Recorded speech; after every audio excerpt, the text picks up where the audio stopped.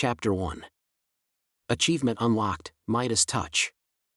Congratulations. You have successfully seen all the endings of the available faiths. Isaac smiled at the pleasant notification sound. As he achieved the ending of the golden idol, Isaac saw the world around him, including the people, turning into treasures of gold and silver. It was the result of him manifesting in the world as an agent of the golden idol. Though unsure what would become of the world now, Isaac had seen the ending, and the aftermath was not his concern. This was the 8th time he had seen the ending of the notoriously difficult game, Nameless Chaos. The game, created by Unknown Software, was known for its insane difficulty and user-unfriendly gameplay.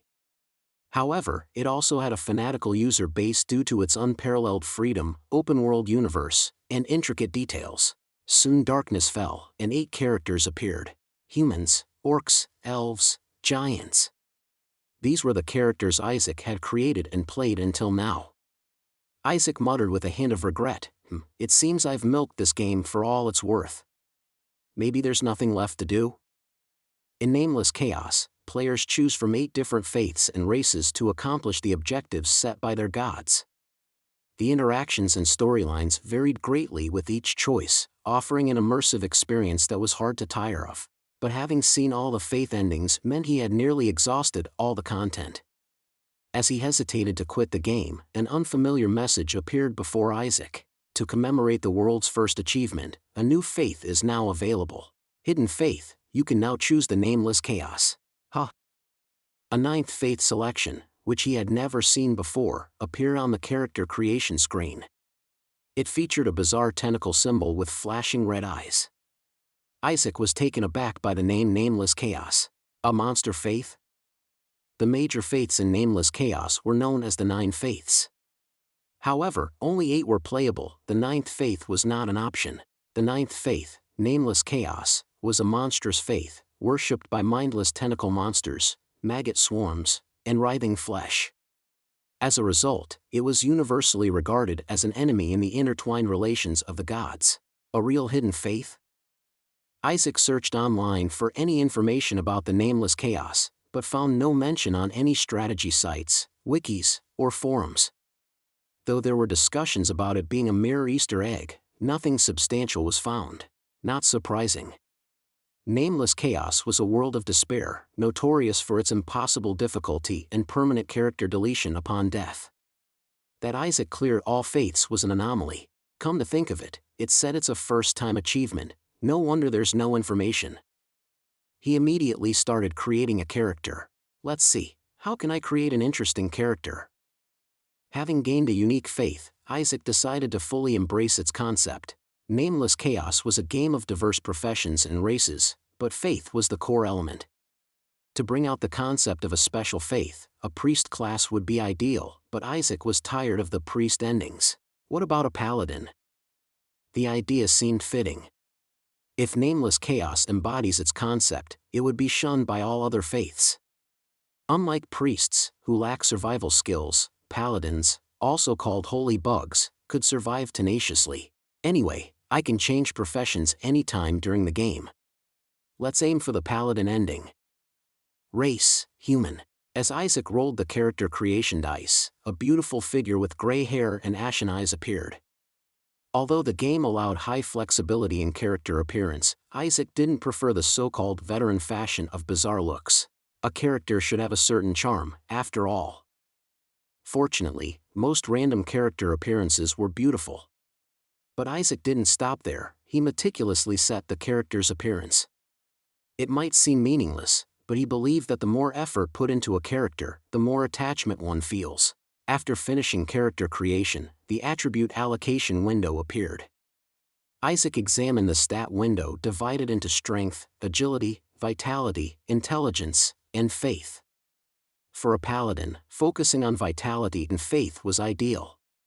However, Isaac, without much thought, filled up faith, excluding only the minimum stats necessary for initial equipment. If it's a special faith, I should enjoy its concept. Being a seasoned player, Isaac wasn't worried about dying in the early stages. Once grown, the paladin's strong defense would ensure survival. A priest-like paladin was what Isaac envisioned. Then, the last choice appeared. The Nameless Chaos watches over you. The Nameless Chaos wishes to grant you a power. Choose one of the following. The intestines of a dead god absorb a portion of the abilities and traits of your devoured foes. The sheep's cries in the night open a portal to another world to summon followers. Beneath the skin, devour the insides of your opponent and use their skin as your outer layer. The choices were bizarre. However, Isaac was more surprised by the power of these abilities than their strangeness. Any other faith would have required significant achievements to unlock such high-level powers. To offer such powers right from the start?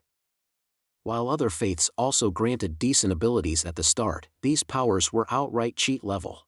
However, Isaac also thought inversely. Nameless Chaos was not a game that gave without taking. If it offered a great gift, there was sure to be a catch. After some thought, Isaac chose the first power, the intestines of a dead god. Although the exact nature of devouring was unclear, the ability to absorb the opponent's stats and traits was a potent advantage. Traits were more crucial than stats. Some traits couldn't be learned even if desired. Even a slim chance to acquire those traits was worth it. As Isaac made his final choice, his vision started to turn white. The real game was about to begin. And soon, his head felt dizzy. The Nameless Chaos watches over you. The first thing Isaac saw was a shimmering blue eye. It was a beautiful eye. The problem was that it wasn't just one or two eyes. There seemed to be over 1,000, surrounded by red flesh, writhing muscles, and pulsating veins. It was a bizarre vision Isaac had never seen in his previous 8 playthroughs. He felt like fainting but couldn't close his eyes or look away. Eventually, Isaac had no choice but to engage in a staring contest with thousands of eyes. It wasn't an advantageous situation.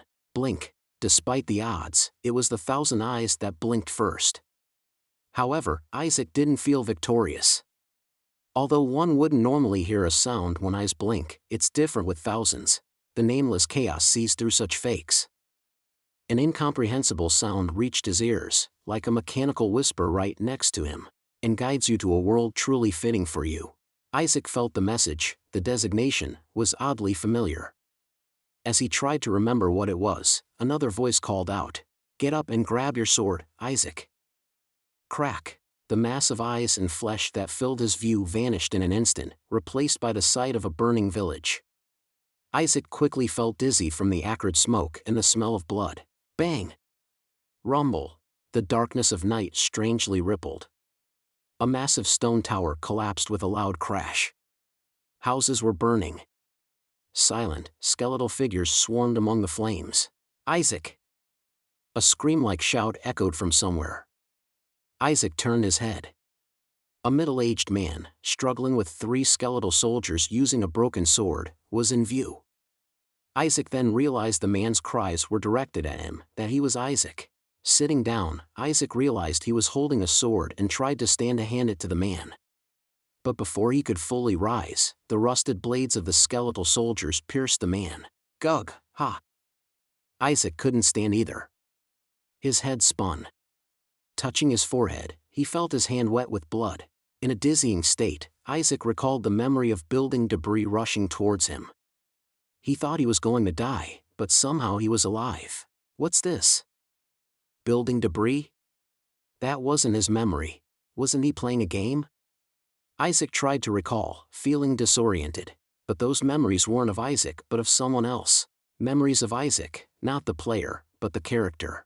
Isaac's head began to spin with the onslaught of a 14-year-old's memories. The excruciating pain, burning smell, slimy touch of blood, and above all, memories that shouldn't belong to him. Isaac finally saw his reflection in a broken window. Gray hair, lifeless ashen eyes, a frail figure looking no older than a young teenager. It was precisely how the character Isaac would have looked as a child before entering the game. Then, a strange window appeared before him. Isaac, EX+/shock, exhaustion. Race, human/Nephilim. Job, child, F. Abilities, the intestines of a dead god, touch of chaos. What? Even in his dizzy state, Isaac sensed what it meant. Isaac was the name he had given his character. But Nephilim? Isaac had never chosen the Nephilim race. In the game, Nephilim meant a hybrid of angels and humans.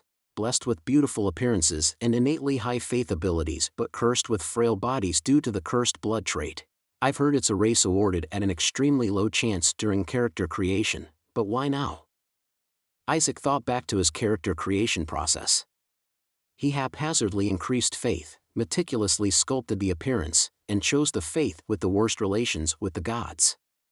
All these variables might have led to being awarded the Nephilim race. Realizing this, Isaac understood. He had truly entered the world of Nameless Chaos, and now he had to live as the character he created, Isaac. SSSSSHHHH. A sharp sound of air escaping came from somewhere. The skeletal soldiers that killed the middle-aged monk were approaching Isaac. Ugh! Isaac started to run away hastily. He thought about resisting with the sword, but fighting was impossible in his weakened state. However, he soon started to run out of breath.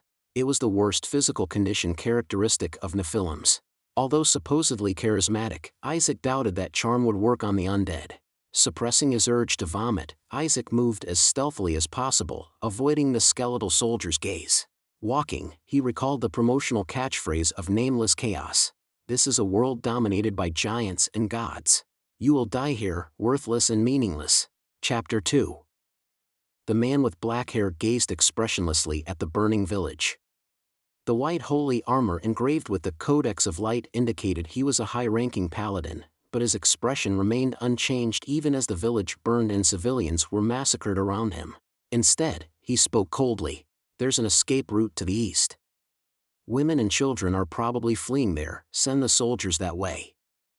At this, the Death Knight playing the violin beside him paused, changing his tone. As the sound of the violin pierced through the noise of the fire, some of the skeletal soldiers started moving eastward. The Death Knight, while playing, said, "Why didn't you mention this earlier? There are over 10 escape routes in this village that I know of. To be sure, we need to move without them knowing. We have to observe the situation as well." The Death Knight seemed skeptical of the man, but Calson Miller, the commander of the Milishar Paladin Order guarding the front line of the White Empire, did not even glance at the Death Knight. Calson Miller. Among the paladins of the White Empire, he was so powerful that he was known as the Saint of Swords. It was expected that he would ascend to the ranks of angels after death, and there were even rumors that he might reach the hierarchy of the named angels bestowed by the gods. But he chose to betray. When he revealed his true colors, not only his fellow knights but even the immortal order that had agreed to accept him were in disbelief. Then, Calson proved his faith by sacrificing all his knights. Not satisfied with that, he received a special mission from the Black Empire and came here. All the vessels that could become seeds of calamity are now gone, murmured the Death Knight. The village they attacked was one of the secretly hidden places within the White Empire. Just revealing its existence would have been considered an act of betrayal, yet it was exposed by Calson. However, neither Calson nor the higher-ups of the Order knew why this place was so secretly guarded. Whether to protect or destroy, it was just carried out under the mysterious orders of the gods. The east side is done. How about we take a look around personally, asked the Death Knight, provocatively to Calson. Thanks to Calson, the village's towers and defense walls were all neutralized. But during the betrayal, Calson had never directly swung his sword at anyone. He had tricked his knights into being captured or had the skeleton soldiers kill them, and in attacking the village, he had only brought down walls and towers. The Death Knight's words were a question of whether it was time for Calson to start getting his hands dirty. Calson, expressionless, stared at the burning village and then moved his horse. The trained warhorse walked into the ruins, unfazed by the flames. Huff, ha! Isaac was running desperately. Skeleton soldiers were everywhere. They seemed to increase as time passed. This is crazier than any difficult game. Despite the chaos, that's what Isaac thought. His survival was a result of coincidence and luck. Even if he hadn't been a fragile Nephilim, the situation would have been hard to escape. Moreover, unlike the game where you don't get tired or dizzy until your HP runs out, in this world, which wasn't a game, even walking became difficult for Isaac. Then, Isaac noticed something odd about the skeleton soldiers' movements. Instead of attacking him, they were herding him into a corner. Soon, Isaac found himself trapped at a broken wall corner. And among the skeleton soldiers, someone appeared. Isaac felt his breath stop at the sight. Calson Miller, one of the 8 great warriors of the continent, the spearhead of the White Empire, and known as the Saint of Swords and Skull Crusher. Today, he would become known as the worst betrayer in the last 100 years, the commander of the Milishar Paladin Order, Calson Miller, standing right before Isaac. In the Nameless Chaos universe, depending on the faction, he was a final boss-level existence. Skeleton soldiers are tough enough, but him? Isaac felt despair. But then he realized what moment this was. It was the very moment of betrayer Calson Miller falling into corruption and Nameless Chaos. Despite the Death Knight with the blue-eyed, giant armored figure and violin by his side, Calson's presence was overwhelming. Isaac felt as if the world was converging on him at the sight of Calson. I can't escape. The atmosphere described in the game was exact. Characters in the game felt their mental strength wane and felt queasy just by confronting Calson. He was that strong. An entity, capturing Isaac with his presence. Then, from the Death Knight's side, a clear voice was heard. It wasn't from the mouth but the air vibrating. What's the harm in a child? Taking him and turning him into another betrayer seems fine. He's young enough to be taught our ways. But Calson simply drew his sword, looking at Isaac. Wait, Calson. Didn't you hear me? He's just a kid. No need to kill. I came here to kill that one. Calson muttered as if sensing something instinctively. This might be the most important moment in his plan. Slaughtering believers and betraying comrades was nothing. Killing this child in front of him was more important. Calson intended to fulfill this mission faithfully. He strode past the Death Knight towards Isaac.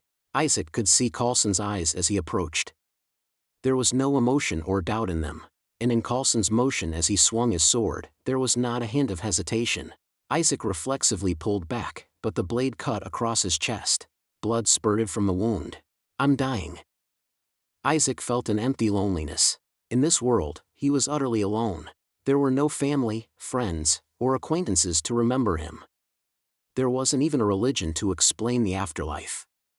He had never followed a religion as Isaac, and even in this world where gods existed, he did not believe in them. But as his final moments approached, Isaac realized what loneliness was. If only there was someone to stay by his side. The Nameless Chaos watches over you. Then his chest exploded. With the blood, a mass of giant tentacles burst out as if a balloon had been cut. The massive tentacles engulfed everything, starting with Calson in front of them. Calson reflexively lifted his sword, but by then, his body was being chewed and torn into pieces. Even as his skull was crushed between massive jaws, he couldn't comprehend what was happening. Huh. The Death Knight realized something was wrong and let out a dumbfounded sound, but it was too late. The massive tentacles didn't stop with Calson but swept through the surrounding skeleton soldiers. The soldiers crumbled and dispersed like grains of sand in a wave. As the Death Knight turned his horse, a red tentacle swept over him. The skeletal horse ran fiercely, carrying only the upper half of the Death Knight. The lower half clattered to the ground from the horse. After sweeping through everything, the tentacles chewed and swallowed what they had engulfed. Crunch, crunch, crunch. Regardless of metal, bone, or flesh, everything was crushed with a thunderous sound.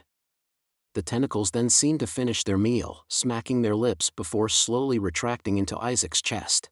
Silence suddenly engulfed the area. The only person left alive to witness all this was Isaac. Isaac looked at his chest with a dumbfounded expression. As if to prove what happened wasn't a lie, only a scar remained where Calson had cut him. And mocking him, a message appeared before his eyes. The Nameless Chaos watches over you. You have consumed Calson Miller, EX. Consumption efficiency improved with the intestines of a dead god perk. Physical abilities greatly increased. Spiritual abilities greatly increased. You have acquired Lighthouse of the Watcher, EX. Error. Digestion delayed due to the consumed being's level being excessively higher than the character's. Agent of Chaos reuse cooldown 30 days. Isaac felt nauseous. He wished all this was just a dream or hallucination. GUH. Oddly, he belched despite not eating anything. Then, overwhelming sleepiness assaulted him. Isaac couldn't resist his drooping eyelids and collapsed. Click. As dawn approached, a man arrived at the ruins of the village. He hastily dismounted his horse, his face pale as he surveyed the area, only to find nothing but cold dew settling over the charred remains. Damn it. The first to arrive, Gebel muttered curses as he hurried into the village. Despite such a massive attack, no guards or paladin orders had yet arrived. Only Gebel, residing in a nearby monastery, had seen the smoke and ridden through the night. By now, guards from the territory and nearby paladin orders would be converging, but they would only find corpses and ruins. Gebel knew all too well why the support was so delayed. Incompetent priests of the order.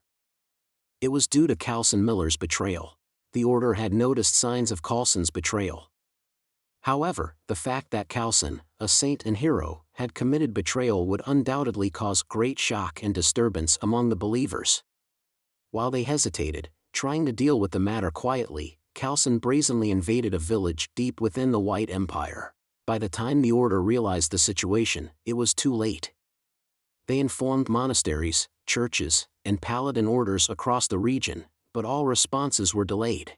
Where Gebel walked, there was nothing but ruins. No bodies were to be seen. Of course. Where the immortal order invades, no bodies, living or dead, are left behind. They would turn both into undead. However, perhaps there might still be survivors. Gebel hurriedly moved to search. Fortunate or unfortunate, he soon found something. Scattered remains and bodies lay among the smell of blood. Bodies left behind? Gebel felt bewildered. The immortal order typically swept away every piece of bone meticulously. Bones were their resources, their life. The only time they left bodies behind was when they had to retreat hastily. Gebel could see everywhere weapons, bodies, and remains of the immortal order's skeletal soldiers. What is this? The walls and the ground looked as though they had been scraped with a giant scythe. Even the remains of the skeletal soldiers appeared as if they had been torn apart by teeth, scattered haphazardly. It was unclear what could have caused such destruction. Coulson? Or did an angel appear? Perhaps an angel had manifested to protect the holy site. Gebel began to search the area hastily, harboring a glimmer of hope, but all he found were dust-covered rocks and cold, stiff bodies. Gebel thought perhaps an angel had appeared not to protect, but to mete out punishment. If so, only corpses would be present here. Thud. At that moment, a pile of stones that Gebel's hand had touched crumbled. Gebel found a child buried under the rubble. The child's complexion was pale. Gebel froze for a moment looking at the child's face, then took a deep breath and approached to check on the child. Thankfully, the child was still breathing. There were injuries on the forehead and chest, but they seemed to be old scars, already healing. Gebel instinctively felt that this child's survival was not mere coincidence. And he was sure it was related to the sudden retreat of the immortal order. But at the same time, Gebel thought he must hide the child's existence for the same reason. If the immortal order's retreat was because of this child, then the order will raise this child as another Coulson. Gebel removed his cloak and covered the child's face as if to hide him. Holding the child, he looked around the mist-filled ruins blankly. He pondered how to safely hide the child, then suddenly thought of the monastery where he was taking refuge. The monastery was already raising many orphans. It would be a suitable place to hide this child. Chapter 3. Chapter 3. Predation 1. Isaac gazed out of the window. It was early dawn, just as the blue daylight started to seep in. The chirping of birds from the forest surrounding the monastery was audible. It was too early for a child to be awake, but for Isaac, it was a time to gather his thoughts. It was the 1-month anniversary of his transformation to Isaac.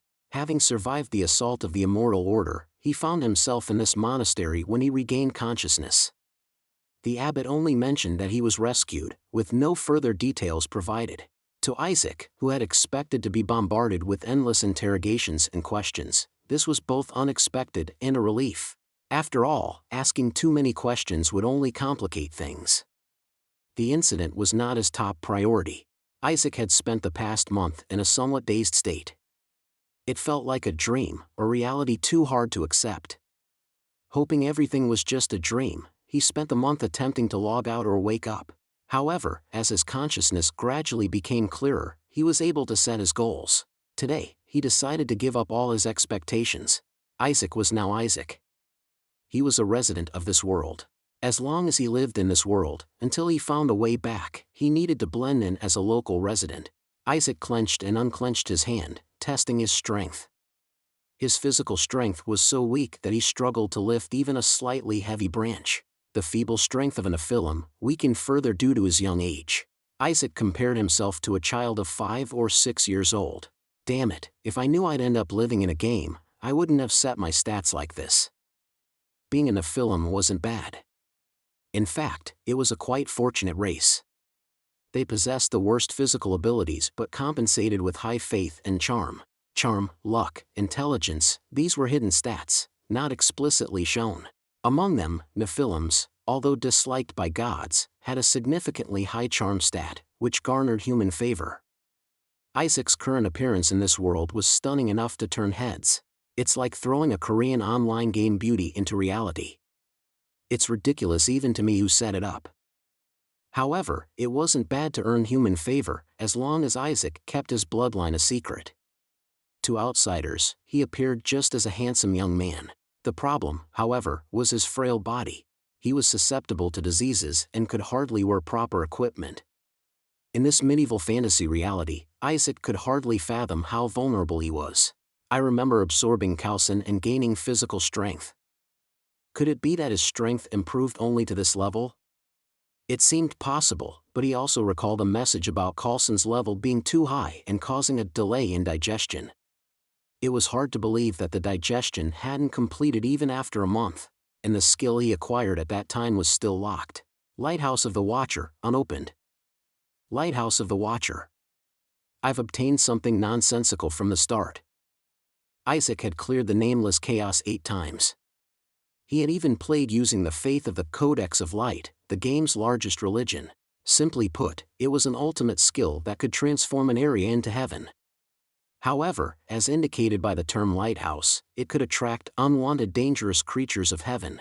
It was a top-tier ultimate skill for a Codex of Light Paladin, given only upon recognition by archangels. And I, of another faith, have this skill? Why? Perhaps the reason it remained unopened was because Isaac followed a different faith. Moreover, he couldn't predict the consequences of using it in this world. In the Nameless Chaos, using a mismatched skill could lead to health depletion and disasters. If calcin had used this skill before dying, I might have been the one to die. Isaac shivered. He hadn't forgotten the moment he barely survived.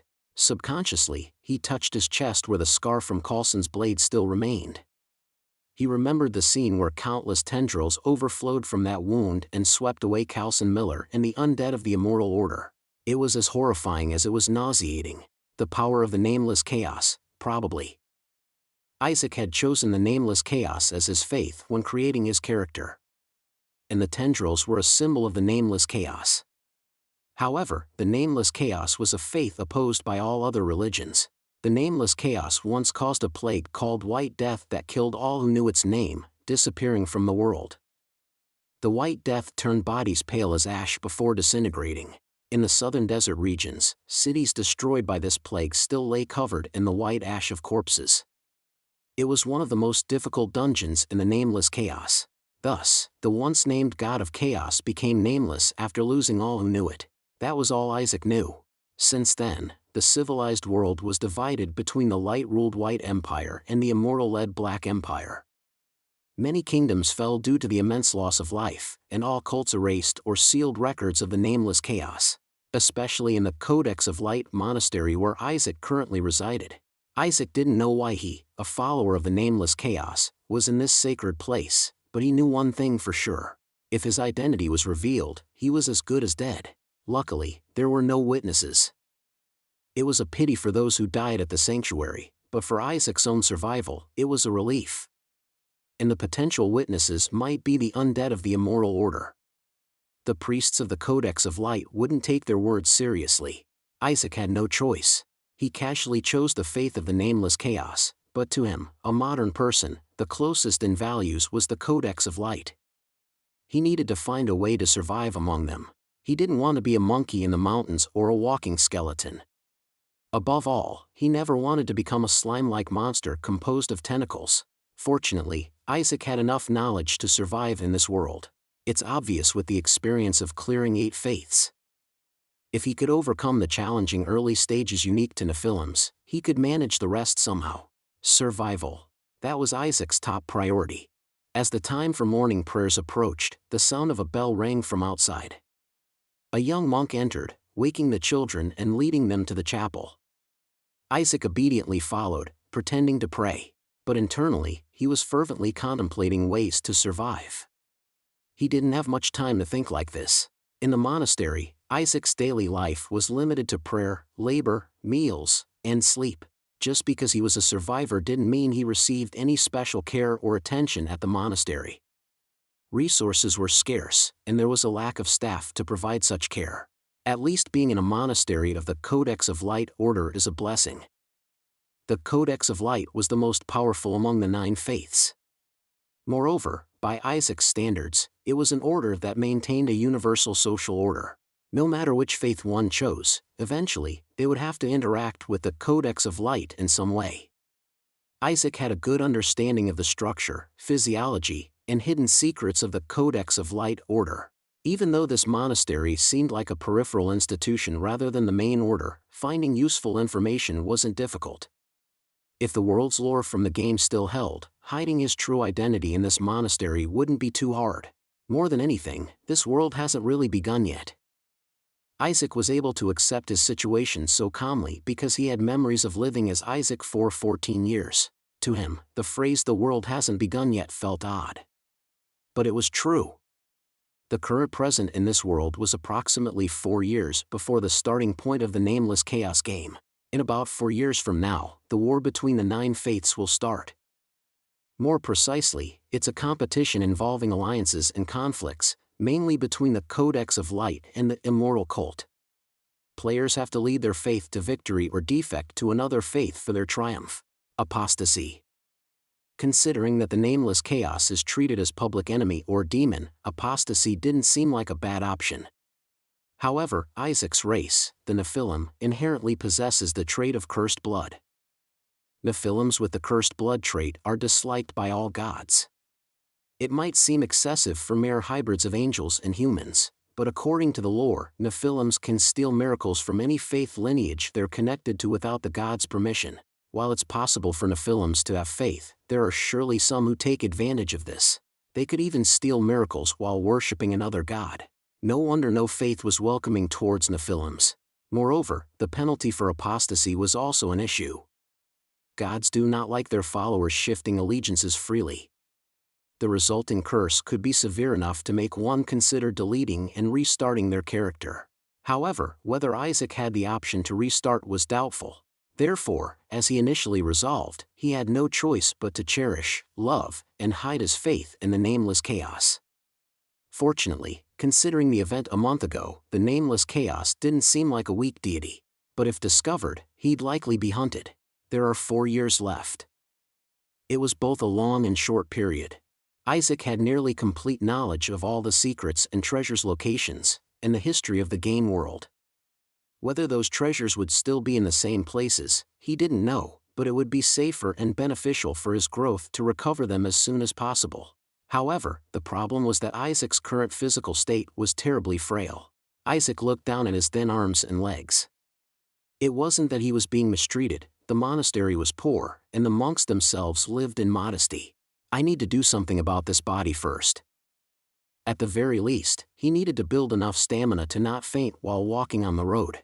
Nameless Chaos was a game that less than 1% of all gamers could clear.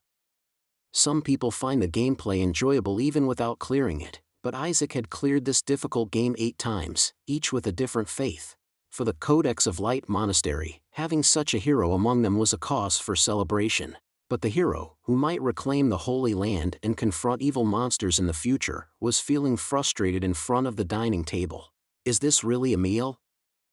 Isaac stared at the bowl of pale porridge, biting his lip. The bland daily menu consisted of thin porridge, unpeeled boiled potatoes, and half a slice of black bread. It was a simple and bland monastic breakfast. The other children immediately bit into the potatoes as soon as they sat down. However, Isaac was left in agony. "Isaac, don't you have an appetite?" A monk asked kindly. Isaac had much to say but couldn't speak out. It wasn't a problem the monk could solve. It wasn't the poor diet or lack of appetite that shocked Isaac. It's all carbs. He knew it wasn't the time to be picky. Even this meal was relatively generous for late autumn, and there were times when they had to be grateful for just a bowl of wheat porridge. In the game, one could survive without eating, but in reality, eating such food would only leave him as gaunt as the other monks. And indeed, the other monks were also eating the same food. A child, and hungry, a child, and lacking in protein and calcium, a child, and missing essential nutrients for growth, leading to delayed development. I never thought I'd feel the gap between the game and reality in such trivial matters. Even so, Isaac's current body felt as thin as a millet stalk. A growing child.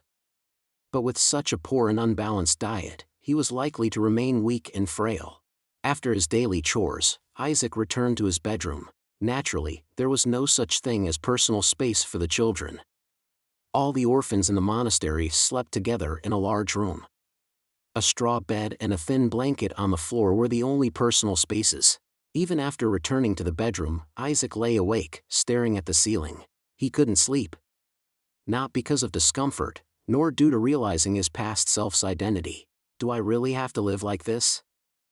The monastery's conditions were harsh for Isaac, who was once a modern person. If there was hope for improvement, he could endure and strive. But for an orphan without relatives, in such poverty, and without time for self-development, should I run away from the monastery now? That was an option. But Isaac was still just a young 14-year-old boy. No matter his adult knowledge and skills, this wasn't a game but reality, and to him, a completely unfamiliar medieval era. He was lucky not to perish on the streets. Isaac felt like praying. In fact, he had already prayed at least 8 times that day. Of course, he wasn't reciting proper prayers but simply clasped his hands and closed his eyes while the monk prayed. Still, Isaac earnestly wished towards the Codex of Light, forgetting about the Nameless Chaos. I hope there's meat for dinner. A piece of cheese had surprisingly appeared for dinner. It was an unexpected success, but whether it was an answer to his prayers, he couldn't tell. It was still insufficient for a growing child. Even that was shared with Murzik, the monastery's cat, who mewed cutely and rubbed against him, so Isaac split the cheese. Isaac found the situation absurdly unjust. Accustomed to tastier food, he now craved the variety of dishes he used to enjoy in his previous life. Even if not to that extent, the fact that this frail 14-year-old boy had to go to bed hungry was horrifying. How do I get enough protein? Should I plant beans? While Isaac was lost in thought, the door creaked open. Thinking a monk had come to check on the children, Isaac quickly turned and lay down. But the silhouette that entered was small. Murzik. The monastery's lazy champ tiger, no, cat. It was Murzik. Murzik was a cat living in the monastery. Rather than being cared for, it was mostly neglected but left to roam free as a mouser. Meow. Did you finish your work? Whether scolded for shirking its mousing duties, Murzik carried a dead mouse in its mouth. Isaac briefly thought it might be a repayment for the evening's cheese, but it wasn't a particularly welcome gift. However, Murzik, as if expecting praise, approached the bed and laid the mouse down. Isaac casually stroked Murzik's head and picked up the mouse by its tail to dispose of it. It was still warm, recently killed. Suddenly, an odd thought struck Isaac. It's meat, technically. Of course, Isaac, with his modern mindset, had no intention of eating a mouse. The Nameless Chaos is watching you. What? Startled by the unexpected sound, Isaac suddenly felt a sharp pain in his palm. Huh. Thinking the mouse had bitten him, Isaac panicked and threw it away. But with a snap, red tendrils burst out from somewhere and snatched the mouse. No, not from somewhere. From Isaac's palm. Thin tendrils emerging from Isaac's flesh quickly engulfed the mouse's corpse. The plump field mouse, fattened on fallen grains, was larger than Isaac's palm. Yet, it was sucked into the palm in an instant. Crunch, crunch. After devouring the mouse, the tendrils quickly retracted back into the palm. The sounds of flesh and bones breaking vanished, and the bedroom fell silent again. Only Isaac and Murzik remained frozen, trying to comprehend what just happened. Then another message reached Isaac. You have consumed a field mouse. Consumption efficiency has increased due to the predation perk. Resistance to low-grade diseases has increased. Blessing will remain until digestion is complete. Chapter 4. Chapter 4. Predation, 2. Predation? It was a term Isaac was familiar with. He remembered the description he saw when creating his character. Innards of the dead god, absorbs a portion of the stats and traits of the consumed opponent. Was this the effect of predation? Now that he thought about it, a similar message had appeared when the tentacles devoured Coulson. Does that mean my body has absorbed some of Coulson's abilities and traits? But Isaac didn't have time to ponder this deeply. Murzik, what just? Isaac, in his panic, almost asked the cat for its opinion. But Murzik, feeling aggrieved, hissed and scampered away without looking back. So much for a cat. Isaac? Isaac's heart sank. Johann, who had been snoring beside him, was now looking at him. Isaac feared Johann had seen everything. Isaac! What were you eating? Ah, no. Murzik came in and must have been eating a mouse. Not a complete lie. Luckily, Johann seemed to have woken up due to the noise in his sleep. He nodded off again soon after. Isaac couldn't make sense of what had just happened. Tentacles from my hand? Eating a mouse? What's increasing? He recalled the event from a month ago. He vividly remembered tentacles bursting out of his chest after being cut by the sword, sweeping through everything. If the same thing had happened now, all the children in the room would have been dead. Fortunately, that didn't happen. What on earth is inside me? Isaac examined his palm. Unlike the scar on his chest, there was no sign of where the tentacles had emerged. It was like a dream, but as if to wake him from that dream, a message window appeared. Touch of Chaos. A basic ability usable by the followers of the Nameless Chaos. Calls forth formless tentacles to tear apart enemies. Strengthens in proportion to health and faith. Each faith had its basic skills. The Codex of Light could create light and fire, while the Golden Idol followers could offer money for advice. Similarly, tentacles were the most basic skill of the Nameless Chaos faith. Well, that makes sense. Realizing it was a skill, Isaac somehow felt better. It was preferable to understand it in a game-like manner rather than thinking of some unknown monster inside him. But then Isaac realized he was no longer hungry.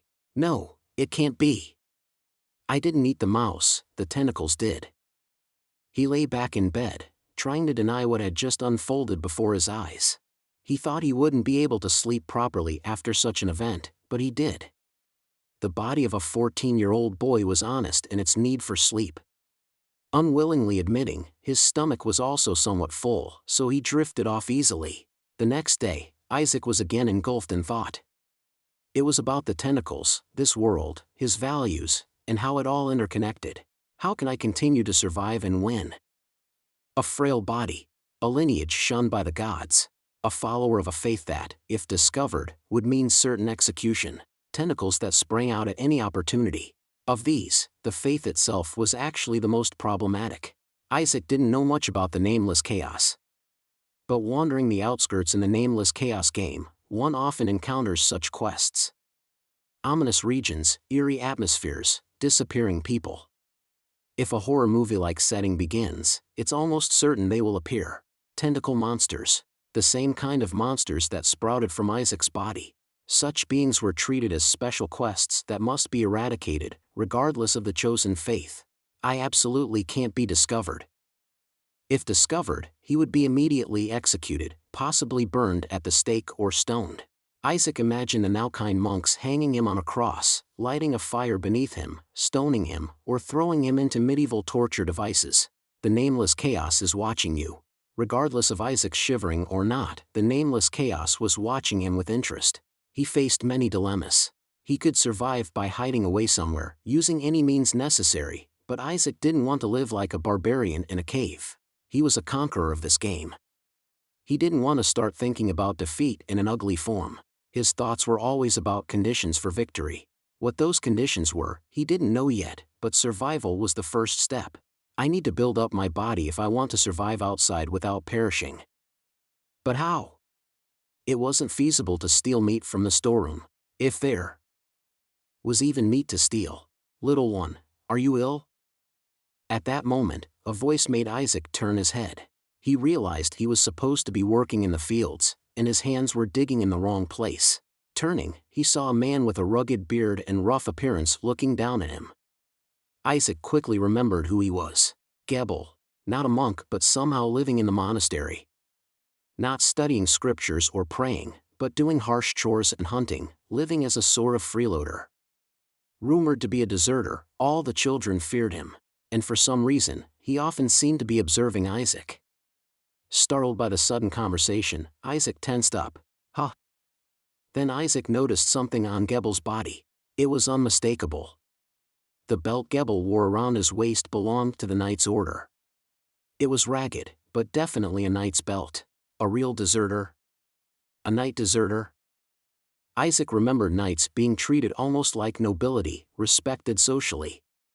They had many demands, but this was not the status of someone roaming around ragged. It was too risky to flaunt a stolen item so openly. He likely had already retired or was temporarily seeking refuge in the monastery. Wait a minute. A knight? Indeed, a knight. Isaac's mind raced with a sudden insight, but his thoughts were interrupted by the man's voice. Staring off into space like that, looks like I'll have to tell the monks you're slacking off. Gebel muttered in a teasing tone. Isaac quickly deflected. There's nothing wrong. Please carry on. What a strange way of talking for a little kid. And don't crouch down like that, I almost kicked you. Gebel snorted as he walked past Isaac. At that moment, Isaac caught a familiar foul odor. He pointed to the basket Gebel was carrying and asked. Is that mice, by any chance? How did you know? The mice have been rampant lately, so I've been setting traps for them. Can't let them eat all our winter food. Gebel chuckled mischievously and then thudded a basket full of dead mice in front of Isaac. Intending to scare him, Gebel was taken aback when Isaac, instead of screaming and running away, just stared at the basket pensively. It's a shame, really. Autumn mice are plump and perfect for roasting. Can you eat mice? Isaac asked, his eyes sparkling, and Gebel laughed as if he couldn't believe the question. No, the Codex of Light forbids eating mice, calling them creatures of darkness that spread disease. Of course, that hardly matters on a battlefield. But the monks would care about it. It was more about religious doctrine than hygiene. Isaac didn't really care about religious laws. Bacteria were a concern, but if he wasn't eating them the usual way, but using a different means, Isaac looked directly at Gebel and asked. May I take care of them? Take care of them? Gebel looked at Isaac curiously. Isaac couldn't understand why he was looking at him like that. Both children and adults generally dislike working. Offering to help might seem strange, but there was something else in Gebel's gaze. I suppose it's all right. The pit is already dug, just need to bury them. Even kids can do that. Gebel narrowed his eyes and warned. You're not planning to play pranks with those mice, are you? If I hear any stories about you fooling around with mouse corpses in the monastery, you'll be in for a beating. There's no need for that. Gebel stared intensely at Isaac and then muttered. I'll let Brother Alec know. The hole is over there. Don't forget to pour lye water on the corpses before burying them. Leaving the basket where it was, Gebel walked away. Isaac was sure now about Gebel's identity. He's a knight, all right. Seems like he had a high status. In this world, the only battlefield where people starved enough to be called such was the front line against the immoral order near the Holy Land. Understanding that Gebel might be a knight explained the other monks' behavior. They had been cautious, not speaking to him unnecessarily, looking as if they were watching out for something more than just a laborer. He had thought they were too noble to talk, but if Gebel was a former knight hiding his identity, it made sense. Isaac filed this information away, thinking of how to use it later. But that's not what I should be focusing on now. Dragging the basket filled with mouse corpses, Isaac headed towards the spot Gebel had pointed out. There was a deep pit as Gebel had said. He just had to pour the mice in, sprinkle them with lye water, and then cover them with dirt. Isaac first made sure no one was around. Although there were places to hide and watch, he could cover enough with his body. Then he was struck by a final dilemma. Should I really eat this? Why not? Historically, people have eaten rat meat. There are even recipes and menus made from rat meat in France. He also worried if the tentacles would appear again. The last time could have been just a coincidence, and it might not happen again. Of course, if the tentacles didn't appear, he had no intention of secretly eating the rats. But as if answering his dilemma, tentacles sprouted from his palm and snatched up the mouse in his hand. Crunch, crunch. You have consumed a field mouse. Consumption efficiency has increased due to the predation perk. Resistance to low-grade diseases has increased. Blessing will remain until digestion is complete. Isaac looked at the tentacles in disbelief. This time, he felt more like he was feeding a pet than being scared. Go ahead, eat. Eat it all. He muttered, half resigned. He had to use this ability to survive. In this poor monastery, this was the only way to supplement his protein. He just hoped that Gebel wouldn't decide to dig up this pit again. Isaac pondered about Gebel, or more precisely, about the night. In this world, gods certainly existed and bestowed powers upon their followers. Power and authority in this world stemmed from the gods. The monks performed miracles routinely, from lighting candles to heating water, both small and great. Although meant for spiritual practices, not convenience, the scriptures recorded even greater miracles. Stopping the sun to burn an enemy city for a week, blinding heretics who performed sacrilege, or summoning apostles of light made from pure light to receive divine messages. Naturally, the power of priests and knights was immense. Both are Tier 1 occupations in the world of Nameless Chaos. Being a priest was fine, but Isaac was concerned about his low physical strength. However, knights had many survival skills. Considering his life was irreplaceable and had no retries, these survival skills were especially appealing to Isaac. Furthermore, with the Nephilim's high faith ability, he could potentially harness power comparable to priests. The problem is that this is a monastery of the Codex of Light. Tentacles. Those damn tentacles were the problem. Chapter 5. The existence of the tentacles, if discovered, meant certain death, so whether they were useful or not was a secondary concern. Isaac considered fleeing from the sight of the Codex of Light. He did not wish for his second chance at life to end up as nothing more than ash on a stake. But where could he run to? Even the Immortal Order is after the Nameless Chaos. He looked up at the night sky for a long while. But soon, he realized he had to do something. I have no choice but to hide them well. It was risky to join any order. If discovered, it was equally dangerous.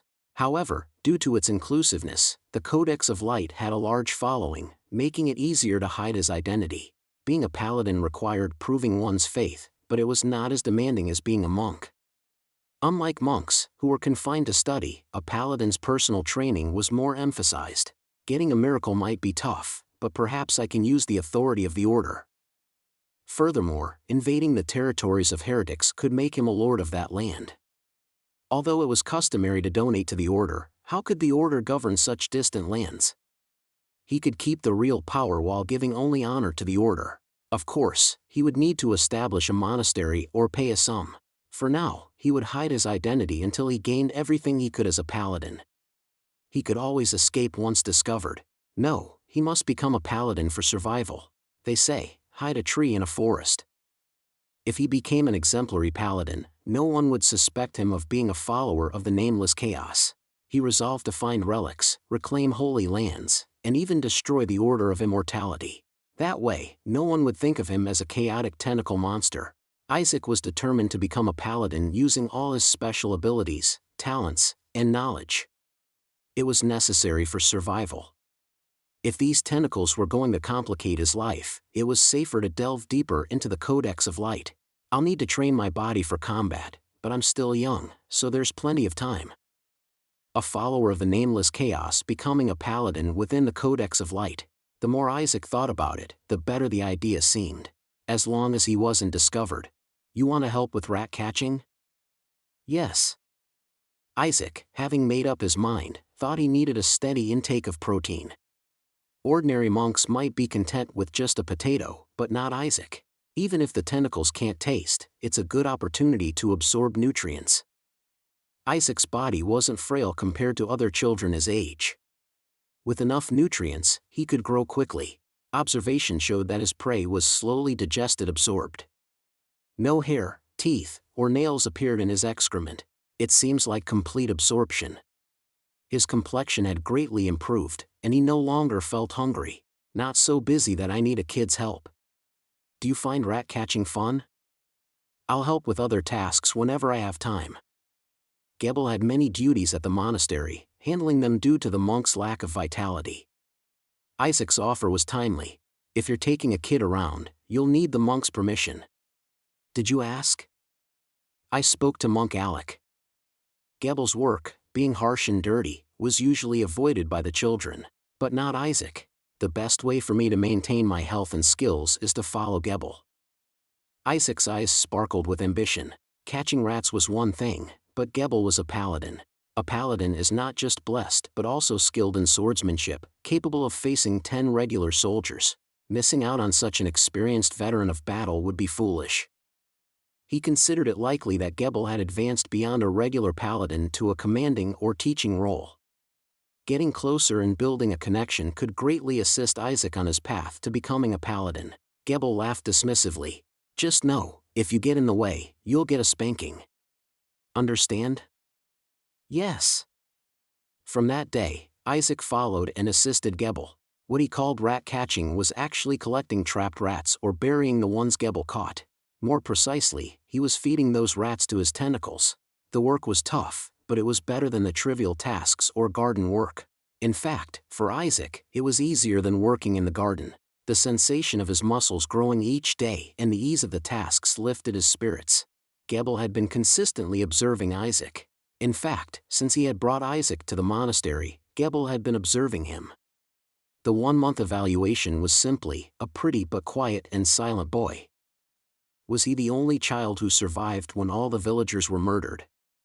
But since Khalsan and the Immoral Order's people all hurriedly disappeared, I thought there was something else, but was it just luck?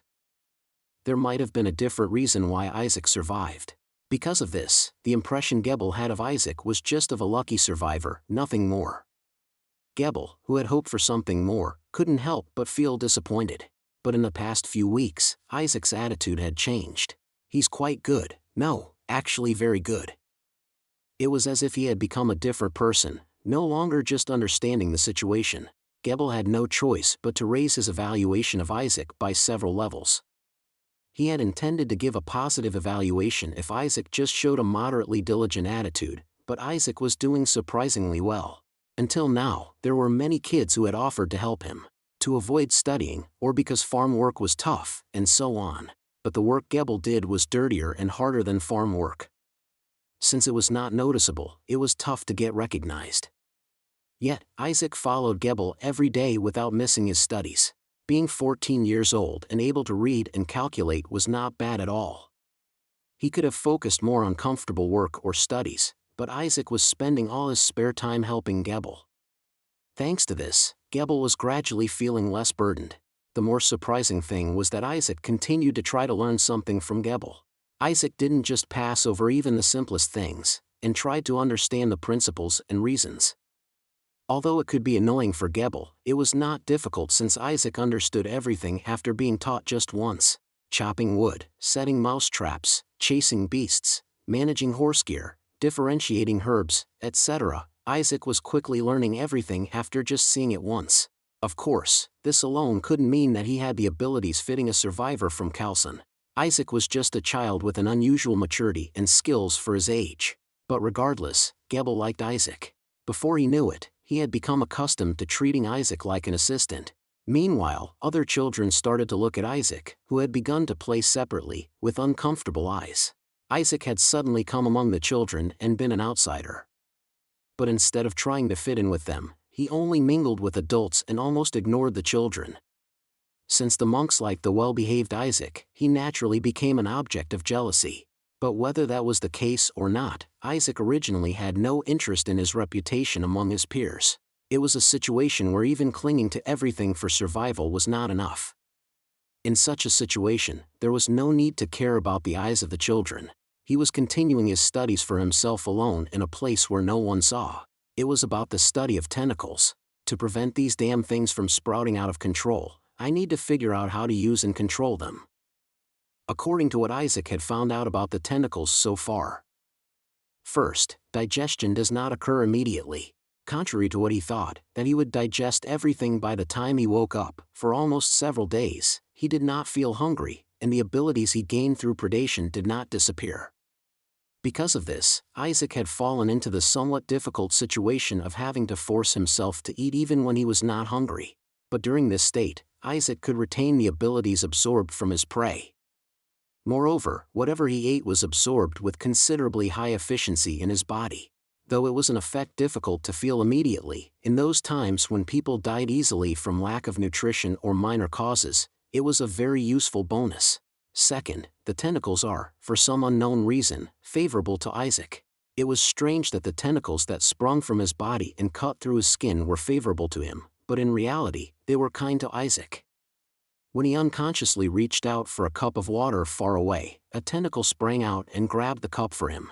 Fortunately, there were no other people around, or it would have been a heart-dropping moment for Isaac. But thanks to this, he found out that he could summon the tentacles not only during predation but also at other times. They were named like a skill, but they were essentially just another arm. How can I make good use of this? It wasn't just for the sake of using it, but for survival. The Nameless Chaos, the Codex of Light, and even the Immortal Order opposed it. Isaac knew that if his identity was ever exposed, he would have to survive alone. In the end, the only thing he could rely on was himself. And these tentacles, whether he liked it or not, were a part of his fate. Monk Alex said that the Nameless Chaos was still waving its tentacles beyond the horizon to invade this world. And now, a tentacle was wriggling, swallowing a rat. Still, without these guys, I would have been chewing on potatoes. Crunch, crunch. In front of an empty pit, Isaac watched the tentacle swallow a rat. The tentacles seemed thicker than before, and the number of strands had increased. As Isaac got healthier, the tentacles got stronger too. First, I need to learn how to properly control them. When Isaac wished for the tentacle to disappear, it quickly retracted into his skin. It was fortunate that they disappeared when he wanted them to, but controlling their appearance was difficult. Usually when they want to help me, or think they can be helpful, or when I'm in danger. Isaac suddenly thought that the tentacles might be smarter than they seemed. If they had appeared every time those conditions were met, Isaac would have been caught and hanged long ago. But that hadn't happened, which meant the tentacles also had some sort of sense.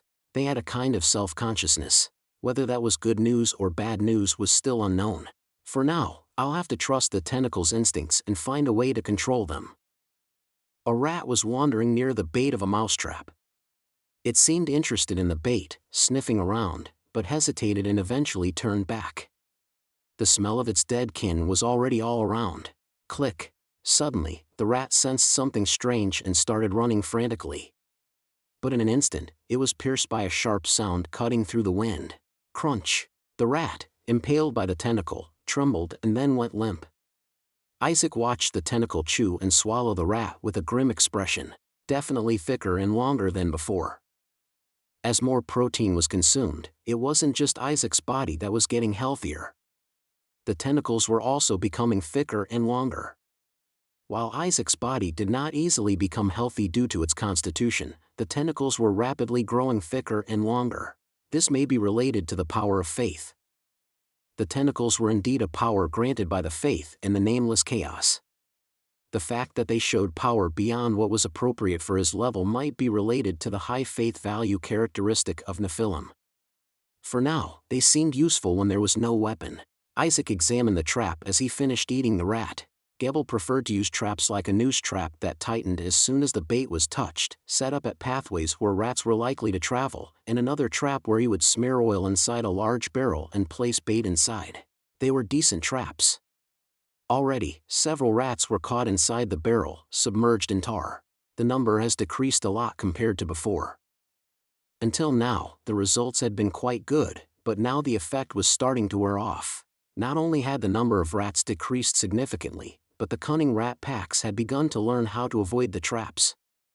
The decrease in the number of rats caught meant a reduction in protein supply, so Isaac took this problem seriously. I need to check the condition of the traps. As he observed the trap, Isaac thought that he might be able to make some adjustments.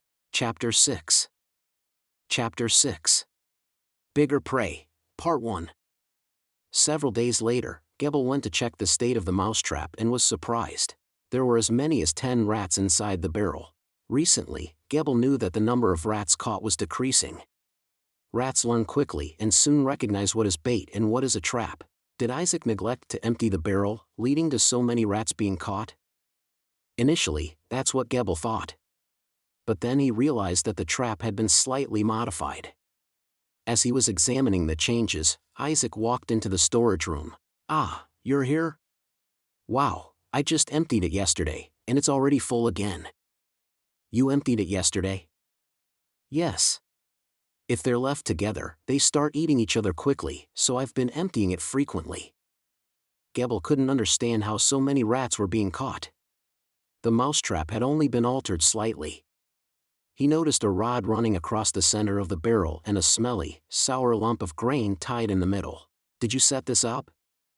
"Yes, I thought if I modified it a bit, it would catch more rats." The modification Isaac made was simple. He just installed a rod across the center of the oil-coated barrel. When Gebel touched the rod, it spun loosely. Isaac continued to explain. "It's simple. Until now, to get to the bait, rats had to jump into the barrel and risk falling in. If the bait fell to the bottom, no more rats would be attracted. But if the bait is attached to this loose rod, they slip and fall while trying to get to it. The bait doesn't fall off, and the other rats don't see the trapped ones, so they're easily lured in." Isaac nodded. Rats prefer grains to cheese or meat, especially when it emits a slightly sour scent, which made it easier to create the trap. "Huh." Gebel smiled, lifting the corners of his mouth. Isaac was a bit surprised to see him smile, but his surprise didn't end there. "Not bad." It was a brief compliment, but Isaac knew it was the best praise Gebel could offer. Gebel was truly impressed.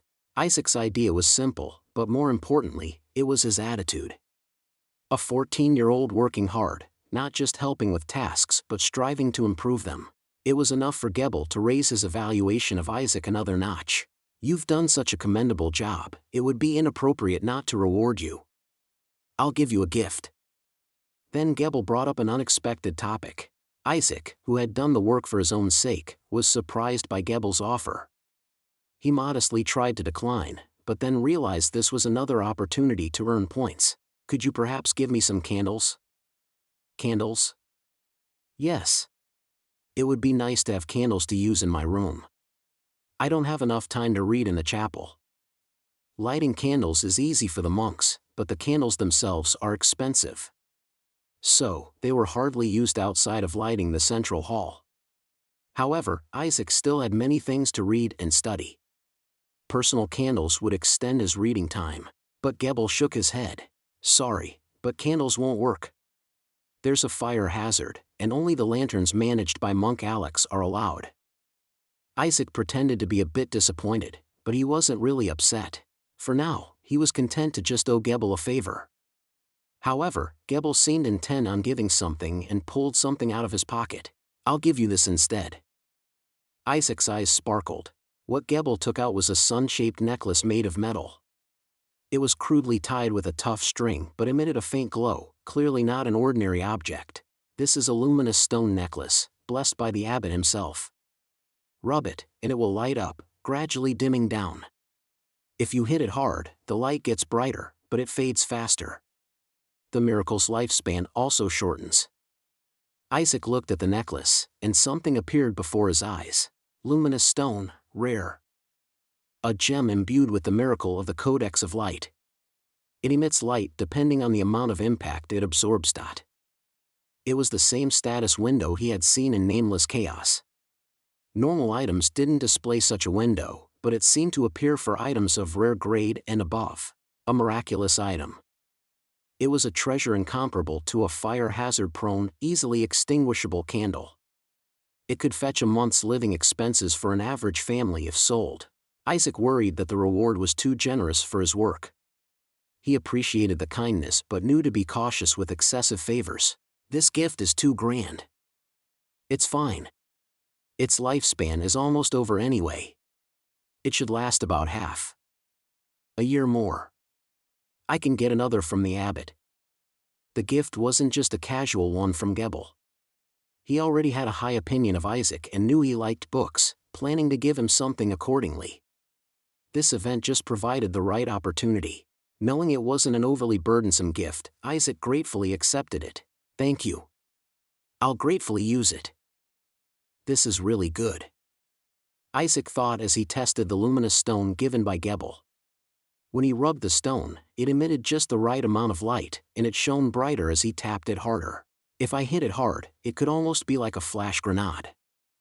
Of course, doing that would quickly shorten its lifespan, so he had no such intention. The unexpected gift left Isaac in a dilemma. Had it been candles, he would have gladly used them all night, but this was too valuable and could be stolen.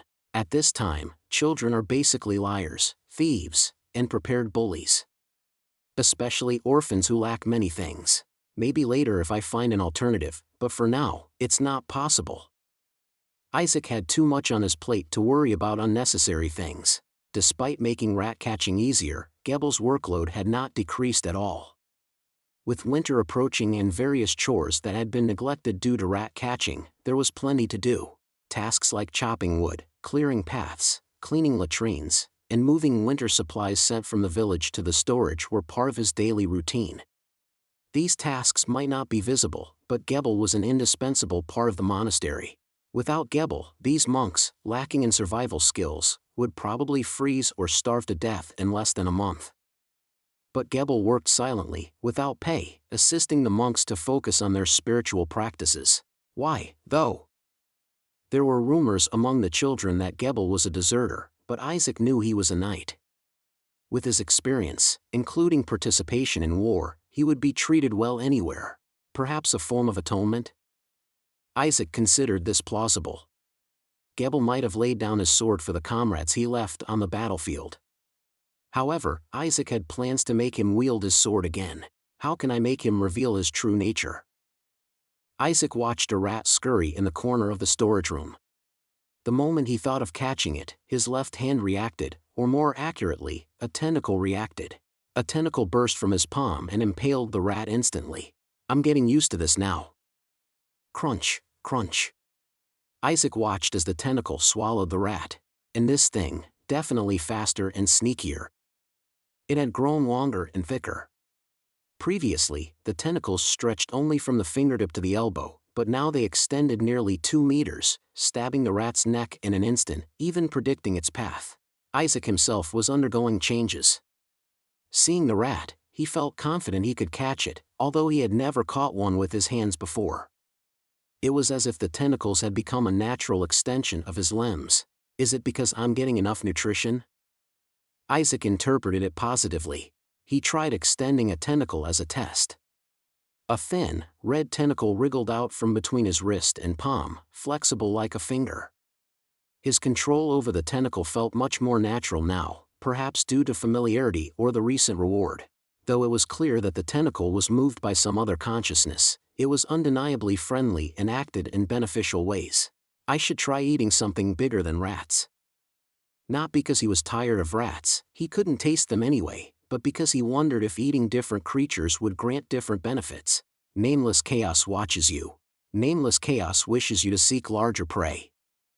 The reward of chaos awaits you. Isaac was startled by the message that popped up as soon as he thought about it. Can it read my thoughts?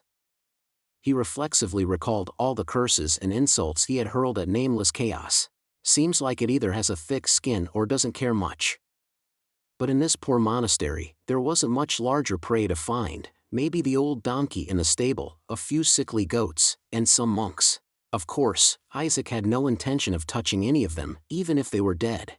However, an opportunity came to him sooner than expected. As time passed, Isaac realized this world was not fundamentally different from the one he originally came from. Hey, Johann. Come with me. Labor time. A time as precious as prayer and studying scriptures, but also the only time when the monk's supervision relaxed. Johann, who had been digging potatoes next to Isaac, hesitantly got up and followed when called. They were older boys, with Hans, at 16, being the oldest among the monastery's orphans. Hans looked around cautiously and caught Isaac's gaze. Startled, he quickly looked away. This reaction seemed odd to Isaac. In this age group, physique and age were almost like social status. Isaac, with his pretty and slender build, didn't fit the typical boyish mold. Of course, the threat from other kids wouldn't subdue the mentally mature Isaac. Still, it was strange to see someone like Hans back down first, especially in an orphanage setting. Johann and Hans's group disappeared behind the monastery. Isaac watched them go and sighed. It's none of my business, but... Johann, who slept in the bed next to Isaac, was the only kid he had somewhat communicated with. Telling the monks wouldn't help, children feared violence from peers more than adults. Isaac started walking towards where they had disappeared. Chapter 7. Chapter 7. Bigger Prey, 2. Hey, didn't you hear me? I told you to bring the dried meat from the kitchen. The monk is guarding the door.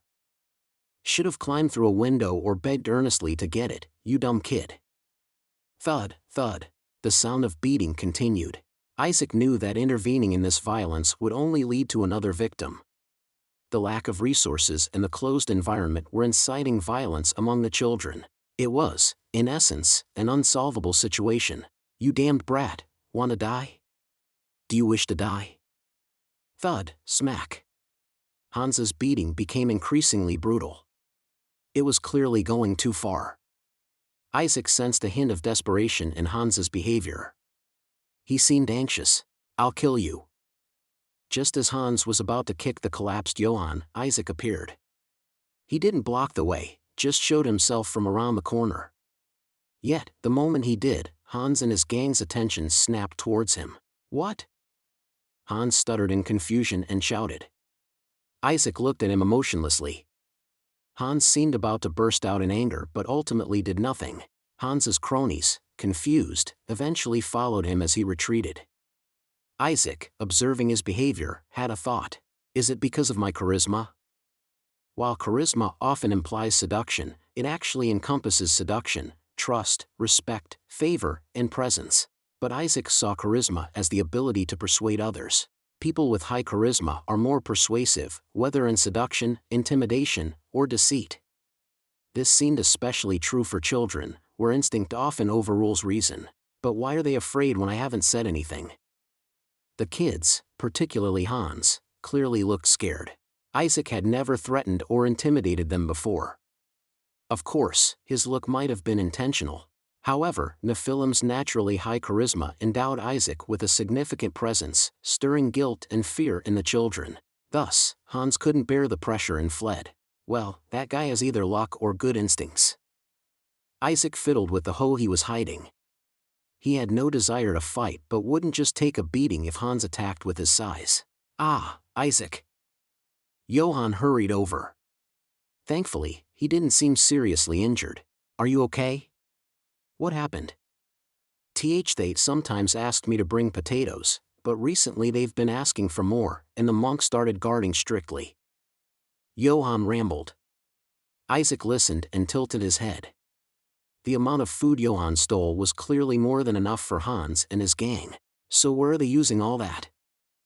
Finding the answer wasn't hard. That evening, Hans's gang started to move. Seeing 4 of them sneak out late at night, Isaac also got up. They slipped out of the monastery walls barefoot to avoid noise. They opened a predetermined back door and headed into the still dark forest. Isaac quietly approached the back door. So, we just need to get to the village. But it's too dangerous, should tell the monk.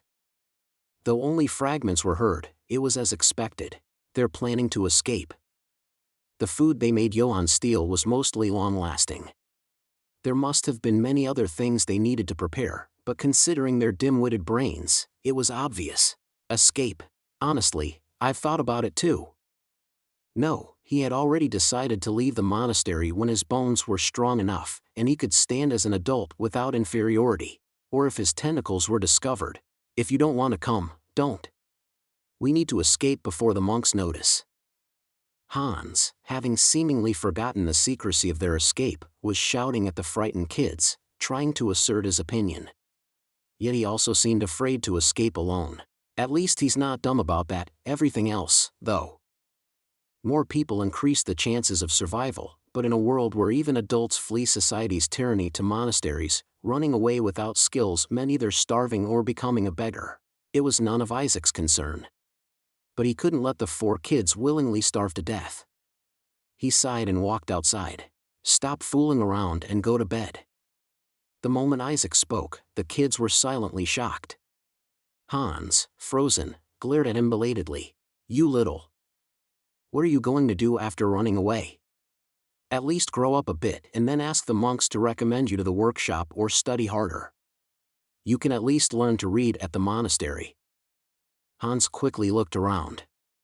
He was checking if a monk or Gebel had come.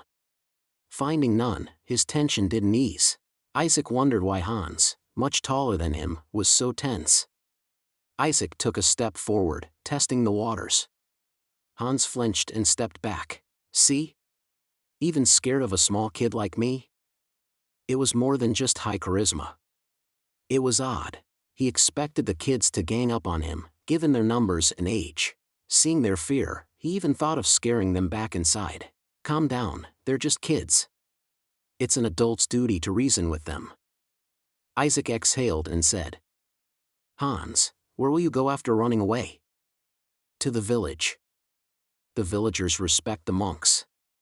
This is the only orphanage around that doesn't starve kids, so they'll recognize you. What do you think the adults will do to you, Hans? In reality, most of the kids who tried to escape ended up being caught. This probably explained why Gebel didn't rush over and why the monks' vigilance was lax. If caught by a monster or a criminal, they would be dead. What kind of preparation is this for an escape? A few potatoes and dried sausages? I get you're hungry, but winter is coming soon. If you don't want to freeze, should have stolen some boots and fur too.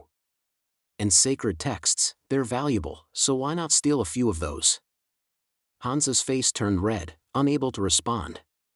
He knew his preparation was inadequate. Just wait until you're 17. The monastery gives you a choice then. I'm 16. Not yet 17. Then you can choose to leave or become a monk. Monks are respected and don't starve. In a world where even adults struggle for food, being an orphan makes it even harder. If Hans really makes you all run away, there'll be less mouths to feed here. Not like you're much help around the monastery anyway. But why am I stopping you? If you dumb mouths run away, maybe there will be more potatoes for my mouth. Realizing he was getting heated, Isaac added a taunt. Hans, understanding but flustered, glared at Isaac. In contrast, the expressions of the other children turned pale. You little. Hans, enraged, charged at Isaac. A head taller, his size was an overwhelming advantage. But his movements were painfully slow compared to a swift rat. Isaac couldn't dodge in time and got grabbed by the collar. Had he been better fed and grown a bit more, maybe things would have been different. In Isaac's hand, though, was an item he had brought just in case. He didn't plan to use it yet. What do you know? But Hans, even while overpowering Isaac, seemed more frightened. It was the look of someone doing something beyond their control. If you hadn't shown up all of a sudden. Please grow up, kid. Isaac, irritated, growled in response. At that moment, everyone except Isaac felt something chilling and slimy. Hans suddenly gasped for air, releasing his grip on Isaac's collar. He stumbled backwards, collapsing. Isaac thought Hans looked like a scared rat. A nameless chaos watches you. Upon hearing this message, Isaac snapped back to reality. Tentacles squirmed out of his hand but quickly retreated. Though not enough to be noticed, Isaac realized what he was about to do and slapped his own cheek. Am I crazy? He had almost thought of Hans as prey, the bigger prey that the nameless chaos sought. Isaac noticed a dead silence among the kids. Surely they didn't see? No, the tentacles hadn't fully emerged. But there was a sticky, unpleasant sensation, as if his palm had been licked. Despite this, all the children looked terrified. Hans had even wet his pants in sheer panic, as if facing an unstoppable murderous intent. Isaac then realized why Hans feared him. The presence of the nameless chaos was seeping through his high charisma. It was natural for Hans to feel fear before respect. Feeling guilty for unintentionally displaying such an aura, Isaac took advantage of the kids' calm state to continue persuading them. I'm stopping you because you might run into a pedophile, slave trader, or wild animal. The kids remained silent, either understanding or simply too scared to process anything. The fear effect from Isaac's charisma seemed overly strong. Isaac sighed and approached Hans, who tried to flee but stopped upon hitting a tree. Isaac extended his hand. I won't scare you, okay? Let's try to do better from now on. Don't disappoint me. Hans eventually nodded and shook Isaac's hand, whether accepting the reconciliation or too scared to refuse. I didn't plan to be friends anyway. This is fine. If Isaac established a clear hierarchy now, he might be able to control the kids. If they behaved more humanely, it wouldn't prick his conscience. At their age, hierarchy seems to be everything. We should go back before the monks start looking. Isaac stopped mid-sentence. The kids followed his gaze and gasped, retreating in horror. Yellow eyes glinted in the darkness. A rotting smell became overpowering, unnoticed earlier due to the excitement and fear. A massive boar, nearly as tall as Isaac's chest, approached aggressively.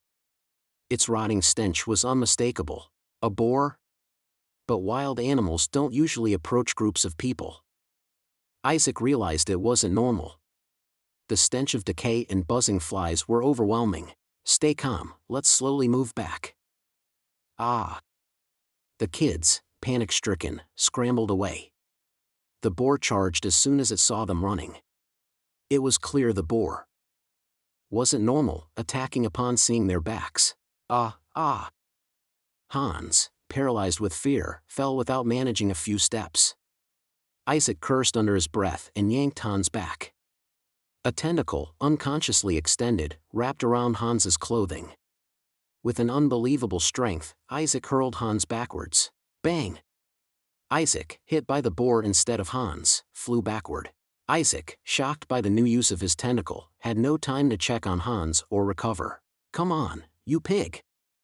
He ran, intentionally showing his back to lure the boar away from the monastery. The boar, seeing Isaac as an isolated prey, chased him ferociously. Isaac knew he had to act, despite the risk. Over here, you piglet! Isaac hurriedly got up and ran away from the boar, pretending to be a straggler. He ran in the direction opposite the monastery. The boar saw Isaac, who seemed to be falling behind the other fleeing children, as prey. Chapter 8. Chapter 8. Bigger Prey, 3. Isaac slid down the hillside. Four-legged animals are weaker on downhill slopes. The enraged boar, though fierce, cautiously descended to avoid breaking its legs. This allowed Isaac to stay ahead in the chase. Just need to lure it a bit more. When Isaac felt the boar was close enough, he leaped up a tree with all his might and clung to a branch. As expected, his tentacles sprang out, aiding him in clinging to the tree. Bang! The boar slammed into the tree with a loud noise. Isaac swayed like caught in a storm but held on tightly thanks to his tentacles. Now! Seizing the moment the boar was disoriented, Isaac leaped down towards it. His tentacles transformed into sharp spears, piercing towards the boar. It was a similar tactic he used when catching rats. However, the tentacles couldn't penetrate the boar's thick skull, tearing its skin instead. The boar, in pain from the tentacles coiling around it, began to thrash wildly.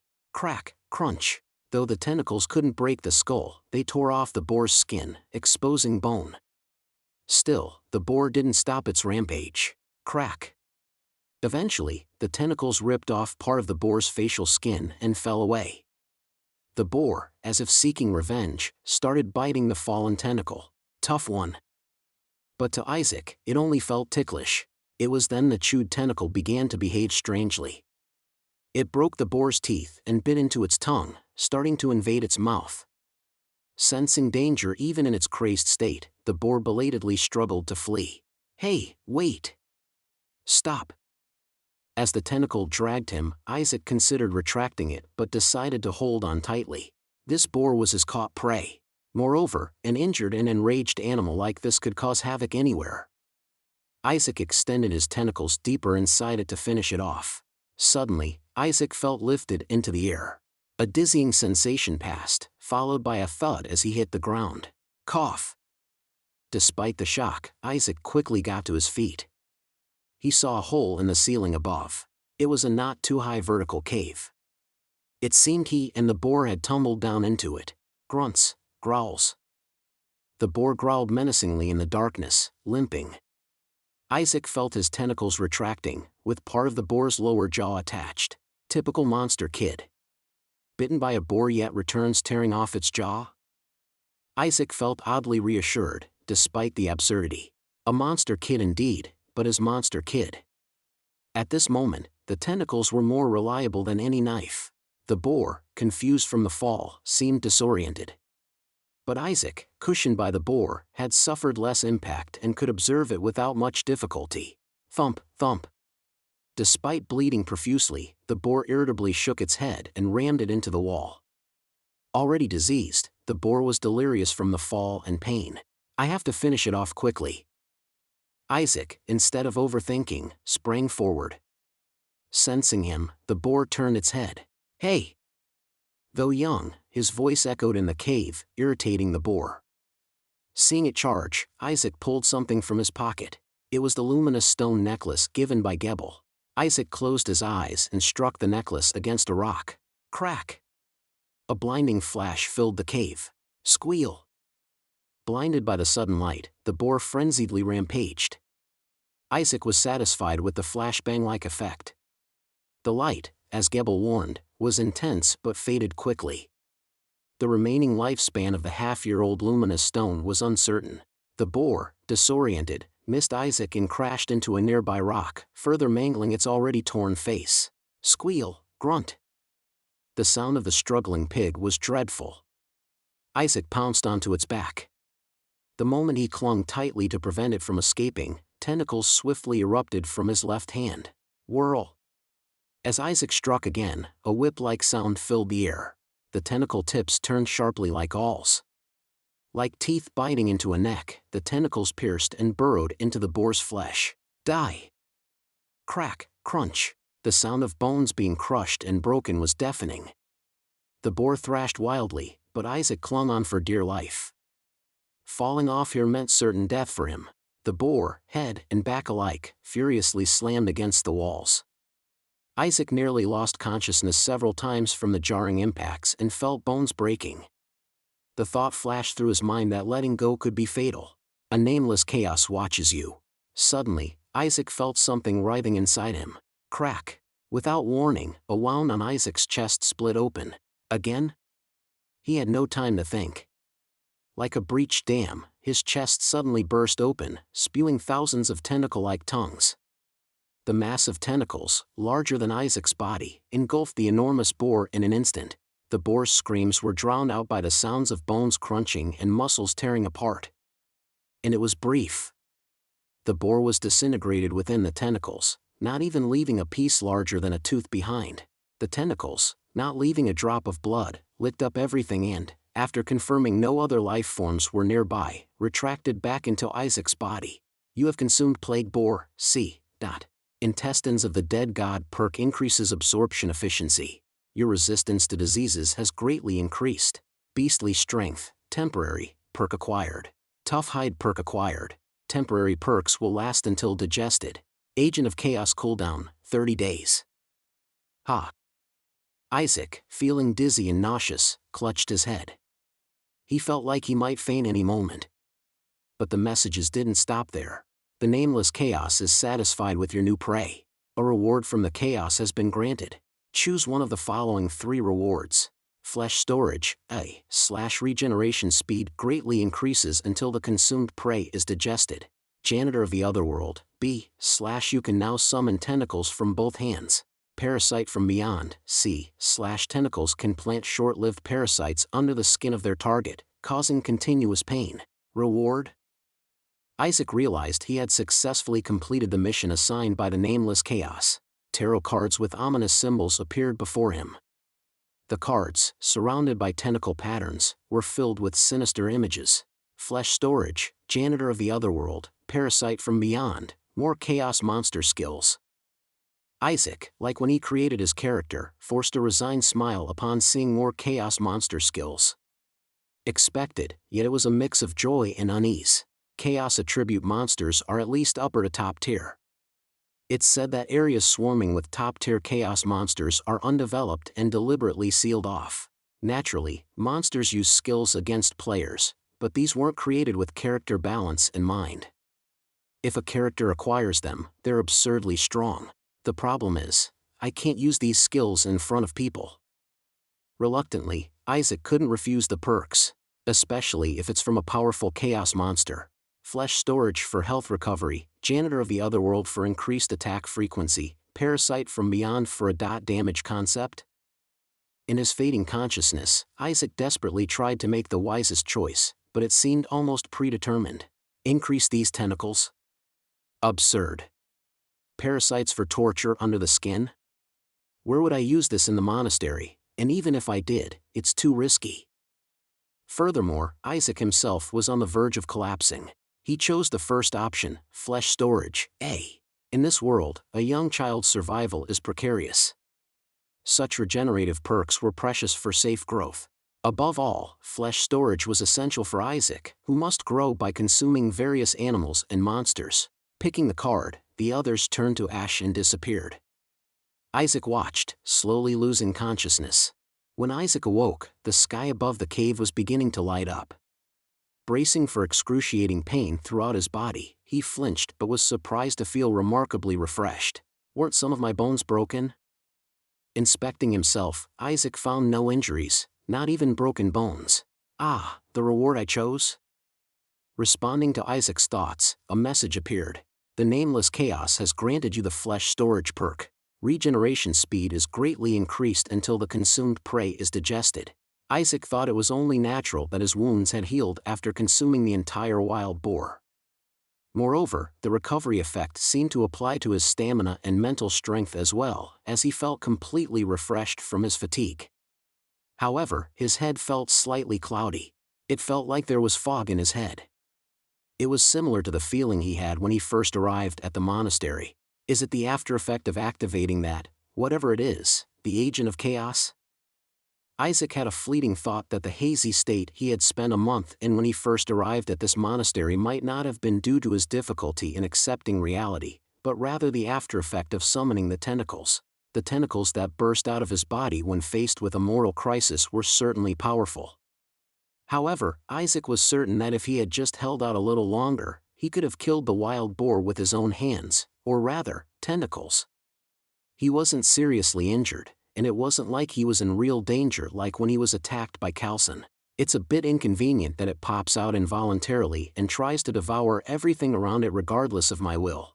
Moreover, once activated, Isaac becomes defenseless due to an overwhelming desire to sleep. According to the message, for the next 30 days, that agent of chaos or whatever won't be emerging, so if complete safety isn't assured, we might lose even the chance to escape. There was a chance to escape death, but it was still a situation where caution was necessary. I need to hurry back.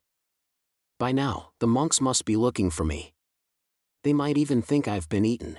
Even when the sun rose, the inside of the cave remained pitch dark. But Isaac, examining the dim cave, realized that it was not a naturally formed structure. The passage was evenly paved, and there were things like supports to prevent the tunnel from collapsing and brackets for torches. However, it seemed to have been abandoned for a very long time, as there were hardly any signs of use. The hole he had entered through seemed to be accidentally connected by the collapsing of the ground.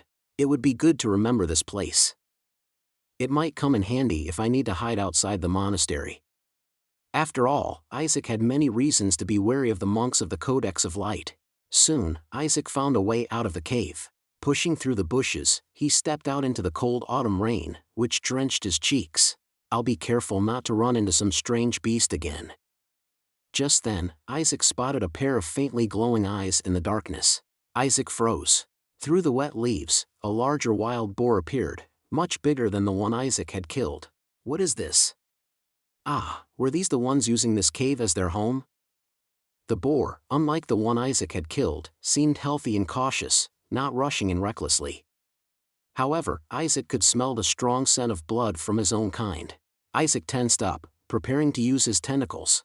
He had heard that the boar predation perk made him stronger. Maybe this time he could catch it more easily. Sensing the blood, The boar, excited, started to charge fiercely. Just as Isaac was about to release his tentacles, someone jumped in front of him. The man calmly raised his sword towards the charging boar and slashed down.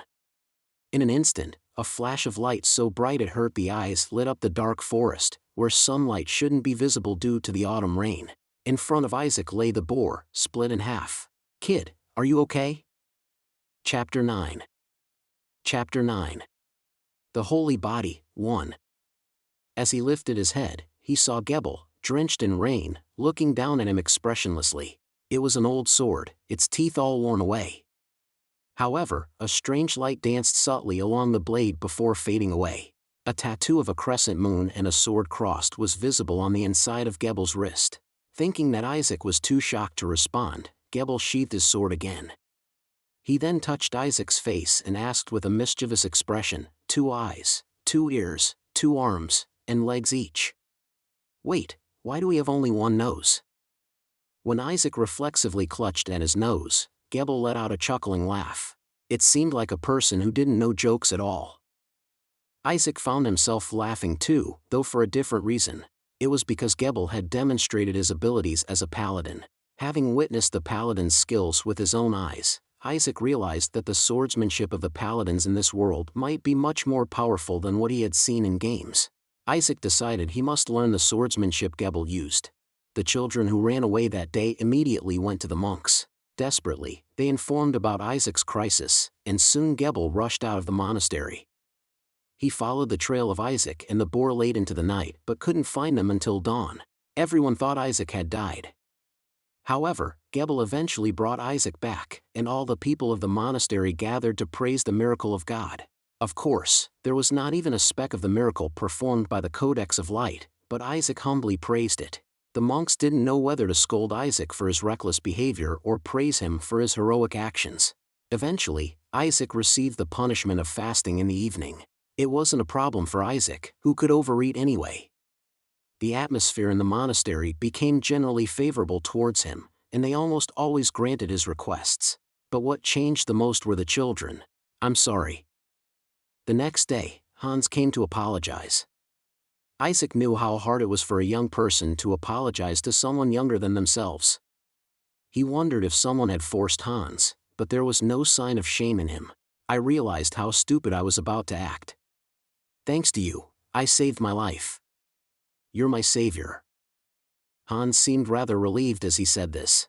He had already felt that Isaac was a much superior being to himself, but out of jealousy, he had feared and antagonized Isaac. However, this incident made him realize the stark difference between them, and it seemed he no longer felt any sense of competition. Surrendering to an object of fear turns into awe, it seemed. Apologized to Johann. "You don't plan to run away anymore?" "I already apologized. There won't be any running away in the future. If anyone talks nonsense like me, I'll deal with them sternly." Hans showed a look of respect in his eyes. Isaac found it awkward but brushed it off as childlike behavior. It's the age when strength is admired. And Hans was the oldest and strongest among the children. If he became compliant, controlling the other children wouldn't be a problem, but he's quick to acknowledge reality when faced with it. Not as stupid as he looks. The escape plan was likely concocted out of wounded pride due to Isaac. Without Isaac's intervention, things would have likely gone smoothly until he was 17. Hans extended his hand as if asking for forgiveness. Isaac, feeling slightly sorry, shook his hand. Hans smiled brightly, thinking they had reconciled. "You're incredibly strong. Did you learn from Mr. Gebel?" "Huh? Oh, yeah, sort of." Isaac couldn't say it was thanks to his past life's memories, so he evaded the question. Hans nodded as if he expected that answer. "You're planning to join the Dawn Army, aren't you?" Hans then brought up a strange topic. Isaac nodded as he recognized the familiar term. Dawn Army. Isaac knew what it was. It's a periodic main quest and backbone storyline in Nameless Chaos. In a far eastern land, there is a holy land known as the first place where the Codex of Light was written. But at the same time, it is also where the immortal emperor of the Immortal Order, Beshek, was reborn as a god. The Dawn Army is a coalition formed by the Codex of Light sect to reclaim that holy land. Sometimes the White Empire, which adopts the Codex of Light as its state religion, controls the Holy Land. Other times, it's the Black Empire of the Immortal Order. For the last 100 years, the Black Empire has dominated the Holy Land. The most recent formation of the Dawn Army was 15 years ago, the 12th Dawn Army. The last Dawn Army was 15 years ago, so by the time we're adults, it'll likely form again. The Holy Land must be reclaimed. Hans believed the Codex of Light sect would inevitably form the Dawn Army again. Isaac knew exactly when that would be, 4 years from now. Indeed, to reach the pinnacle as a paladin, participating in the Dawn Army is unparalleled. Even if not a paladin, this quest in the game was inevitable. The whole continent gets involved in this war. In short, the 13th expedition of the Dawn Army is a main story event in Nameless Chaos. When the Dawn Army is formed, the Immortal Order also forms the Eclipse Army, joining hands with like-minded sects to oppose the Dawn Army. In other words, Isaac had already successfully completed the 13th expedition of the Dawn Army 8 times. Isaac reaffirmed his purpose. To hide his tentacles, he must become an unquestionable, noble paladin and reclaim the Holy Land at the pinnacle. What happens after the game ends, I'm not sure. He didn't expect a hollow the end and a return to the original world. At that time, Isaac couldn't predict what he would become, but he knew he had to join the Dawn Army someday. Why don't you follow Mr. Gebel if you're planning to join the Dawn Army? At Isaac's words, Hans blushed. I used to follow him, but it was too hard and dirty, and scary. He meant that he had tried following but couldn't keep up. Hans hastily changed the subject. But, aren't you scared of Mr. Gebel? Not really. He jokes and laughs more than you'd think. But there's talk that Mr. Gebel is a deserter. Deserters rampage, looting and even killing fellow believers. In this era, deserters were almost synonymous with bandit gangs. They were conscripted from all over without proper supplies for war. After one battle, deserters would pour out, causing trouble in various regions. And did you see the tattoo on his wrist? The one with the overlapping crescent moon and sword. That could mean he was a soldier of the Black Empire. He might have secretly infiltrated our country. Isaac almost laughed. It's quite an imagination, but who would tattoo a spy on their wrist? Plus, if he were a soldier of the Black Empire, he would be undead. He wouldn't blatantly wear human skin. However, Isaac had seen that tattoo too.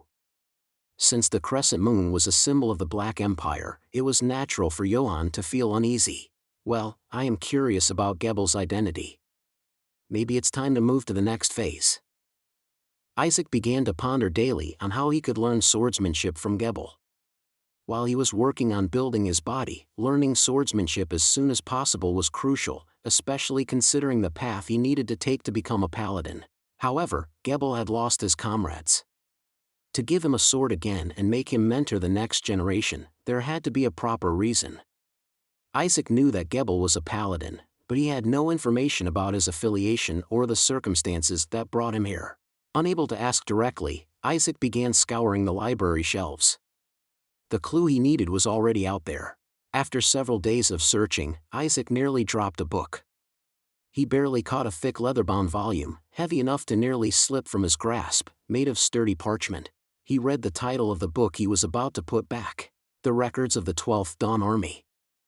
It was a record of the very Dawn Army that happened 15 years ago. Isaac, thinking he had finally found what he was looking for, turned the pages.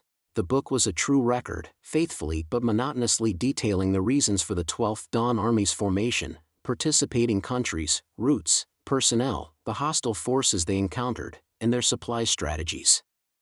Although devoid of entertainment, Isaac's attention was caught by the participating groups section. The emblem of a crescent moon overlapping a sword. It was the same symbol as the tattoo on Gebel's wrist, used by an organization as their flag. Isaac confirmed the name of the organization. Avalanche Paladin Order. Of course, it was here. Gebel had participated in that 12th Dawn Army. Isaac began reading about the Avalanche Paladin Order. It was a fairly large order, about 120 members strong, especially prominent in the eastern regions. Located on the border with the Undying sect, they were known for their ample combat experience and aggressiveness. Isaac paused at the list of the order's members. Gebel Krakton, Vice Commander of the Avalanche Paladin Order. Vice Commander. He was more significant than I thought. Isaac felt incredulous. He had thought of becoming a paladin, but to have someone of such stature so close? Paladins are not only exceptional individually but also capable of performing divine miracles, making them more revered than ordinary knights. They hold high status within their orders, so much so that lords and kings try to win them over. However, paladins don't move for money, making them notoriously difficult to persuade. With such status, it wouldn't have been odd for him to be the commander of a knightly order under some powerful patron, but he didn't. Did he desert after surviving? Apostasy, maybe? Isaac indeed never saw Gebel reading scriptures or even praying. But if he had apostatized, why would he take refuge in a monastery of the Codex of Light? Regardless, this information can be useful. As if to echo his thoughts, a whispering voice came. Nameless Chaos is watching you. Nameless Chaos wishes you to make Gebel your subordinate. What nonsense is this? Nameless Chaos adjusts its goal downward. Nameless Chaos wishes you to make Gebel your prey. What do they see me as? A person is not the same as a mouse. Nameless Chaos further adjusts its goal downward. Nameless Chaos wishes for you to achieve even a tiny victory over Gebel. It all sounded the same. What could be expected of a mere 14-year-old child? To subjugate someone who was a vice commander of a paladin order? Knowing Gebel was a paladin seemed to ignite an inexplicable desire for competition in Nameless Chaos. Isaac found it ridiculous but then thought maybe it wasn't impossible. Victory can take many forms. And Isaac had already planned to take a gamble with Gebel. The reward of chaos awaits you. Chapter 10. Move it over there. A few days later, Gebel was splitting firewood in the backyard and instructed Isaac. A pile of neatly stacked wood already lay beside him. Isaac, following the instructions, noticed that all the wood was cut uniformly and spaced evenly. Of course, it was possible with skilled hands, but something about it reminded Isaac of something else. Thud, thud. Gebel split the wood mechanically, without breaking a sweat. His axe never missed the center of the wood and never failed to split it in one try. Isaac, who had been watching silently, suddenly spoke. Mr. Gebel. Why? Please teach me swordsmanship. Thud. Gebel didn't stop chopping. He split a few more pieces of wood before turning to Isaac. He was smiling. So that's why you were following me around? Not just for that, but why do you think I know how to use a sword? Because I'm a deserter? Gebel referenced an old rumor. Isaac shook his head. He didn't know why Gebel was at the monastery, but that wasn't important to him. Was splitting the wild boar in half done with your fist? You must have seen it wrong because you were scared. Right. He had expected Gebel not to be convinced by mere words. I saw the rat corpses you sometimes asked to be discarded. The rat corpses Gebel occasionally instructed to be thrown away were not like those caught in traps, but appeared to be directly caught, all with similar wounds in similar locations. They were all precisely punctured by something sharp, like a knife. Why not think of a spear or a skewer? Wouldn't that be more common? Gebel was surprised that Isaac had noticed, but instead of being displeased, he seemed intrigued, wondering what Isaac would say next. Isaac decided to throw out what he had been pondering. You're a holy knight, Mr. Gebel. Why do you think I'm a holy knight? Because of the tattoo on the inside of your wrist. Gebel inadvertently touched his wrist. He hadn't particularly hidden the tattoo. He was just surprised that young Isaac had noticed it. Hans called it a pattern of a sword crossing a crescent moon, but it's actually a sword piercing a crescent moon, right? The emblem of the Avalanche Holy Knights. Piercing the crescent moon. Just as the sun symbolizes the Codex of Light, the crescent moon symbolizes the Immortal Order, especially the Immortal Emperor. Thus, Gebel's tattoo was a declaration of piercing the Immortal Emperor Beshek, the god and leader of the Immortal Order. It was a sign that the Avalanche Holy Knights Gebel belonged to were an extremely combative organization. I've seen that tattoo in the list of knights participating in the Dawn War. Holy Knights who participated in the 12th Dawn War. You've noticed quite a lot. The story of the Dawn War is every kid's favorite. Gebel put down the axe with a complex expression. Even kids should not be underestimated. No one but the abbot recognized it. Gebel muttered, not particularly trying to hide it, and picked up the axe again. Isaac wondered if Gebel would strike him with the axe, but he simply went back to splitting wood. Isaac waited for an answer, but Gebel said nothing more. So what? Will you teach me how to use a sword? Of course, swordsmanship isn't a necessary condition to become a holy knight. It's more of a byproduct of the process. Most holy knight orders are closed structures, filled with people brainwashed into faith from childhood. But Isaac didn't have that option, not because this wasn't a holy knight order, but because he had no way to prove his faith. If it were discovered that he followed a nameless chaotic faith, he'd be burned alive. If Isaac wanted to become a holy knight, he had to achieve undeniable results outside the holy knight orders before joining. What does me being a holy knight have to do with teaching you the sword? Go ahead and blab if you want. A deserter becomes a deserter holy knight. So, he did desert? Gebel already spoke as if he had left his position as a holy knight. Maybe losing his comrades made him indifferent. Hence, he was here in this remote monastery, chopping wood. But Isaac knew he hadn't given up the sword. His equipment was well maintained, and his swordsmanship was still sharp. He seemed ready to take up the sword again at any moment, just hiding out in the monastery for some reason. As Isaac watched, Gebel smirked and thrust the axe deep into a thick log. Try pulling it out. What? You want to learn the sword, right? It's not even a heavy battle axe, just a hand axe. A sword is much heavier than this. Thinking of wielding a sword when you're not even fully grown? Ridiculous. Isaac hesitated but approached the axe. Gebel expected Isaac to struggle and fall trying to pull it out. It's hard to build a body fit for a swordsman in such a poor monastery. Do you even get proper meals, or do you train? All you do is sit and read books. How can you be trained? If I pull out this axe, will you teach me swordsmanship? Maybe. It's not stuck in a stone like a sacred sword, but it's deeply embedded. You won't be able to pull it out just by looking at your size. However, Gebel watched Isaac with a look of anticipation. He wasn't completely against teaching Isaac swordsmanship. But to him, Isaac was just a mature child for his age. Especially since he had been trained from a young age, he thought Isaac's current physique wouldn't be enough for more than physical training. But maybe he'll show something special. Isaac cautiously grasped the handle of the axe. The height of the axe handle reached up to his face, making it difficult to hold properly. He had no choice but to grab near the head of the axe and apply force.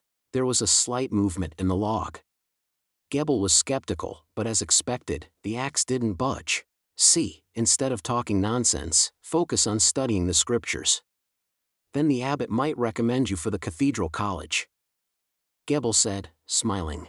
Isaac was smart and diligent.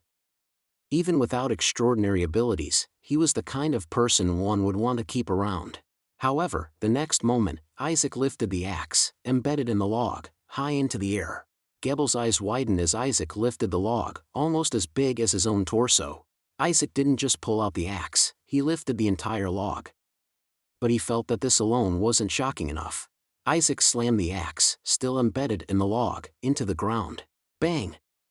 The axe split the log in half in one swift motion and embedded itself deep into the ground. Isaac felt a numbing shock in his palms but tried to endure it. Huff! Lifting it was one thing, but pulling it out is another challenge. What the? Gebel was dumbfounded and then suddenly rushed over to Isaac. Isaac was startled by Gebel frantically examining his body but let him be. After confirming Isaac's slender wrists and frail muscles, Gebel even lifted him to check his weight. Then he realized the absurdity of the situation. How is this possible? Isaac avoided his gaze, pretending not to know. Temporary benefit, beastly strength from consuming the plague wild boar. The benefit Isaac gained from consuming the plague wild boar was still active in his body. It was a temporary effect, but it was enough to win the bet with Gebel. Of course, both Isaac and Gebel knew such a situation was absurd. Isaac debated revealing this power but had to show this impossible event to win the bet or for future swordsmanship training. After all, claiming to train in swordsmanship without sufficient strength was also absurd. Gebel tried to rationalize the situation before asking, "Did you eat all those rats?" Even if you did, that strength doesn't make sense for your physique. Flustered by the unexpectedly sharp question, Isaac saw Gebel immediately dismiss his own theory. It was just as absurd. However, in this world, when impossible things happen, there's a convenient way to come to terms with it. Gebel muttered in a daze. Was it really a miracle, then? A miracle? In that moment, Isaac didn't miss the expression that flickered across Gebel's face. Gebel had used the past tense. Was it a miracle, not the present tense? Meaning, Gebel had seen something in Isaac that he suspected was a miracle. In that fleeting expression on his face, it was a look of joy and exhilaration, the kind one has when something they've been anticipating appears, not the expression one makes when they see something unexpectedly amazing. Gebel hurriedly masked his expression and closed his mouth, seeming reluctant to speak further. So then. When Gebel hesitated to answer, Isaac pressed for a response. Since I lifted it, you'll teach me swordsmanship, right? Gebel was at a loss for words. The Nameless Chaos is pleased with your minor victory. A reward from the chaos has been bestowed upon you. Late in the evening, while reading in the library, Isaac received his victory reward. Isaac smiled slightly upon hearing the message. It seems he's decided to teach me swordsmanship. The outcome wasn't decided when he lifted the axe during the day. But the message appearing after a while suggested Gebel had acknowledged it. It wouldn't have been possible to earn this recognition just by lifting an axe. Isaac realized that it was the image he had built up that had swayed Gebel's mind. The image of a smart, diligent boy, constantly striving for self-improvement, coupled with the desire to learn swordsmanship and showcasing talent, was enough to turn heads. Anyway, it worked out well. Isaac checked the reward bestowed upon him by the Nameless Chaos. The Nameless Chaos has granted you the Rat in the Walls perk. You can now share senses through your tentacles. Shared senses? Isaac felt curious about the term. It was not immediately useful due to the many eyes around, but he cautiously got up and headed outside, pretending to go to the bathroom. Let's see, just once. In a secluded spot, Isaac tried out his tentacles. He experienced a slight dizziness as the vision and sounds perceived by the tentacles overlapped with his own. The Rat in the Walls / you can share senses through your tentacles. The overlapping visions were not too confusing, separated only by a blurry boundary. Closing his eyes allowed him to focus more on the tentacle's perspective. Isaac moved the tentacle and pushed it through a small crack in the floor. He knew the confessional where Gebel and the abbot were located was below. His aim from the beginning was to eavesdrop on them. He needed to know what Gebel thought of him. The tentacle snaked through the loosely sealed wall cracks and stopped near where Gebel and Yever were. He heard their conversation through a small ear formed on the tentacle. He lifted an axe stuck in the wood. Yes, your reverence. As expected, Isaac's feet had reached the abbot's ears. Maybe he's just naturally strong? Calling it a miracle seems a bit of a stretch. It's different, your reverence. In the dimly lit confessional, Gebel, with his forehead resting on his hand, muttered, "There's a high probability that Isaac is a holy body. One who harbors miracles within themselves." Chapter 11. Chapter 11. The Holy Body, 3. A body where a miracle has occurred is called a holy body in the Codex of Light. As the term holy body was mentioned, the monastery's abbot fell into a moment of silence. However, Gebel quickly continued, "I saw a person who manifested a holy body when I was young. Overnight, they possessed abilities beyond verbal explanation. Isaac is young and small in stature, so it's this much for now, but as he grows, it will manifest more strongly. Indeed, his appearance is not that of an ordinary child." Isaac's surreal appearance even baffled the abbot. Frankly, it seemed more plausible that his appearance itself could be a holy body rather than just his ability to lift a heavy axe. But under Gebel's intense gaze, the abbot cleared his throat. Miracles are granted through achievements, and a holy body manifests through divine revelation. If Isaac truly is a holy body, we must consider it carefully. It's not a matter we can decide lightly. There are indeed many people in the world who possess miracles. People who have entered burning furnaces and come out alive, those who can move incredibly fast over long distances, and even those who have returned from death. Monks can even routinely perform the miracle of lighting candles. But those with a manifested holy body are fundamentally different. The Church calls them individuals born into the world with a mission. Born with miracles without any achievements, they are undoubtedly messengers sent by God to fulfill a divine mission. Many holders of a holy body have ascended to sainthood or left significant marks in history. Some even reached the rank of angels. Therefore, the manifestation of a holy body isn't something to be decided lightly, it requires the Church's recognition. It's a matter that could shake the direction of the Church. It indicates the direction of God's will. But Gebel answered coldly, "Do you trust the lamps underneath the blind?" Lamps underneath the blind was a euphemism for high priests of the Codex of Light. It means that though they are closest to the light, they are blinded by its brilliance, unable to see even their feet. Gebel despised the Church's high priests. That's also why he deliberately hid Isaac in the monastery when he found him. If Isaac is truly a holy body and recognized as a divine messenger, he will ultimately be used politically, according to their whims. Isaac may be precocious for his age, but he's still a child. Let's say Isaac is a holy body with innate strength. Those who want war will interpret his existence as a call to vanquish the Church's enemies, and those who want the status quo will see it as a sign to flaunt the prosperity of the Beige Empire. The scale might tip somewhat, but eventually, the stronger side will prevail. The abbot somewhat agreed with Gebel's view. He too disliked the politics of the Central Church, which is why he came to an outlying monastery. "So, what do you propose?" "I'm suggesting we be cautious before others discover Isaac's identity." "That's all, abbot." Gebel's voice was filled with tension. "Of course, all the monks here are good people, and the children are innocent. But the monastery isn't just them. To operate the monastery, continuous donations from the village or trade with merchants are necessary. Lost travelers or pilgrims might visit, and there could be visits from neighboring monasteries or the Church hierarchy. At least until Isaac is over 16, we can consider the timing. If the world knows about him now." Gebel stopped, unable to continue. The abbot sighed deeply. "As you know, hiding a holy body is like hiding God's will from the world." "I am aware, abbot." "Then you shouldn't have told me." Gebel bowed to the abbot. In truth, he was conflicted. He had hoped Isaac would be a holy body since Coulson's disappearance, but accepting this reality now was difficult. If only it had been certain from the beginning. A holy body is often described as the will of God manifested in human flesh. As a former Paladin, Gebel should receive this devoutly. However, having been close to Isaac for so long, he now felt fear at the thought of the young boy bearing such a heavy mission. Therefore, Gebel wanted to confide and accept this truth with someone he could trust the most. Otherwise, he felt he might hide Isaac's existence from everyone. The abbot, seeing Gebel didn't respond, spoke tiredly. "The manifestation of a holy body means the will of God has incarnated. You know that Emperor Waldsimir of Gertania manifested as a holy body at 20 and ascended the throne in 6 years?" "Of course." "The Gerthonia Empire only properly formed about 30 years ago.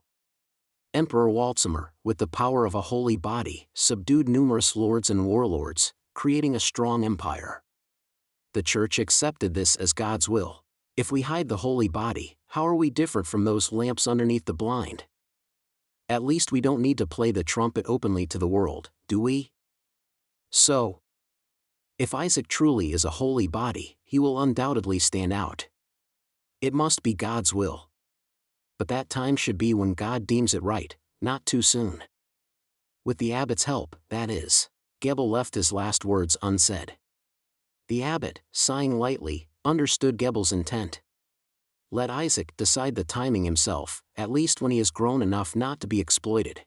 He too was once part of the Central Church's political games. Tired of the strife, he may have left, but his influence was still significant. Only the abbot could smooth things over if word got out. "I understand. It's a request from Gebel, and there must be a plan prepared by the Codex of Light. It's presumptuous of us to blow trumpets on our own." Relieved by the abbot's words, Gebel sighed. Observing him, the abbot asked, "So, how did the holy body manifest?" "Excuse me?" "Even the manifestation of a holy body can take various forms. I've heard there are those who show no visible change, others who appear amidst light or other special phenomena, and some even reveal their incarnate body. By incarnate body, you mean the physical form changes? As you know, Emperor Waltzimer grew shining horns on his head, and the lighthouse keeper Luodin, who appeared at the stake with the dawn stone slab, was said to have been in the form of burning light. It is said that the closer the body transforms to the image of a deity, the greater the power and destiny reserved for it. Hearing the abbot's words, Gebel recalled another holy body he had seen. He had manifested the holy body without any apparent physical change.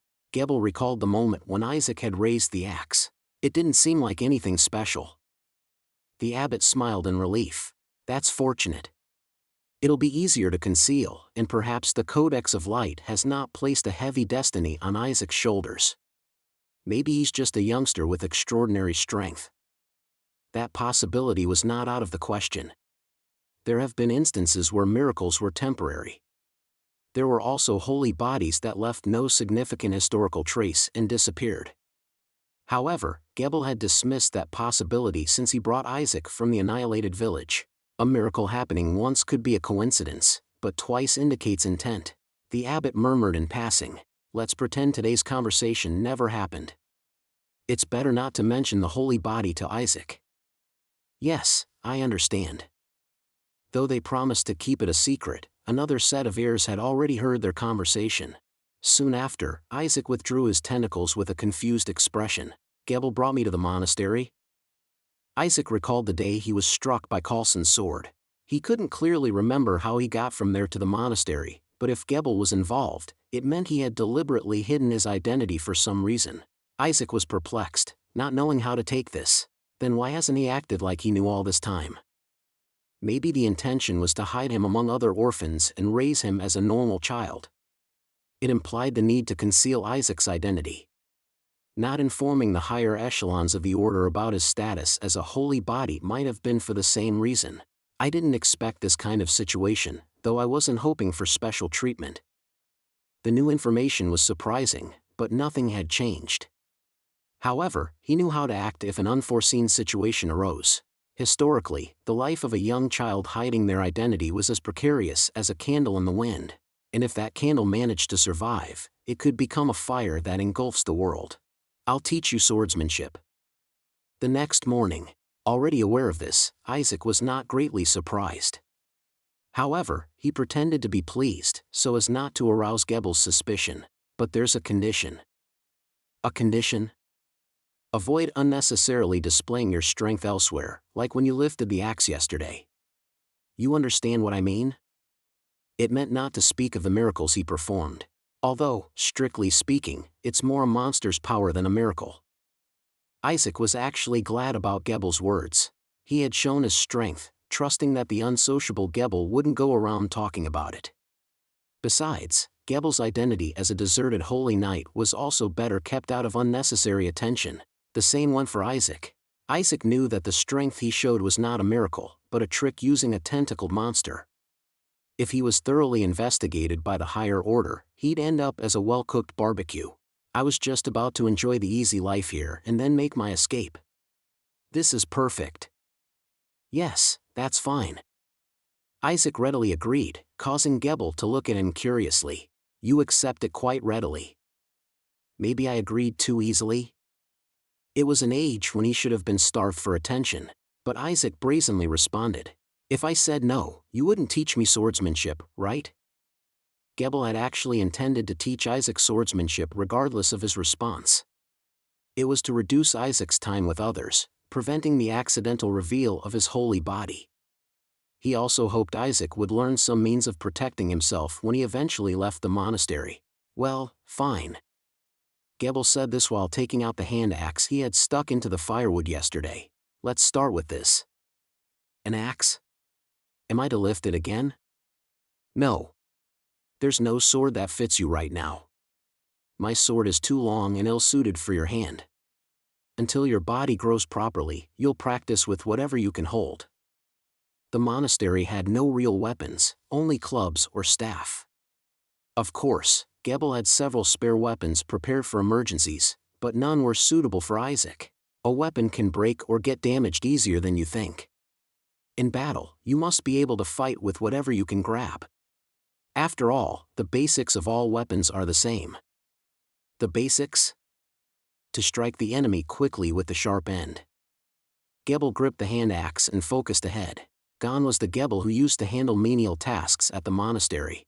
In his place stood a battle-worn, veteran paladin. Chapter 12. Gebel lifted the axe and stepped forward heavily. Isaac involuntarily pictured the target Gebel aimed to strike, not a human but a giant, or rather, a massive rock. As Gebel swung down his raised foot, the axe cut through the air with a heavy wind noise. Whoosh! The blade of the axe flashed, sending a strong wind in all directions. A straightforward downward strike. It was a simple and fundamental move with an axe. Isaac recognized it as a similar technique to the one Gebel used when he had cut down a wild boar. With a dull sound, the log split in two. The cut was clean. It was split along the grain, but even if it had been against the grain, the result would have likely been the same. Gebel, having completed the move cleanly, was pleased to see Isaac's surprised face. But Isaac's surprise wasn't due to watching Gebel's move. Basic Holy Knight swordsmanship has been unlocked. Miller predation effect greatly increases proficiency. Lower Holy Knight swordsmanship proficiency, LV1, 11/10,000. Just by watching? Isaac still couldn't fully utilize the predation effect of Miller due to the level difference. However, the message suggested that the predation effect could grant more than just ability scores. The talent in swordsmanship. The talent of a Holy Knight that Miller possessed. The top-ranking Holy Knight known as the Saint of Swords. Unbeknownst to him, Isaac had been harboring Miller's talent. That meant the ultimate skill he obtained from consuming Miller, Lighthouse of the Watcher, could also be unlocked through similar growth. Let's start with this. Do it like you, Mr. Gebel? At that, Gebel looked at him as if it was ridiculous. Think you can mimic it? If you really did it exactly, you might tear a muscle. Just try a simple downward strike. A simple downward strike was something anyone could do. But without skill, Isaac, despite his astonishing strength, would be no more than a strong lumberjack. It was just basic training for now. But do you understand what that move was? Suddenly, Gebel remembered that Isaac might have meant he couldn't replicate such a move.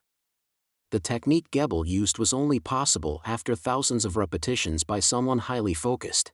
It would have seemed trivial to an ordinary person since Gebel had trained enough to perform it with little effort. Recognizing such a level of skill required someone of a certain level themselves.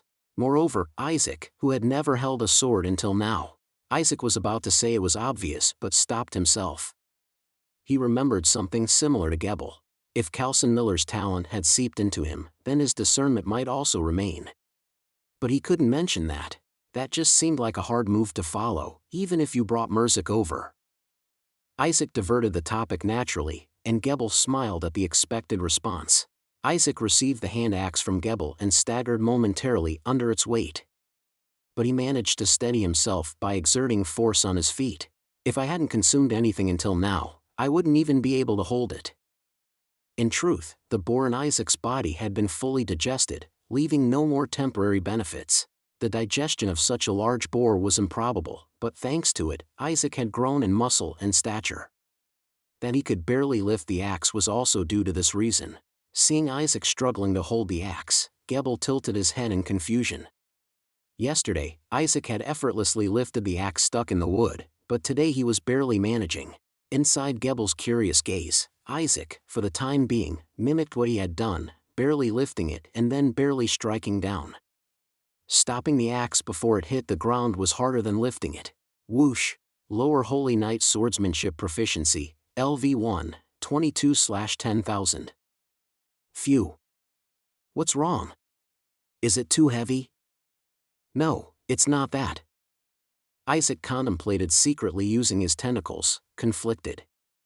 If he found it too difficult today after lifting it easily before, Gebel might become suspicious. But Gebel, in fact, was relieved. It would be a relief if that day's incident was just a temporary phenomenon. A temporary phenomenon meant it wasn't a holy body but just a random miracle. Such small miracles happened often in the Order. If so, it meant Isaac wouldn't attract unnecessary attention or trouble. Then he felt confused about being pleased. For his purpose, Isaac needed to be a holy body and achieve greatness with his exceptional talent. Yet at the same time, he hoped Isaac would grow up ordinary and enjoy a peaceful life. Regardless, his decision to teach Isaac swordsmanship didn't change. Gebel decided to teach and observe him more closely. Try again. Isaac repeated it a few times. But before even swinging 5 times, Gebel saw the axe hit the ground and smiled. It wasn't a mocking smile, but one of relief. Isaac noticed his smile and focused again, exerting strength in his hands holding the axe. He then began to visualize each of Gebel's moves like pictures in his mind. That move, one more time. Boom! The sound of slicing the air was different and clear this time. The smile faded slightly from Gebel's face. Isaac was still barely lifting the axe, but the trajectory and vigor of his swings had started to change noticeably. No! Gebel murmured softly, but Isaac didn't hear. He only recalled the trajectory of Gebel's sword in the autumn rain and the axe swing he just made. Suddenly, that trajectory seemed vividly clear. Just follow the blade's path. When swinging a sword, you need to use your whole body. From your toes to the top of your head, direction, gaze, stride, even your breathing, pay attention to everything. Suddenly, Isaac felt like he heard a shout, not his own memory but someone else's voice. At that moment, the motion of Gebel in his mind sparked, controlling Isaac's body. Whoosh! A strong whirlwind filled the backyard. The axe stopped just before hitting the ground. Gasp, pant. Critical. High concentration achievement greatly increases proficiency. Lower Holy Knight Swordsmanship Proficiency, LV1, 232/10,000. Isaac was speechless at the tremendous improvement. His proficiency had increased by nearly 180 in one go. The more he concentrated, the more his proficiency achievements seemed to differ. Isaac gasped for breath, his entire body soaked with sweat. He felt a burning heat throughout his body, his muscles on the verge of cramping. Surprised by his excessive immersion, Isaac inadvertently dropped the axe. Was that just now Coulson's memory? It was the only explanation he could think of. It seemed like a memory from when Coulson was either teaching someone or being taught. In that last move, Isaac felt like he was someone other than himself. Did I just replicate Gebel's move, or Coulson's? Perhaps the Nameless Chaos's consumption was more than just devouring the flesh and bones of enemies. It was as if someone else's experiences were etched into his muscles. Only then did Isaac remember that Gebel had said something to him. When he finally turned around, Gebel looked pale. What did you say? Gebel, rubbing his face in confusion, struggled to find the right words. After some time, he splashed his face with water and spoke. Let's move on to the next. Next? Yes, next, or rather, back to the basics. What you did just now is too advanced for you. Let's start with physical conditioning. Isaac looked a bit incredulous. Wasn't what he had just done a basic move? A simple downward strike. Gebel, realizing the absurdity of his own words, shook his head. But on the other hand, he felt it was for the best. Frankly, Isaac's arms and legs were trembling too much to continue. Muscle training with imminent cramps was meaningless. It seemed like Isaac would need to focus on consuming meat and physical training for a while. Gebel kept splashing his face with water, looking at Isaac, who seemed to take the recent event lightly. It was now clear to Gebel that Isaac was indeed a holy body. It wasn't just remarkable talent.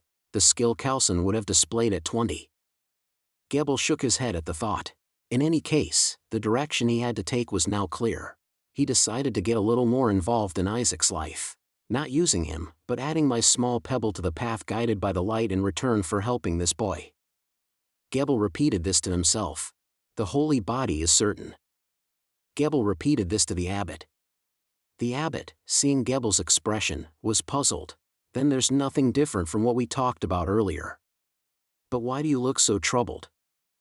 My expression? Quite complicated. Joy, confusion, and fear mingled on Gebel's face. Returning to his usual stoicism, the abbot continued. Why are you suddenly so sure? I saw him swinging the axe, but he seemed exhausted after just a few swings. Yes. I thought the same at first. But then, Gebel muttered, touching his face in disbelief. He nearly replicated Saint Arte's iron-cutting style with just 10 swings of the axe. I'm sorry, I'm not knowledgeable about swordsmanship. I know Saint Arte was a hero of the First Dawn Army, but Saint Arte laid the foundation for all Holy Knight swordsmanship. The order he founded branched into hundreds, becoming the genesis of the Holy Knight orders around the world. Gebel continued, stroking his chin. Saint Arte's swordsmanship transformed ordinary knights into holy knights. It's often said he elevated swordsmanship to a sacred level. It's fundamental, and although outdated, it's still standard to learn his techniques at the basic stage. So, Isaac accomplished these basics in just one day? It wasn't perfect, but it seems to be just a matter of physical strength and equipment. Gebel explained non-stop. I was wrong. The miracle bestowed upon Isaac isn't just brute strength but that talent. Such perfect talent can only be Coulson's. Gebel. The abbot corrected Gebel's slip. Realizing his mistake, Gebel fell silent. Excited or not, mentioning that name was inappropriate. Gebel felt his face flush. That betrayer is rumored to be missing, but comparing him to a child who lost everyone to that man seems unjust. He must be rotting somewhere, wearing a skull. I apologize for my mistake. Gebel made the sign of the cross on his chest, repenting. Coulson's betrayal had caused much turmoil in the order. This monastery was quiet only because it distanced itself from church politics, but the situation in the rest of the order was severe. There were even rumors that Coulson was predestined in the Holy Scripture. Regardless of one's faith, ascending to an angel after achieving deeds worthy of divine recognition was a widely accepted belief.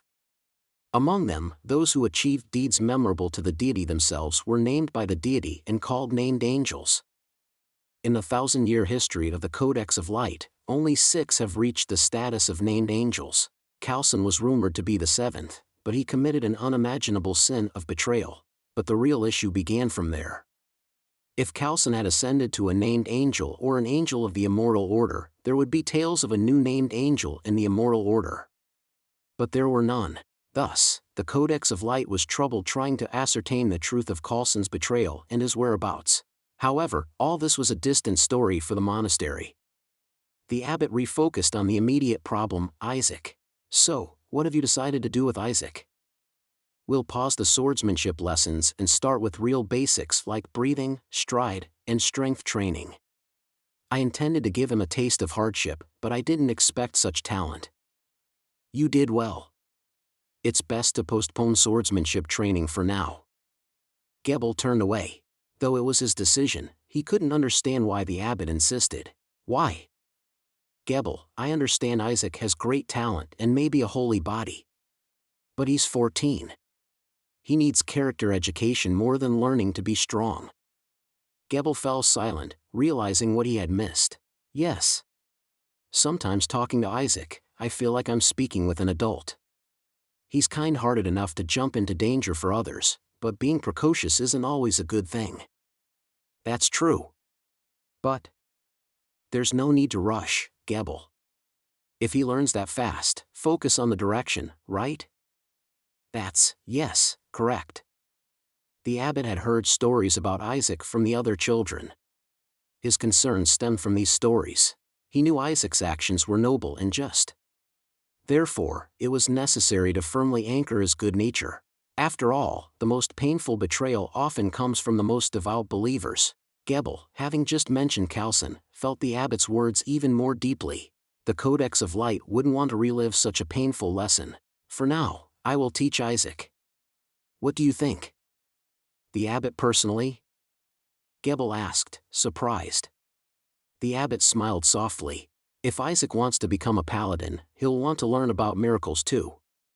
I don't have much experience teaching children, but I believe I've demonstrated a respectable faith.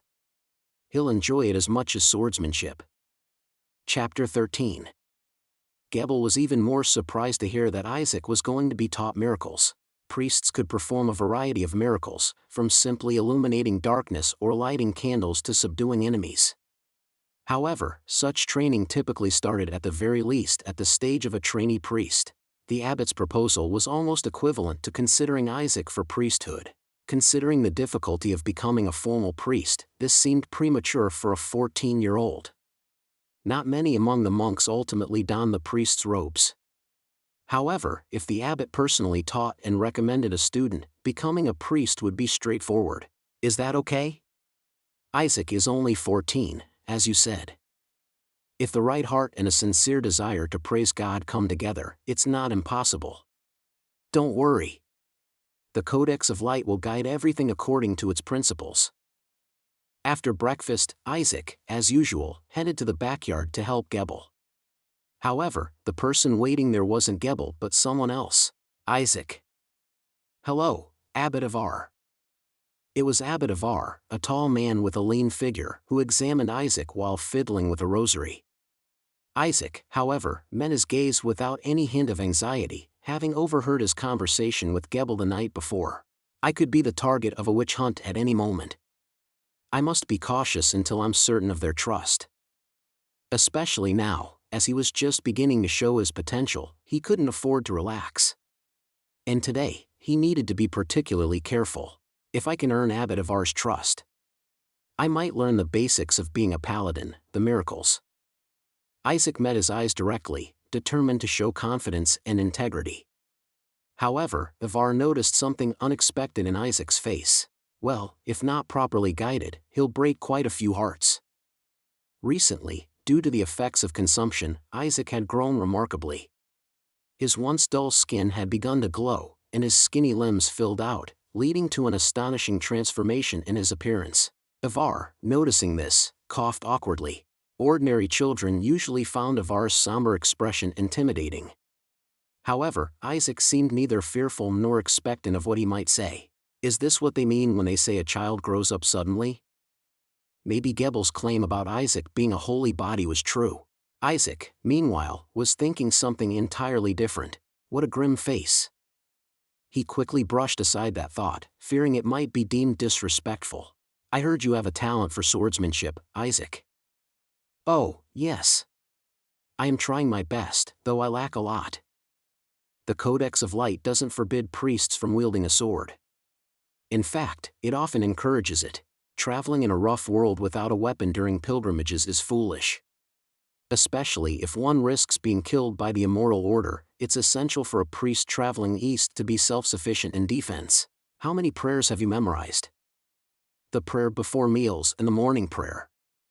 How much of the scriptures have you memorized? Do you know the Dawn Psalms, chapter 4, verse 8? I'm not sure. Isaac struggled to respond, but it was an unfair situation for him. Most orphans of this era are fortunate just to survive to adulthood without starving. Learning enough skills to make a living is considered a success, so studying letters is a luxury. The monastery also provides opportunities to learn letters but does not insist on memorizing the content of scriptures. In essence, Ivar was making an unreasonable demand of Isaac, who had only been at the monastery for a few months. Can you discern whom to protect and whom to strike down if you train your sword without fully opening your eyes? I worry you're seeking achievements too hastily. I suppose I need to memorize some scripture to become a paladin, but starting studies already is a bit much. Isaac grumbled inwardly but didn't complain. He realized Ivar's visit and words meant an opportunity. If they exempt me from needless labor and allow me to memorize or transcribe scriptures during that time, it could be beneficial. Ivar, however, had his own intentions. If Isaac is as talented as they say, we need to secure him now to prevent him from going astray. Even if swordsmanship training was paused, shaping Isaac into a righteous person who understands the words of the scripture was crucial. Gaining too much power too soon at a young age could turn a saint into a mere brute. Unbeknownst to Ivar, Isaac's mind already contained the wisdom of an aged man. I apologize. I acted rashly without understanding the proper order due to feeling powerless when my friends were in danger. I reflect on my mistake. Isaac apologized humbly, yet with a hint of remember when the kids were almost killed? Who saved them, in his words? Ivar recalled the incident and flinched. He watched Isaac for a moment before speaking. Right. The important thing is the heart, not the words of the scripture. I was mistaken. Huh. Why is he agreeing so quickly, despite looking so stern? As Isaac wondered, Ivar continued. I will personally teach you the words of the Codex of Light. It'll be quicker than memorizing the scripture. Either way, Isaac couldn't escape Ivar's grasp. Isaac, who had become a personal student of the abbot, followed him. The words the Codex of Light transmitted to the prophet Luodin were as follows. You must know that the warmth of a bonfire rising in a snowy mountain is the same as that in a desert of hardship. Ivar mumbled the scripture's words as he walked through the monastery with Isaac. Isaac felt sleepy but couldn't doze off as Ivar continued speaking while walking. I've paid attention to even the most boring lectures, but this is too much. In truth, Isaac had no interest in religion. His biggest dilemma after becoming Isaac was precisely that. He had been an atheist. Of course, in a world where deities exist, being an atheist is absurd, but his fundamental mindset remained that of a modern human. Prioritizing individual realities over the will of a distant divine seemed more important. However, in this world, people greatly valued that divine will. This meant that if Isaac wanted to succeed and live well in this world, he would have to at least pretend to have faith. He had anticipated a time when this would be necessary, but it was challenging now that he was receiving focused instruction. He knew that receiving personal instruction from the abbot was a rare opportunity. The problem was that Ivar didn't seem particularly talented in teaching. Again, the Codex of Light ignited a flame in a closed room, filling it with smoke. The flame then extinguished. Watching this, the Codex of Light said to Luodin. Isaac felt so sleepy he could nod off any second. I'd find a physics class more interesting than this. Wait a minute. Suddenly, Ivar's words struck a familiar chord with Isaac. Until now, he hadn't paid much attention to the words of the scripture. They were just something he knew he had to memorize eventually, not something he internalized deeply. But as he forced himself to focus on Ivar's monotonous words, subtle aspects touched his memory. The Codex of Light said, already burned ash and smoke cannot return to being wood. Light and heat are transient, always flowing, so cherish and care for the moment. Isn't this thermodynamics? A flash of realization swept through Isaac's mind. Isaac wasn't a physics major, but he had a basic understanding of the subject. He realized the words Ivar was muttering intertwined with his own rudimentary knowledge of physics. Suddenly, everything Ivar said and what he had seen and heard in the scripture clicked into place in his mind. It was like a moment of enlightenment. The teachings of the Codex of Light were akin to explaining modern physics in a narrative, non-mathematical form, interwoven with moral lessons. Could it be, that's why it's called the Codex of Light? Light is the fastest thing known. It's the constant measure in the laws of physics. If the Codex of Light is a deity, then it's the deity of physics. Isaac was dumbfounded by this absurd realization. He thought he had to force himself to believe in the Codex of Light, but in fact, he had always been a follower, as modern physics was as fundamental to him as the air he breathed. Isaac. Just then, Ivar suddenly leaned in close to Isaac, causing him to startle and step back. You seem to be lost in thought during my teaching. I was just reflecting on your words, Abbot. Is that so? Then you should understand the bonfire analogy. The bonfire on the snowy mountain is the same as that in the desert. The scripture interprets this as the Codex of Light's power shining equally on all things, good or evil, and preaching the deity's benevolence. But the content had nothing to do with kindness or equality. Hot things are hot everywhere, and cold things are cold everywhere. It was an oversimplified explanation, but enough for people of this world to understand. Yet Ivar twitched at Isaac's words. Instead of getting angry, Ivar responded thoughtfully. What about the story of the closed room? Everything in an isolated space keeps changing form, but nothing disappears or emerges anew. And the tale of the ash? High things go low, hot things cool down, and clustered things scatter. Ha! Ivar looked at Isaac wide-eyed, constantly touching his face as he responded fluently. Isaac's words could easily be misconstrued as heretical.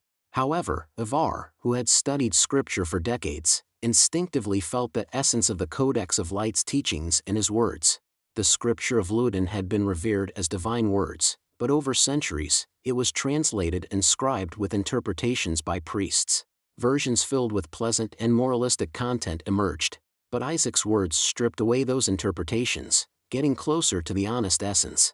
Like Luden, who transcribed the words of the Codex of Light. This realization struck Ivar like lightning.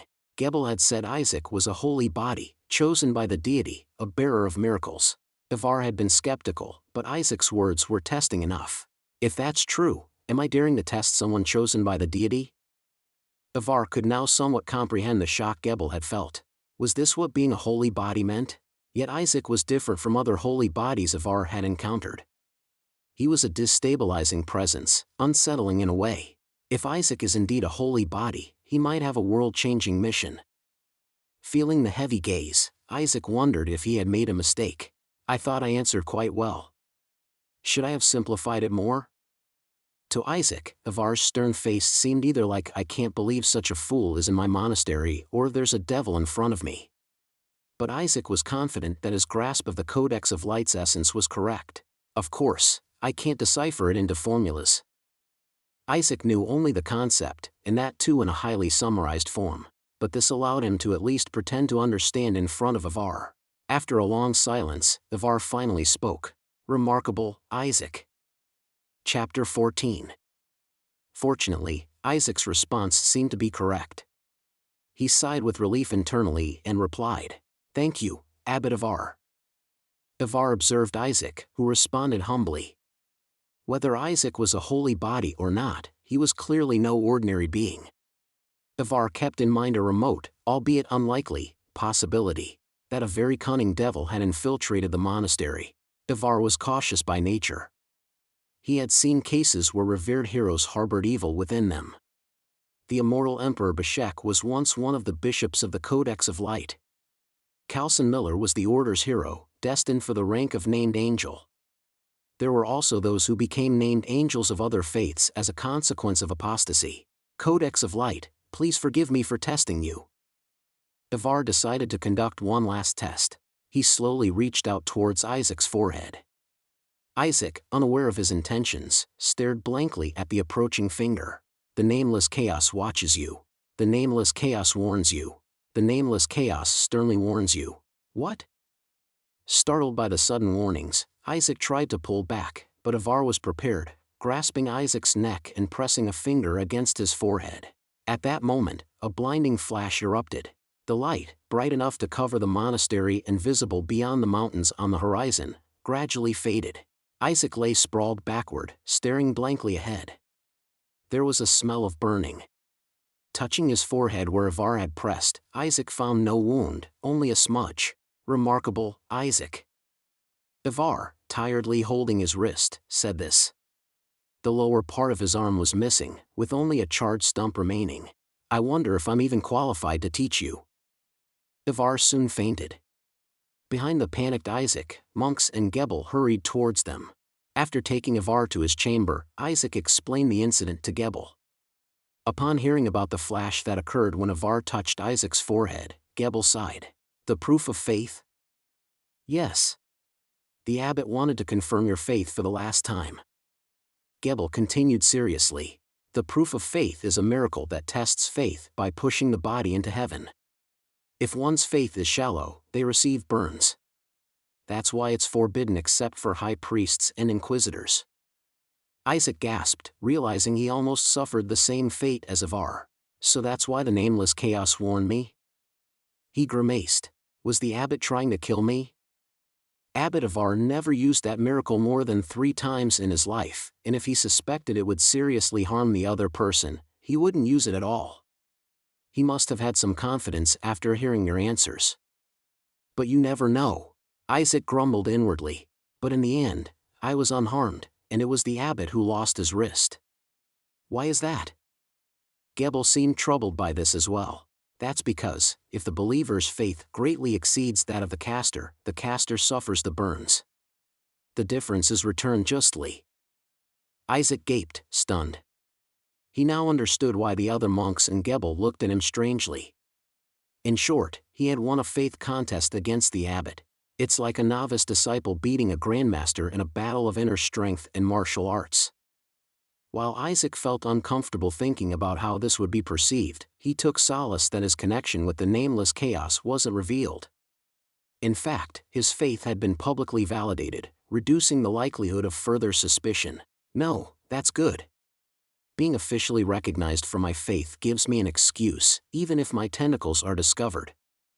He believed he understood why he overwhelmingly won against the abbot. The Codex of Light was, in essence, the common knowledge of physics.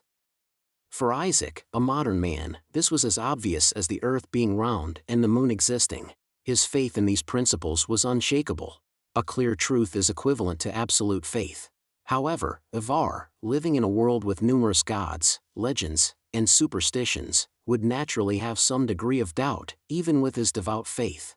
The difference resulted in Ivar losing his wrist. Will his wrist heal? Some high-ranking clergy could perform miracles to restore severed limbs.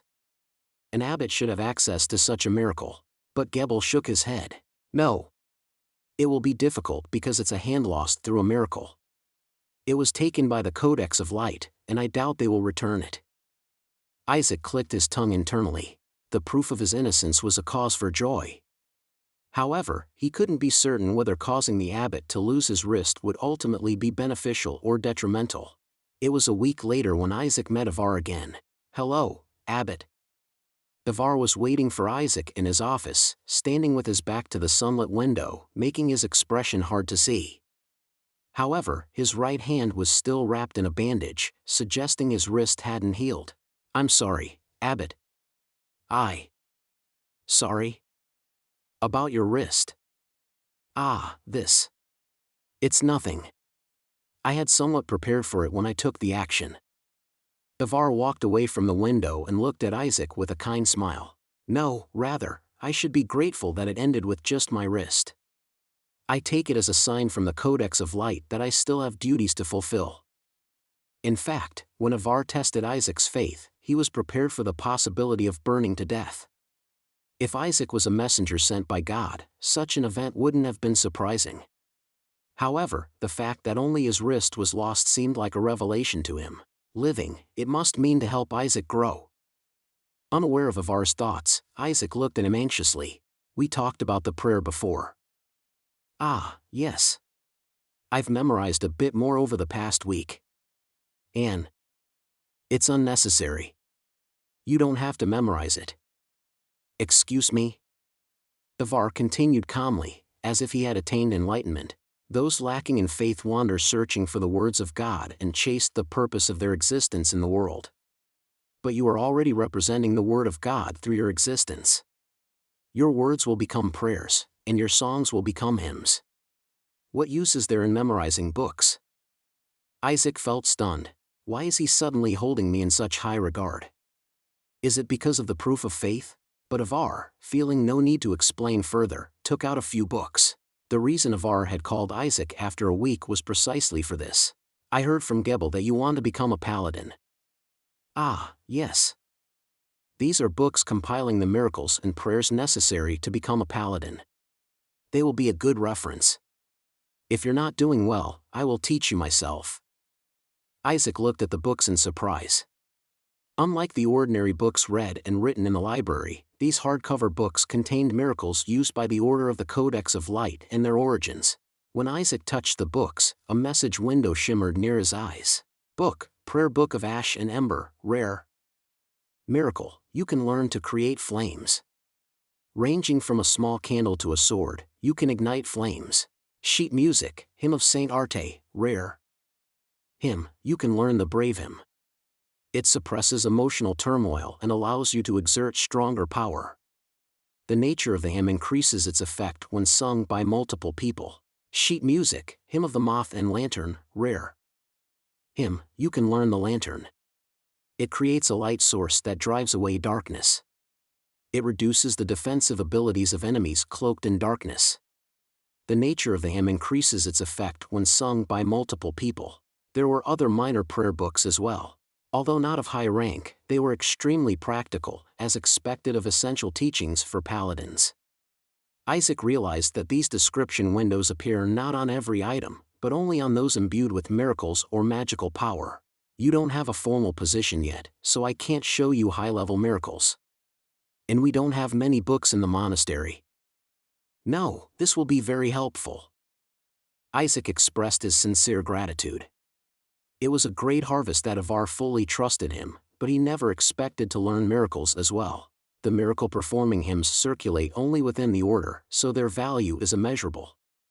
Even if somehow acquired, a person without a position in the order would have to explain how they got them and why they weren't returned, making them virtually impossible for a commoner to even see. Ivar smiled, pleased with Isaac's humble attitude. Your faith is beyond doubt, but it will take quite some time to actually perform miracles. Don't be hasty and understand the stories and teachings of the saints, and you will soon see results. Isaac nodded. Gebel's physical training method was simple. Carry heavy things and just run. Since most of the basic physical strength comes from aerobic exercise, Isaac followed without complaint. However, the heavy load meant moving heavy oak logs from the yard to the storehouse, hinting at Gebel's practicality. But Gebel thought that wasn't enough and kept talking to the running Isaac. The abbot gave you books? Huff, huff. Yes. The books given by Ivar were all stored in the library. It wasn't possible to keep them in a room with other children.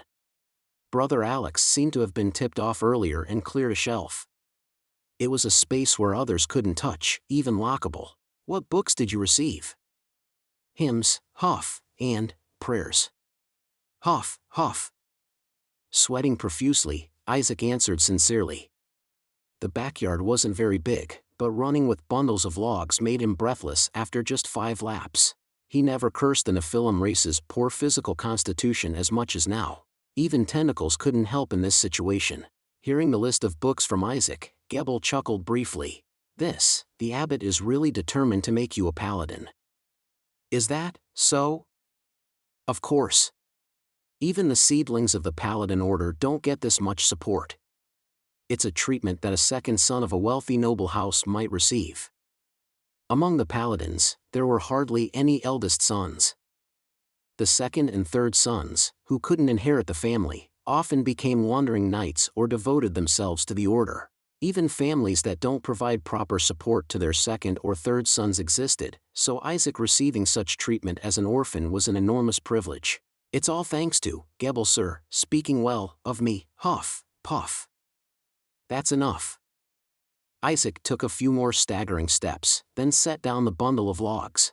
He thought he had gotten quite fit, but the dense oak logs weighed nearly half his body weight. His thin limbs trembled. His mouth tasted sweet from exhaustion, but Isaac was actually glad for the physical pain. Finally, it feels like I'm doing real exercise. Chapter 15. In truth, carrying firewood was more akin to labor than actual exercise.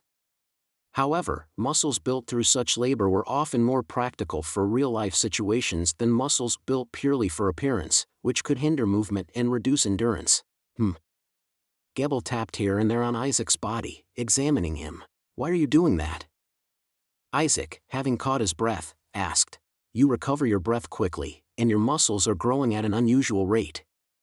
But it's odd how you can easily lift a heavy axe and then tremble under the weight of a few logs. It's hard to predict. I don't really understand it myself. Gebel didn't particularly suspect anything. He was already convinced of Isaac's maturity and saw no reason to doubt him. He was merely curious about the conditions under which Isaac exhibited his extraordinary strength. But now, Gebel's attention was focused elsewhere. That's not a problem. Your physical strength is developing remarkably fast. It's astounding. To think your muscles could grow this much in just a week. To Isaac, he didn't notice much difference, but Gebel saw it differently. It must be because of the tentacles. Dead god's intestines devour a portion of the opponent's stats and characteristics. Flesh storage accelerated regeneration until the devoured opponent is digested. The flesh storage ability rapidly digested its prey while significantly enhancing healing speed. And this applied even after a whole day of physical training, leaving his body exhausted. Muscle growth worked like this. First, exercise would break down the muscles. Then, they would heal, becoming bigger and tougher than before. This cycle led to larger, stronger muscles. With the help of the flesh storage ability, Isaac could undertake more strenuous and bold exercises without the fear of injury. Thanks to this, Isaac's muscle growth accelerated. Moreover, the dead god's intestines significantly boosted this efficiency. His body was visibly improving. Isaac was pleased with Gebel's evaluation. Great, great. It feels like I'm finally reaping the benefits of being in this other world. Everything was going smoothly. Training under Gebel, a former vice captain of the Paladin order, and learning miracles and hymns from the monastery head, Isaac was sure of a stable life ahead. The monastery head didn't suspect him, and he was being strongly pushed towards becoming a paladin. What was there to worry about? He just needed to rise through the ranks within the order and then lead the Dawn Army to reclaim the Holy Land. Time flew by. Isaac spent his days under the full support of the monastery head and under Gebel's guidance. Meanwhile, he also carried out missions for the Nameless Chaos, enhancing his tentacle abilities. Using tentacles within the monastery was still risky, but Isaac managed to walk this tightrope successfully. The nutrients from the tentacles and Gebel's swordsmanship guidance synergized beautifully, rapidly improving Isaac's skills. Thus, Isaac's third winter in this body arrived. It was a rougher winter than he had anticipated. The snow began falling earlier than usual, blanketing the forest surrounding the monastery. Thanks to the winter preparations Isaac and Gebel had diligently made during late autumn, the monastery was more than ready for the season. In the midst of the snowflakes, Isaac stood in the monastery's backyard, sword raised above his head. 2 years of training had transformed his body. Muscles had developed on his once thin limbs, and his face now bore the marks of a young man, though he still appeared slender. Nevertheless, his growth was impressive compared to before. Even without swinging the sword, just holding it up, Isaac's body was covered in beads of sweat. Despite not making a single move, the snowflakes melted before even touching him due to the heat radiating from his body. Suddenly, Isaac's eyes flashed. The sword moved even before he thought of swinging it. The blade's trajectory cut sharply through the air. Whoosh! The sound of the wind being sliced echoed sharply, sweeping the accumulated snow around. Isaac finally exhaled deeply, as if releasing his breath with force. Sweat poured down like rain. This seems to be the limit my stamina allows. The cursed blood of the Nephilim hampered Isaac during his sword training. However, he was able to compensate for this to some extent through the Devour perk. Is this the limit of the physical capabilities of the Nephilim race? The barrier of racial limits seems higher than I thought. The exact extent of this limit was unclear. But to attain greater strength and endurance, he would need to look towards magical means or miracles. Advanced swordsmanship could cover for this level of stamina, but Isaac felt he had reached the limits of his swordsmanship potential. Despite not learning from Gebel, he had glimpsed beyond his current level. This beyond was not just a feeling but could be quantified. Isaac's gaze drifted to the void. Low-level Paladin swordsmanship proficiency, LV 99, 999999/999999. Conditions not met for the next stage. Since being permitted to wield a sword, Isaac had not missed a single day of training, far surpassing the training period of the swallowed Calcin Miller. Precise execution of movements provided more experience than mere repetition. Thanks to this, Isaac had successfully maxed out his swordsmanship training. But that was half a year ago.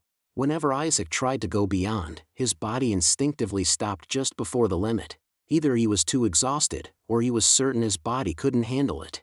Advanced swordsmanship. That must be like a skill. In the Nameless Chaos, swordsmanship was classified as a skill, like magic or miracles.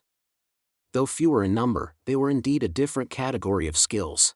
Just as a mage uses mana and a priest performs miracles in exchange for worship, swordsmanship consumes stamina. In games, this is portrayed as HP consumption, but the reality could be different. Using skills beyond one's capacity could shatter the body. It meant Isaac's HP could drop to 0. Surely I won't be unable to use it for my whole life? The worry crept in, but it wasn't yet so dire that he had to rely on someone else. If it came down to it, he thought he might manage somehow with the Devour trait of the tentacles. He needed to restrain himself from swinging his sword until he understood the unmet conditions. Do I have to become a real paladin?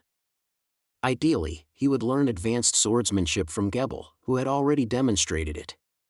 But even as he thought this, Isaac had long given up his desire for advanced swordsmanship or proficiency.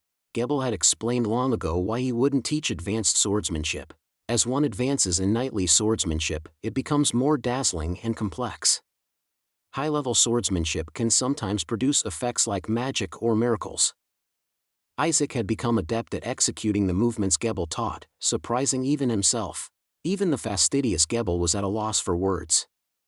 A 14-year-old boy was handling the sword as skillfully as a veteran who had spent decades on the battlefield. Each order of knights pursuing the way of the sword has its own secret techniques. They all claim to be the best, but it's hard to judge superiority, as each has reached its level through research and effort. What if Isaac started learning and using advanced swordsmanship? But even grown adults often struggle with it, leading to runaway attacks or injuring themselves. Isaac's young body could be injured, or worse, torn to pieces. It wasn't impossible. Even in reality, beginners often get hurt attempting difficult movements. While these don't produce magical effects, the ability to perform superhuman movements is similar. In this world, magical occurrences are possible.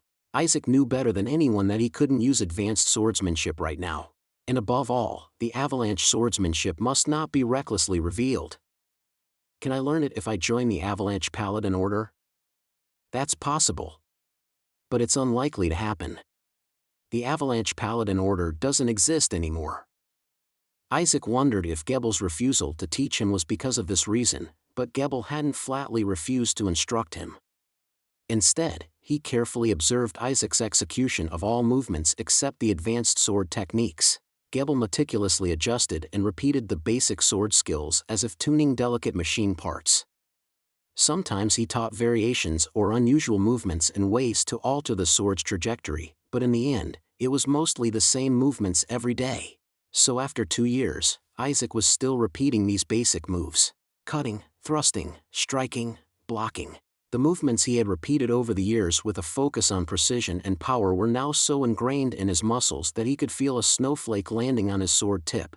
Isaac sighed and lifted his sword again. He had completed his training for the day, but driven by a strange compulsion, he raised his sword once more. His breathing was still rough, and his muscles trembled as if in a spasm. One more time. Isaac had let go of his longing for advanced sword techniques. What he sought was no different from wanting to increase the number of push-ups he could do. He didn't want to regret not being able to swing his sword just one more time in a crucial moment. The tentacles are a last resort. If he didn't want to be chased as a monster, he shouldn't recklessly use the tentacles when cornered. Isaac forced his breathing to steady and aimed the tip of his sword at the air. This time, instead of simply refining a movement, he imagined a hypothetical enemy. He had done similar training many times before, starting with a wild boar, then Gebel, and eventually Khalsan. But his current opponent was neither human nor monster. It was the Nameless Chaos. Or, more precisely, himself unleashing a barrage of tentacles. The strongest being Isaac had ever faced wasn't the wild boar, Gebel, or Khalsan. It was himself. When imagining his tentacles overflowing and engulfing the world with their ferocity, Isaac felt terror. He couldn't help but think about how he would confront such a being or what he would do if he became that being. Of course, at his current level, he would be hopelessly defeated. But still, once more. Though he had been crushed and decapitated hundreds of times in his imagination, Isaac moved his sweat-drenched body once more. Again, he felt the tentacles striking down on him. That moment, his sword moved strangely. Having repeated the same movement thousands of times, Isaac was acutely aware of the change. He felt as if his sword had wriggled and bent for a moment. What? It was a simple thrust, a short distance, but Isaac's sword evaded the trajectory of the tentacles and struck the imagined enemy precisely. Ping! Isaac came back to his senses. The imaginary enemy had vanished, and before him was only empty air. He couldn't understand what had just happened. The sword had bent at an impossible angle. Like a tentacle. This is... Thump. Before Isaac could fully grasp the situation, he heard Gebel's voice from behind. You'll catch a cold. Isaac, startled, lowered his sword. Fortunately, it seemed that Gebel hadn't seen that movement. Fortunately. Isaac didn't understand why he thought of it as fortunate. But he felt like he had done something that shouldn't be discovered. He attributed this feeling to a premonition instilled by the tentacles. He had often relied on such intuitions when performing actions that shouldn't be discovered. While Isaac was putting on his clothes, Gebel looked at the traces around them and asked, "Have you been doing this since dawn?" "Yes." Isaac had special permission to start training from dawn, unlike other kids. Though he couldn't miss the other prayer and mass times, the monks, knowing he was fully supported by the monastery head, accommodated him at all other times. "You've been told that it's okay to ease up on the sword training now." Gebel seemed to be aware that Isaac's swordsmanship had plateaued. Although Isaac was discontent with not being taught advanced techniques, he understood why Gebel said it's okay to ease up on the sword training now. Try reciting the prayer of the fire seed. Ironically, this was precisely why Isaac persisted with his stagnant sword skills.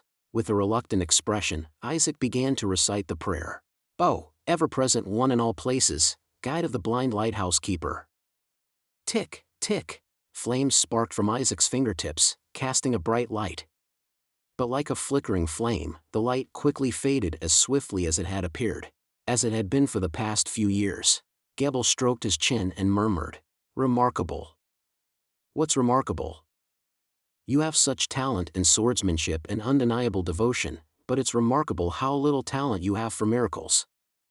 "Isn't that normal?"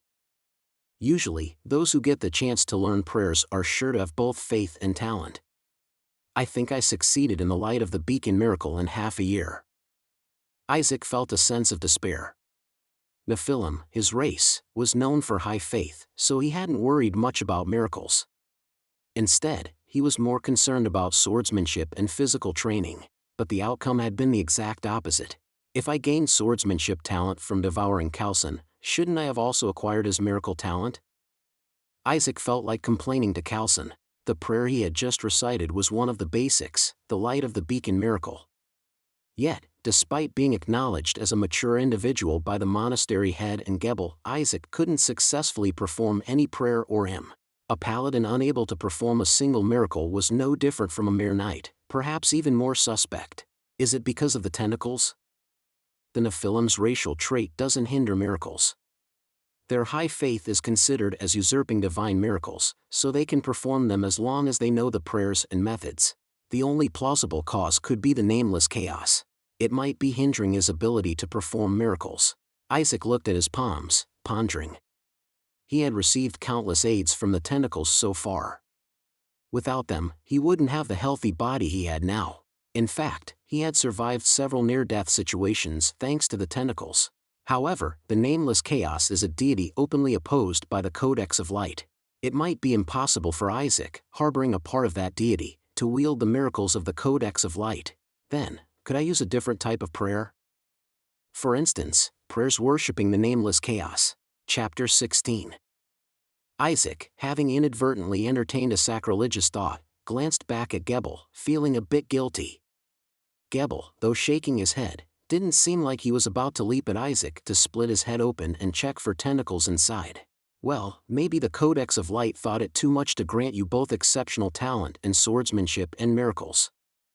Isaac's talent with the sword clearly exceeded normal levels. If Gebel didn't use advanced sword techniques, Isaac could probably match him. Gebel gazed at the snow-covered yard for a moment before speaking. "It seems enough."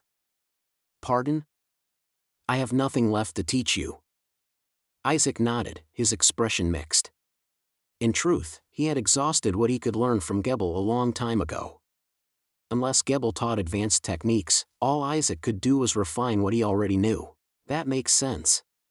"You said avalanche techniques couldn't be indiscriminately disclosed." Gebel stared at Isaac intently, then unexpectedly revealed something.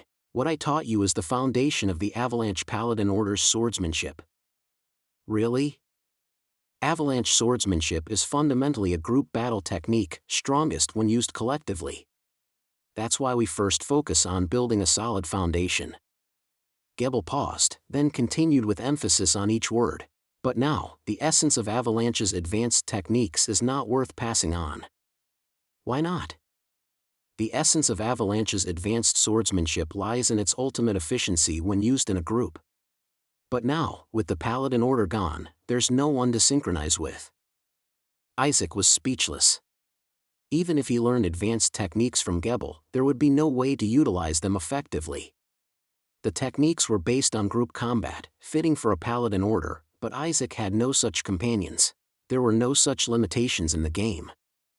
So, I hope you develop your own unique secret techniques, based on the basics you've learned. Your style will vary depending on what you experience and feel each time you wield your sword. Gebel's casual suggestion was monumental. He was asking a young man not yet an adult to establish a new school of swordsmanship. Isaac might not have grasped the full difficulty of advanced swordsmanship, but he couldn't help feeling that this was an absurd idea. Is that even possible? You can do it. Gebel spoke as if stating a fact. I've seen potential in you many times. But you always held back, probably unconsciously restraining yourself from using unlearned techniques. In reality, Isaac's body automatically stopped due to the low HP limit of Nephilims, but Gebel seemed to interpret it differently. To Gebel, who was convinced of Isaac's maturity, Isaac appeared as a blank canvas capable of painting anything. Had he taught him the essence of Avalanche swordsmanship, Isaac would have absorbed it instantly. But Gebel chose not to.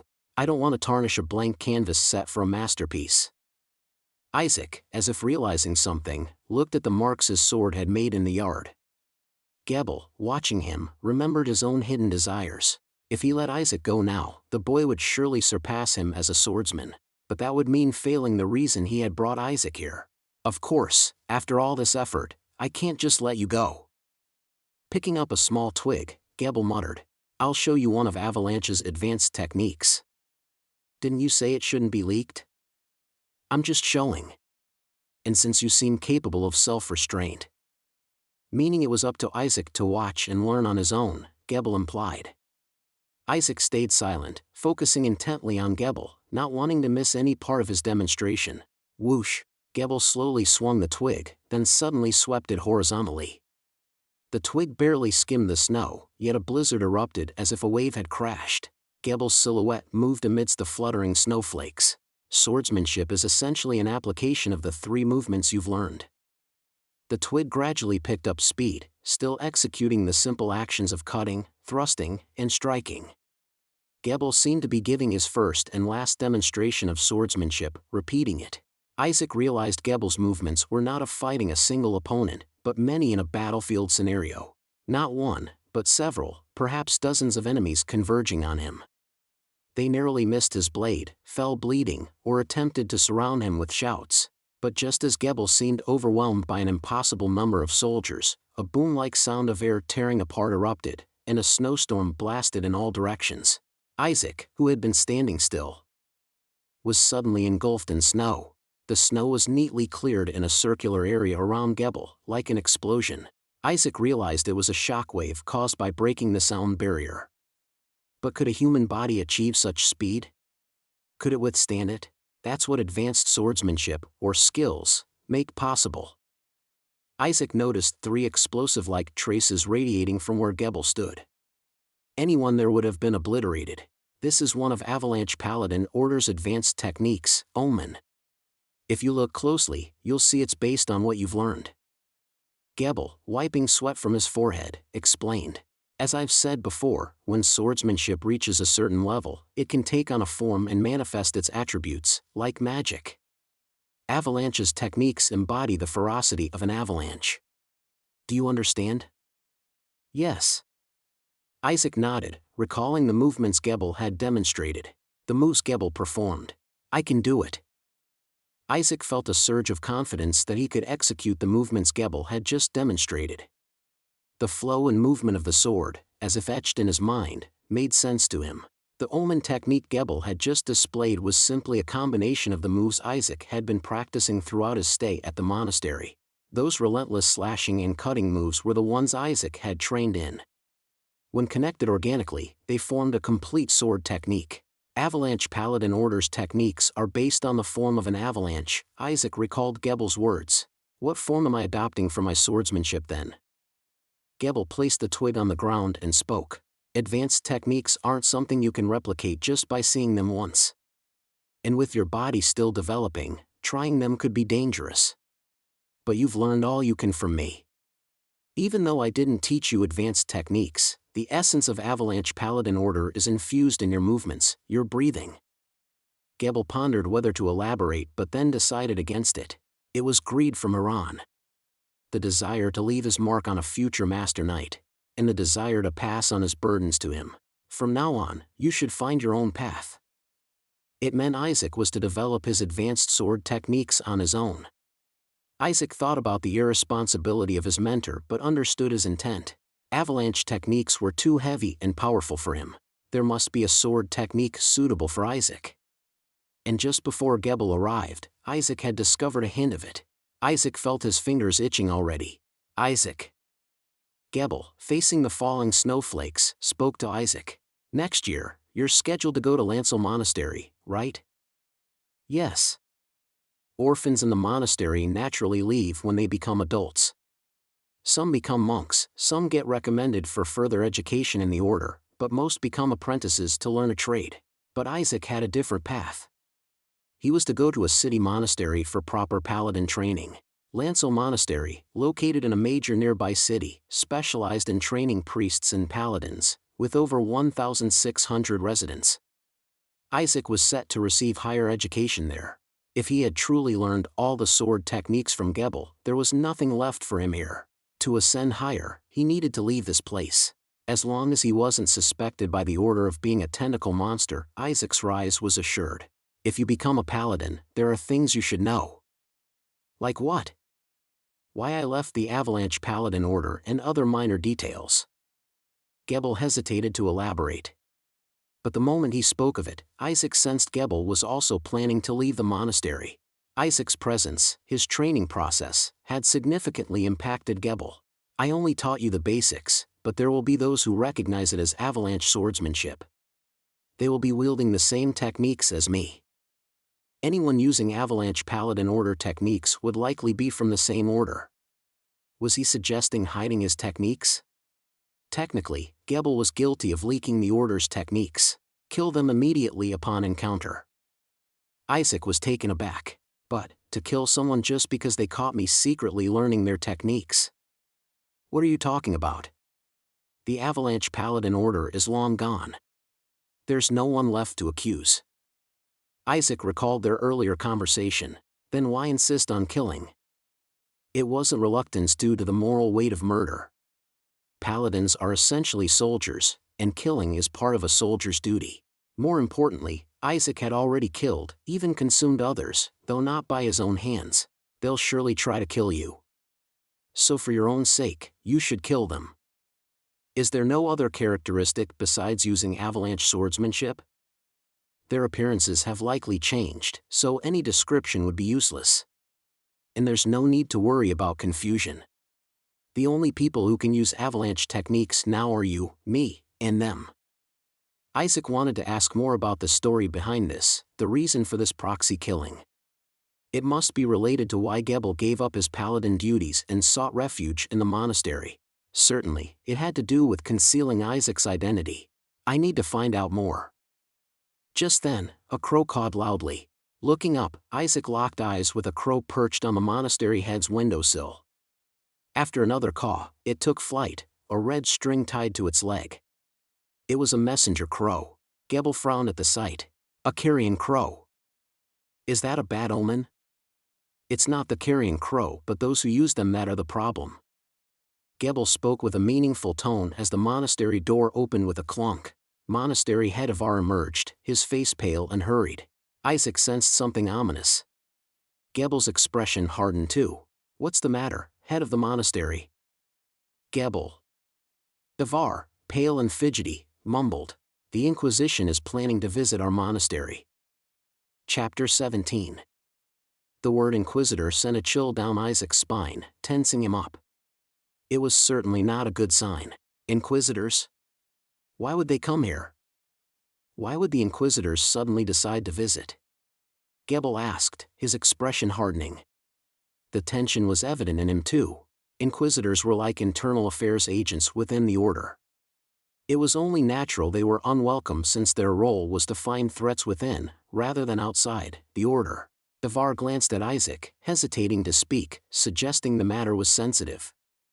Isaac caught the hint and discreetly stepped back, but as soon as he turned the corner, he quickly extended a tentacle from his left hand. Rat in the wall / share senses through the tentacle. Isaac had used this power to eavesdrop on secrets and whispers throughout the monastery. It was necessary, given he harbored secrets that couldn't be discovered. The message doesn't specify why they're visiting. Just that it's urgent. Ivar showed Gebel the letter brought by the carrion crow. The scrawled note was brief. Urgent. Threat present.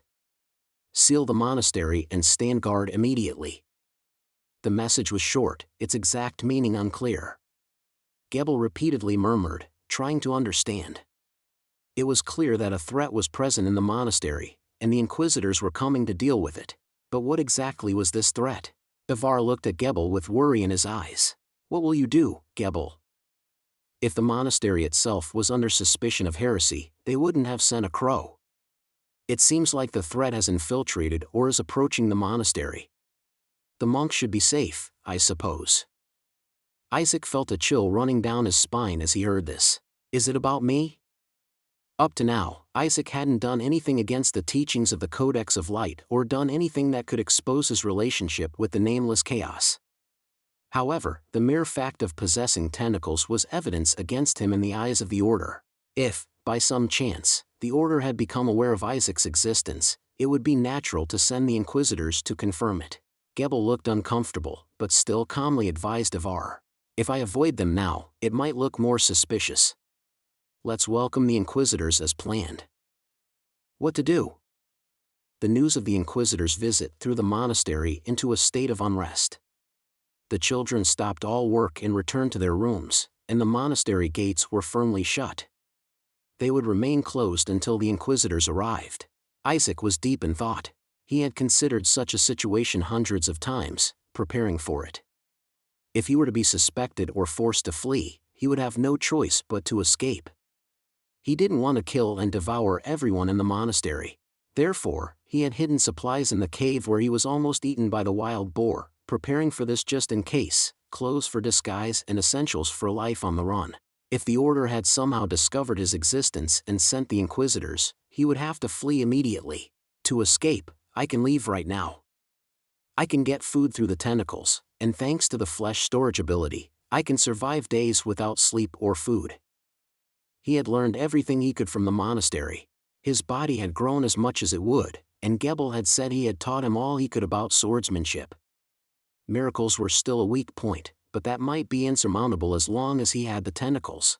If he left now, joining a night order on the frontier might offer him a decent position, but the uncertainty of whether the Inquisitors were coming for him was the problem. What if they weren't coming for him, and he fled? What if they thought, wait, is this kid hiding something? We should have a more thorough conversation. This is why I hate inspectors. Their mere presence causes all sorts of unsettling thoughts, making their visit stressful. Isaac finally decided to wait until the Inquisitors arrived and then make a decision. If they point me out and come looking for me, then I'll flee. He already knew the monastery's layout and the geography of the mountains well. Secretly slipping away was not difficult, especially with the help of his tentacles. What would come after that, though, was the issue.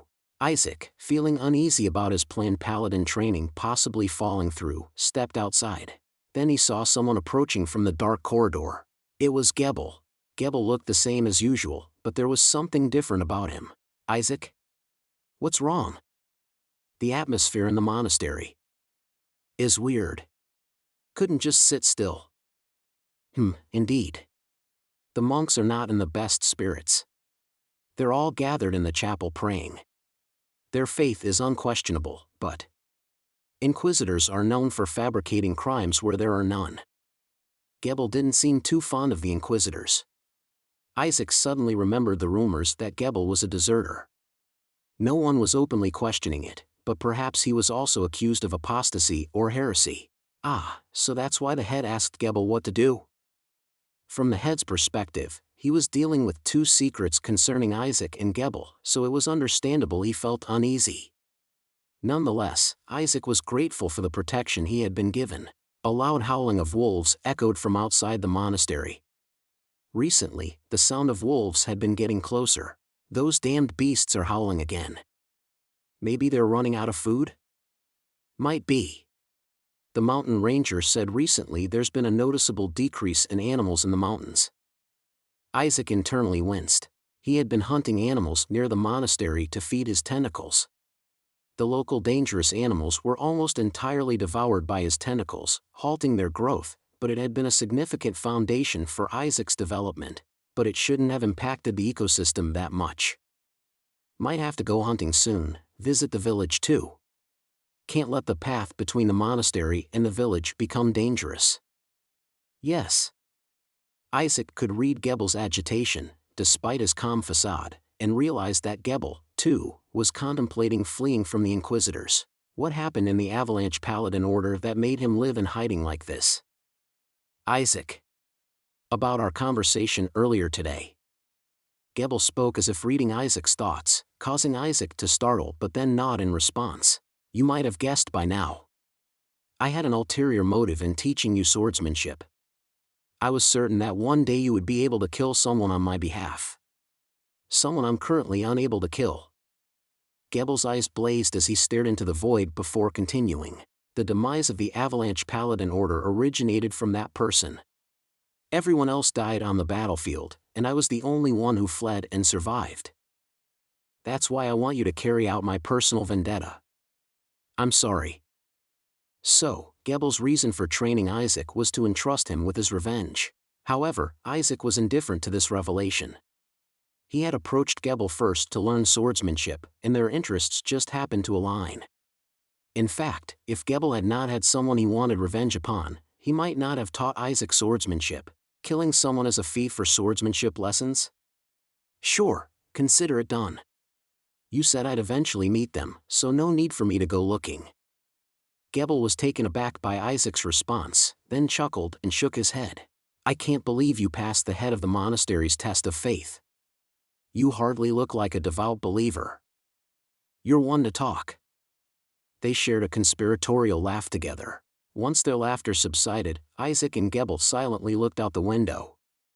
The Inquisitors were expected before evening, but it was already getting late into the night. Even accounting for the early sunset in winter, it was unusually late. Perhaps they would arrive in the morning. Isaac hoped they would come as late as possible. Thud, thud, thud, thud. That's when they heard it. A loud banging noise came from the monastery's main gate. Are they finally here? Sooner than expected. Gebel's expression hardened as he headed towards the gate. But since they had locked it following the Inquisitor's instructions, it took a while to open. The banging noise continued relentlessly. Is anyone there? Please, open the door. Hans? Isn't that you, Hans? What's going on? Gebel. The person pounding on the door turned out to be Hans, who had become an adult and joined a blacksmith shop in the village. Hearing the commotion, other monks rushed to assist Gebel in unlocking and opening the door. As soon as it opened, Hans, panting heavily, collapsed inside. Hans. He was covered in blood, his body full of wounds. Luckily, most seemed to be from falling or scraping rather than life-threatening injuries. What happened? Were you attacked? Attack, by wolves. Gebel's face turned grim. He had already been concerned about the unusual behavior of the wolves, and now a human had been attacked.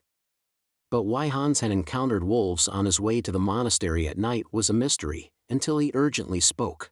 The Inquisitors. The Inquisitors are in danger. Isaac and Gebel were now hastily running along the mountain path. They were the only ones who could potentially save the Inquisitors, who might be in danger, facing off against wolves. The Inquisitors had asked for guidance. Isaac recalled what Hans had said. Working in the blacksmith shop, Hans was requested by the Inquisitors to guide them to the monastery. Though he was uneasy about the Inquisitors, as a faithful who grew up in the monastery, he couldn't refuse and complied.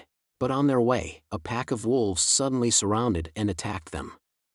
Such an incident had never occurred before, leaving Hans in shock. However, the Inquisitors managed to create an escape route for Hans, instructing him to seek help from the monastery. Hans had thus run nearly half a day through the mountains to reach the monastery. He saved Hans and stayed behind. Isaac, who had preconceptions about the Inquisitors, felt slightly guilty. But that didn't mean the Inquisitors weren't a threat. Or maybe, if they just got attacked and eaten by the wolves.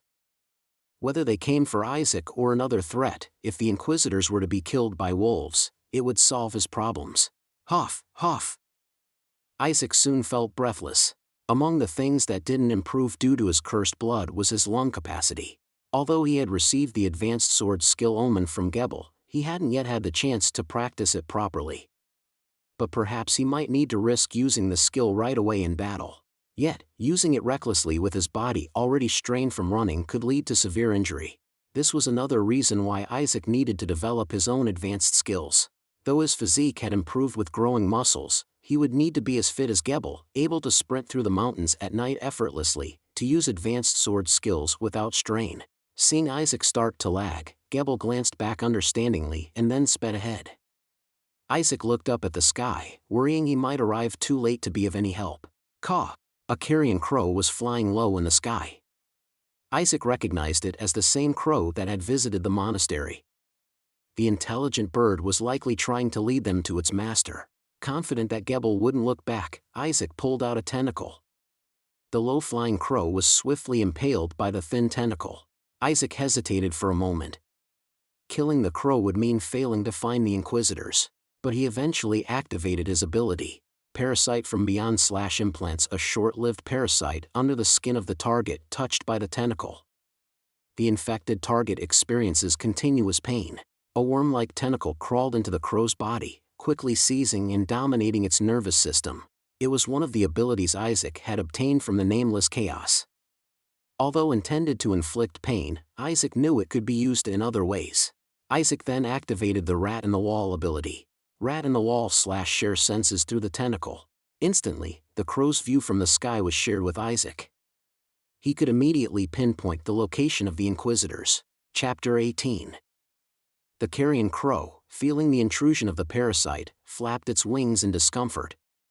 However, the parasite numbed its senses, calming it down.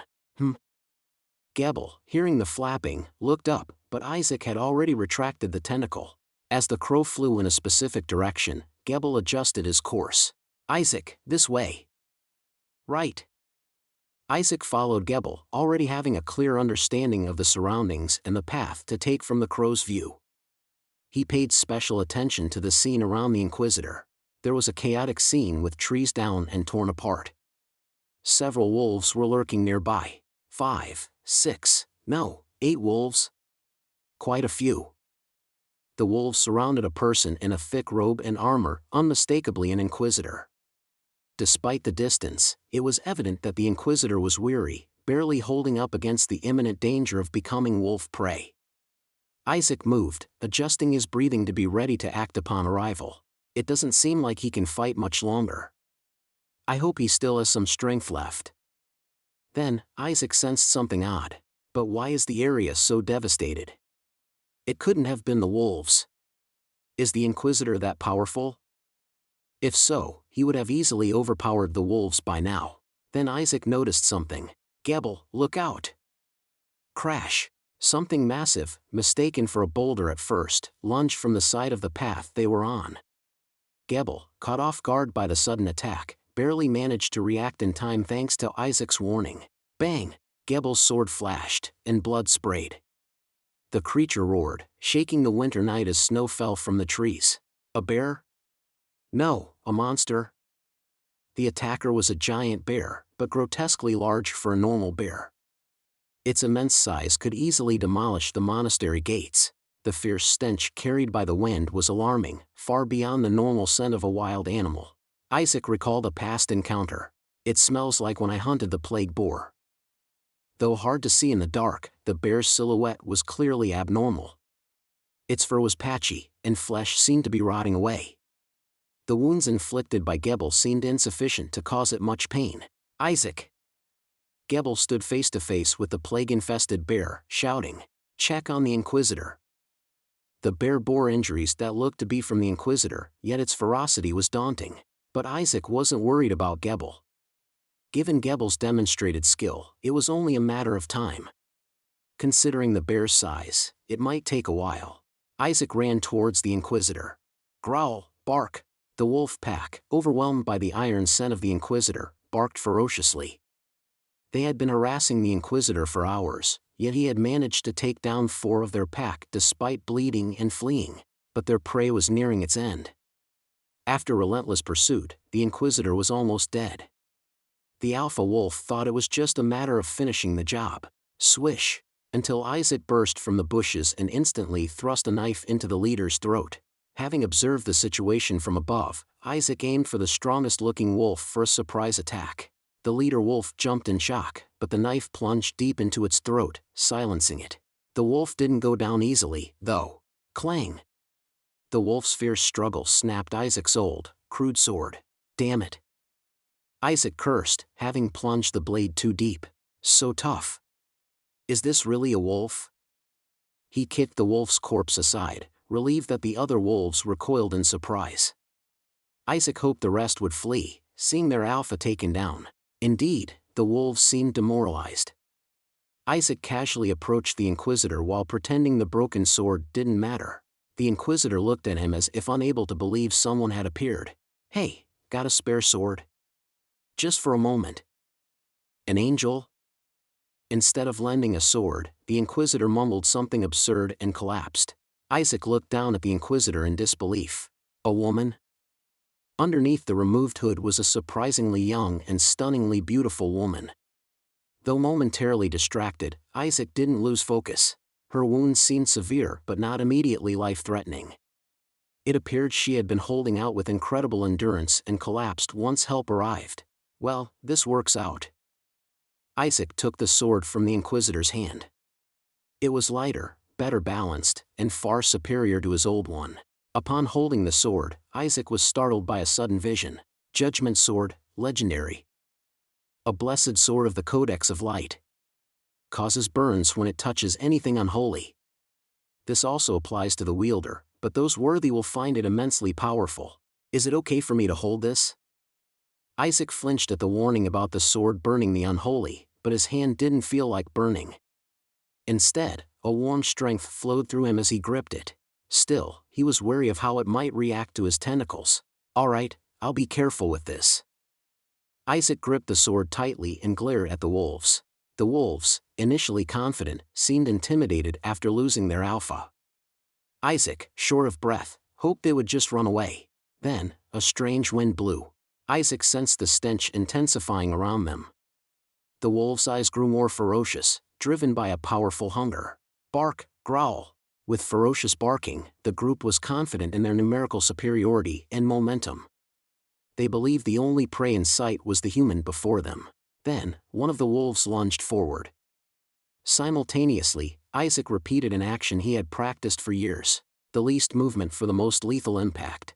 The moment Isaac exhaled shortly, his blade pierced through the wolf's chest. Click.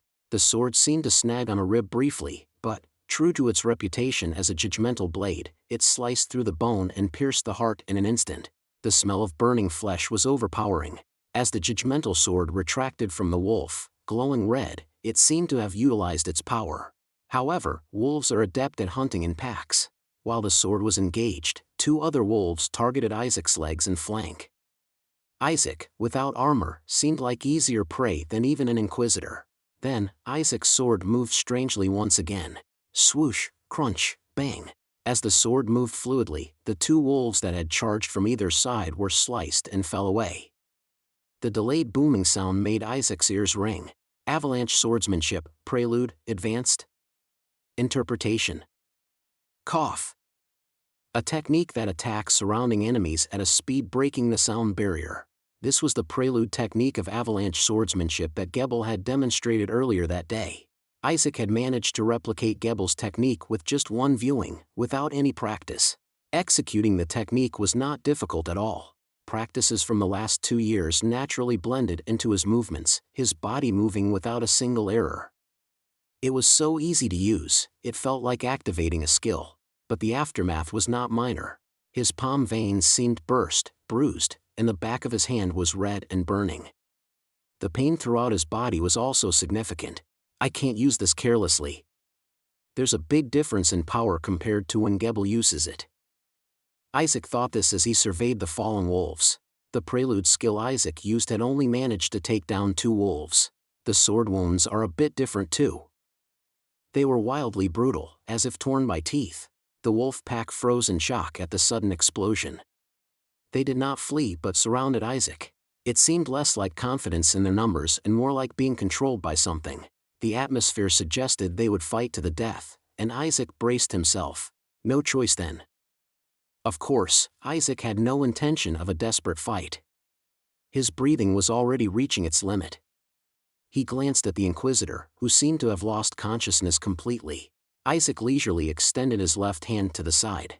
If there were no onlookers, there was no need to exert himself swinging the sword. Let's see who preys on whom. Tentacles slowly unfurled from his hand like blooming crimson flowers. They extended almost 10 meters and thickened to the width of Isaac's forearm. Sway. As the tentacles ominously swayed, the wolves sensed something more terrifying than the plague curse that had been agitating them. Whirl, crunch. Isaac's tentacles swiftly grabbed the corpse of the wolf pack leader he had killed earlier.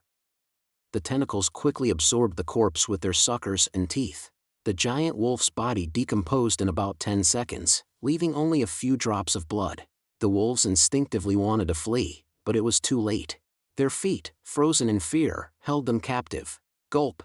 Isaac burped quietly and muttered, "I never thought I'd eat dog meat in this other world." Swish, crunch, crunch. After taking down the last wolf, Isaac inserted a tentacle into its nape. The tentacle burrowed through the skin, rapidly sucking flesh and bone. The wolf was left as just a skin, which was then absorbed, leaving nothing behind. Plague wolf consumed. Dead god's intestine perk increases absorption efficiency. Night vision improves. Weakness tracking ability enhances. Resistance to low-grade diseases increases. The blessing continues until digestion. This amount should last a few days.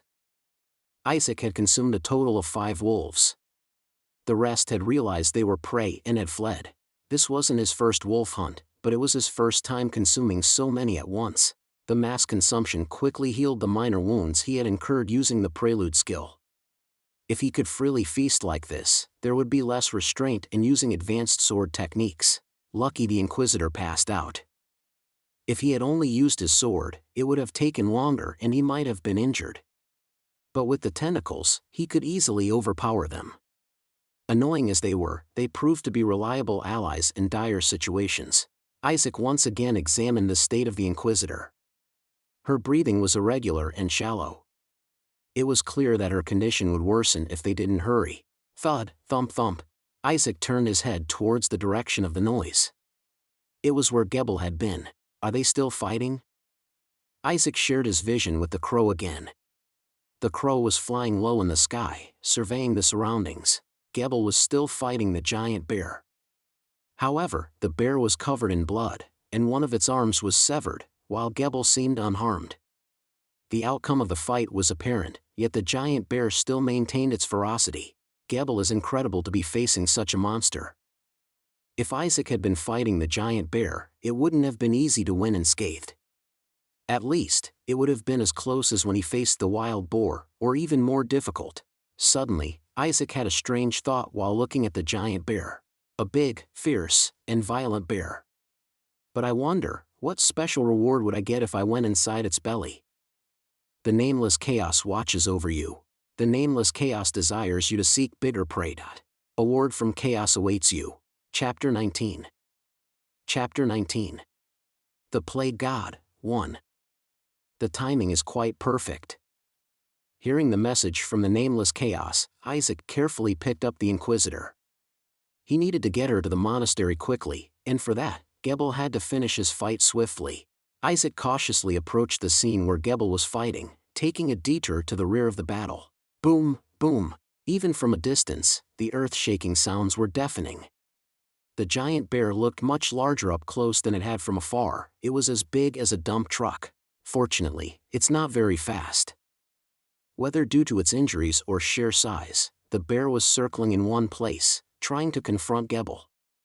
Isaac set the Inquisitor down and stealthily moved closer to the bear's rear. "Isaac?" Gebel was surprised to see Isaac approach but didn't waste the moment. Isaac, with his sword raised, rushed in swiftly. It was a thrust he had repeated tens of thousands of times over the past 2 years. Growl. The giant bear, belatedly noticing Isaac, tried to turn around, but Gebel didn't miss the opening Isaac had created. Gebel charged and targeted the bear's neck. The bear, already fiercely battling Gebel, knew in its mind that Gebel was a bigger threat than Isaac. But instinct screamed otherwise. It must not lose sight of Isaac. Isaac, however, aimed for the less lethal lower half.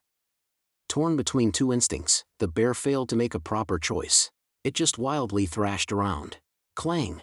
Sparks flew from the bear's claws as it blocked Gebel's sword, but that move cost it its hand, which was torn to shreds. Gebel didn't stop there, he slashed deeply across the bear's neck.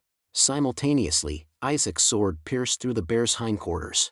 It was a flash-like thrust that seemed to stop the wind itself. The delayed gust ruffled the bear's fur. Something was wrong. Stupid creature. After stabbing his sword, Isaac immediately inserted a tentacle into the wound. The tentacle, piercing through the thick hide, naturally tore into the bear's innards, rapidly reaching its heart. Isaac felt the bear's heart throbbing madly through the tentacle. He grabbed the heart, as big as a human head, with his tentacle and crushed it, absorbing it. Growling. The giant bear let out a strange groan, struggling. Gebel, surprised by the bear's abnormal reaction, didn't miss his chance. He swiftly swung his sword, almost completely severing the thick neck. The neck was shredded enough to suffice. The tentacle had already rapidly consumed the bear's heart. Blood gushed from the cut neck as the bear collapsed with a thunderous sound. Plague giant bear consumed. Dead god's intestines perk enhances absorption efficiency. Temporary superhuman strength perk acquired. Disease resistance significantly increases. The blessing continues until digestion. Superhuman strength? Isaac was puzzled by the single perk but had no time to ponder. As the dust settled, Gebel hurried over. "Isaac! Are you okay?" "Yes. I think I hit the jackpot with that last move." Gebel looked down at the giant bear with a disgusted expression. "I've lived in this monastery and never seen such a crazy monster. Something you'd only expect to find in remote areas. I wonder where it came from. Should we dissect it?" "No, it seems diseased, so it's not edible, and we can't carry it. Better to leave it here. I'll ask the abbot to cleanse the land." "Ah, because of that damned Inquisitor, we didn't need to sweat this much." "That damned is actually a she." Whether it was a he or a she, it was ironic that the two who were most uneasy about the Inquisitor's arrival had saved her. Gebel seemed surprised to learn the Inquisitor was a woman, but he didn't dwell on it too much. He looked down at the Inquisitor lying on the ground with a wary expression. "Let's at least keep this burden alive for now." Isaac decided to carry the Inquisitor. Thanks to the perk from consuming the giant bear, her weight felt almost negligible. His breathing wasn't even heavy. His HP, depleted from using the advanced sword skill Prelude, seemed to have recovered, making him feel comfortable. Gebel was incredulous to see Isaac, who used to pant just from a few swings of his sword, now effortlessly climbing the mountain with the armored Inquisitor on his back. But he didn't find it particularly strange. Isaac's odd fluctuations in stamina were already familiar to Gebel. He simply muttered to himself, "Youth is a powerhouse." Isaac still had enough energy left to check the reward from the Nameless Chaos. The Nameless Chaos is pleased with your recent consumption. A reward from the Chaos is granted. Choose one of the following 3 rewards. The Cleaner of Otherworlds / now you can summon tentacles from both hands. The Caller from the Abyss / casts illusions on your enemies to bind and slow them down. Offspring of Chaos / requires the ability Parasite from Beyond. The parasite devours the host instantly and undergoes explosive growth, transforming into the offspring of chaos. It's been a while since I had to choose a reward. Isaac smiled with satisfaction. So far, the abilities he had gained from his tentacles were Flesh Storage, Parasite from Beyond, and Rat in the Wall. He had declined several quests from the Nameless Chaos, either because they were impossible to accomplish within the monastery or were ridiculously dangerous. Life wasn't a game. To him, it was more crucial to increase his physical stamina than to develop dangerous tentacle abilities. Fortunately, none of these abilities are too conspicuous this time. The cleaner of other worlds didn't seem as bad as before. Over the last 4 years, he had learned to sufficiently conceal his tentacles. However, he felt no need for additional tentacles as those from his left hand and chest were already enough. The Caller from the Abyss was a useful debuff curse skill. If he could weaken his enemies with this skill, he could take down most foes without even needing to reveal his tentacles. In this sense, it was excellent for disguise. Offspring of Chaos was one of the most lethal monster skills. If not released immediately, it drains health rapidly and culminates in the host's death, spawning a monster. Its grotesqueness and the ease with which it could break enemy lines had made it infamous among players. But it was undeniably a striking skill. A powerful skill, but the fact that it follows the host's abilities and is conspicuous is a concern. Moreover, the parasite had to be pre-implanted, meaning the tentacles had already penetrated the skin. It was almost like being in a winning state already. Yet, after some contemplation, Isaac chose Offspring of Chaos. The crow has been quite useful. In a complex battlefield, having an ability like the crow to observe from above would be extremely beneficial. He needed a servant-like minion he could command stealthily rather than a rampaging tentacle monster. I need to keep an eye on the Inquisitor too. He hoped such a situation would not arise, but it could also be used for blackmail if necessary. After all, Isaac had to prioritize his own life above all. Eventually, Isaac chose the Offspring of Chaos. The tentacle within his left hand writhed, absorbing the new power. Isaac could intuitively feel that the parasite within the crow could tear its host apart and transform into a new form at any time. Not now, though. If the Inquisitor woke up, she might search for the crow. He didn't want to take unnecessary risks with pointless experiments. After all, the monastery was rife with rats, excellent subjects for experimentation. Upon Isaac and Gebel's arrival at the monastery, the monks hastily opened the doors. The monastery had all its torches and lamps lit, showcasing its devotion to the Codex of Light. It seemed they had prepared for the Inquisitor's visit. Regrettably, the Inquisitor, having fainted, missed this spectacle. This way. Ivar led them to a prepared infirmary to lay down the Inquisitor. The monks glanced curiously at them. Noticing she was a woman, the monks appeared bewildered. The monastery wasn't strictly forbidden to women, but access was mostly restricted to avoid unfortunate incidents. As Ivar began to remove her armor to make her more comfortable, he looked closely at her face. And then, he was shocked. Isolde Brandt? Hearing this, Gebel couldn't hide his surprise either. The daughter of the Brandt ducal family? Yes. I remember her from her coming-of-age ceremony. She must be a distinguished person. Isaac chimed in. Even Isaac had heard of the Brandt ducal family, a household famous enough to be known in the Jerthonia Empire. It was said that the current emperor of the Jerthonia Empire rose to power with the Brandt family's support. If the abbot attended her coming-of-age ceremony, it surely indicated their significant influence. Although there is no high or low under the Codex of Light, the Brandt family is known for their deep faith. But I never imagined their only daughter would be working as a harsh inquisitor. The Inquisitor, with her absolute authority, had many enemies. Like Isaac had secretly thought, there would be many people who wouldn't mind her disappearance, thinking it would cause no suspicion. Eventually, they all reached the same conclusion. If Isolde died here, it would be problematic for more than just a few. Perhaps it would have been better to let the wolves have her. Isaac regretted internally but showed no outward signs. Let's keep her alive for now. Whether she's a Brandt or a barbarian, I don't want to waste effort saving her just to let her die. Gebel tore Isolde's clothes to check her wounds. The foul smell emanating from the wound made the three of them close their mouths. Especially Gebel and Isaac, who involuntarily stepped back, recognizing the familiar stench. Ivar examined Isolde's wound, which seemed to have been bitten by a wolf. Blisters and discoloration, signs of decay. It's the plague, Isaac muttered. Hearing this, Ivar also stepped back. On reflection, the wolves, boars, and bears had all been infected with the plague. This meant that some plague was widespread throughout these mountains.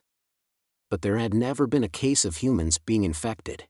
Isaac felt a chilling premonition. Could it be they deliberately didn't kill her? He was troubled by the fact that, despite hours of effort, the giant bears and packs of wolves had only driven the Inquisitor to exhaustion without killing her. But what if this was someone's intention? Isaac recalled the change in the wolves' behavior when they smelled the plague. Someone had intentionally infected the Inquisitor with the plague to get her into the monastery. Ivar kept silent for a moment, then spoke. Let's start with treatment. Gebel, please sprinkle garlic and salt around the room. Isaac, go get leeches from the basement. I'll prepare a prayer meeting with the monks. Leeches? Isaac looked puzzled by the odd instruction. We need to perform bloodletting therapy. Removing bad blood is essential to get the plague out of the body. What nonsense is this? Drawing blood from a patient? Isaac almost blurted out but managed to hold it back. This world lacked basic medical knowledge, typical of the Middle Ages. On second thought, it made sense. In a world where most diseases and injuries were healed by the miracles of monks, it would be stranger for medicine to be advanced. But this plague is targeted at the monastery.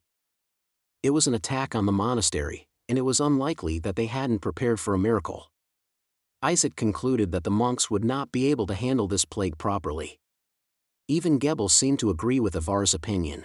I have to do something about this. If the Lady Inquisitor is so valuable, it would be beneficial to keep her alive. Chapter 20. The plague? Infected with the plague? Yes. I saw Lord Gebel setting up quarantine lines. The fact that the Inquisitor who entered the monastery was infected with the plague spread quickly. It was obvious, given that Gebel was setting up barriers to restrict entry and Ivar was preparing a prayer meeting for the treatment of the plague. To a modern person, the idea of treating the plague with a prayer meeting might sound like nonsense. But in this era, it was a natural response and even considered the most effective treatment. However, whoever had spread the plague in the monastery had been preparing for a long time, and it was doubtful whether prayers would be effective. Ivar, aware of this, was preparing bloodletting treatment. The monks had their own methods of dealing with the plague, albeit rudimentary, like rubbing dried herbs on their faces or hanging chicken feet around their necks. Although many of these practices were unrelated to the Codex of Light, it was evident that even the most devout monks were subtly influenced by superstition. But there was one thing that Isaac could not accept. All the leeches are dead? Yes. Ivar, who was performing bloodletting on Isolde, was flustered. They had planned to first draw blood and then treat her again, but now all the leeches were dead. The monastery's basement had a tank of leeches for such emergencies. But now, instead of leeches, there was only black water sloshing around. How did this happen? I can't exactly say that the tentacles ate them. Isaac decided to fib a little. When I put the blood-fed leeches in the tank, they all dissolved and disappeared overnight. Maybe it's because of the plague? The wolves and bears were also infected, so why not the leeches? Surprisingly, this excuse worked. In the biological understanding of the time, leeches were more like a liquid than an animal. In reality, the tank contained remnants of leeches that the tentacles had eaten and absorbed the plague from. You have devoured the leeches. Devouring bonus, increased efficiency in blood-sucking, minor improvement in health recovery ability. Although he received an unexpected and unintended devouring bonus, the rapid digestion of leeches meant it probably wouldn't be of much help. Ivar groaned at the news of the leeches' demise. It's difficult to find leeches in the middle of winter. Should we draw the blood ourselves?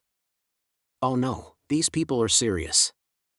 Before Ivar could commit to any harebrained medical practice, Isaac quickly intervened.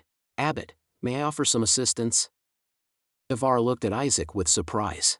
You mean you? Yes. I've read some foreign medical texts in the past. Gebel and I can handle basic nursing and chores, so the monks and you, Abbot, can concentrate on the prayer meeting without worrying about other things. It was a simple division of labor. The monks trying to treat the plague themselves would only be a hindrance. However, as the prayer meeting was not ineffective, they should focus solely on that. Isaac intended to focus on quarantine and treatment, the so-called chores. Ivar stared at Isaac for a moment and then nodded. In an era where holding a saint's hand for healing was believed more effective than a doctor's diagnosis, and where miracles existed, such belief was not entirely misguided. The plague was already spreading among the monks. The children were isolated to prevent infection, and even Gebel was showing symptoms of the plague. However, Isaac, who had carried Isolde, showed no signs of the plague or even a cough. Ivar, not so much trusting Isaac's knowledge as believing he might be blessed by God, consented to his actions. Very well. We will focus on the prayers, and trust the rest to you. Isaac immediately began quarantine measures. First, he isolated Gebel, who could be considered a close contact, in his own room. As Gebel was showing early symptoms of the plague, it was a necessary measure. Isaac also collected and burned all of Isolde's clothes, which were the main source of the infection. When the monks were concerned about burning the Inquisitor's clothes, Isaac calmly explained, "It's a measure to purify the plague with fire." The monks were convinced by his plausible explanation and burned other potentially infected items. Fortunately, the monks, despite Isaac being only 16 years old, followed his instructions well. Isaac's actions were grounded and somewhat aligned with traditional superstitions. There's at least some concept of quarantine here. Even the act of isolating those infected showed they understood to avoid areas where the plague had broken out. Isaac also mandated washing hands before meals and adjusted the monks' robes to cover up to their noses. While it wasn't the same as a mask, it could at least prevent saliva from spraying everywhere. A separate place for the prayer meeting? Yes. Isaac even meddled in the prayer meeting arrangements. He requested that the prayer meeting be conducted separately for those showing symptoms of the plague and those who were not. In an era where it was common to travel the country seeking the statue of a saint believed to have healing powers for the sick and their caregivers, Isaac thought the monks might resist the idea of separating the prayer meeting places. He planned to turn the chapel, where prayers were held nearly 24/7, into an isolation facility. The prayer meeting doesn't necessarily have to be confined to a cramped corner. If we are to follow the teachings of the Codex of Light, it's only right that the healthy raise their voices more clearly under the sunlight. The symbol of the Codex of Light's congregation was the sun.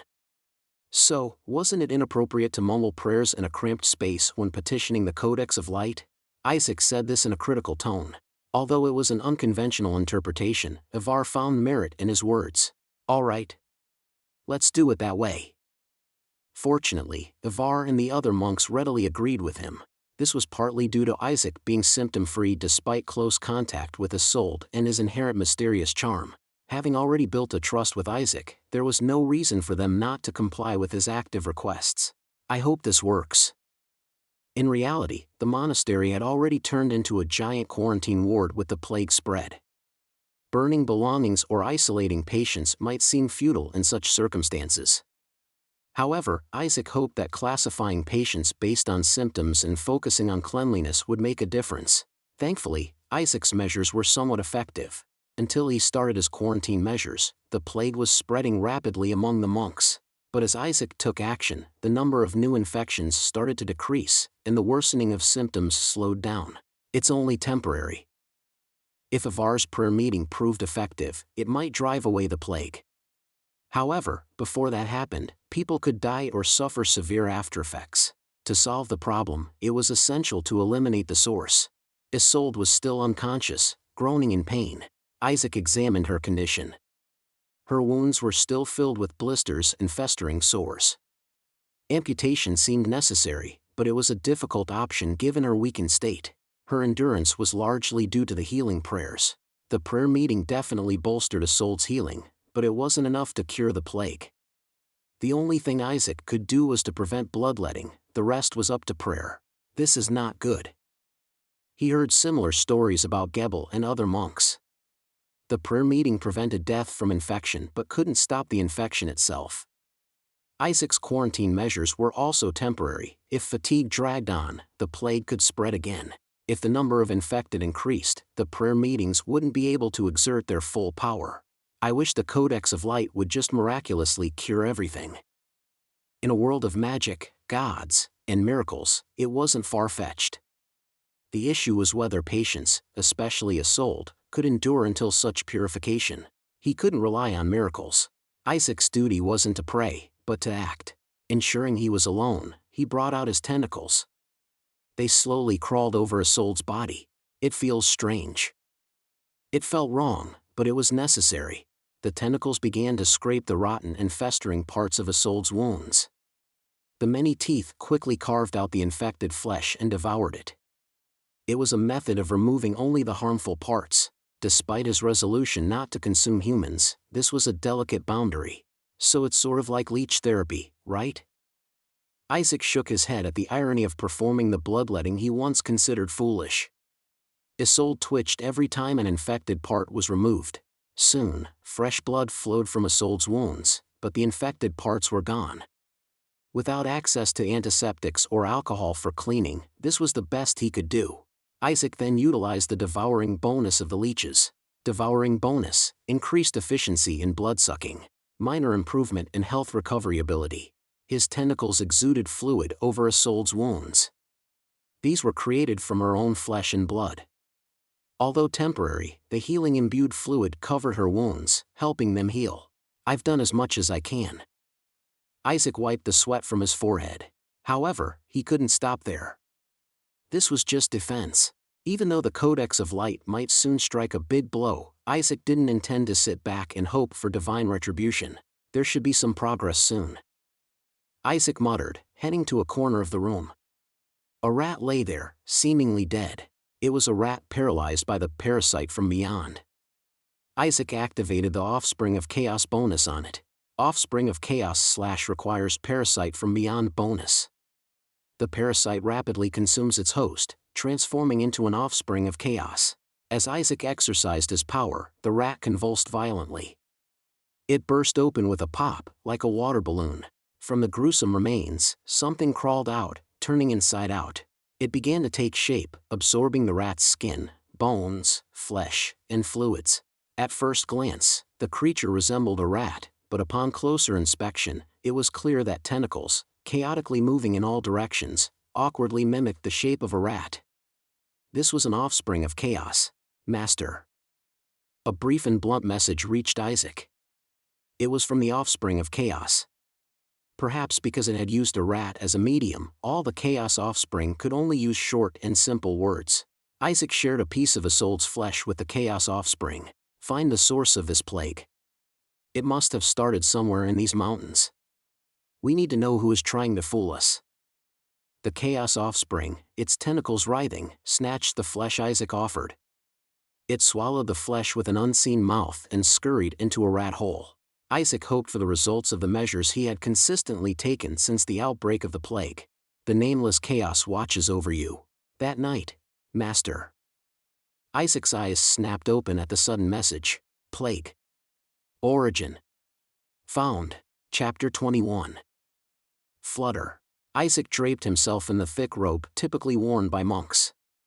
With his near-adult height and the hood deeply drawn over his face, it was difficult to recognize him.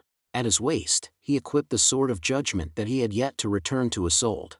The task ahead was something that must remain undiscovered. Isaac stepped into the shadow-drenched corridor. Focusing on one corner, the Offspring of Chaos wriggled out from a crack in the wall. Let's go! Leading the Offspring of Chaos, Isaac headed toward the source of the plague it had found. Over the past few days, Isaac had released Chaos Offspring to track down the plague's origin. Finally, their efforts were bearing fruit. Was it 2 years ago when I first saw the plague-infested boar? Back then, he had thought of it as just a local disease. But considering the current situation, it was clear this was no ordinary plague. Isaac sensed schemes and conspiracies emanating from it. At least some entity with intelligence had been targeting the monastery for years, waiting for the right moment to strike. And now, at the brink of success, the perpetrator was likely preparing for the final blow. The leading Offspring of Chaos suddenly changed direction, slipping through a gap boarded up with planks and heading inside. Huh? Isaac stopped, puzzled. This boarded-up area was meant to seal off an abandoned cellar. Considering the attack originated from outside the monastery, he had assumed the perpetrator would also be external. But now, the Offspring of Chaos was definitely heading underground, within the monastery. After a moment of thought, Isaac used the sword as a lever to dismantle the makeshift wall. There was no choice but to check. He stepped through the debris and descended the stairs. At that moment, a message from the Nameless Chaos came. The Nameless Chaos watches over you. The Nameless Chaos finds this sanctuary abhorrent. The Nameless Chaos desires the purification of this desecrated sanctuary. A word from Chaos awaits you. Sanctuary? Isaac paid attention to the message. It was something he had never heard before. The Nameless Chaos had never paid attention when Isaac prayed to the Codex of Light or studied its sacred texts. Even when openly criticizing or despising the tentacles, there was no reaction. But now, the Nameless Chaos seemed more disgusted by something beneath these stairs than ever before. There must be something. A tepid, sticky breeze flowed up from the bottom of the stairs. Despite it being winter, Isaac wrinkled his nose at the subtly warm air. It felt like being enveloped in sweaty, obese flesh. Suddenly, Isaac felt his left-hand tentacle wriggle. Reflexively, his hand moved, and he swung the sword. Snick! A rat, almost the size of a small puppy, leaped down from a pillar towards Isaac, only to be sliced in half by his sword. What a pig-like creature! Again, a tentacle writhed. Thump! A rat kicked by his foot squealed loudly and scurried away. Its scream seemed to awaken others in the darkness. Glowing red eyes started to emerge from the shadows. Isaac, accustomed to hunting rats for years, knew they were all rats. Ha! These damned rats! No end to them, and now they are pouring out from here? Isaac realized why there seemed to be an endless supply of rats. Something in the monastery's underground was continuously producing them. Unbeknownst to Isaac and Gebel, they had been preventing the plague's attack all along. Rustling noises began to spread around him. Countless rats moved in unison, like grass swaying in the wind. Isaac readied his sword as they surged forward. The rats, insignificant alone but formidable in numbers, fearlessly attacked. While individually weak, they could be relentless, even against larger foes. And they had used the impenetrable darkness to their advantage before, turning wolves, bears, and boars into their prey. But this time, they faced a different opponent. Thump, crack! With a swing of his sword, like a golf club, a whirlwind sent several rats flying. The rats that bounced off the walls turned into bloody stains. Yet, driven by frenzy, they failed to grasp what was happening. Isaac calmly retreated, methodically slashing, stabbing, and dismembering the charging rats. Despite the onslaught of glowing red eyes, his swordplay showed no hesitation or delay. Snick, snick! Only when the smell of blood overpowered the stench of decay and the rats began to hesitate did they stop attacking. Despite the multitude of rats, not a single one managed to leave a bite mark on Isaac. Even those that climbed on him were thwarted by the thick rope tied around his limbs, preventing them from penetrating inside. Isaac had anticipated the rat swarm's attack as he ventured to confront the plague source. Rats are no problem, no matter their number. Even after several sword swings, Isaac's breathing was almost unchanged. There was no need to use sword techniques or concentrate when dealing with mere rats. It was thanks to a perk he had gained when he was 14. You can devour lowly beasts at any time. This didn't simply mean that Isaac could eat rats using his tentacles. It meant that the relationship between Isaac and the rats was as disparate as that between a lion and a chick. To a perfect apex predator, whether it's 100 chicks or 1,000, it makes no difference to a lion. Isaac saw every movement of the rat swarm, unafraid of their vast numbers. Moreover, Isaac had other blessings. You demonstrate great strength with the Devour perk of the Plague Giant Bear. Your ability to track weaknesses is enhanced with the Devour perk of the Plague Wolf. The plague beasts that Isaac had consumed thus far had now become his strength. Using his ability to track weaknesses, Isaac found gaps in the rat swarm and, with his tireless strength, dispatched them all at once. He felt no need to display proper swordsmanship against such lowly creatures. Had it been anyone else, entering the plague's den would have shown signs of coughing or weakening by now. However, thanks to his resistance to the plague, Isaac was unaffected. They're starting to hesitate. The rat swarm soon realized that there were more corpses of their own kind around them than themselves. Rats are cunning creatures. They charge fearlessly at stronger opponents when in numbers, but if they think they cannot win, they abandon their comrades and flee. Soon, fear and panic spread among the rats. At that moment, Isaac's eyes caught the gaps in the rat swarm. Thump! Isaac charged forward in a single breath, swinging his tentacles. The tentacles split into several strands, wrapping around the rat swarm like claws. Pfft! Rats pinned against the wall burst like mosquitoes. The tentacles greedily devoured and swallowed the rats. The descendant of chaos that had come with Isaac also took the opportunity to catch and suck the fluids from the rats vigorously. Caught in the sudden slaughterous feast, the rats fell into complete terror and fled through the gaps in the walls. However, Isaac had no intention of letting them go. Today, it ends for good. Isaac implanted parasites in the rats that were still squirming on the ground. The rats infected by the parasites convulsed and soon burst open with a pop. From their carcasses, half a dozen descendants of chaos were born. Eat all the rats. The descendants of chaos born from rats were not particularly strong. But they had enough power to comfortably deal with about 10 rats each. After all, the lifespan of a descendant of chaos was at most a week. The descendants of chaos that Isaac had previously released into the mountains also began to move on the same command. The descendants of chaos disappeared into the wall crevices, leaving behind a thick scent of blood and silence. Isaac felt a sudden hunger. Using the tentacle's abilities, like a flesh storage, quickly digests what has already been consumed. And if the tentacle's abilities are used without sufficient predation, it consumes Isaac's own energy. For the past few days, Isaac had been focusing on quarantine and treatment, unable to properly feast. The reason he could still sustain himself was thanks to the tentacles having previously gorged on wolves and bears. Of course, the hunger he felt now wasn't because the beasts he had consumed were depleted. It was an emotional emptiness felt with each use of his abilities. Enough. Chirp. Then, a rat appeared from the darkness. It was a half-rotten rat with 2 heads. Isaac instinctively realized that this was no ordinary rat. Follow me. A message came into Isaac's mind. Then, the 2-headed rat turned and disappeared into the darkness. It was neither the voice of the Nameless Chaos nor that of the descendants of chaos. Isaac smiled, thinking his suspicions had been confirmed. He had figured out what being was unleashing the plague and controlling the infected beasts. Isaac obediently followed as the other had said. He licked his lips in anticipation of the opponent that would soon appear. He was already fiercely hungry. The path leading underground became increasingly rough and crude. Isaac soon felt the architectural style around him change. It wasn't the monastery's neatly and solidly built architecture but an older, cruder style that felt somewhat ancient. Examining the engravings and patterns on the walls, Isaac realized that the monastery was built over some ancient structure. Just as I thought.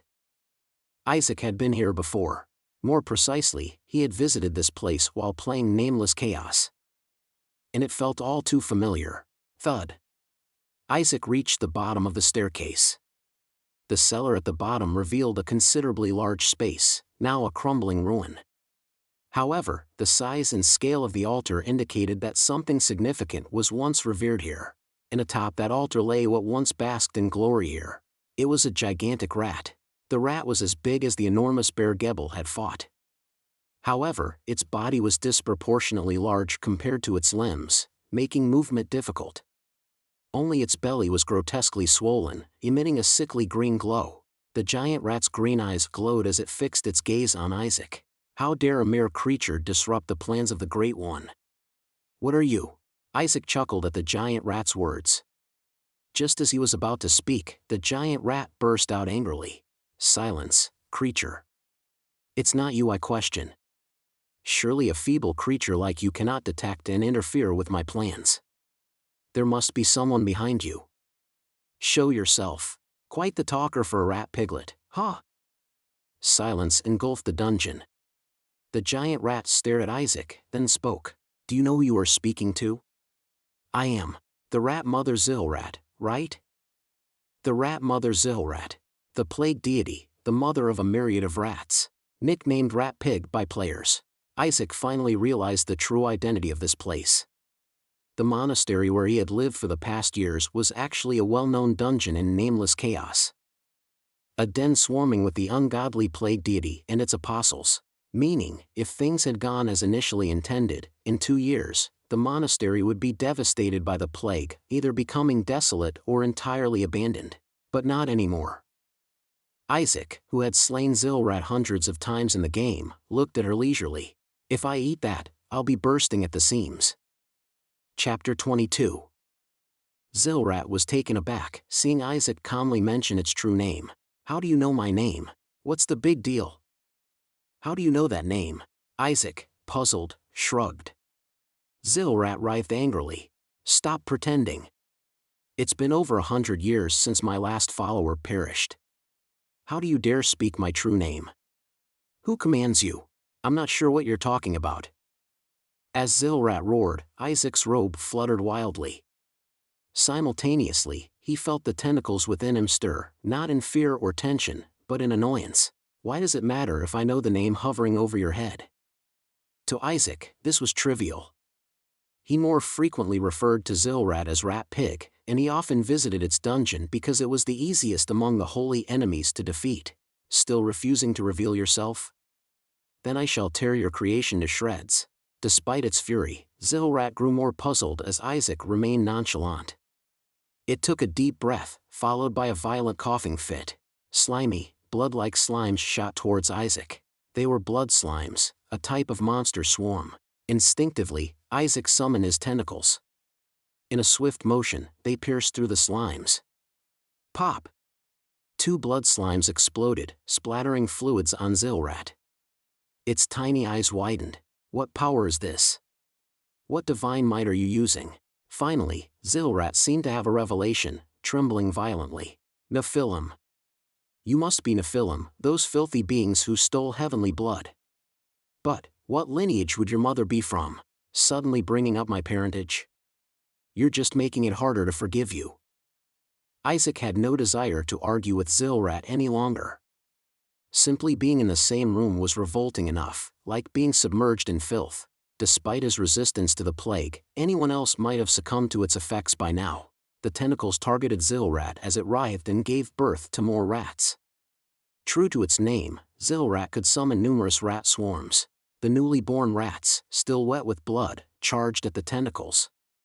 Unlike the others he'd faced, these rats were larger and more ferocious.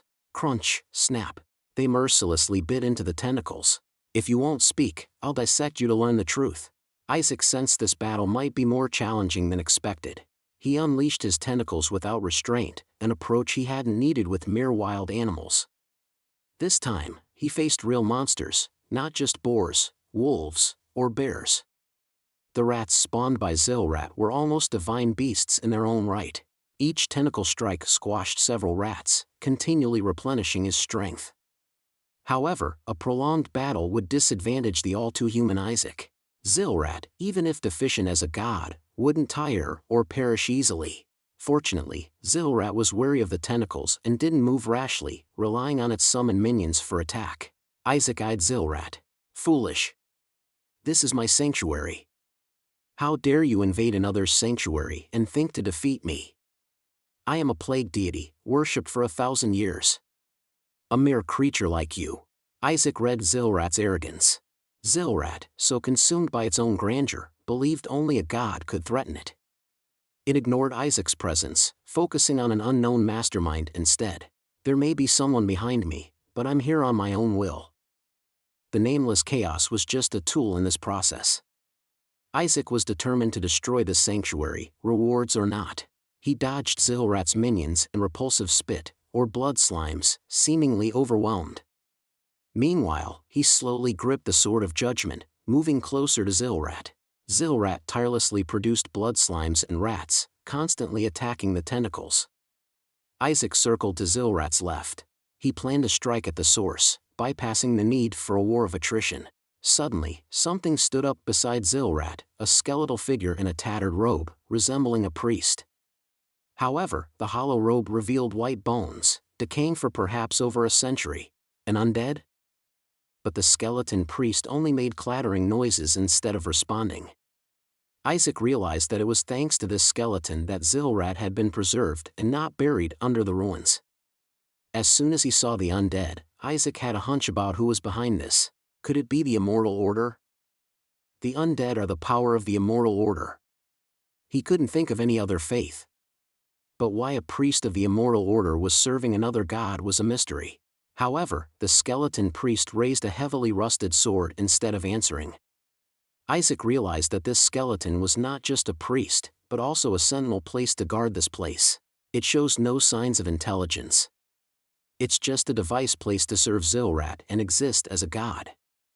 But since he had to deal with Zilrat with one hand, Isaac had to use his sword with the other hand only. Naturally, he couldn't be as strong. The skeleton priest twisted its joints unnaturally and swung its sword at Isaac. But Isaac still had the blessings of weakness tracking and Herculean strength.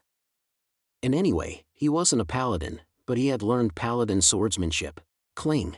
At the moment when the swords clashed, Isaac repelled the skeleton priest's sword with a strength unbelievable for one hand. Fragments of the broken sword pierced through the skeleton priest's face. However, as expected of an undead, it didn't care and continued to attack Isaac. Isaac didn't stop there and continued his slashing motion, a cutting motion he had repeated countless times. At that moment, something different entered Isaac's body. A flow entered his mind. It was like a wave of tentacles surging and bursting out. In a single breath, Isaac imagined the tentacles repelling the skeleton's sword, piercing through its body, slashing Zilrat's fat belly from bottom to top, and then crossing diagonally to inflict a cross-shaped wound. It was just imagination. Boom! But in the next moment, it became reality. Ag!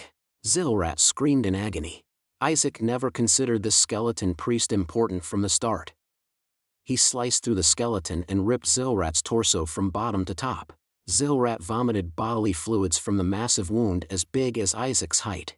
Isaac unwittingly realized that he had used advanced swordsmanship. It was just a short movement, too fast to be conscious of, but inexplicably effective. Above all, there was much less pain and injury than when using Avalanche advanced swordsmanship. It wasn't painless, but his stamina recovery was much faster. Instead, Isaac felt a strange hunger. Is this, instead of stamina, did it consume the meat in my storage? It seemed so. The wolves he had eaten a few days ago were all digested in an instant. There wasn't much left, but it was an immense amount digested. It was as if he traded satiety instead of stamina. No, more precisely, he did get injured but recovered so fast that it was almost unnoticeable. I don't know why there wasn't such an effect with avalanche swordsmanship. Maybe it has something to do with the form of the swordsmanship. Isaac looked back. Following the trajectory he moved, there were 8 spiral traces inflicting gruesome wounds on the ground and Zilrat. It looked like giant wounds torn by 8 tentacles, even fatal for the divine Zilrat. Low-rank Paladin swordsmanship upgrade condition has been met. Advanced Paladin swordsmanship proficiency, LV1. Please name the combined advanced swordsmanship. Messages appeared one after another, but Isaac had no time to check them all. Gaia! Zilrat roared, twisting its body. Isaac's tentacles had pierced through Zilrat's belly. At the same time, something poured out from the wound inflicted by Isaac. They were none other than young rats. From those not properly formed, even those that seemed to have just started implanting. Isaac frowned at the dirty and disgusting sight. Damn it! Why? How could you? Zilrat shouted in boiling rage. It seemed difficult to heal the wounds, probably due to the power of the judgment sword that burns the unholy. It wasn't just that. After the skeleton priest was destroyed, Zilrat's ability to maintain its form seemed to rapidly deteriorate. A body that once quickly regenerated even from severe wounds was now crumbling apart like a sandcastle being rebuilt only to collapse more. The skeleton priest must have been a crucial catalyst in maintaining its form. A temporary, yet sole follower and priest. Is that why it's gone? You two are a god like me. I can definitely feel divinity in you. Even belonging to the same dark, chaotic realm as me. But why? That's because it's the Nameless Chaos. Isaac was surprised to find a common ground with Zilrat. He couldn't understand why the Nameless Chaos despised Zilrat, but it seemed that the Nameless Chaos was no longer interested, not even sending messages. Save me. Don't you know what it means for a being with divinity to die like this? Forever in that unnamed realm. Zilrat, gasping for breath, seemed to have a realization as he mumbled something in a gurgling voice. You! Did you bring blood into this world that shouldn't have mixed? To listen to such words from a filthy rat pig is somewhat. Isaac mumbled half-heartedly, but Zilrat was no longer listening. Die! As Zilrat screamed in a last desperate effort, rats began swarming out of the sack it had released. The rats, born tearing through the sack in a boiling surge, looked grotesque. The poorly formed rats died as soon as they appeared or just wriggled and crawled on the ground. It wasn't an attack for survival. It was like a mouse terrified by a cat, charging in fear. Now Zilrat had fallen to the level of a mere beast. Beasts of the plague, suffering ones. Kill him. SSSSSSS. Isaac heard the sound of confusion as something crawled along the walls around him. The rats scattered around the monastery and the whole mountain were starting to gather. Isaac realized that Zilrat had summoned all the rats from the mountain, not just to attack him but to suffocate and kill him. Even for Isaac, dealing with all those rats was difficult. However, he didn't tense up, as he heard different voices. Rat, devour, absorb. Nutrition, consumption. Head, body, tail, all of it. Soon, Zilrat seemed to notice something strange and fell silent. Thump, thud. Something began to burst out of the walls. It was the rat swarm Zilrat had been waiting for. But they had not come to save Zilrat. They came seeking salvation, asking for protection. The descendants of chaos, plumped up from absorbing and devouring many rats, followed the swarm. In Zilrat's astonishment, Isaac loosely wriggled his tentacles. Zero for hygiene, but a buffet at last. Crunch, crack, snap, crunch. Isaac watched for a long time as his tentacles devoured the rat mother. The giant bear hadn't been fully devoured, but he let the rat mother be freely consumed. The other descendants of chaos also enjoyed the meal. Since it wasn't an appetizing scene, Isaac looked elsewhere. The temple was indeed ancient. A place many people would have visited until a few hundred years ago. Perhaps Zilrat was once a god worshipped by many. Then one day, the faith declined, and the Codex of Light came. The monastery squashed it under its buttocks, so of course, the grudge would be deep. But now, it's just prey for the nameless tentacles. It was a natural consequence to save the situation when a wild animal tried to harm a person. Isaac examined the altar where Zilrat had been sitting. On the long table, used for sacrifices, there was a carving of the rat queen giving birth to numerous rats. Isaac slowly stroked the carving. At that moment, a message came to him. You can purify this contaminated sanctuary. Would you like to dedicate this sanctuary to the Nameless Chaos? Chapter 23. Chapter 23.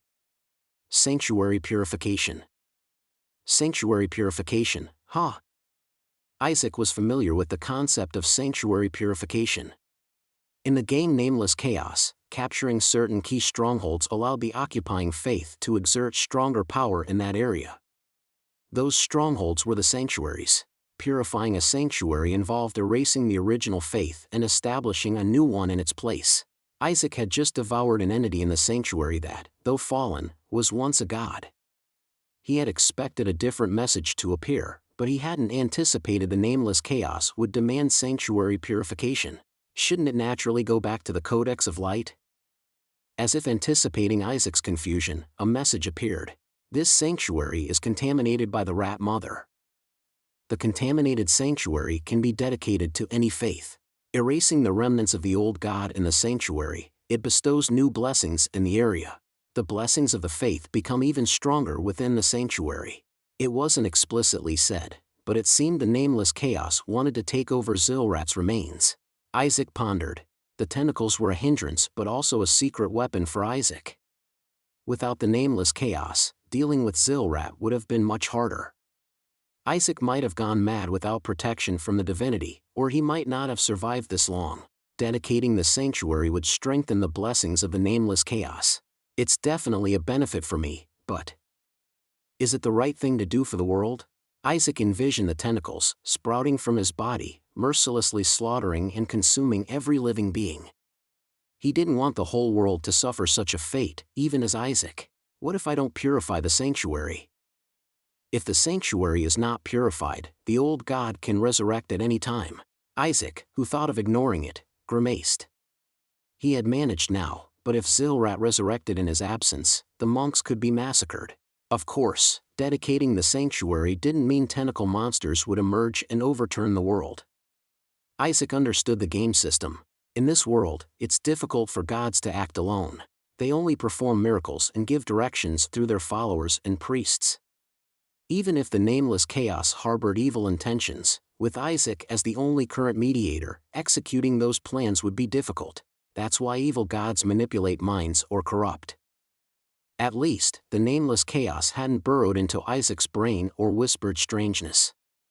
It had coerced him into quests, sometimes pleading or throwing tantrums, but never put him in needless danger or loss.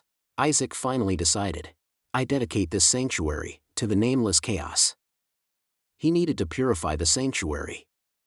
To erase Zilrat's traces, covering it with the Nameless Chaos was necessary. More than anything, for his own survival, having a sanctuary was beneficial. Rumble. The moment Isaac declared, a strange vibration echoed in the sanctuary, accompanied by a sweet scent. The tentacles extended, burrowing into the center of the altar. As they penetrated the altar's core, they spread, enveloping the area. The stone altar cracked and crumbled under their force. The walls and floor writhed unnaturally. Then, breaking through the altar, a giant heart swelled. Thump! With each beat of the heart, Isaac felt a surge of strength. The heartbeat continued, resonating through the underground. He felt power replenished with each pulse. Not only that, Isaac felt the entire area of the monastery, now a sanctuary, as if it was his own skin. He could sense the plague beasts left by Zilrat in the hills, the extent of contamination in the grass and trees, and the location and strength of people in the monastery. He could perceive everything. Thus, Isaac could have an omnipotent sense within the vicinity of the monastery. Overwhelmed by the influx of sensations, Isaac staggered back. As soon as he stepped away from the altar, the flood of perceptions subsided.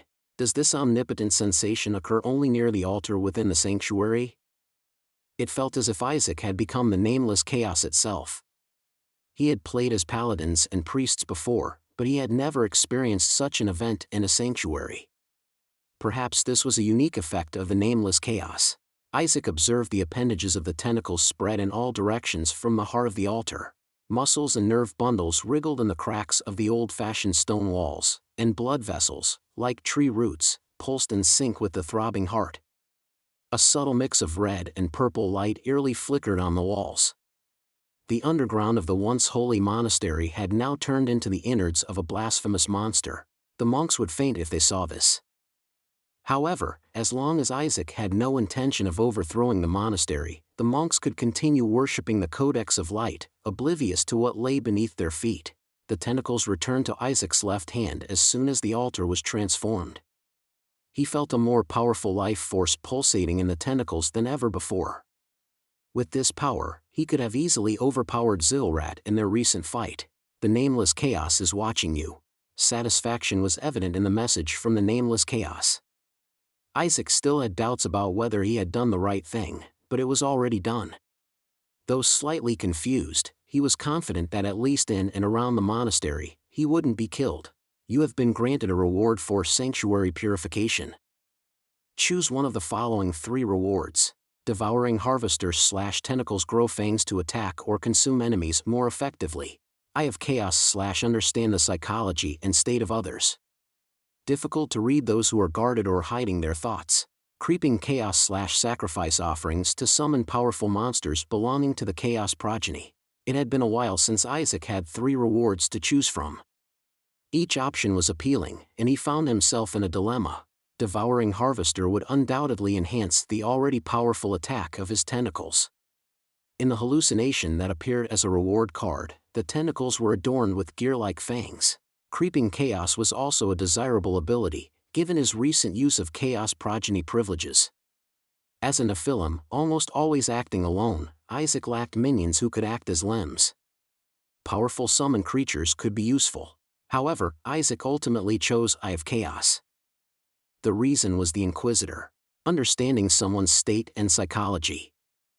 This was precisely the ability Isaac needed. Nephilim are hated by gods, so winning favor among humans was essential, and the Eye of Chaos could enhance Nephilim's charm. Manipulation, seduction, domination, threats, persuasion, lies, everything could be tools for Isaac. Especially considering the Inquisitor who had come to the monastery, such an ability was necessary. With Zilrat defeated, the plague in the monastery should disappear. The Inquisitor will recover soon. I need to find out what she came here for and her intentions. Isaac didn't aspire to become a monster king ruling the world. He wanted to rise and succeed among people without feeling alienated. To avoid trouble like with the Inquisitor, the ability to read others' minds would be useful. The moment he chose the Eye of Chaos, Isaac felt a sharp pain in his right eye. Something slimy seemed to crawl over his cornea, and he quickly pulled out his mirror to check. Red tentacle filaments were seen covering the surface of his eye. As the tentacles settled on the cornea, his originally deep gray eye appeared to have a red iris. Fortunately, aside from the heterochromia, there wasn't anything too conspicuous. Now for the last procedure. Isaac turned his gaze towards the remains of Zilrat. Although the tentacles had feasted on Zilrat's corpse for a long time, most of the meat was left uneaten. Isaac had hoped to consume the remains and absorb its powers, but the tentacles seemed reluctant to do so. Is there some part of it that shouldn't be eaten? Isaac stared at the remaining corpse of Zilrat. He then conceived a way to utilize the remaining body. Chapter 24. Not long after Isaac purified the sanctuary, the plague began to subside. It was sufficient to check the condition of Isolde, without having to examine other patients. Isolde, who had been in the most critical condition in the monastery, was sleeping in the isolation ward. Most of her wounds were healing, and signs of illness were hard to find. A few scratches and bites from wolves would leave scars, but they were not conspicuous. She was just sleeping and would wake up soon. How amazing to see such progress in just one day. It must be the prayers of the monks reaching heaven. Ivar muttered in surprise upon seeing the plague signs disappear from Isolde. The monks realized that the plague was retreating from the monastery too, as most of the monks who had been ill were now gathered in the chapel, praying. As their condition noticeably improved, they immediately informed the abbot, and Abbot Ivar went to see Isolde, where the plague had started. Isaac, having reaped his benefits, unhesitatingly credited all the work to the Codex of Light. There was no other explanation but a miracle from God for such a quick recovery. Moreover, the power and credit Isaac held weren't something to boast about. No, this is clearly your achievement, Isaac. But Ivar didn't just attribute it to divine grace. Of course, I knew that the Codex of Light would save us. But when this would happen, how many of us would be tested and sacrificed, was unknown. This was certainly no ordinary plague. Ivar patted Isaac's shoulder as he spoke. If the Codex of Light has helped us, then sending you as their emissary must be part of that aid. Isaac felt awkward with the unexpected praise. He had only helped because he couldn't stand to see people he had lived with for years dying, yet now he was receiving such high acclaim, leaving him speechless. Just as the awkward atmosphere between the one who gave and the one who received the praise continued, a welcome groan was heard. Isolde, who had been delirious for days, was finally regaining consciousness. Seeing her eyes faintly open, Isaac quickly bent down. Hey, are you conscious?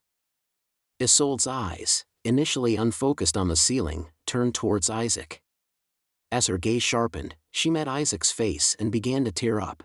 Thinking her sudden tears were due to pain, Isaac was surprised by her unexpected words. You've come for me. Yes? Oh, yes. Gebel and I went out to bring you here. Gebel? I haven't heard this name, but surely there must be heroes unknown to us. It's humbling to have a named archangel come to greet me. With red, teary eyes, Isolde muttered to Ivar. Archangel Gebel, I am ready in my heart. To die following your will is a blessing, and to reach the eternal kingdom filled with light is beyond my humble self. After a moment of silence, Isaac decided to correct her misunderstanding. A little later, with a face as red as her eyes, Isolde sat on the bed and replied. You're not an angel? No, I am not. Isaac couldn't see her face as she had buried it in her hands and knees, her earlobes flushed, raising concerns that her blood pressure might cause her veins to burst. I'm sorry, it's just that, undeniably, your face. I understand. It was an extreme situation, and you must have been scared. Isaac quickly mumbled, interrupting her before she could express more regret. When Isolde first encountered Isaac, she had fainted, muttering an angel. Isaac, being a Nephilim, wasn't completely misunderstood. However, since Nephilim were rare and it would be problematic if his true identity was discovered, Isaac had to avoid leading her thoughts in that direction. Fortunately, Isolde quickly accepted Isaac's explanation. Yes. It's just that I thought I was dead, and then unexpectedly received help. It was easier for her and others to accept that she thought he was an angel because she had been brought back from death, rather than because of his appearance.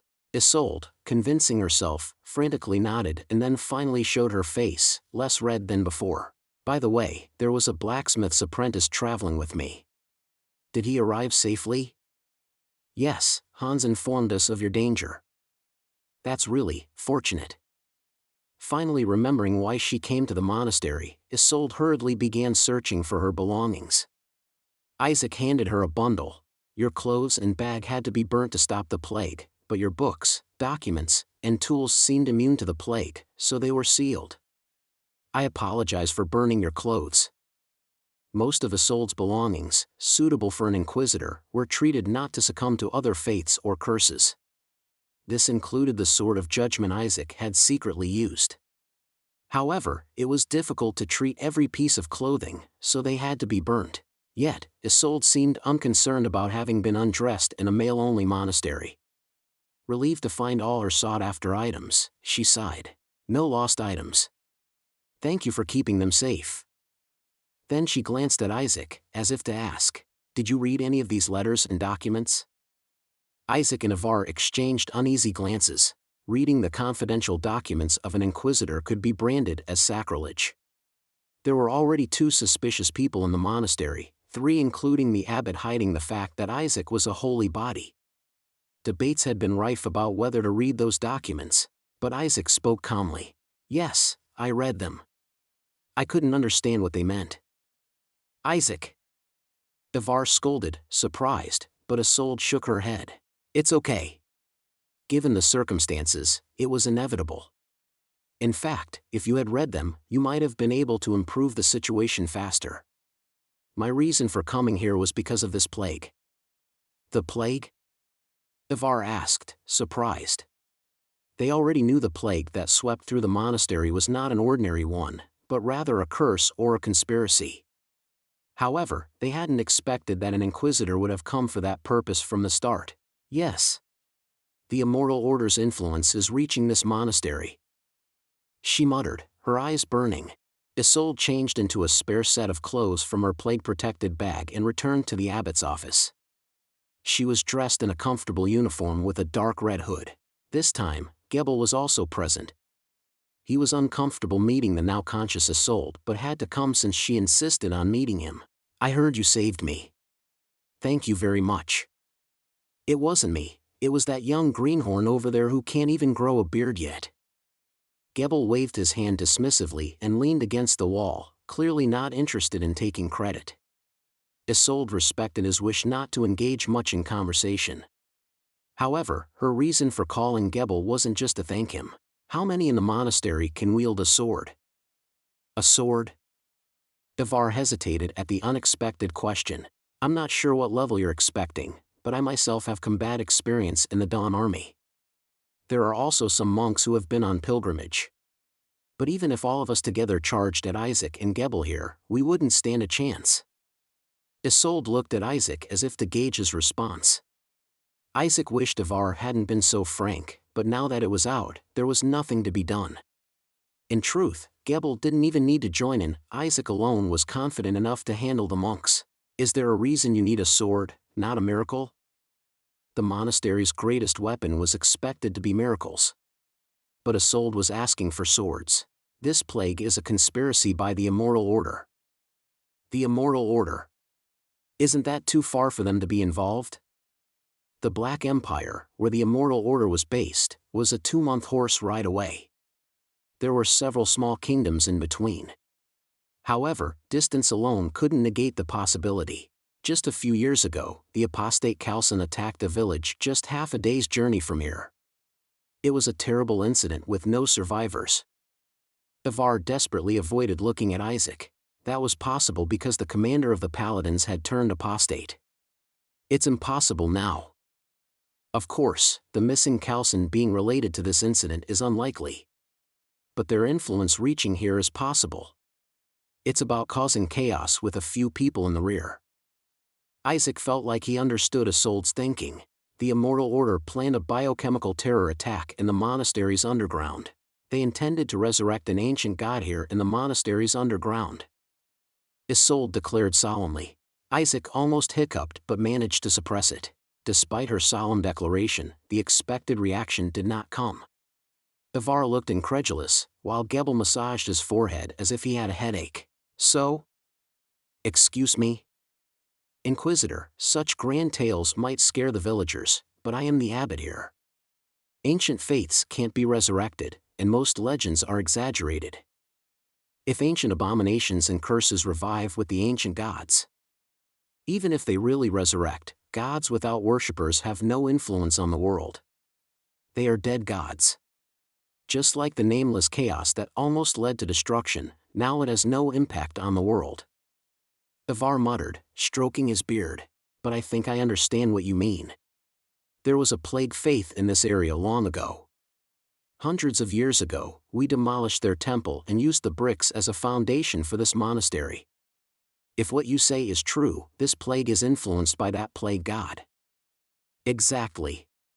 The Immortal Order intends to revive such ancient faiths across the Empire. There were 9 main faiths in the Nameless Chaos, but that wasn't always the case. In ancient times, there were hundreds of faiths.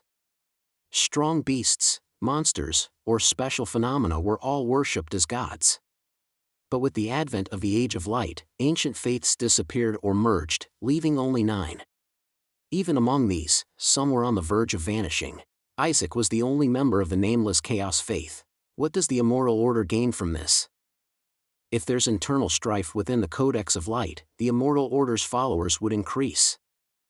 The Immortal Order hardly worries about losing followers. Their followers only increase, even if they do nothing. Isolde frowned and remained silent. Besides, the 9 gods wouldn't want the resurrection of ancient gods. Even the Immortal Emperor cooperated in destroying ancient faiths that burned children alive and demanded massacres. If we agree with the heretics on one thing, it's that ancient faiths should not and cannot be revived. The biggest difference between ancient and the 9 faiths was this. While ancient faiths were barbaric, the 9 faiths were realms of human reason and civilization. Half of the 9 faiths originated from humans, proving this point. Isaac thought no one would want to return to those times. Come to think of it, why is Nameless Chaos, one of the 9 faiths, like this? Was it different before destruction? Isaac pondered but couldn't ask anyone, nor should he. Isolde bit her lip quietly. Isaac noticed she had anticipated this rebuttal. She could continue arguing, doctrinal battles could go on for years. She's hiding something. Isaac quietly stepped back. Fortunately, Isolde and Ivar were too engaged in their argument to notice him. Ivar spoke up. Inquisitor, if you need our sword, please be frank. Why is the Immortal Order active around here? Is there something you can't share, even among brothers of the same faith? At that moment, Isaac activated his newfound ability, Eyes of Chaos. Chapter 25. Thump. Isaac felt a pulse in his eyes. Noticing something flickering before him, he almost rubbed his eyes unconsciously, but soon realized that would draw attention. Tiny, slender tentacles brushed past his vision. He managed not to react. To anyone else, it might have looked like his eyes were merely watering. But Isaac knew what was happening. Using the power of the Nameless Chaos meant drawing that entity out into the world. Tentacles sprouted from beneath his eyelids, infusing power into his pupils. A familiar status window appeared. Isolde Brandt, A+/weakened. Profession, Inquisitor, B. Abilities, Doctrine of the Moth, Advanced Interrogation, Cauldron Beast. How do I convince the abbot? Now that they have started acting, we must hurry. This was information about Isolde Brandt. The Eyes of Chaos allowed him to read one's state and psyche. The status window indeed showed such information, including Isolde's thoughts at the bottom. Can I only read superficial thoughts? This is something I could guess without any abilities. Isaac focused harder on Isolde. He felt the tentacles near his eyes wriggle again and quickly averted his gaze, wary of revealing anything in front of an inquisitor. Luckily, the abbot's office was dimly lit, and no one saw him clearly. Before turning away, Isaac caught a deeper thought from Isolde. Should I lie? But I haven't found any evidence or reason yet. Haven't found any evidence or reason? Isaac blurted out. Isolde turned to him sharply. Isaac touched his lips in disbelief. Isolde hadn't been able to present solid grounds because she lacked evidence or reason for the Immoral Order's activities here. Lacking evidence? Isn't it clear that the dead plague god targeted this monastery? Inquisitors are sensitive to evidence, as their job might involve endangering lives or even committing mass murders. Yet, her acting without solid grounds was against basic ethical conduct. You need our help because you lack evidence to move the Paladins? Ivar sighed, finally grasping the situation. An Inquisitor has the authority to mobilize the Paladin Order, but only with solid evidence. Seeking swords from a monastery implies lack of evidence. Isolde, biting her lips, glared resentfully at Isaac. While grateful for being saved, she was frustrated by the turn of events. Isaac sympathized with her. Indeed, her suspicion of the Immoral Order's involvement was correct. I saw the Immoral Order's minions in the monastery's basement myself. The undead priest serving Zilrat. He was an agent of the Immoral Order, but Isaac couldn't discuss him without revealing where he found him, and that place was now enveloped by the pulsating heart of the Nameless Chaos. In other words, he couldn't provide the evidence Isolde needed. I found intelligence and traces of the Immoral Order's activities. Isolde desperately tried to make her case. Why they're operating deep in White Empire territory, I don't know, but it's clear. I believe you. Even if you don't believe me, it's clear. What? I believe it. The attack on the monastery was indeed the work of the Immoral Order, attempting to resurrect an ancient god. Ivar and Gebel turned to Isaac, with Ivar asking in amazement, "Why do you think so, Isaac?" Because they can. What do you mean? Those who don't age or die seem to devote their lives to tormenting the Codex of Light. And that's true for us as well. Even if border soldiers don't always act strategically, they still cause trouble for the Black Empire, right? Isaac glanced at Gebel. As a former Paladin, Gebel would know.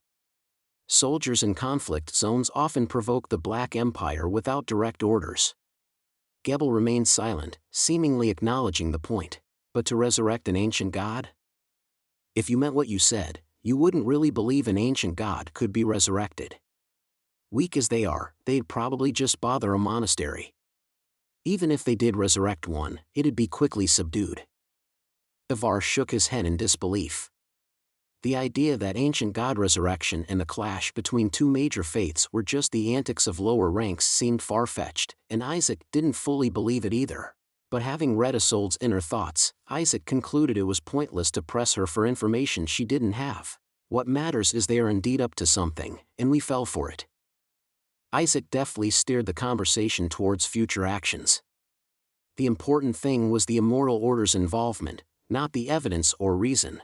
Isolde, catching Isaac's gaze, looked startled. Then we must retaliate. More information about them could be obtained once they found more of their members. As soon as the meeting ended, Isaac, Gebel, and Isolde quickly packed their bags and headed out of the monastery. Since there was only one donkey in the monastery, they had to walk. However, Eberhard generously blessed the three and provided them with ample food.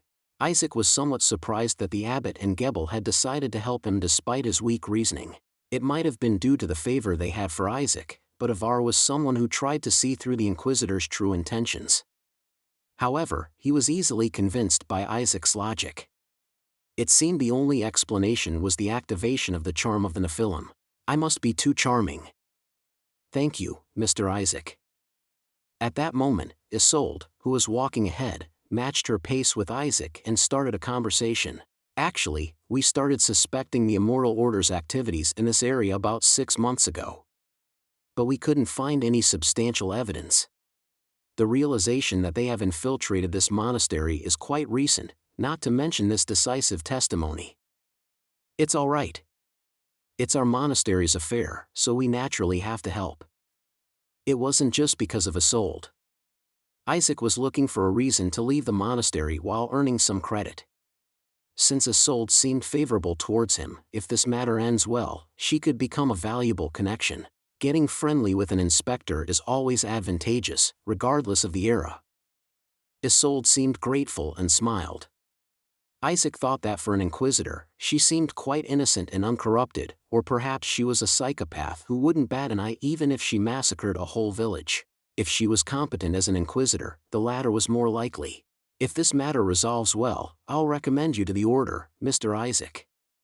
You're a Paladin trainee, right? I know a Paladin who. Inquisitor. Gebel interrupted from behind in a stern voice. Excuse me, but do we know where we are heading? If it's far, it might be better to borrow horses from the village, but it seems we are moving away from it.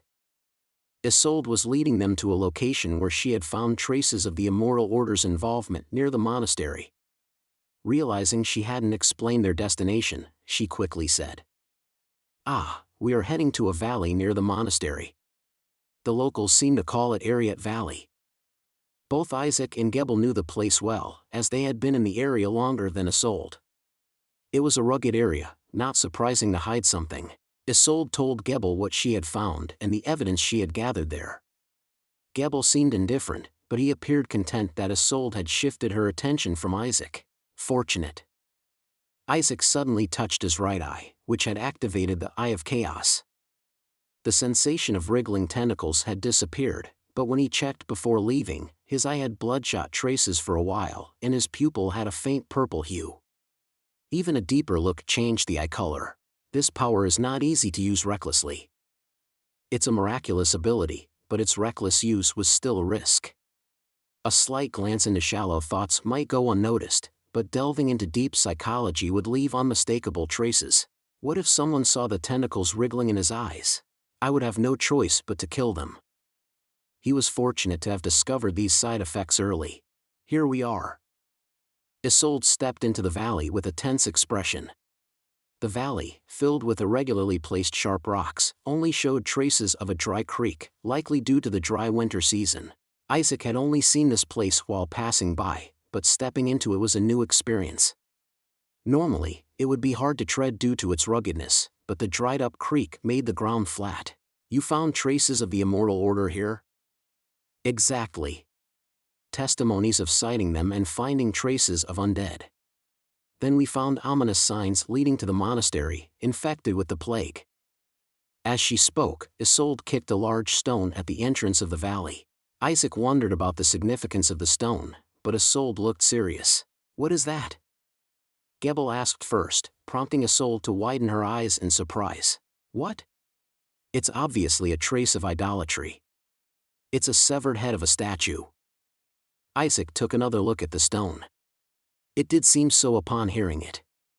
The erosion was severe, but the unnaturally cut surface and what might have been eyes, nose, and mouth were noticeable. On a second look, it also resembled a rat. There are more such traces deeper in the valley. It seems they fell from the high mountains. Isaac thought if there were just one or two, it could be Isolde's misunderstanding, but more meant something else. At least it was worth investigating. So far, it was in the realm of archaeology, not evidence of heresy. But with the appearance of plague-infected beasts and the monastery being attacked, it was clear evidence of aggression. So, I'm convinced that investigating this valley will reveal the hidden perpetrators. I've heard that in the past, there was an entrance to a pagan temple leading up from inside the valley. Isolde seemed confident in her deduction. Gebel was still skeptical but eager to complete the investigation, probably to get rid of Isolde quickly. On the other hand, Isaac was troubled after hearing the explanation. If this leads to the sanctuary, what then? The sanctuary where Zilrat was hiding was deep below the monastery, possibly connected to the valley. Isolde's unwanted competence might lead to its discovery. Realizing this, Isaac decided to act on his plan sooner. I was going to scatter evidence when they got tired, but no choice now. Inside Isaac's bag was evidence that would satisfy Isolde, but he couldn't scatter it right away. If evidence appeared in places Isolde had already investigated, it would be suspicious. And before that, Isaac needed to create a plausible situation to deceive her. Move. Isaac's will transmitted somewhere. Soon, something deep in the valley started to wriggle slowly. Chapter 26. As Isaac transmitted his will, he spoke to Isolde. Let's proceed with the investigation as you suggested. But, Inquisitor? Yes? If we suppose the Immoral Order's members are here, what would you consider the nature of this mission? Reconnaissance? Investigation? Extermination?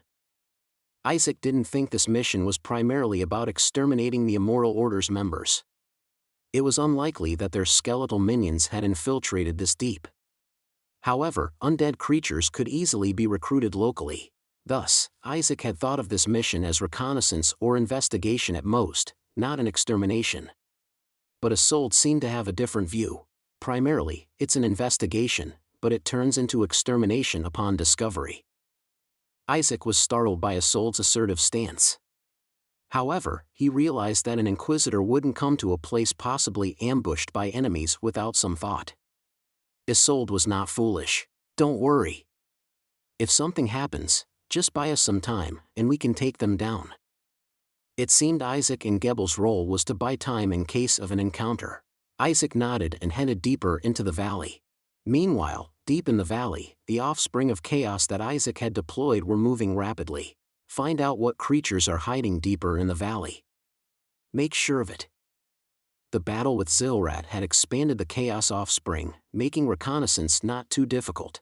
Isolde was meticulously inspecting each statue as if they were significant heretical evidence. The remnants of a destroyed temple were indeed scattered throughout the valley. Why would people build a temple for this plague god? What's so good about a plague? In Nameless Chaos, Isaac's primary concern was the 9 faiths. The rest, like ancient gods, weren't significantly featured in the game. In other games, ancient gods might be fearsome hidden bosses, but in Nameless Chaos, they were at best field bosses. On the other hand, other gods mainly communicated through angels, and except for the Immortal Emperor, it was difficult to encounter a god face to face. People used to believe in many gods, Isolde answered surprisingly casually. People named everything they couldn't understand as gods. Probably, a major plague hit this area long ago. As people died, they named the plague a god, worshipping it, hoping for forgiveness. Forgiveness? When there's a drought, people pray for rain, and during floods, they pray for it to stop. Similarly, the god of plague can become a god of healing. A healing god Zilrat, the one who gives the disease can also provide the cure. Isaac understood it that way. But with the advent of the Codex of Light through Luodin and the Tablets of Dawn, these minor gods were crushed and disappeared. Truly a blessed event. What about the other 8 faiths? Isolde pretended not to hear. Though she didn't say it, Isaac quickly understood the implied message. Crushing and eliminating the ancient gods was not just the Codex of Light doing, all 9 faiths had agreed to it. This was part of the game's setting, so he was aware of it. Luodin bringing the Tablets of Dawn was a pivotal event separating the Age of Barbarism and the Age of Reason. This marked the beginning of the so-called Age of Light. During the 1,000-year Age of Light, ancient faiths were eradicated, and only the 8 faiths that cooperated, submitted, or harmonized with the Codex of Light survived. Even the late-arriving Immortal Order didn't deny the order led by the Codex of Light. Only the Nameless Chaos vanished. Isaac contemplated this subtle irony and why, despite the apparent disappearance of the Nameless Chaos, it was still referred to as the 9 faiths. Thud, thud, thud. Then, Isaac noticed gravel falling from a cliff above. Isolde looked up at the valley top but saw nothing. Isaac was the first to act. There! Thunk, thud. A massive silhouette flickered between the cliffs. At first, it seemed like a wild animal, but the silhouette was distinctly aberrant. Isolde's eyes widened. What is that? Inside, let's go. Isaac and Gebel drew their swords, but instead of moving, they looked to Isolde. She, with a stern face, stepped forward and blew a long whistle. Whistle. As the piercing whistle echoed through the valley, a raven flew up.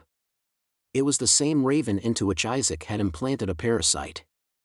The raven, well coordinated with Isolde, immediately chased the beast above the valley. Let's follow. Isolde followed the raven's path, not losing sight of it even from a distance. The unidentified creature showed itself briefly between valleys and behind cliffs and corners, seemingly unable to escape the relentless pursuit, but clearly luring them. And indeed, its allure. The creature was one of the chaos offspring Isaac had created. It was larger due to its base organism, allowing it to be noticeable for such a task. Its unique form made it hard to identify precisely. Good. If we lure it out of the valley, it would suggest that something was here but had escaped, leading Isolde to eventually conclude the matter. Since the Immortal Order's priest was already dead, there wouldn't be any problems. If Isaac wanted a clean end, he could even feed this chaos offspring to Isolde. Just a moment, it seems like we're being lured. As the beast maintained a distance that was close yet unattainable, Isolde realized the situation. As they slowed down, the mysterious creature's movements also slowed, inevitably due to the raven tracking its movements. If it's luring us, could there be an ambush? We can't let this ominous creature escape. Please follow me slowly. Isolde said this and then brought a necklace to her lips, starting to recite something. Simultaneously, ashen dust poured from her body, rapidly making her presence faint. The Doctrine of the Moth. One of Isolde's abilities that Isaac had already figured out. The light's codex symbolizes light, and moths chase light. The Doctrine of the Moth was a miracle of doctrine taught to those in the order who required stealth. Isolde, almost indistinguishable from the roadside gravel, quickly resumed tracking on a different path. If the beast was luring Isaac and his group, it wouldn't notice Isolde's approach under the Doctrine of the Moth.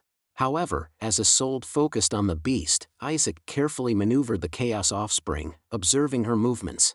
Isolde, even while using the Doctrine of the Moth, couldn't close the gap, growing anxious. That's when Isaac received an unexpected message. Body found.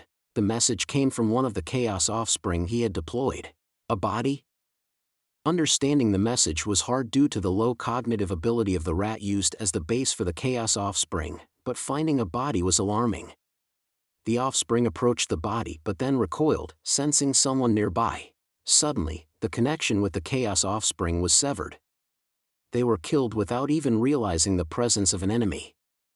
Their strength, at best, was comparable to a cat's, but being taken out so easily suggested it wasn't by a wild animal. Gather for investigation. Isaac commanded the Chaos Offspring to converge on the area where the body was found, not for hunting but for tracking. However, the place where the connection was lost wasn't far from their current location. Could there actually be an ambush? Isaac was surprised by this unexpected development. After taking control of the sanctuary's altar, he believed he knew everything about the monastery and nearby areas. Yet, not sensing any strange presence meant either the presence was undetectable even to the sanctuary's powers or it appeared last night. Ms. Isolde. Isaac called her name impulsively. Isolde stopped immediately. The moment she did, several arrows landed where she had been heading. One of them flew towards Isolde but only passed through the ashen dust emanating from her body. The Doctrine of the Moth seemed to dissipate, revealing her form. Who's there? Gebel's voice thundered through the valley. Then, several figures in hunter attire with crossbows emerged from between the valley's rocks. They looked like hunters from a nearby village. Sorry, we just saw a bizarre creature pass over our heads and thought it was that. So you shoot arrows at will? Isaac approached the hunters angrily. The hunters, seeing the extravagant attire of the Inquisitor and the monk's robes worn by Isaac and Gebel, seemed to realize they had messed with the wrong people. Especially as Isaac approached angrily, they felt an indescribable sense of intimidation. The Nephilim's unique charm was pressing their sense of guilt this time. We are also pursuing that creature, we'll forgive you. Where did it go? Over there, climbing the cliffs. At that moment, Isaac swiftly stabbed one of the men in the throat with the knife he was holding. Gebel and Isolde, as if in sync, quickly lunged forward. It wasn't because they couldn't forgive them for attacking. The three had realized upon seeing the hunters that the situation was different. Isolde knew that regular hunters couldn't penetrate the Doctrine of the Moth. Gebel noticed their crossbows were too sophisticated for ordinary hunters, and Isaac saw blood from the Chaos offspring on the man he had stabbed. Ching! Crackle! Without any battle cry or coordinated communication, they attacked simultaneously, and the hunters were injured and pushed back in an instant. However, no one was killed immediately, proof they weren't ordinary hunters. Kook! Ugh! Even the vampire Isaac had stabbed in the throat was retreating and healing the wound. Isaac frowned at the sight of blood oozing and stitching the skin in the vampire's pierced neck. Isolde also ground her teeth upon seeing it. Wallachia human hunters? How dare you intrude here? Wallachia was one of the smaller nations between the Black and White empires. Its history was complex, having survived numerous conflicts by attaching itself to various powers, but it was generally classified closer to the Black. They were commonly known as the vampire race, who fed on blood, and these aristocratic vampires often went on human hunts for their amusement. Share, R.A. The vampire who was impaled by Isaac appeared to be of a fairly high status among them, as he issued commands even with an injured neck. The vampires, realizing their true nature had been exposed, drew their dark red swords from their scabbards. It was a weapon used by the Wallachian nobility. Isaac felt slightly tense. If they are Wallachian nobles, in the game they were considered to have the same level of power as paladins. That meant the vampires in front of him should be thought of as the equivalent of 6 paladins. Although there were differences in levels among paladins, vampires were particularly optimized for fighting humans. Isaac thought this battle might be quite tough. Kek, Hoff. But in actual combat, they were not as tough as he thought. Isaac easily deflected the attacking vampire's sword from below, twisting his own blade to slice the vampire's arm. The other vampires hesitated and did not rush in readily. Was my skill always this good? Isaac felt a sense of pride in realizing that his swordsmanship worked well in real combat, but he soon understood the situation. It's because of the sunlight. The place was deep in a valley. There weren't many parts where light shone, but the occasional rays of sunlight were enough to cause them pain. Their failed ambush attempt and the act of pretending to be hunters were probably because it was still daytime. Good. Isaac did not want a fair fight. He decided to fully enjoy the current situation, which was unilaterally in his favor, while the vampires were flustered. Chapter 27. Chapter 27. Hunting Human Hunters, 1. Isaac quickly stabbed his sword, taking advantage of the vampire's inability to move freely. He swung his sword only when he judged it could inflict a fatal wound, to conserve his energy. Thus, each flash of his blade sent blood and ashes flying. The vampires were caught off guard by the sudden attacks. However, as they naturally retreated into the shadows of the valley, their momentum began to change. The vampires, accepting their inferiority in vigor and spirit, began to respond calmly. As an organized counterattack began, Isaac created some distance. I need to conserve my movements to avoid wasting energy. Fortunately, the vampires Isaac was facing were already wounded, so they couldn't rush him recklessly. Isaac steadied his breathing while checking on the conditions of Isolde and Gebel. Gebel was pressing 3 of them, and Isolde, a wandering inquisitor, seemed to have no trouble with one. Isolde, for her part, seemed either worried or impressed by Isaac. Come to think of it, this is the first time she's seen my skills in action. The balance was disrupted when Gebel decapitated one of the 3 vampires he was fighting. Even after one fell, the vampires didn't show signs of defeat, but their balance began to crumble inevitably. Now Gebel was overwhelmingly suppressing the vampires. Isaac did not miss this opportunity and thrust his sword into the chest of a vampire who had turned his attention away. The vampire gasped and tried to fend off the sword. In a moment, Isaac's sword twisted strangely like a snake, piercing the vampire's heart. Flesh and bone were torn away, leaving a gaping hole as if bitten by a beast. The vampire gaped in disbelief at the wound and flailed helplessly. These guys are paladins. One of the vampires shouted as if screaming. Strictly speaking, there are no paladins here. Isaac murmured. Just an inquisitor, a retired paladin, and a paladin aspirant. But at the cry of paladin, the vampires gnashed their teeth and tried to distance themselves. Gebel and Isaac did not let the vampires escape and prepared to continue the attack, but suddenly a shadow fell from above, making them hesitate. What's that? Red mist had formed overhead. Seeing this, Gebel's face turned pale, while the vampires' faces brightened. The red mist swiftly enveloped the valley. Crack! As the red mist descended, a loud noise echoed. The mist, as if having teeth, began tearing apart two vampire bodies on the ground. The bodies of the two vampires were disintegrated and absorbed into the mist. The red mist consumed the corpses of the vampires but did not touch the living ones. It writhed as if targeting them next. The silhouette of the red mist momentarily took on a human shape, then blurred again. It surged rapidly towards Isaac. But Isaac thought he had bought enough time. Isolde, who had been preparing a prayer since encountering the vampires, condemned the approaching red mist with her final words. And the Lord showed us the light from beyond the rift. Suddenly, a brilliant light filled the valley. Enveloped in the bright light, something indistinct appeared. The dark valley was instantly bathed in a light so bright, no shadows could be found. The red mist vanished instantly in the overwhelming radiance. Despite the pain in his eyes, Isaac gazed at the creature formed of light. It was a feline-like beast with massive butterfly wings, its silhouette obscured by the bright light. Abyssal beast, A. Not only humans praise God in this world.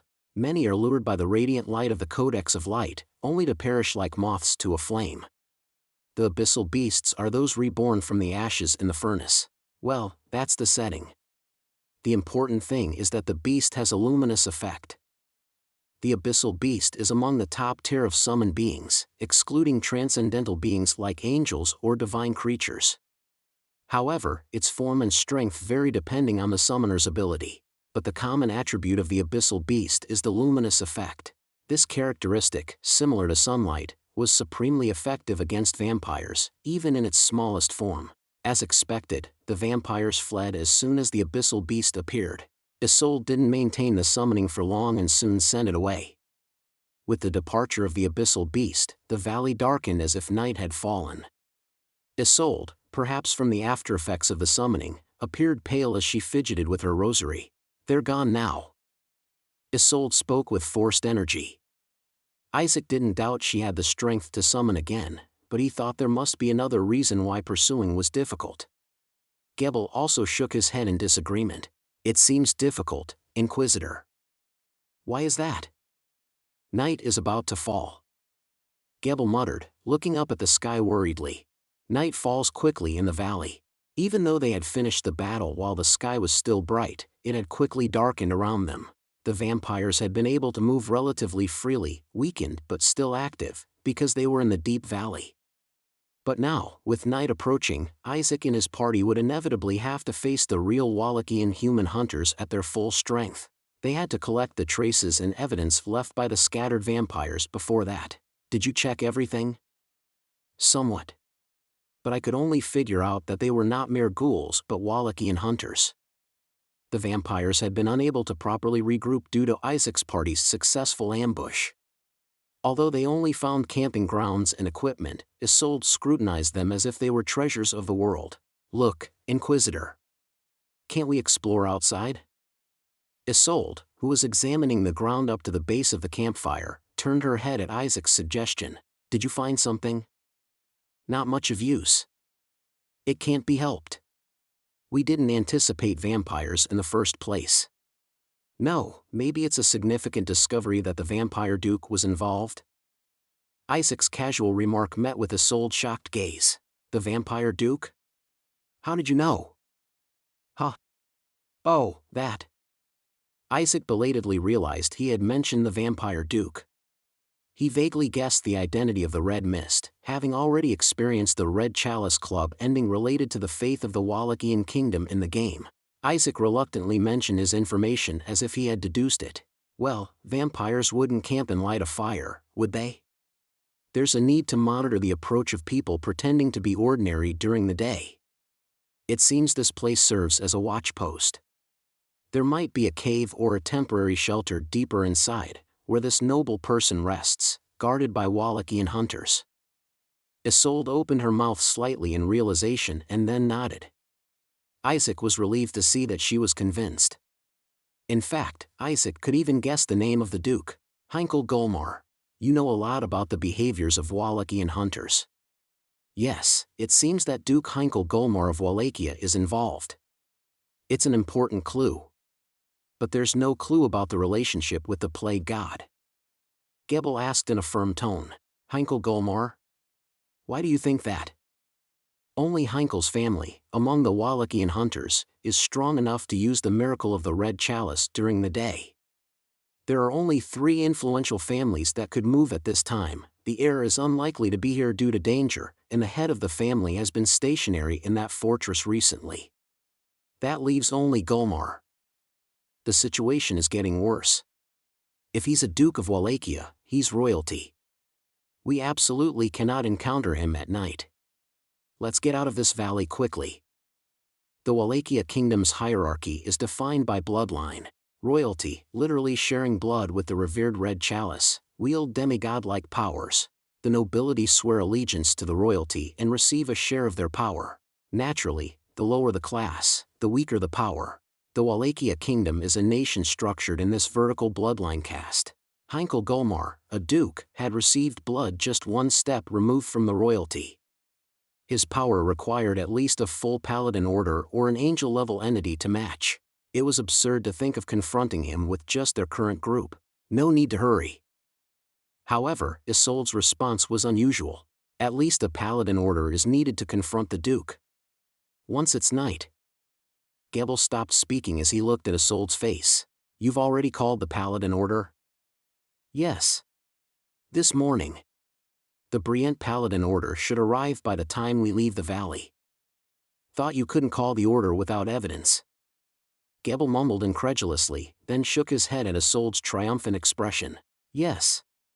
I was confident we'd find evidence. And we did, right?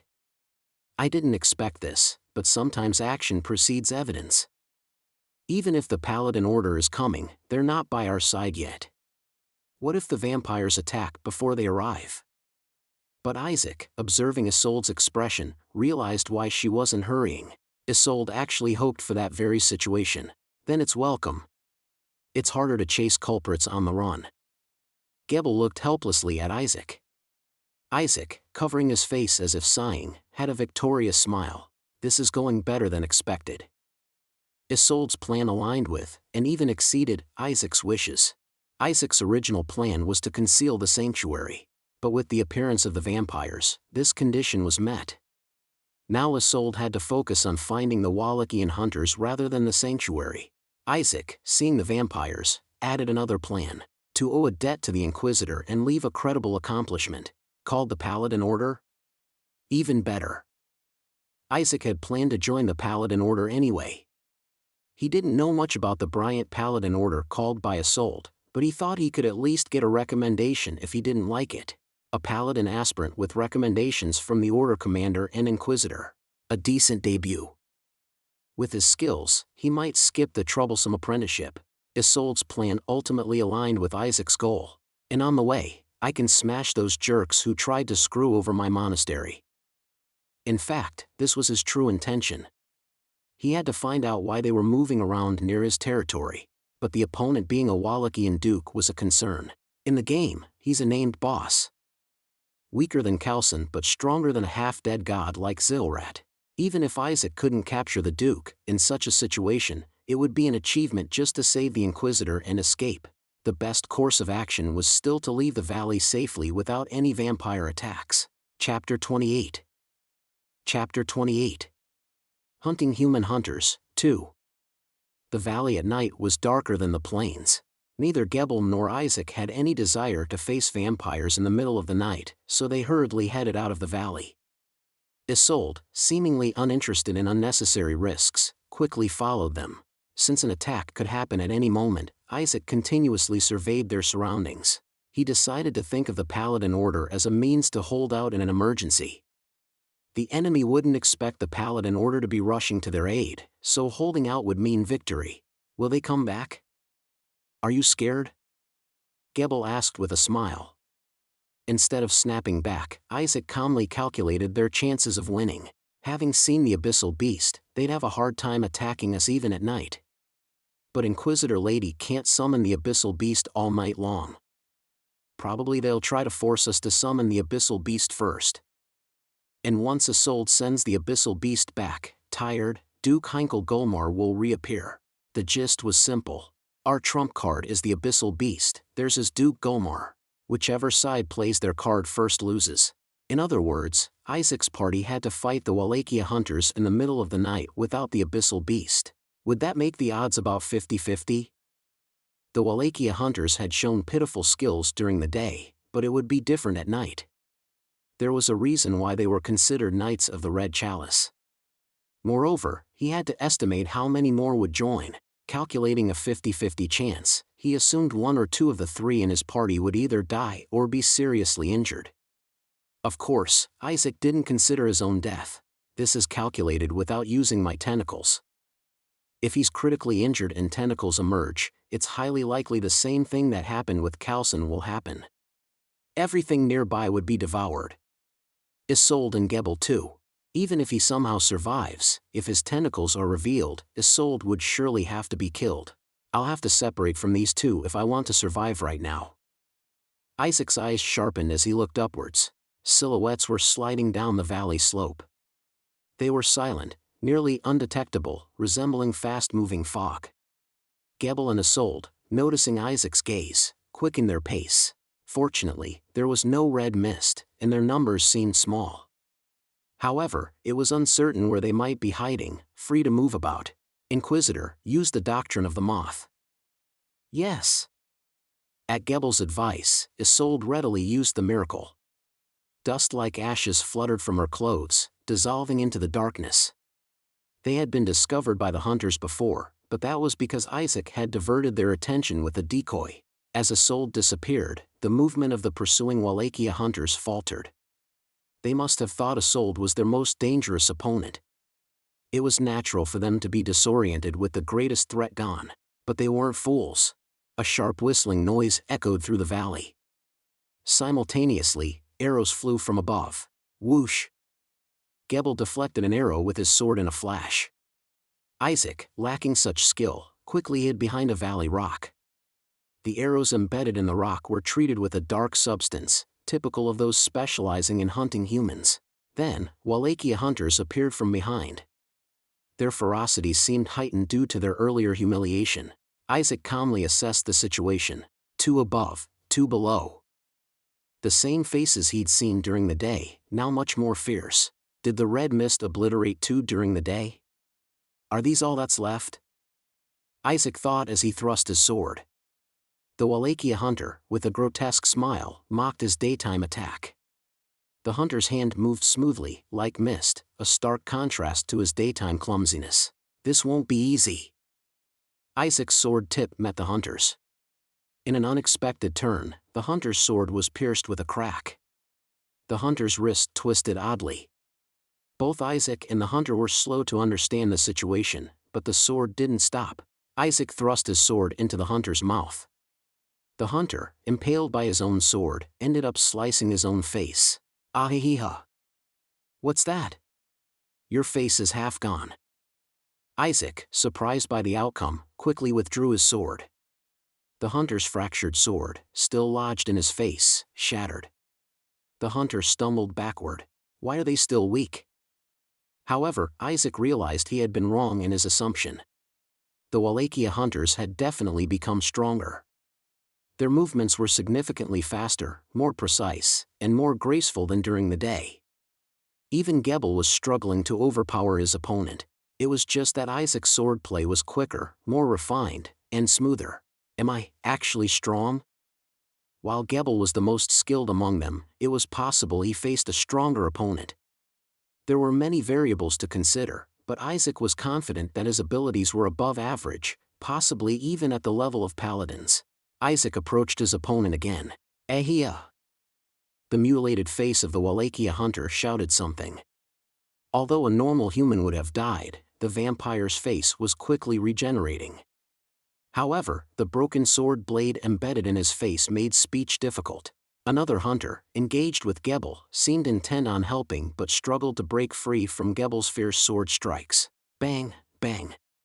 With each swing of Gebel's sword, the hunter's blade bent like a reed but didn't fall. It would have broken under sheer strength. But that situation didn't last long. Gebel diligently inflicted wounds and finally thrust his sword into the hunter's foot. Both the hunter with the pierced foot and the one with the mangled face were now in no state to fight properly. The hunters above, trying to locate Isolde, must have made the same assessment. Swoosh! Thud, thud! Arrows began to fly again from above. Simultaneously, the fog clinging to the valley slope charged like cavalry. But even in this situation, Isaac remained calm. Their goal isn't us. It's to find Isolde. The red mist can't reveal itself unless she's absent. They attacked Isaac's group to keep Isolde in place. Indeed, Isolde was hesitating, unable to attack or leave. In an emergency, she had to summon the abyssal beast. Her lack of combat prowess didn't make the hunter's judgment wrong, but their skills are far from sufficient. They hadn't expected to fight Isaac and his group like this in the middle of the night. Whoosh! The fog began to take shape, forming a heavily armored knight without legs. The horse seemed to run soundlessly. Or rather, could it be described as running without legs? It merely slid down like a ghost, rapidly charging with a menacing speed. However, facing this apparition, Gebel showed no fear, merely raising his sword. Isaac, back to back with Gebel, took a deep breath. I can't use the tentacles, but, like them. Isaac recalled the advanced swordsmanship he had used when defeating Zilrat. He couldn't remember the exact moves but knew he could use them like a skill whenever he wished. Isaac imagined 8 tentacle-like arms writhing and surging out of his body. In his mind, these tentacles halted the ghostly horse's charge, decapitated, pierced hearts, pulled down and tore apart Wallachia hunters, and crushed heads. He would make them pay for defiling the sanctuary with their tainted blood. Isaac swung his sword. And so it happened. The Wallachia hunter, charging at Isaac, didn't fully grasp what was happening. An absurdly bizarre aura emanated from Isaac, who had seemed frail. The hunter suddenly thought irrationally that he was committing an outrageous blasphemy against the Red Chalice. Red Chalice, help! A scream rose to his throat, but it was too late. The next moment, the Wallachia hunter's head plunged into the ground. The hunter, rolling limply, tried to get up, but soon realized only his head remained. Isaac's silhouette had blurred for a moment, but he had passed through the hunter's body like wielding 8 saw blades, ripping it apart. The hunter's body barely maintained its shape. It was a ghastly and gruesome swordsmanship.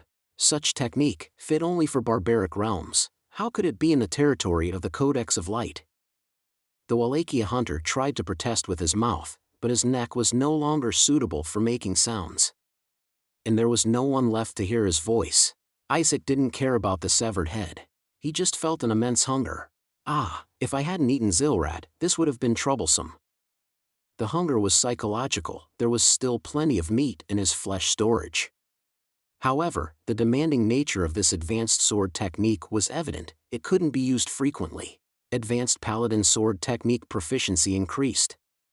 LV2. Please name your combined advanced sword technique. After using the technique only twice, Isaac realized its level had increased. He remembered he hadn't named it the previous time. The Avalanche Paladin Order named theirs Avalanche Sword Technique, so maybe. He thought about calling it Tentacle Sword Technique, but that seemed embarrassing to introduce to others. Naming it Isaac Sword Technique also felt awkward. Isaac Technique.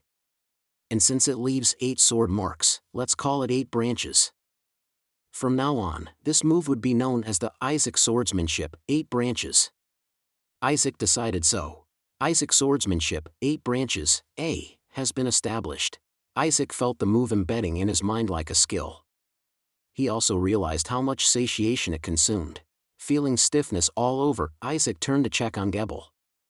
If Isaac could take them down, Gebel should have been able to handle it with ease. But what he saw when he turned around was unexpected. Gebel. An old Wallachia hunter in a billowing red cloak was thrusting a spear into Gebel's side. It was the vampire duke, Heinkel Golmar.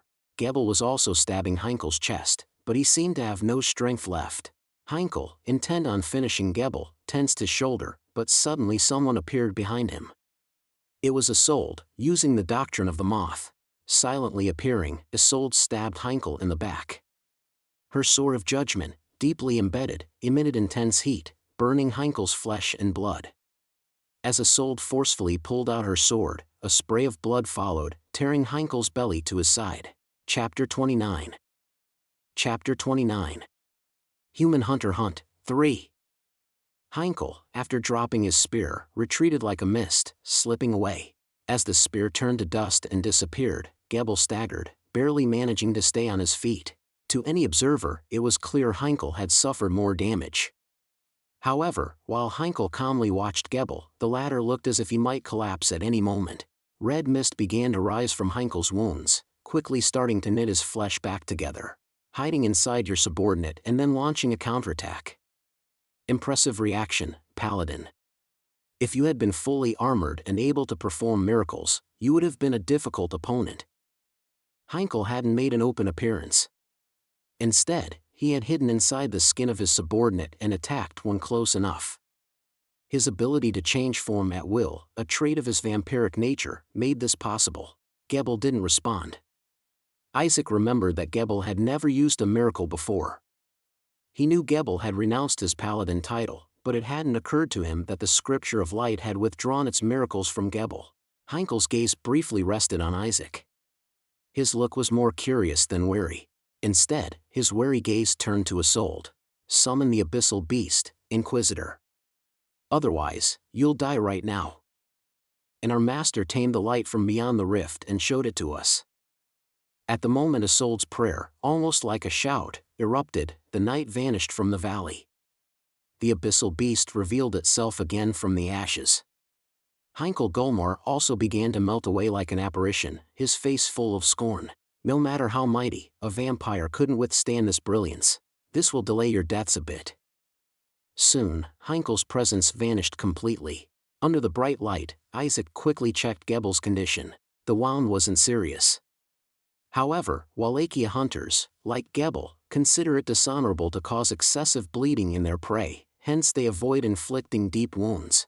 Gebel, though with minor external injuries, seemed to have suffered severe internal damage. Mr. Isaac. Isolde approached. The abyssal beast she summoned was the size of a small moth, seemingly called to last a bit longer. I'm sorry. I didn't think he would hide inside his subordinate and emerge by shattering the body. I thought with Mr. Gebel and you, we could hold on. Isaac, seeing Isolde's expression, realized Heinkel's intentions. Gebel was no longer in a state to fight. Even if the Inquisitor summoned the abyssal beast, it would only temporarily drive away Heinkel. If Isolde couldn't maintain it and had to send it back, Heinkel would attack again. And this time, he would kill everyone. We have no choice. But there was one thing Heinkel hadn't counted on. I'll stay behind as a decoy. Please, take Gebel and escape from the valley. Isolde was shocked by Isaac's suggestion. Mr. Isaac. I'm not planning to sacrifice myself. On the contrary, it was a plan for everyone to survive. Isaac felt a strong rage and hunger towards Heinkel. I might not know about the Inquisitor, but I must ensure Mr. Gebel's safety. Follow my instructions. Both of you, leave together. Red mist seeped through the crevices of the valley, soon taking the form of Duke Heinkel Gulmar. The wound from the Judgment Sword was still bubbling, not fully healed yet. Areas directly touched by divine power were harder to heal. Heinkel turned his head. The glow of the abyssal beast didn't reach this hidden darkness of the valley, where red eyes gleamed. Heinkel spoke to those eyes in the darkness. The preparations are complete. As soon as the abyssal beast disappears, kill them all. Yes, Duke. 12 hunters emerged from the darkness, all Wallachia hunters. As Heinkel gave the signal, the hunters vanished back into the shadows. There was no need for specific instructions, such ambushes were as routine to them as meals. Heinkel also thought this mission was essentially finished. However, an uncomfortable feeling lingered, something he couldn't shake off. Heinkel reflected on what he might have missed. Gebel, was it? He was the most skilled, but now wounded, he can no longer fight. The Inquisitor without the abyssal beast seemed unable to take on multiple hunters. So, Heinkel recalled the handsome, knightly trainee. He hadn't seen him clearly in the light, but his face, encountered in the darkness, was more vivid. Definitely a memorable face, and his swordsmanship was above average. But that was it. Heinkel was confident. He could defeat him in less than 10 seconds. After all, fair fights were perverse to Wallachia hunters. They wouldn't hesitate to use any means necessary. Even without Heinkel, if the hunters engaged in a battle, the trainee wouldn't stand a chance. What am I missing? A primal instinct. An innate sense that something was wrong was sending him a strong warning. The Red Chalice Club, which valued bodily pleasure and senses, also highly regarded instincts. Heinkel didn't dismiss this unease as unnecessary. It could be a bloody warning from the Red Chalice. Lieutenant. 2 lieutenants still stood by Heinkel's side. There's a trainee named Isaac. Don't engage him carelessly, cut off his limbs if necessary, but try to capture him alive. Heinkel paused briefly before continuing. He's prettier than a girl, so he should be easy to spot. Perhaps offering him in exchange for the other's escape might work. Go and convey my orders. The Wallachia hunters had no trouble tracking Isaac and his group in the darkness. The abyssal beast, like a lantern, marked their location. Direct exposure to its radiance would surely blind them, so the hunters couldn't observe Isaac's group directly. But they meticulously tracked them within the range of the dimming light, ensuring no one escaped. The hunt was nearing its end. The abyssal beast, forcibly held from disappearing, was gradually fading. The hunters signaled each other with hand signals. In the darkness, the hunters were like vague silhouettes, but they could see each other clearly as in broad daylight. The Inquisitor must be exhausted by now, so full resistance will be difficult. Capture the trainee named Isaac alive if possible. With only one capable fighter, the hunt would be easier. As the light began to fade, the Wallachia hunters loaded their crossbows. Finally, the brilliance of the abyssal beast completely faded. The only sound in the dark valley was the quiet rustling of leaves in the wind. The hunters simultaneously emerged into the valley. The Wallachia hunters intended to turn everyone but Isaac into pincushions with their arrows, but they struggled to find their targets. What the? The only one standing in the darkness was Isaac. Without explanation, Isaac drew his sword, watching the Wallachia hunters approaching him rapidly. Is this simplicity what makes you hunters? We were tricked. He used the abyssal beast as bait. Without the abyssal beast, there was no way to confront the Wallachia hunters in the middle of the night. Naturally, they thought Isaac would move with the beast, but he had used it as a distraction. Meanwhile, Gebel and Isolde had escaped the valley using the teachings of the moth. Urgent glances passed between the hunters. In an instant, 6 split off to pursue Gebel and Isolde, while the other 6 advanced to capture Isaac. At least he surrendered himself for capture. How convenient. One of the hunters mockingly jeered, a break from their usual silence when hunting, but they were angry for being deceived. They believed Isaac had stayed behind as bait and a hostage. But Isaac tilted his head, sneering. Surrender? If you resist, we'll cut off your fingers one by. Aakak. Before the sentence finished, a scream erupted from the direction where 6 hunters had chased Gebel and Isolde. Wallachia hunters consider screaming disgraceful. They were flustered yet glared at Isaac, saying, "The night seems to be alive, but soon." The screams didn't stop with one, multiple followed in succession. The Wallachia hunters gritted their teeth, more ashamed by the fact that their comrades were screaming than being attacked. Screaming, even if from a victim, was vulgar in the silent night. Only the quiet flow of blood and the swallowing of throats were the permitted etiquette. Isaac, standing askew, asked, "Don't need to see the situation to guess, right?" Finally, 2 more hunters were sent to assess the situation, leaving 4 to subdue Isaac. "We don't know your tricks, but we..." "That you don't know my tricks is exactly why you'll die here." Isaac's interruptions agitated the hunter, who wore a fierce expression. But Isaac continued leisurely. "I've been watching you all the way, not straying anywhere, foolishly trailing along. You've been in my grasp all along." "Nonsense." The Wallachia hunter, scoffing, lunged at Isaac. Like a pack of hyenas attacking prey, each hunter targeted different limbs. However, they saw Isaac's arms move in completely unexpected directions. Isaac's arms twisted unimaginably, stretching incredibly long. Before they realized what was happening, a tentacle pierced one hunter's head. His body flailed like a broken doll. Isaac lashed out with his tentacle like a whip. A hunter tried to block it with his sword, but the tentacle wrapped around him, its suckers filled with teeth tearing into his flesh. Aya! The vulgar scream they detested so much burst out. Isaac spun the hunter around like a top. Blood splattered in all directions as flesh was torn, soaking the faces of the remaining Wallachia hunters. Isaac, holding one hunter with his tentacle, swung him like a club at another. The hunter raised his arms in a futile attempt to block. When enough weight and speed combine, defense is meaningless. Bang! The two hunters merged into one mass. Vampire devoured. Dead God's intestines perk increases absorption efficiency. Vampirism perk acquired. Blurry shadow, temporary, perk acquired. Temporary perks remain as blessings until digested. Using his newly acquired vampirism perk, Isaac absorbed the fluids of the combined Wallachia hunters through his skin. Their torsos deflated like punctured balloons. So this is what drinking blood feels like. Isaac murmured coolly in the darkness. Everything had happened in the blink of an eye. The lone remaining Wallachia hunter realized his mistake. This is a trainee from the Codex of Light? He didn't know what Isaac was, but he was sure Isaac wasn't from the Codex of Light. Isaac was from a darker, more savage realm, a primordial, chaotic origin. In the darkness, Isaac gazed with purple flickering eyes, stating, "This is my sanctuary. You must pay the price for your trespass." Chapter 30. Chapter 30. Human Hunter Hunt, 4. 4 of them down in an instant. Isaac marveled at the tremendous strength of his tentacles. It was more powerful than he expected, partly because tentacles are a kind of miracle that the Nameless Chaos can wield. Moreover, the effects of all miracles are enhanced in a sanctuary. The sanctuary effect Isaac obtained from defeating Zilrat extended even to this valley, making his tentacles significantly more potent.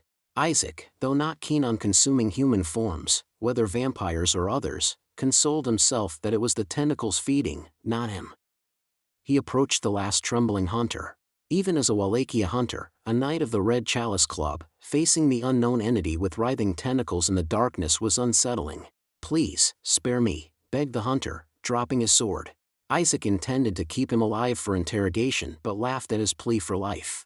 "You'll stay alive until I'm done questioning. I'll tell you anything." "How can I trust your words?" Grabbing the hunter's collar, Isaac activated his Chaos Eye. Kashafinsk, B/Fear. Profession, Wallachia Hunter, C+. Abilities, Shedding Doctrine, Heart Anthem. Isaac focused deeper, beyond the name or abilities, into the hunter's inner thoughts. What is this monster? Never heard of such a thing. Could it be the one who killed the plague god? Even Duke Gulmar would struggle against it. So, there's a connection with Zilrat. Need to know what you were planning. No, I'll talk to your boss directly. Isaac tossed aside the hunter. As the hunter tried to comprehend the situation, he felt a cold chill. Red mist was seeping into his limbs. "Wait, Duke. This is..." Before he could finish, he exploded with a crunching sound. Bones and flesh rained over Isaac, who charged through them undeterred. "I knew you'd try the same trick." As he activated an 8-way strike, a bloodbath ensued. Duke Gulmar, trying to ambush Isaac from behind, barely dodged his attack but still suffered slashes that ripped his flesh. Blood and flesh poured like rain.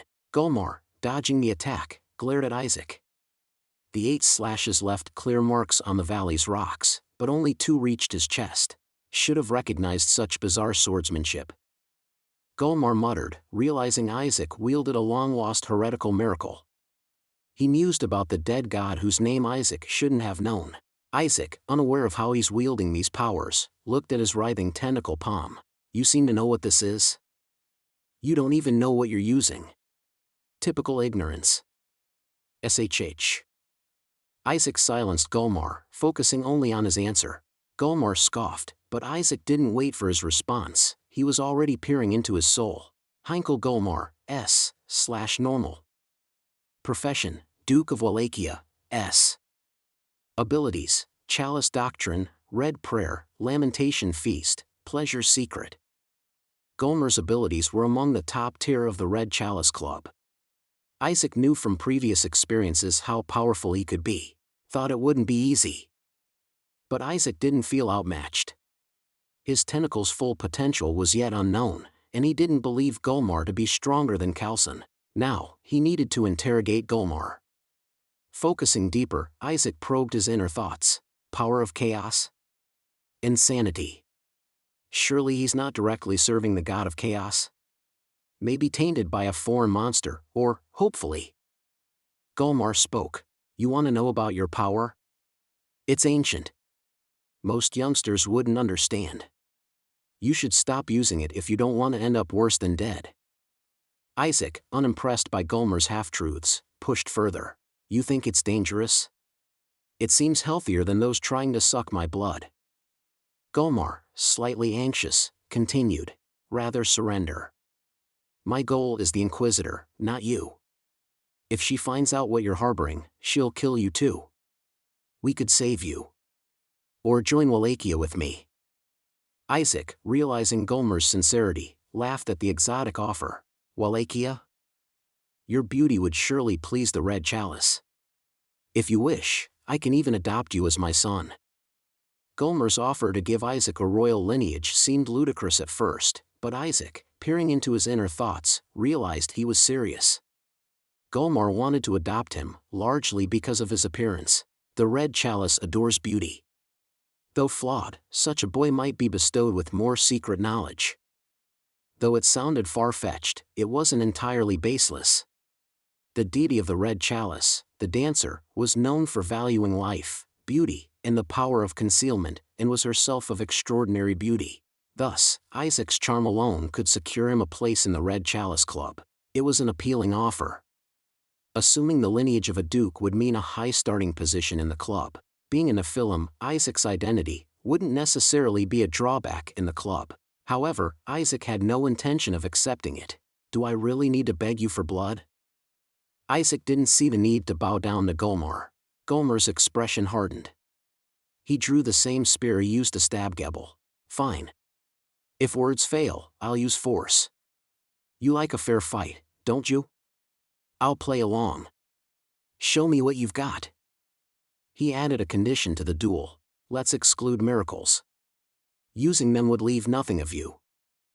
Isaac noted Golmar's fear of his tentacles, though his words weren't entirely false. Golmar's miracles were indeed formidable. A miscalculation could end both of them, but Golmar is a master of the spear. Apart from miracles, his skills were comparable to high-level swordsmanship. And at this distance, a spear had an advantage over a sword. Despite the pretended courtesy, Golmar got ready for combat, gripping his spear long. Isaac seemingly accepted the duel, grasping his sword with both hands, making it difficult for tentacles to emerge from his left hand. Golmar's lips curled up in anticipation. Fool. The battle began without a signal. Golmar never intended to fight fairly. To him, a fair fight was a fool's game. He threw his spear even before Isaac made his first move. Isaac dodged, but the spear turned to dust upon leaving Golmar's hand, and a new red spear formed, following Isaac's movements. Crack! A chilling sound echoed through the valley. Isaac couldn't even get close to Golmar. Golmar smiled, his fangs glinting. Then, blood trickled down along those fangs. He couldn't believe it and tried to turn, but his neck and spine, impaled by fangs, didn't allow it. He realized a monstrous beast, exuding a foul odor and wriggling flesh, had impaled him from behind. The odor was mixed with a familiar scent, the blood of the Wallachia hunters he had sent earlier. The spear, misfired in astonishment, didn't even graze Isaac. The situation was unfathomable. Who was this unknown beast, and why had it attacked him? Why did Isaac approach as if the beast was on his side? Bleeding profusely, Golmar struggled to speak. You dog. In a fair duel. What are you talking about? Fair duels are for fools. This beast, is it the one you worship? Golmar first guessed the beast was the embodiment of the foreign monster consuming Isaac. But Isaac only looked puzzled. What, you don't know? Oh, you can't see. Isaac twisted Golmar's face around. There was a crunching sound, but Isaac knew Golmar wouldn't die from this. Long time no see, right? You should recognize it. The beast was the creature Isaac created by parasitically nurturing Zilrak corpse as an offspring of chaos, rather than consuming it entirely. It was also the unidentified beast that lured Isolde into the valley. Zilrat's original form was gone. The beast, made of red flesh and undulating tentacles, only emitted a constant stench, obediently following Isaac's commands. It seemed to understand more complex commands, perhaps due to being born from a god's corpse, like guarding Isolde and Gebel while eliminating any approaching Wallachia hunters. Stronger than expected near the sanctuary, perhaps because it's born from a god's corpse. Now Isaac's pet, the weakened but still divine Zilrat, was treated like a sacred beast, akin to angels or the abyssal beast. Unlike them, Zilrat, born here, could stay as long as certain conditions were met, like consuming a large amount of flesh. Crunch. Although Zilrat had already devoured nearly 10 Wallachia hunters, it seemed still hungry, embedding its teeth deeper into Heinkel's flesh. The taste of blood appeared to be stimulating its appetite. Isaac restrained Zilrat. There were still many things he needed to ask Heinkel. With his violet eyes, Isaac gazed at Heinkel. His left eye, having overused the Eye of Chaos, started to sprout wriggling tentacles. You all have trespassed into my sanctuary and nearly ruined my plans. Thus, you must face judgment. Upon hearing these words, Heinkel spoke. Are you an incarnation of the Red Chalice? Have you sent the prophet of the red flesh to judge my undue authority? Chapter 31. Chapter 31. Human Hunter Hunt, 5. What? Isaac wondered what kind of trickery this was now. However, seeing inside Heinkel's mind, Isaac realized the Duke was making a huge mistake. Zilrat's faint divinity, Isaac's unbelievable power, and then, I should have realized when I saw his face. His appearance is unmistakably a holy body sent by the Red Chalice. I was ruining his plans with my war games. It was Isaac's appearance that was the proof, at least in Heinkel's mind. It seemed plausible enough, not entirely absurd. Heinkel, of Wallachia royalty, had drunk directly from the Red Chalice, the blood of the god. So, he knew what a god's face should look like. The god of the Red Chalice, Muue, is a Nephilim too, right? In the Red Chalice Club, being a Nephilim wasn't a disadvantage, and this was precisely why. In Nameless Chaos, gods are divided into two types. Ancient gods born naturally from people's perceptions and beliefs over a long history, and the mortal-born gods who began to appear around 1,000 years ago with the advent of the Age of Light initiated by the Codex of Light. The 9 faiths predominantly consist of these mortal-born gods. The god Muue, worshipped by the Red Chalice Club, was not a secret Nephilim. Muue became a god after killing her angel father and eating his heart. This melodramatic tale led her to become the god of the Red Chalice, governing eternal beauty and life.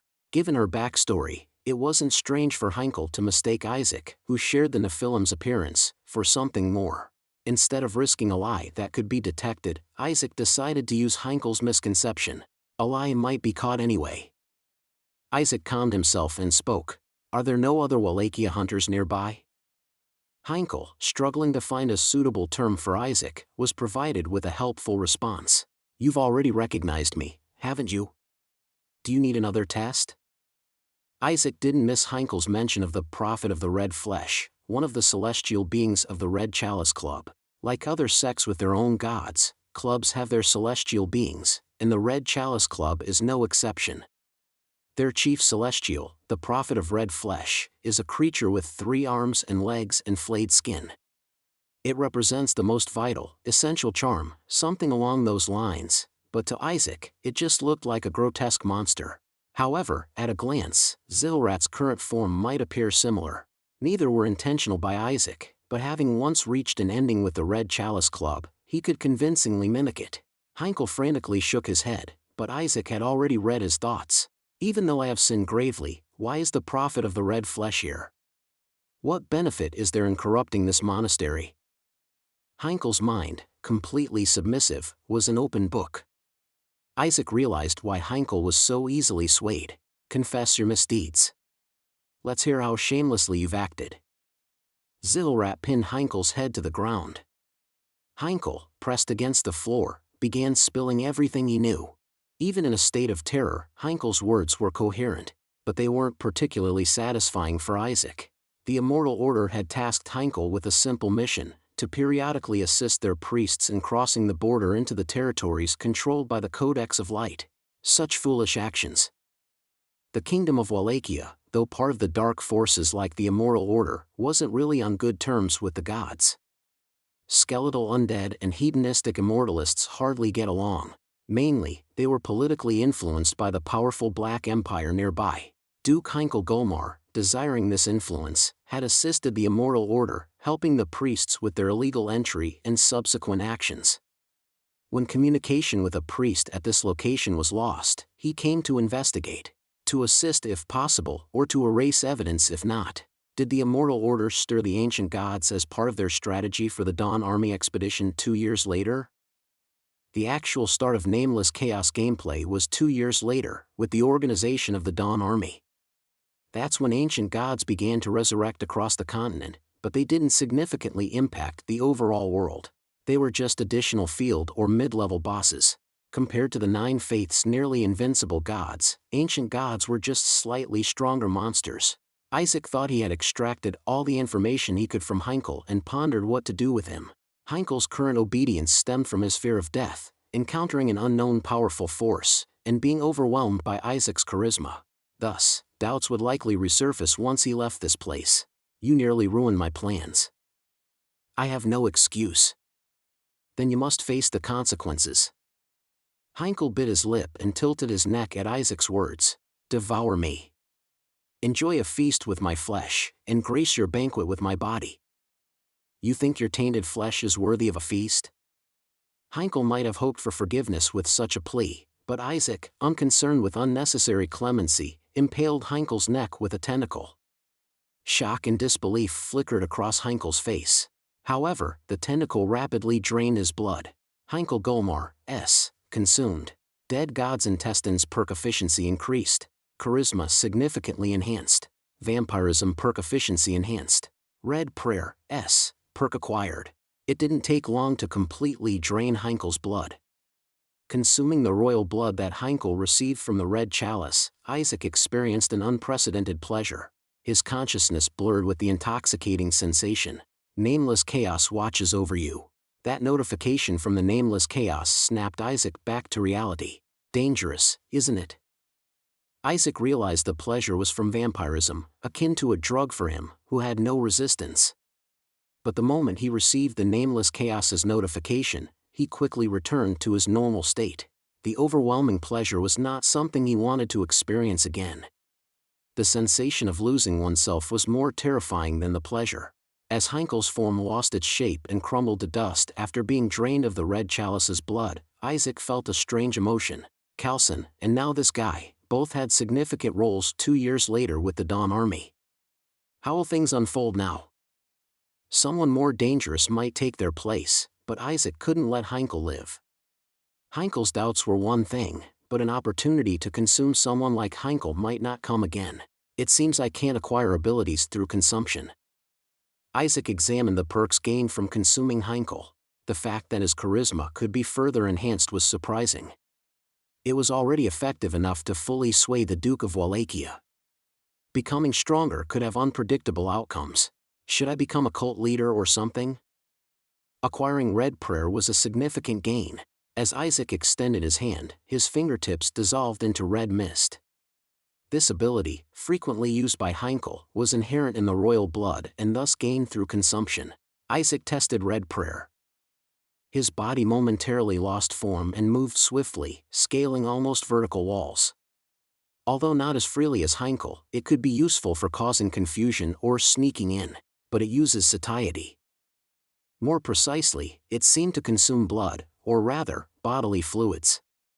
Isaac had a foreboding feeling. No way, I'm not turning into a vampire, am I? Drinking blood and transforming into mist was typical of vampires. However, a reassuring message appeared. The curse of the red chalice cannot invade due to a stronger curse. This stronger curse was likely due to the Nameless Chaos. Isaac realized he had avoided becoming a vampire but remained a tentacle monster. Which was better was hard to determine. Isaac searched through Heinkel's remains for anything useful. Most equipment quickly disintegrated, likely conjured by abilities, but he found a notable item in the dust. A sword. Isaac discovered a thin, narrow sword in the dust. Without decoration, it had a heavy, dark hue. I've never seen Heinkel use such a weapon. Puzzled, Isaac touched the weapon, and information about it appeared before him, causing a dizzying sensation. A relic? Isaac blurted out involuntarily. It was a weapon he shouldn't have been able to obtain here, an item beyond his reach. Chapter 32. Chapter 32. Holy Grail Knight, 1. Relic. Just as a miracle residing in a person's body is called a holy body, an object imbued with a miracle is called a relic. However, there are grades among relics. The radiant stone necklace that Isaac once had could be considered a low-grade relic. But the sword before him now was of a different class. It was an item that should be preserved like a cultural heritage or national treasure. The Rite of Division, EX.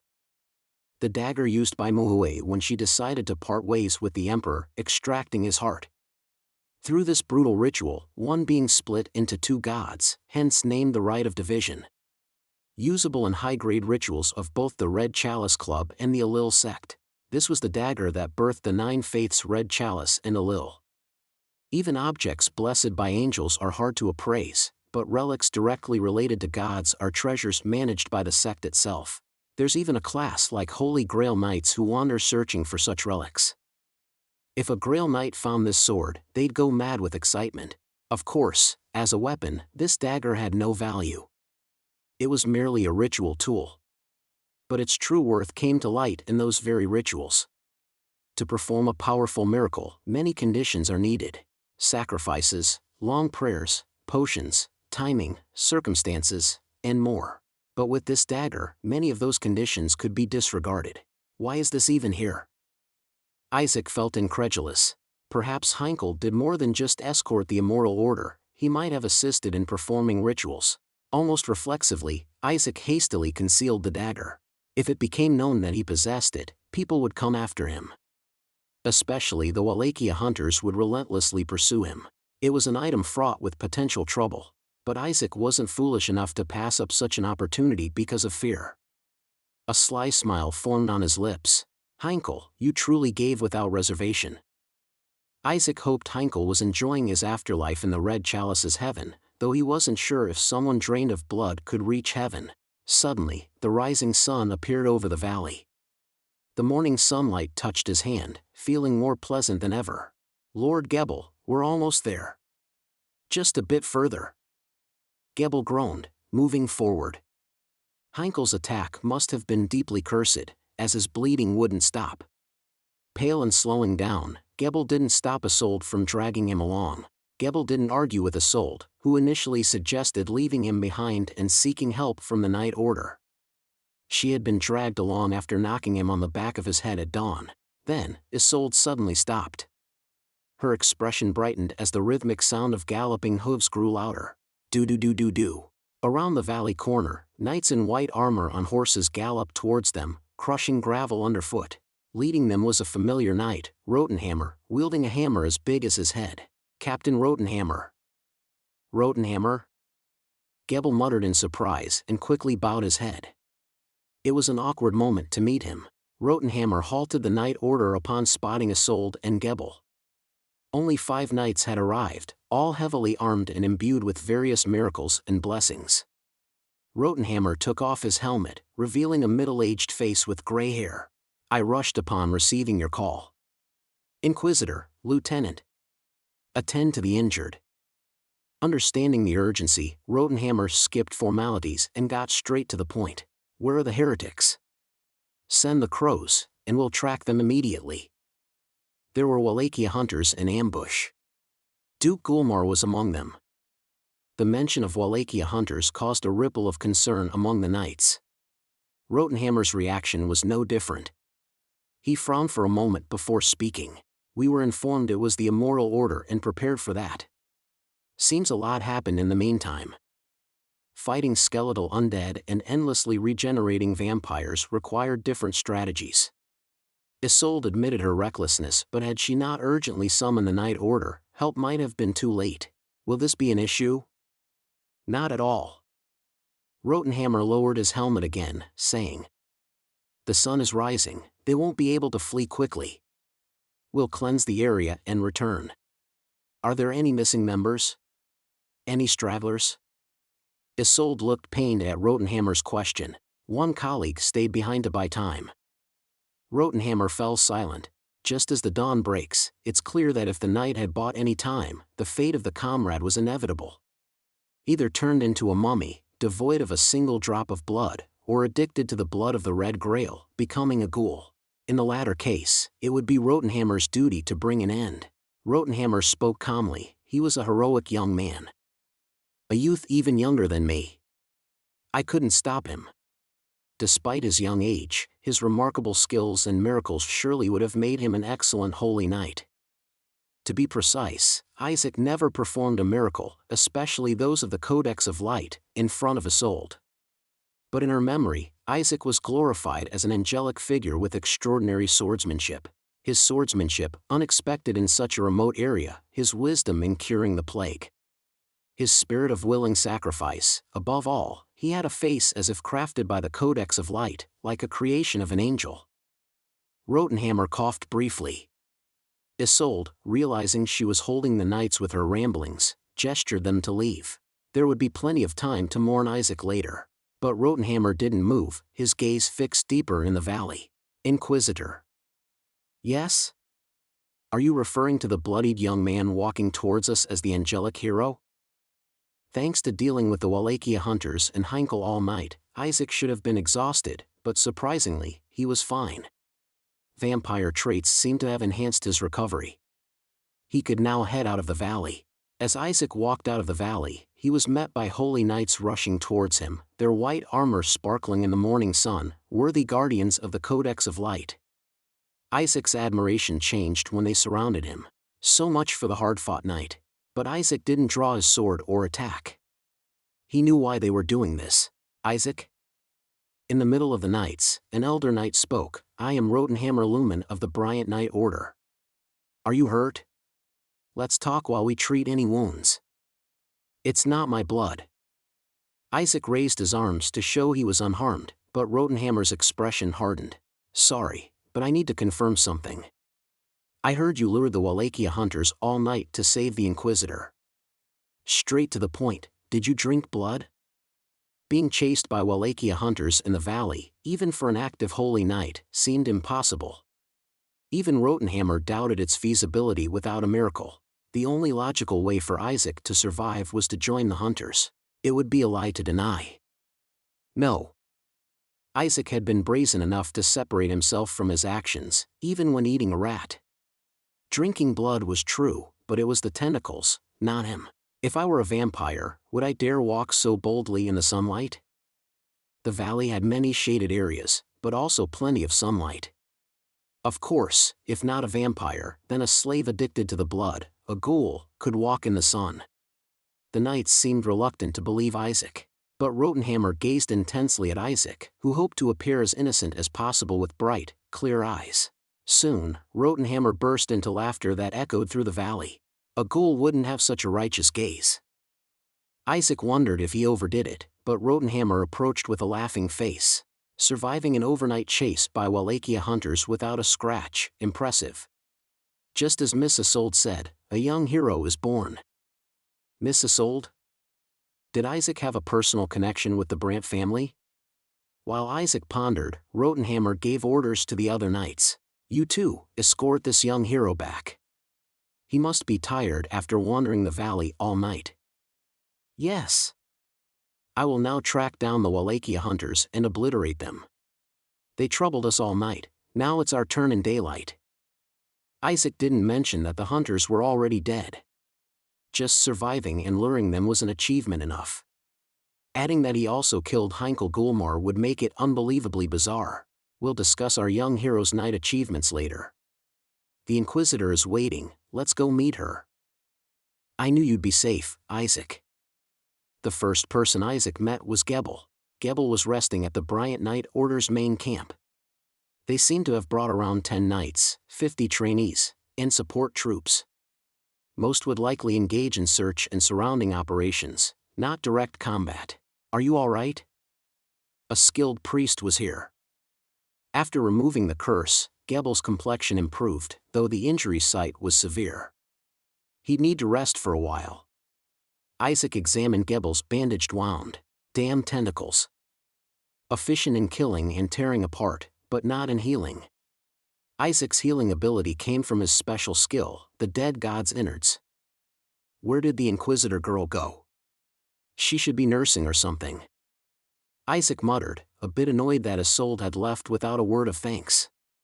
He didn't do it for gratitude, but it still felt irksome. She got basic healing and joined the search party to provide descriptions of the Wallachia hunters. The more combatants, the better. It's impressive considering she walked all night like me. It wasn't disdain, but prioritizing correctly. In retrospect, it would be a waste of talent for an Inquisitor to be nursing. After summoning the fire beast and walking nonstop since yesterday morning, she should be tired, but she's ready for combat again. The Wallachia hunters are all already eaten by tentacles, so it's wasted effort. I'm glad Gebel didn't die. That seems like something I should say to the person who survived being chased by Wallachia hunters all night. Gebel coughed and regulated his breath. He looked at the tent ceiling and spoke. It may sound sudden, but let me ask, Isaac. Just to confirm. Gebel stared directly at Isaac. Did you kill all the Wallachia hunters? Isaac tried to deny it, but Gebel's tone suggested he already knew and was just probing. So, as Isaac hesitated to respond, Gebel continued. Even Duke Gulmar? Amazing. How did you? No, never mind. I won't ask. Gebel clenched his mouth, staring at the ceiling with strained eyes. Don't ask how I know. When I heard you returned alive, I didn't think the Wallachia hunters would still be alive. Rotenhammer and the Inquisitor must be searching an empty valley now. Why do you think so? It may sound silly, but I've thought you could do it since the day you were brought to the monastery. Since you survived the attack by Calson. Chapter 33. Isaac felt a bit tense. Gebel was arguably the closest person to him in this world. He was the first person Isaac had met and knew the most about him. It wouldn't have been surprising if Gebel had some inkling about Isaac's true nature. I truly don't care whether you're a saint or a demon. I decided that the day I brought you here. Especially since the day I started teaching you swordsmanship. For revenge? For revenge. It was a story Isaac had heard from Gebel before. About the annihilation of the Avalanche Knight Order he belonged to. Gebel, now seeming fully resolved, continued, I told you the Avalanche Knight Order was annihilated. But it didn't end there. Their bodies were all taken by the Immortal Order and turned into Death Knights. Since a soul must consent to become a Death Knight, they effectively committed apostasy. Consequently, the Avalanche Knight Order is now practically branded as traitors in the Borderlands. No. There's no one left who recognizes the Avalanche swordsmanship. Unless they are a knight practicing the same technique. So you don't need to worry. Isaac felt awkward but considered saying he never really worried. The Avalanche swordsmanship was too taxing on his body. The Isaac style he created himself was far more efficient. That's when Gebel dropped a bombshell, and I believe someone from the Ducarian faction is behind the annihilation of the Avalanche Knight Order. Isaac looked at him with a stern expression. The Ducarian faction was a derogatory term for the core of the Order of the Codex of Light. Even if the Avalanche Knight Order being labeled traitors was unjust, this statement could be seen as hostile towards the entire Order. Why do you think so? Gebel looked intently at Isaac and said, Remember Calson? Calson Miller. Impossible to forget. He was Isaac's first devouring target, and his talent in swordsmanship was the basis for Isaac's abilities. Calson was expected to become an angel, even a seraph. But just a few years after the Avalanche Knight Order was wiped out and branded traitors, Calson also became a traitor. Coincidence? Are you saying Calson wasn't a traitor? No, he was, undoubtedly. He betrayed his subordinates and mercilessly killed his fellow believers. Gebel tapped his fingers, continuing, but someone tempted Calson to apostasy, just like they pushed someone to sacrifice their subordinates like the Avalanche Knight Order. The Immortal Order. They must have been involved, but they couldn't have done it alone. There's a real traitor within the order. Conflict and murderous intent flickered in Gebel's eyes. Sharing this information was risky for both Gebel and Isaac, but Gebel felt this might be his last chance to speak with Isaac. If not now, he might never have another opportunity. I couldn't openly investigate due to my branded status. That's why I placed the burden of my revenge on you. Gebel looked at Isaac with an apologetic expression. I don't know what you're hiding, but it's better to keep hiding it. I trust your character, but powers of unknown origin can instill fear, even if used with good intentions, especially with the current suspicious order leadership. Yes.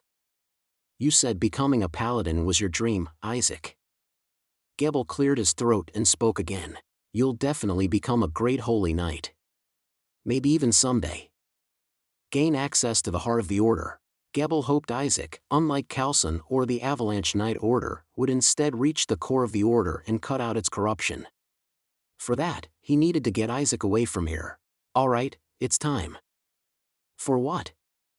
You don't need to return to the monastery. No need to go to Lancel Monastery either. The Bryant Knight Order is much larger and more skilled. Rotenhammer, though ruthless to heretics, is a person of great character and ability towards allies. Isaac looked stunned, understanding Gebel's implication. Join the Bryant Knight Order? I'll talk to Commander Rotenhammer. He owes me a favor, so he'll listen. The Inquisitor will also put in a good word, so joining shouldn't be hard. Isaac pondered Gebel's sudden proposition. Lancel Monastery's Knight Order wasn't bad, but it would take time to become a knight through regular training there. Joining the Bryant Knight Order would expedite the process. Considering that, it was a no-brainer to join the Bryant Knight Order for more practical experience and learning opportunities. Rotenhammer returned around sunset. The area glowed brightly, like daytime, thanks to the celestial creatures summoned by priests, as per the Codex of Light. This was a display of the Knight Order's grandeur, but Rotenhammer looked displeased. He must not have caught any Wallachia hunters, Isaac thought. Before joining, he had scoured the entire valley with his chaos spawn. There were no Walraka hunters left after Hanikal Gulmar, his last devouring. It looks like they all escaped. Seems like it. Found their den and rummaged through their belongings. They were definitely Wallachia hunters. The horses were gone too, probably bolted as soon as we arrived. The horses brought by the hunters were all eaten by Zilrat, a necessary move to eliminate evidence. Now Zilrat was so full it wouldn't need to move for weeks. Thought the hunters would be sluggish in the day, but Duke's direct hunters are different. They might be hiding underground for all we know. We've released celestial creatures for the search, but I don't hold much hope. Just then, Isolde peeked out from behind him. She emerged with an awkward expression, realizing she couldn't avoid the situation. I owe you my life 3 times over. I don't even know what to say. 3 times? Did I save her that much? Recalling the wolf encounter, the monastery incident, and the valley situation, he realized her misfortune. It's better if you leave this area quickly instead of thanking me. It seems this region is unlucky for you. Isolde blushed at Isaac's comment, and Rotenhammer seemed conflicted between concern and irritation, but Isaac didn't really want to rebuke Isolde. She had done her job well, uncovering a conspiracy to resurrect a plague god at the monastery and discovering the hidden ones in the valley.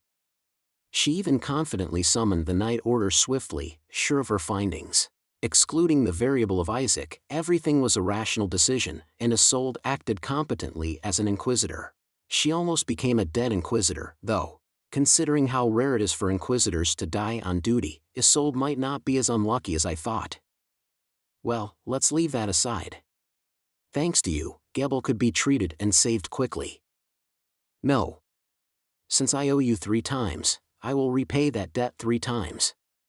As an Inquisitor of the Codex of Light, as a member of the Brandt family, and personally. Owing a debt not just once, but thrice. Isaac, looking into Isolde's determined eyes, thought that as long as she didn't meet her end as a guest, she might be well worth leveraging. Rotenhammer seemed quite surprised by Isolde's declaration but soon smiled. Miss, you should go in and rest. You haven't slept since yesterday, have you? We've sent out messages to the surrounding lords and expanded the search area, so there's nothing left for you to do. Thank you, Commander. After finishing her apologies and thanks, Isolde, relieved, staggered back to her tent. It was time for her to collapse in exhaustion. Then shall we go inside and continue our talk?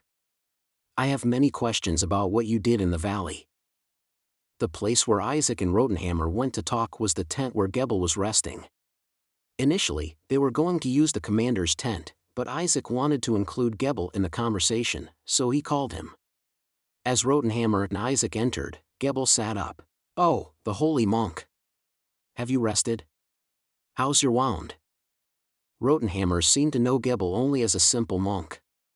However, Gebel greeted him with a wry smile and a bow. You still look strong, Commander Rotenhammer. Rotenhammer tilted his head, recognizing the tone indicating Gebel's familiarity. Gebel then covered his beard-strewn chin with his hand. Rotenhammer's eyes widened. Gebel? The crazy ruffian? No way, you've aged a lot since then. The crazy ruffian. Isaac became curious about what Gebel did in his youth. Gebel smiled wryly at the nickname he hadn't heard in a long time. Thank you for recognizing me even after all this time. Of course. How can I forget the great deeds of you and the Avalanche Knight Order during the War of Dawn? Right, that makes sense. Miss Isolde praised your skills highly. It's hard to believe you're in a monastery now. How unpredictable life is. Rotenhammer's admiration continued, his gaze flickering towards Isaac, hinting he somewhat understood how Isaac had survived. Attributing it to Gebel was only half true. But what about Commander Linda? I thought you lacked the temperament to lead but could have been a senior knight at least. Why are you in this monastery? Commander Linda is dead. The Avalanche Knight Order too. The tent fell silent. Rotenhammer paused before speaking. Both the Order and Linda were alive after the War of Dawn, so it's not because of the war. Frankly, if Linda had died, I would have thought you lost your temper, killed him, and fled to a monastery. I did think about killing that stubborn old fool more than once. And I wasn't the only one. Right, I can't say I never thought the same. Isaac watched the two old men chuckling and reminiscing. It seemed like their way of mourning someone they'd known on the battlefield. After a while, Rotenhammer took a deep breath and spoke again. Who killed them? I don't know. You don't know? It's not certain. I fled and haven't seen or heard anything since. I've been hiding in this monastery ever since. A fitting end for a coward. Isaac knew Gebel had sharpened his blade for revenge, ready to use someone else if he couldn't do it himself. But revealing everything would put Rotenhammer at risk, so Gebel chose the coward's path. I see. But Rotenhammer didn't condemn Gebel as a coward, seeming to understand there were unspeakable circumstances. So, I hope you can take care of this young man in my stead. Rotenhammer's gaze shifted from Gebel to Isaac. I may have messed up teaching him the basics, but I believe he'll greatly improve under your guidance. Miss Isolde also praised this young man to no end. Rotenhammer examined Isaac's hands and arms. Compared to Rotenhammer's iron-like hands and thick limbs, Isaac's body seemed frail, but Rotenhammer wasn't deterred. Do you want to become a paladin? Yes. Rotenhammer seemed satisfied with that answer and looked back at Gebel. I can take care of him, but I can't make him a knight on my own authority. I'll take him as my guest and apprentice to assess his skills. But if he's been trained by you, he might already be able to outperform my trainees. Well, he won't be lacking. Good. So, your name is Isaac? I'll take responsibility and get you into the Bryant Knight Order. Rotenhammer's assertion made Isaac feel the atmosphere might turn awkward, but he had no choice but to speak up. About that, Commander Rotenhammer. Yes? I don't plan on joining the Bryant Knight Order. Chapter 34. A brief silence fell. Rotenhammer asked with a hint of suspicion, You want to become a paladin, right? Yes. But you won't join our Bryant Knight Order? Do I seem unsatisfactory to you? Of course not, Commander Rotenhammer. I have no doubts about your abilities. Isaac pondered how to delicately phrase his decision in a way that Rotenhammer would accept. Choosing not to join the Bryant Knight Order was a conclusion Isaac had reached after careful consideration. Had he stayed at the monastery, he would have followed Gebel's guidance. However, his experiences fighting the Wallachia hunters in the valley had led him to realize the life he needed to lead. Up until now, he hadn't understood this. Cocooned as he was in the safe shell of the monastery, the Nameless Chaos watches you. It signaled a crucial crossroads in life. Even without the implicit warning from the Nameless Chaos, Isaac knew. He dismissed the warning. I know the best strategies for this game. Neither Gebel nor Rotenhammer were the players. Not even the many-eyed tentacled monster that brought him to this world. I'm the one who will see this game's ending. With that resolve, Isaac asserted to Rotenhammer, I intend to become a Holy Grail Knight. Holy Grail Knights. Righteous knights who wander the world, seeking holy relics, vanquishing evil beings, and aiding the weak. They are the solitary heroes of countless epics and songs. In the game, Grail Knight is a secondary class for Paladin, typically considered part of the same group. However, while Paladin operate in armed units with comrades, Holy Grail Knights are lone warriors, roaming in search of holy relics. Their endless wandering requires not only unwavering faith but also limitations on possessions. Searching for relics often involves aiding the wronged and confronting evil. The only thing they can count on is their reputation. Now considered a relic of a bygone era, they're often viewed as outdated. But this is the best, no, the only path for me. Isaac stood in the open area of the Bryant Knight Order's camp, lost in thought. Becoming a paladin brings many benefits: resources, fortresses, swordsmanship, mentors, comrades, financial gain, and social privileges. Grail Knights, roaming solo, must forego these advantages. In return, Grail Knights gain the Noble Quest buff based on their fame and achievements. This buff strengthens with the number of enemies and grows more powerful against formidable foes. The value of discovered relics directly enhances miraculous abilities. Their heroic deeds often stem from this buff. If a powerful relic is found, a Grail Knight might even rival the strength of a whole order of holy knights. Most Grail Knights die before that, though. Most importantly, Isaac had the Right of Division, a relic taken from Heinkel, on his back. It's a top-tier relic, intertwined with the birth of gods. Though it's not from the Codex Light and may not show its full potential, that's irrelevant to Isaac. To a Holy Grail Knight, what matters is the greatness of the relics they unearth. To others, a relic might be an object of reverence, but for Isaac, it's merely a useful tool. I can join a Holy Knight Order later if I need their power. In the game, a Grail Knight couldn't revert to being a Holy Knight, but this wasn't a game. Now that it's clear he can't perform miracles, joining a Holy Knight Order later is still an option. What he needs is the recognition and fame of a Holy Knight. Isaac waited for the right moment. Hey, you. As Isaac idly kicked pebbles in the open area, a young man in light armor approached him. Isaac didn't realize he was being addressed until the young man spoke again. What are you doing here? Are you from the monastery? Why are you just standing there? Mistaking Isaac for a soldier, perhaps, the young man stopped mid-sentence as they faced each other.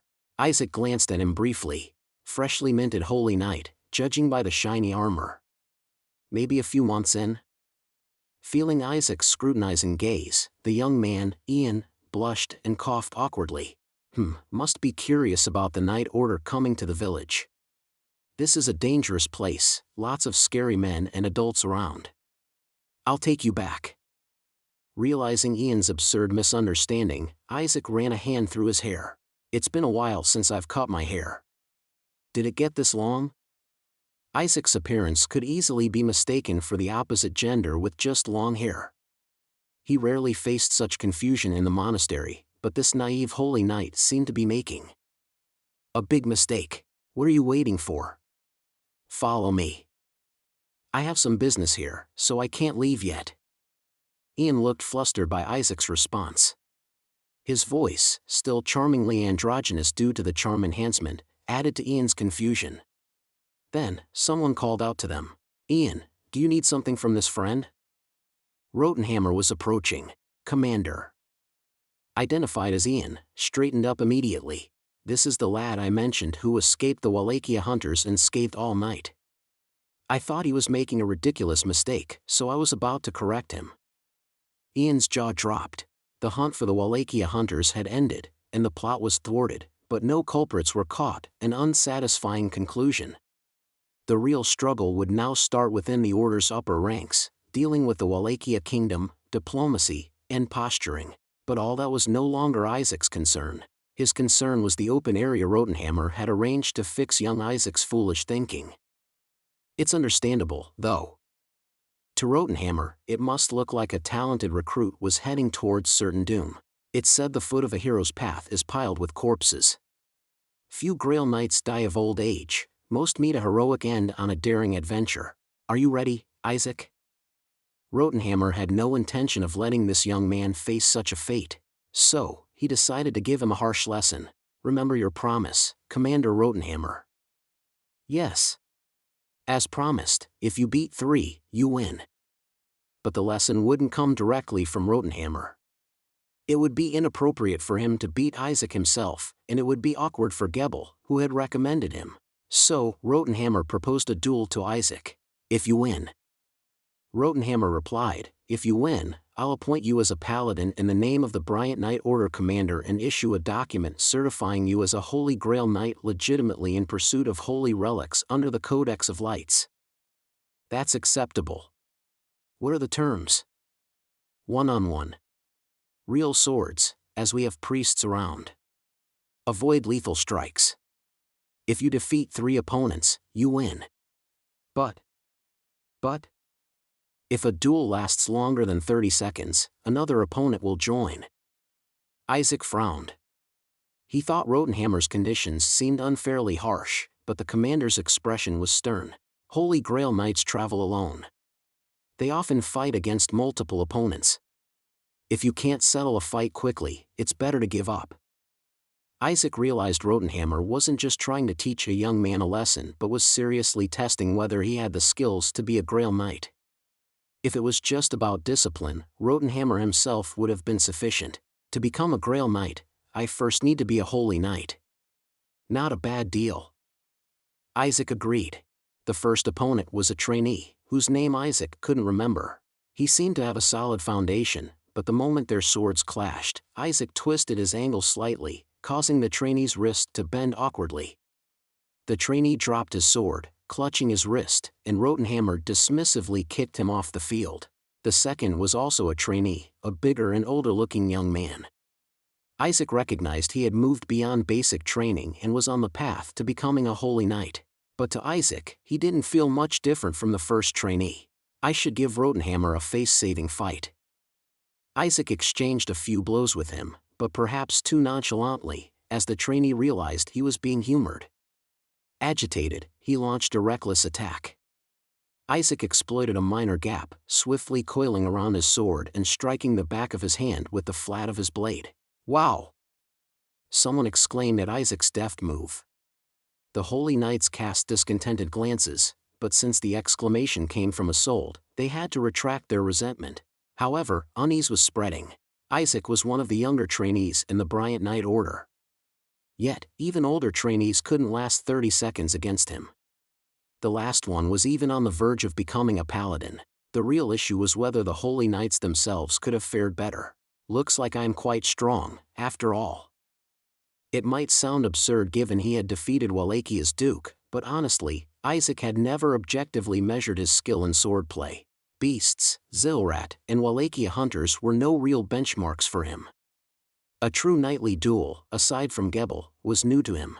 If advanced swordplay is the criterion for a decent Paladin, am I at least average? Then it made sense for the trainees to be no match. Isaac faced Rotenhammer, ready for the next challenger. Who's next? Are they hiding, waiting to jump in after 30 seconds? Gebel, sending a take-it-easy look to Isaac, couldn't help but feel a bit proud. His young apprentice, in some way a successor to the Avalanche Knight Order, was thrashing other trainees. Ian, you're up. Me? Ian seemed surprised at being called, not originally scheduled to duel. Rotenhammer didn't repeat himself. Ian hesitated but didn't let pride get in his way. He drew his sword and stepped forward. Isaac, recalling Ian was an official Paladin, was slightly taken aback. Now he'd really see where he stood. Ian glared at Isaac, then twisted his face disdainfully. You survived the Wallachia hunters? You look too frail and delicate, probably ignored for lack of blood worth draining. What's his deal?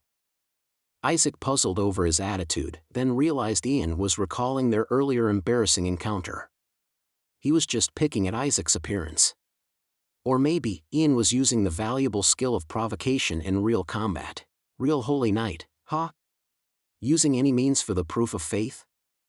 Ian didn't stop there and kept hurling insults. Isaac, unmoved, carefully closed the distance while holding his sword. Ian, pretending to be agitated by his own words, trembled slightly. So staring with those wide eyes and cute face is going to make me fall for you again.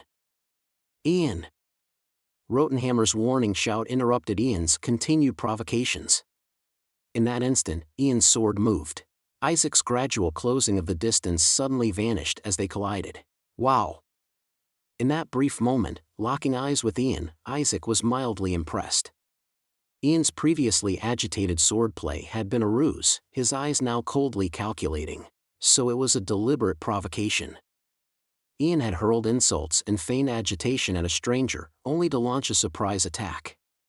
And his current offensive was advanced swordplay. To Ian, this was going all out. But that was it. For Isaac, the moment seemed prolonged enough for thoughts to wander. If he's gone to this extent, I should show some courtesy in return. Chapter 35.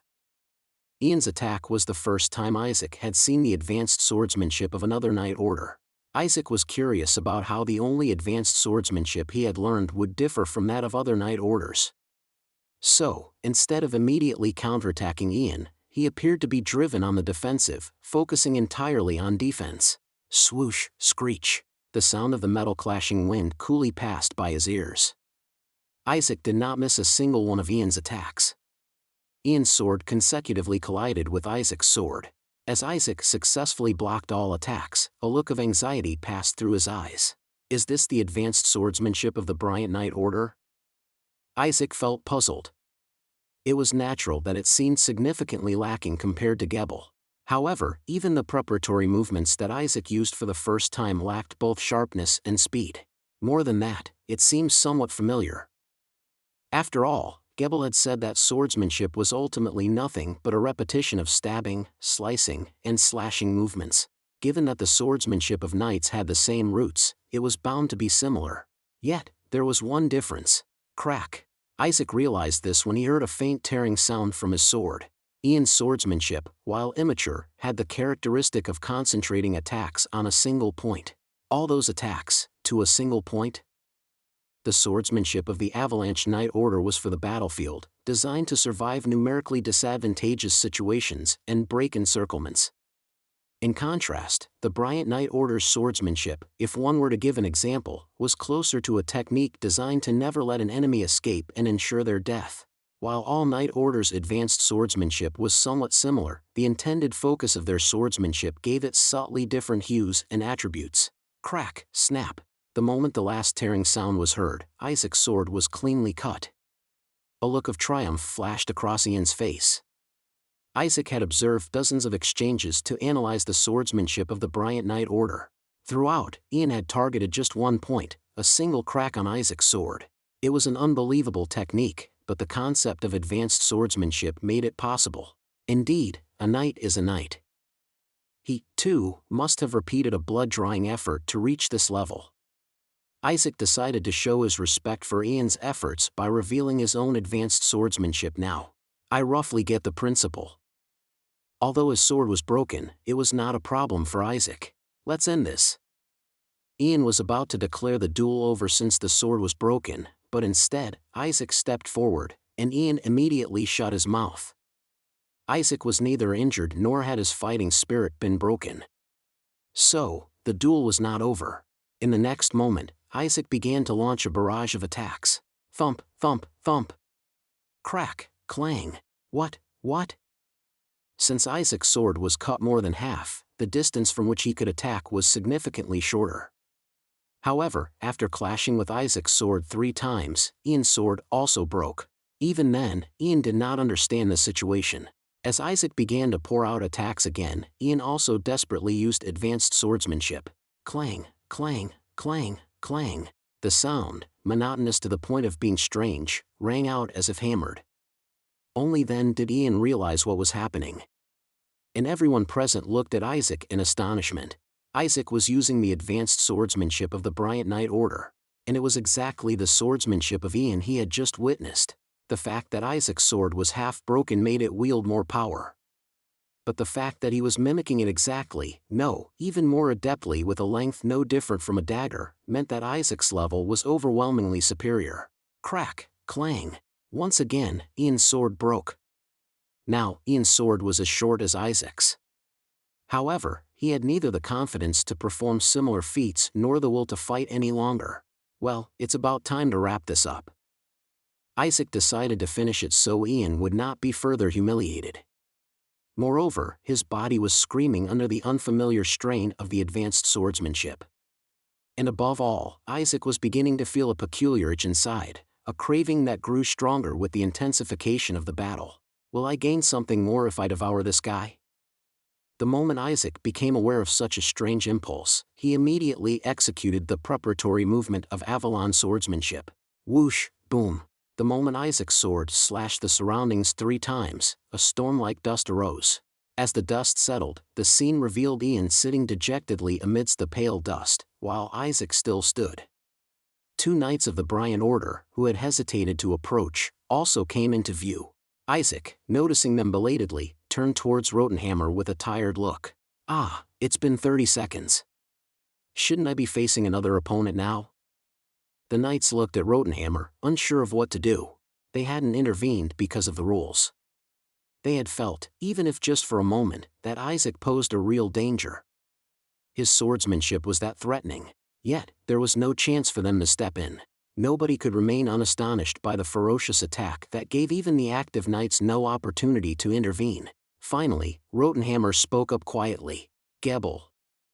Yes? Are you asking me to teach the incarnation of Saint Arte? Rotenhammer's words were filled with complex emotions. Saint Arte was the progenitor of the Knight Order's swordsmanship and the Archangel of the Codex of Light. Mentioning Saint Arte's name in reference to Isaac was the highest form of praise. But Gebel didn't miss Rotenhammer's subtle silence. There had been someone else who had been praised as the incarnation of Saint Arte before Isaac. Calson Miller. A genius of the sword, the tip of the Codex of Light's blade. Nobody who saw Isaac's incredible skill could fail to think of that name. With a gesture from Rotenhammer, the knights quietly withdrew. You've won, Isaac. For a while, thieves and heretics will need to watch their necks. Isaac returned to the barracks under the curious gazes of the knights. One would expect anger or annoyance at their own knight's defeat, but they only showed interest. There was no reprimand for Ian, who had clearly been defeated. Instead, they just ruffled his hair in jest. Did they understand that I showed them courtesy? They had clearly recognized Isaac's skill. There weren't many here who could face Isaac now, and since it was close to a test of skill from the start, it was easier to brush it off. But I wasted too much time trying to steal their swordsmanship. Isaac finally unclenched his fist to check its condition. His palm was full of burst blisters and cuts. As blood trickled down his hand, Isaac hurriedly gripped his sleeve to stop the bleeding. Isaac's body was still not robust enough to skillfully perform advanced swordsmanship. The longer he used it, the more strain it placed on his palms, muscles, and even bones. With such high risks, would it have been better to become a priest rather than a knight? Indeed, the Nephilim race was best suited to the priesthood. Isaac briefly entertained the thought but quickly dismissed it. Knighthood offered a swift path to success through expertise, but priesthood required proving one's faith internally and studying. It was nonsensical for Isaac, who couldn't even use the miracles of the Codex of Light, to succeed as a priest. To avoid putting strain on my body, I could use my own swordsmanship, but that's too brutal. Isaac grimaced. Thanks to comparing with the Bryant Order's swordsmanship, he realized that each Knight Order's swordsmanship branched from a similar origin, diverging based on their goals. However, Isaac's swordsmanship felt uniquely intense and powerful to him. Its ripping, saw-like vigor could potentially give off a menacing image. He had used the Avalanche Knight Order's swordsmanship instead, which fortunately seemed to give off a friendlier image, but that hunger at that moment. Towards the end of the battle with Ian, Isaac felt a strong hunger and the impulse to devour. He immediately ended the fight using advanced swordsmanship, not because he unconsciously wanted to devour Ian. He had that much discernment, but the problem was feeling such an impulse at all. Of course, Isaac had enjoyed eating Zilrat and Heinkel Gulmar quite well. Even after devouring Heinkel, who could speak and reason, he felt nothing, so Ian wouldn't be much different. The concern was what would happen next. Isaac worried that he wouldn't feel anything even after devouring Ian. Have I become a monster by behaving like one? Isaac's thoughts grew complicated, but he tried not to dwell on them. He wanted to be admired and praised, not feared. Isaac decided not to worry about this topic any longer. Just then, he heard someone approaching. "Mr. Isaac, may I come in?" It was Isolde. Isaac wondered why she was visiting but invited her in nonetheless. "Inquisitor. You can just call me Isolde. Miss Brandt." Isaac wondered why she was behaving like this until he noticed the bandages and ointment she had brought. Taking Isaac's hand, Isolde applied the ointment she had prepared and began to wrap it with a bandage. Even though the dead god's innards perk would heal him in less than a day, healing too quickly might attract strange looks. It seemed best to cover it up with bandages until an appropriate time. "You seem skilled, but lacking in strength? I remember often hurting my hand when I first learned to use a sword. There's no need for you to do this. Please think of it as paying back a small part of my debt." Isaac frowned. "Are you trying to settle a life debt with just bandaging?" Isolde gave him a look of disbelief before sighing. "Then, shall I offer something that can settle the score?" "What is it?" "I'll forget that Mr. Gebel is affiliated with the Avalanche Knight Order." Isaac stared at Isolde for a moment. She focused solely on wrapping the bandage, neither probing nor boasting with a triumphant smile. She simply continued speaking calmly. "It was clear to me that Mr. Gebel is no ordinary monk. A few words were enough to figure out you're a knight. Then why hide your identity? Later, from certain habits and more, I learned he was familiar with the desert and adept at border customs. Being accustomed to the desert and the frontier means participation in the Crusades. And coincidentally, as an inquisitor, I'm well informed about groups branded as apostates. A knight order that participated in the Crusades and then turned apostate. Voila, it leaves only the Avalanche Knight Order."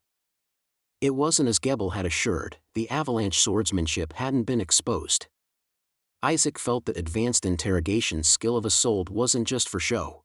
While Isolde was laying out her deductions, she paused, surprised by Isaac's expressionless gaze. "Surely, I wouldn't entertain any absurd thoughts about my life's savior. Isn't that the job of an inquisitor? But I'm not foolish enough to chase after a deserter." After a moment of contemplation, Isolde spoke up. "Actually, I can improve Mr. Gebel's situation.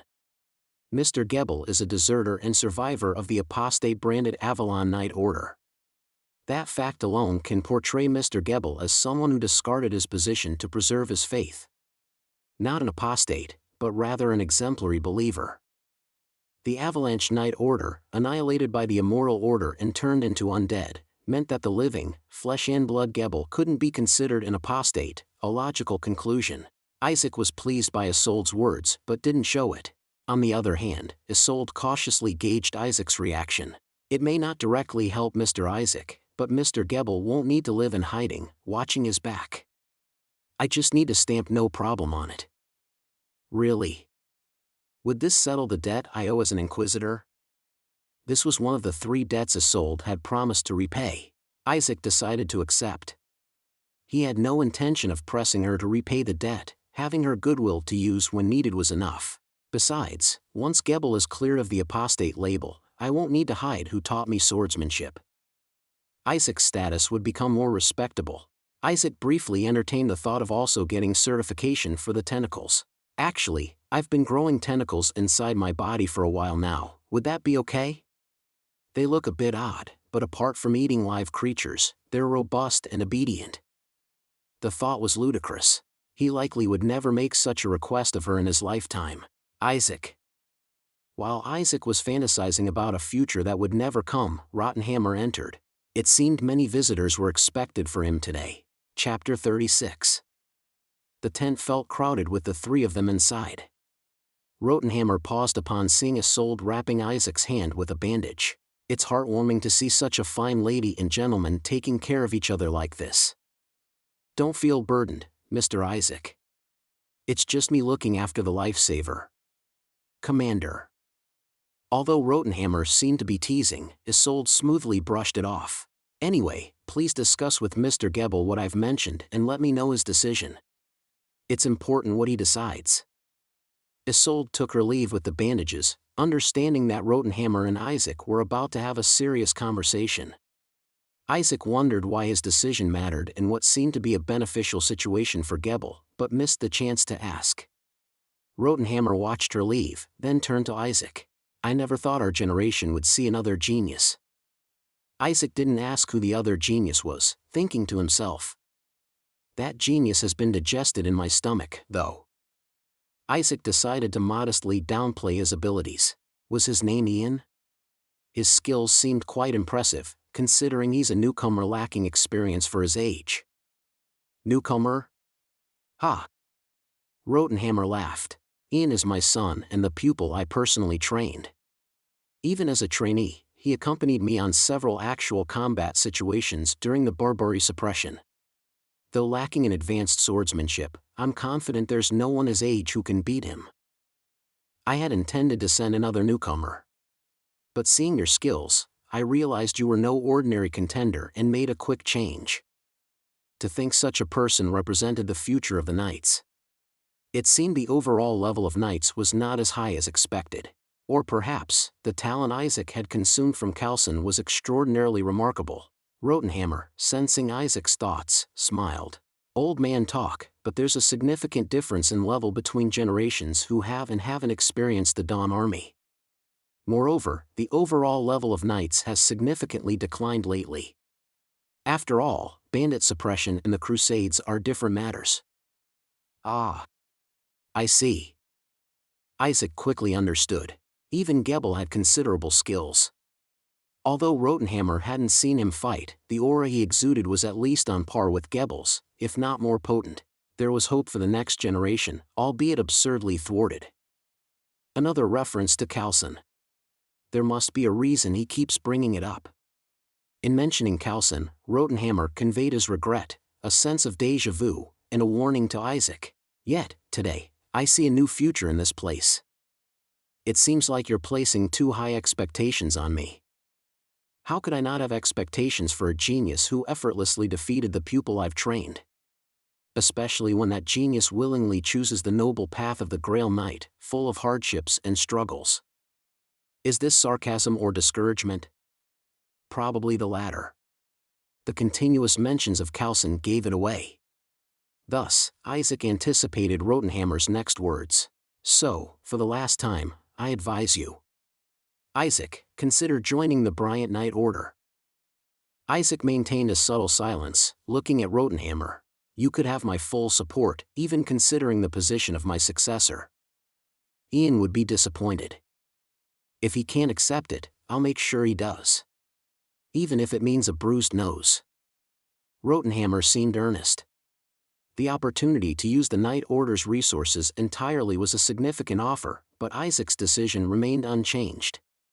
Rottenhammer's eagerness to persuade Isaac hinted at another motive besides his skills: to keep an eye on him. If you're worried I might wander off alone and be tempted into apostasy, rest assured, that won't happen.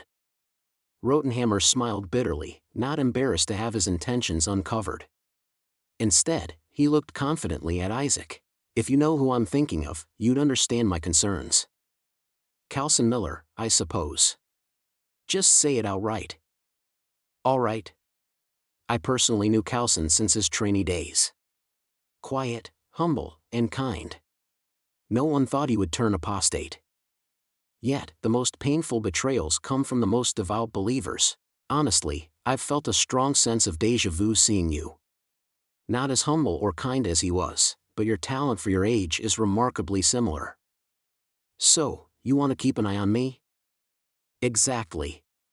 Is there a problem with that? Honor and wealth were all guaranteed for him, even becoming a seraph. Yet, he chose apostasy. Rotenhammer said so and fell silent for a moment before murmuring softly, "Honestly, I'm curious about the circumstances that led him to apostasy without telling anyone." Isaac pretended not to hear the last comment. Such a statement could potentially implicate Rotenhammer as an apostate sympathizer. Regardless of his relationship with Calson, it was clear that his betrayal had shocked many. Enough to unsettle a Paladin commander who had dedicated his life to the Codex of Light. I heard he didn't talk much with those around him. Maybe that led him to some wrong conclusions. That's why. Rotenhammer gazed intensely at Isaac, expressing his concern. I was just worried that wandering the wilds alone, you might fall into the same trap. Isaac sighed deeply. As I've mentioned, there's no need for concern. Why's that? Touching his forehead, Isaac explained. I have been verified by Abbot Avar. The miracle that inflicts burns if one's faith in the Codex of Light is lacking. A potentially fatal trial, but Isaac had undergone it years ago at the abbot's hands. Rotenhammer's face went blank for a moment before his eyes widened in shock. Proof of faith? The trial invoked when there's evidence of apostasy? They performed that on someone as young as you? Clearly, it was an abnormal situation. Isaac internally cursed the abbot but decided to go easy on him since he too had paid a price. Yes. And as a result, the abbot's wrist turned to ash. The wrist of the abbot who performed the miracle flew off. Rotenhammer exclaimed loudly enough to be heard outside. It seemed to be a shockingly significant event. Isaac quickly gestured for silence. Please, don't spread this around. It could cause trouble for Abbot Avar. He's a prudent man. He must have felt the need to verify. Rotenhammer pondered for a moment then nodded. That makes sense. Given your talent, and considering Coulson's apostasy occurred not far from here recently. He seemed to rationalize the situation by linking it to Coulson once again. Anyway, mentioning the proof of faith miracle seemed to have earned Isaac a considerable amount of trust from Rotenhammer. It appeared Rotenhammer no longer harbored any doubts about Isaac potentially turning apostate. Instead, purely coveting his abilities, he continued trying to recruit him into the Bryant Knight Order. Although I think it's time to teach you more. Realizing he couldn't persuade Isaac, Rotenhammer reluctantly agreed to acknowledge him as a knight. Of course, being recognized as a knight wasn't as simple as saying I acknowledge you. Nor was it like ordinary knights, who received land and swore fealty. In games, joining a knight order usually means finding a monastery associated with them, accepting quests, and that's it. In this world, at least one high-ranking knight and a priest were needed to vouch for someone's skills. Thus, a ceremony was arranged to officially name Isaac a knight, held in the same clearing prepared for his duel. Finding a priest and knights to witness was not a problem, given Isaac's proven skills and Rotenhammer's position. Isolde, the Inquisitor, also stepped forward as a witness. The problem began thereafter. Each knight order had a kind of tradition that had to be performed. Isaac tensed up a bit here. Gebel had mentioned that each knight order had different initiation rites, and the examples he provided were all bizarre. Drinking until vomiting at least 5 times, being beaten up by a group of knights, being slapped across the face. Being military organizations, it seemed most traditions involved getting hit. Maybe knight orders aren't so different from college fraternities. Ready? Rotenhammer approached Isaac with a sly grin. Isaac braced himself for the possibility of losing a few teeth. However, when Rotenhammer drew his sword, Isaac looked at him seriously. Bow your head. Fortunately, it didn't involve being hit with the sword. Rotenhammer, surprisingly, followed a traditional knighthood ceremony, laying the flat side of his sword on Isaac's shoulders. I, Rotenhammer, commander of the Bryant Knight Order, in the name of the Codex of Light that brings order and light to the world, ask you, Isaac. Yes. Do you swear to aid those in trouble and not oppress the weak? Yes. Do you swear to stand against evil and rage against the injustice of the powerful? Yes. I, Rotenhammer, commander of the Bryant Knight Order, bless the noble journey of Knight Isaac in the name of the Codex of Light that brings order and light to the world. Tap. Rotenhammer gently tapped Isaac's shoulders with the flat side of the sword. It wasn't painful. Isaac was then pulled to his feet by Rotenhammer. Knights and trainees from all around came to congratulate Isaac on his knighthood. Isaac accepted the congratulations with a dazed feeling. It ended easier than expected. Was this all? Just then, Rotenhammer whispered in his ear, "It's a pity.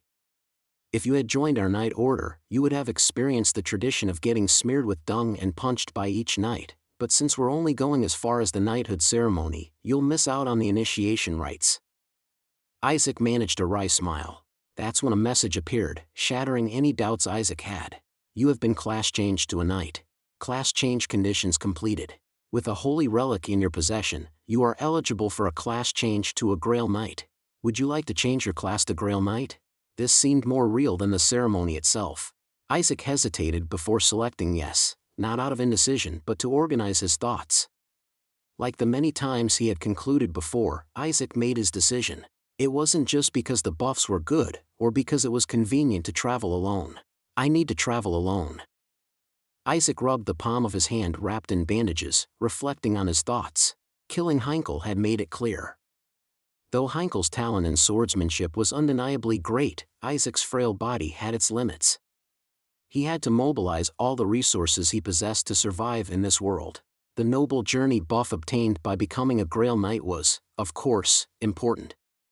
But more crucially, Isaac felt he could only truly utilize his skills when alone. For instance, with his current level of swordsmanship, Isaac couldn't defeat Rotenhammer or Gebel. He would also struggle against just two ordinary knights. However, with the use of tentacles, it was hard to estimate what kind of enemy he could face. Having already killed Kalson, who was destined to become a Angle, it wasn't an exaggeration to say he could kill almost any opponent.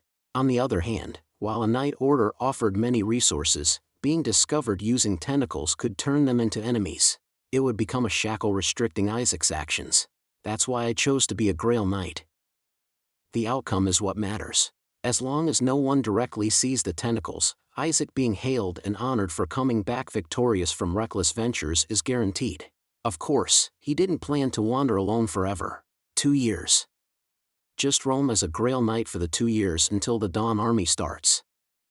During that time, Isaac planned to modestly build his reputation, devour strong foes, and grow stronger by finding holy relics. By then, he might not need to rely on the power of his tentacles anymore. Chapter 37. Proceeding with the class change to Grail Knight. The gods watch over your noble journey. You are granted the Noble Journey perk. Physical abilities increase by 30%. Faith abilities increase by 30%. The perk's effects strengthen as you face greater adversities.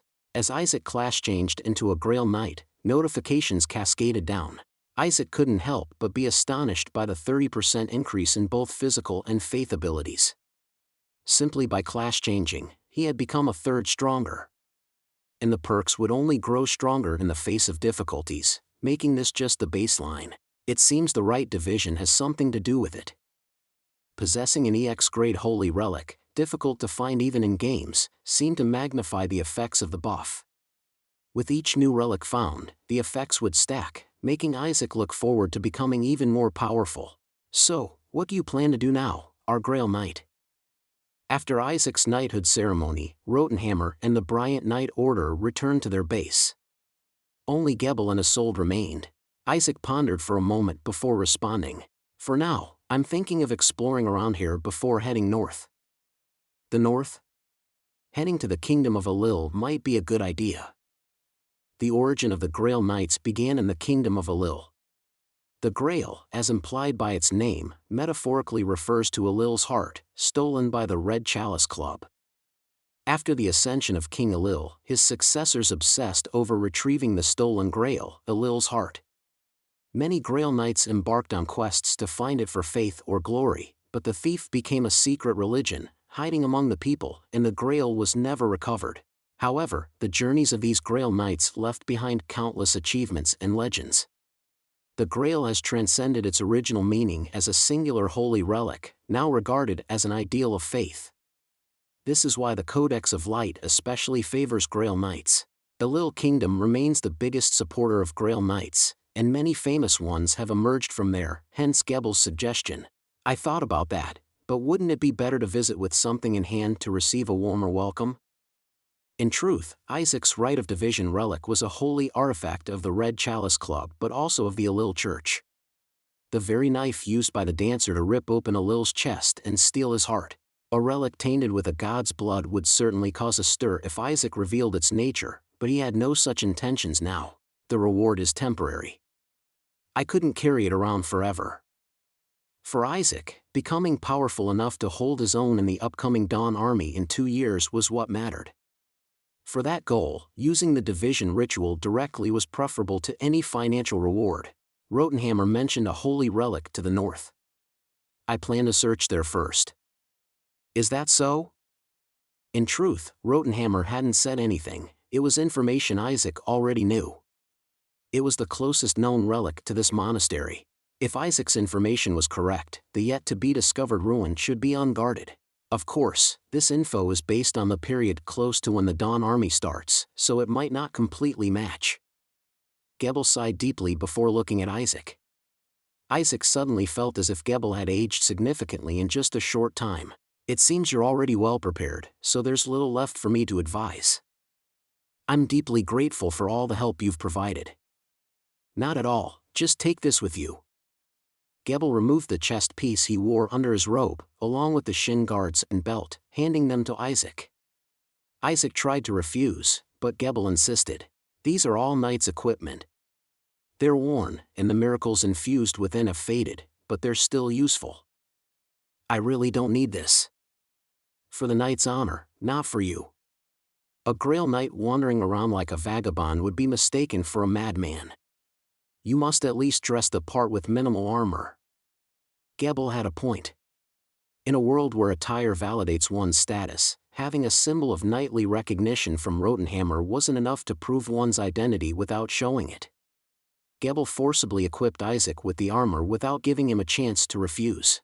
Isaac thought the armor would be too large, considering the difference in their builds, but as it touched his body, the joints contracted, fitting him perfectly as if tailor-made. Fitting as if custom-made from the start. Perfect fit, isn't it? This functionality isn't magical, it's the work of the world's forge masters, so it won't fade away. It would be good to have a decent sword too, though. Since Isaac tended to break his swords frequently, he had none left. Of course, the Rite of Division was truly a good sword, but it was too precious to be wielded recklessly. I'll lend you my sword. Then Isolde stepped forward, drawing her sword of judgment.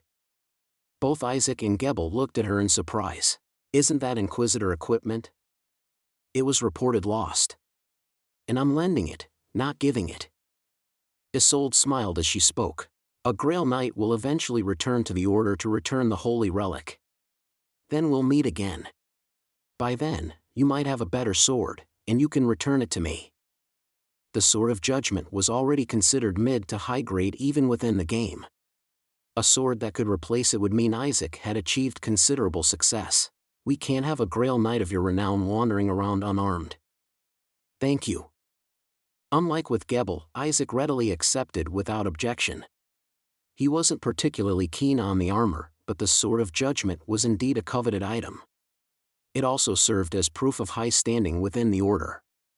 If there were any issues with the Order, merely presenting the Sword of Judgment could solve most problems. Then Isolde leaned in close to whisper to Isaac. What did Gebel decide to do? Isaac recalled Isolde's offer. If Gebel wanted, he could be reinstated as a knight and regain his honor.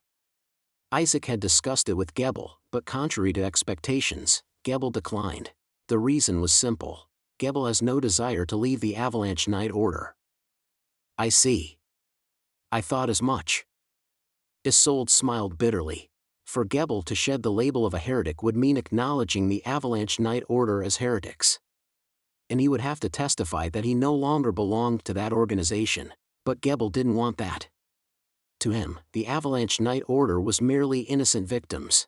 Perhaps one day, Gebel's unjust circumstances will be revealed. No matter how much he hides, someone destined to stand out will do so.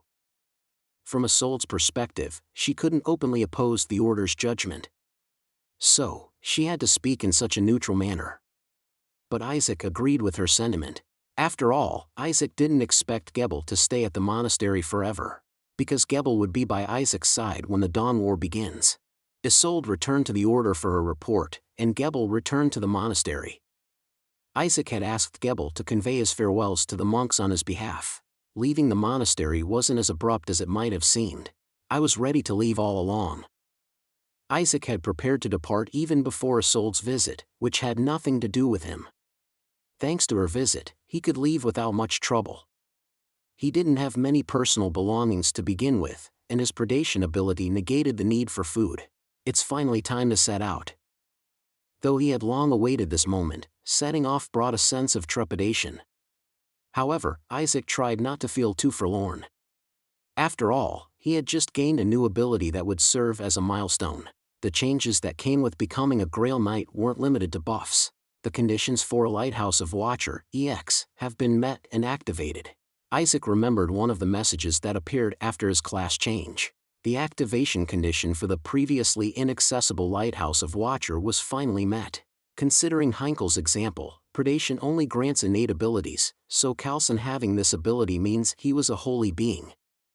Why such a holy being would commit apostasy remained a mystery. Moreover, the Watcher's Lighthouse was among the highest tier miracles in the Codex of Light. Kalson's birth must have involved divine or angelic will. Well, that's not important. The crucial point was that the very Kalson's ultimate ability had entered his body. In the game, Lighthouse of Watcher was described as a powerful defensive skill. For a certain period, it rendered one virtually invincible and bestowed strong buff abilities around. However, the lore described it differently. The Watcher stands as the arbiter of order in a universe filled with chaos, and the Lighthouse serves as the sole beacon in a world engulfed in darkness, a metaphor for an unchanging existence.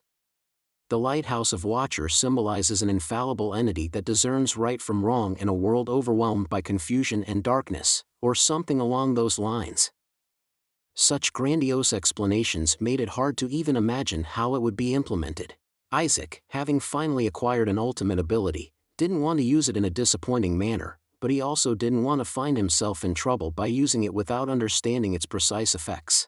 After composing himself, Isaac activated the ability of the Lighthouse of Watcher. Instantly, his eyes began to burn with a bright, blazing light. The valley ravaged by the Night Order was eerie.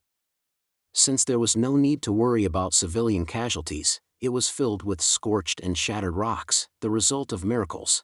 As fog began to seep into the valley, 3 figures in hunter garb appeared, 2 tall hunters, each nearing 2 meters, and a small girl, barely reaching their chests. The hunters, seeming displeased with the chaos left by the knights, surveyed their surroundings warily, but the girl paid no mind. She sought something else. She was looking for blood traces. In this valley, vampires had met their demise. However, no blood was found, which was to be expected. Vampire blood turns to dust at sunrise, leaving nothing behind. But the blood she sought was special. It neither vanished nor disappeared. Suddenly, the girl stopped in the middle of the valley. She groped around the ground and soon seemed to find something, plunging her hand into the earth. Instead of merely tapping, her hand spread like liquid, scattering red blood in all directions. When she withdrew her hand, it was unscathed, holding a short sword. The sword soon lost its form, melted away, and was reabsorbed into the girl's hand. It's Alil's blood. No doubt about it. The rite of division was extracted here. A sigh echoed among the hunters. One of them cautiously said, "Could it be that Duke Heinkel?" "No. It seems my uncle has passed away. He was murdered by someone. Fortunately, it doesn't seem like he committed apostasy as my father feared." She crawled around the ground, searching for more clues as she did when finding the sword. Repeating the process of plunging her hands into the earth, she soon paused, tilting her head in confusion. "What's this?" Murmuring as if something didn't make sense, she asked, "Did you find something?" "Not dragged away or turned to ashes. Devoured. Right here on this spot." Chapter 38. Chapter 38. The Golden Idol Upper Part, 1. An eerie silence passed. To them, cannibalism or blood-sucking was not an awkward custom. It was rather encouraged. However, they were well aware that such actions are absolutely not performed in other cultures or faiths. The girl's words implied that within their own sect, there was someone who had killed Heinkel. After a moment of silence, the girl straightened her waist and spoke to the hunters. Go back. From here on, I will track alone. Lady. I cannot return in a state where we've lost the right of division. It was my uncle who used the family's item without permission, so our family must take responsibility and find it. However, if this matter is also tangled with other families, the situation becomes complicated. Go back. The hunters did not try to stop her a second time. The measure of strength among the Wallachia hunters depended more on lineage than on experience or training. The strongest person present was the girl. Even after the hunters had left, the girl stood in place for a long time, staring into the void. Her mind was filled with questions due to information she couldn't dare to share with the hunters. It was information that could turn the family upside down if it were ever discovered, hence she had no choice but to send them away. Why is the prophet of the red flesh mentioned here? The information read from the remaining blood was filled with screams calling for the prophet of the red flesh. Time quickly passed.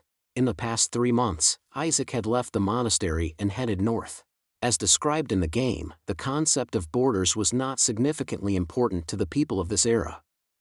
Even the White Empire, which is centered around the Codex of Light, originally had a respectable name like Gerthonia Empire. The monastery where Isaac stayed was also part of a small duchy under the White Empire. However, religion was considered more important than the ruler, so people of the same faith almost treated each other as if they were from the same country. Ordinary people just call it the White Empire, and the countries opposing it, associated with the Immortal Order, is called the Black Empire. Nations often change, and so do their rulers. However, faith remains constant. That's why countries centered around the Codex of Light are all called the White Empire, and opposing nations are referred to as the Black Empire. Territories were also bound together by friendly faiths. For example, the Alil sect, although a distinctly different faith, was derived from the Codex of Light and had good relations, so it was included in the territory of the White Empire. On the other hand, the Red Chalice Club, though not on good terms with the undead sects, was still positioned against the Law of Light, thus being associated with the Black Empire. In this sense, Isaac could travel far distances without ever leaving the White Empire. The White Empire was not a territory but a realm of concept. However, not everyone in the White Empire held the same faith or convictions. For instance, people like barbarians. Hand over everything you have. Drop everything and run, and your life will be spared. Isaac narrowed his eyes upon hearing voices from up the slope. The voices were not aimed at Isaac. Even if they had seen Isaac, it was uncertain whether they would have said the same. After all, Isaac's appearance, having hunted wild animals all winter, was not much different from theirs. Meaning, he looked like a bandit. The bandits were surrounding the merchants, threatening them with spears and swords. The merchants, shivering with fear, were still surrounding their wagons, holding staffs or spears, ready to defend themselves. Ironically, the number of bandits was less than the number of merchants. There were 6 bandits, but there were 8 people outside the wagons among the merchants. Of course, fighting is about morale. A few people prepared to kill their enemies can crush a frightened crowd like sand. In this sense, the bandits were exuding a quite deadly aura. If a fight broke out, more than half of the merchants would likely die. Even if they surrendered, it was doubtful whether they would be spared. Isaac moved forward with heavy steps.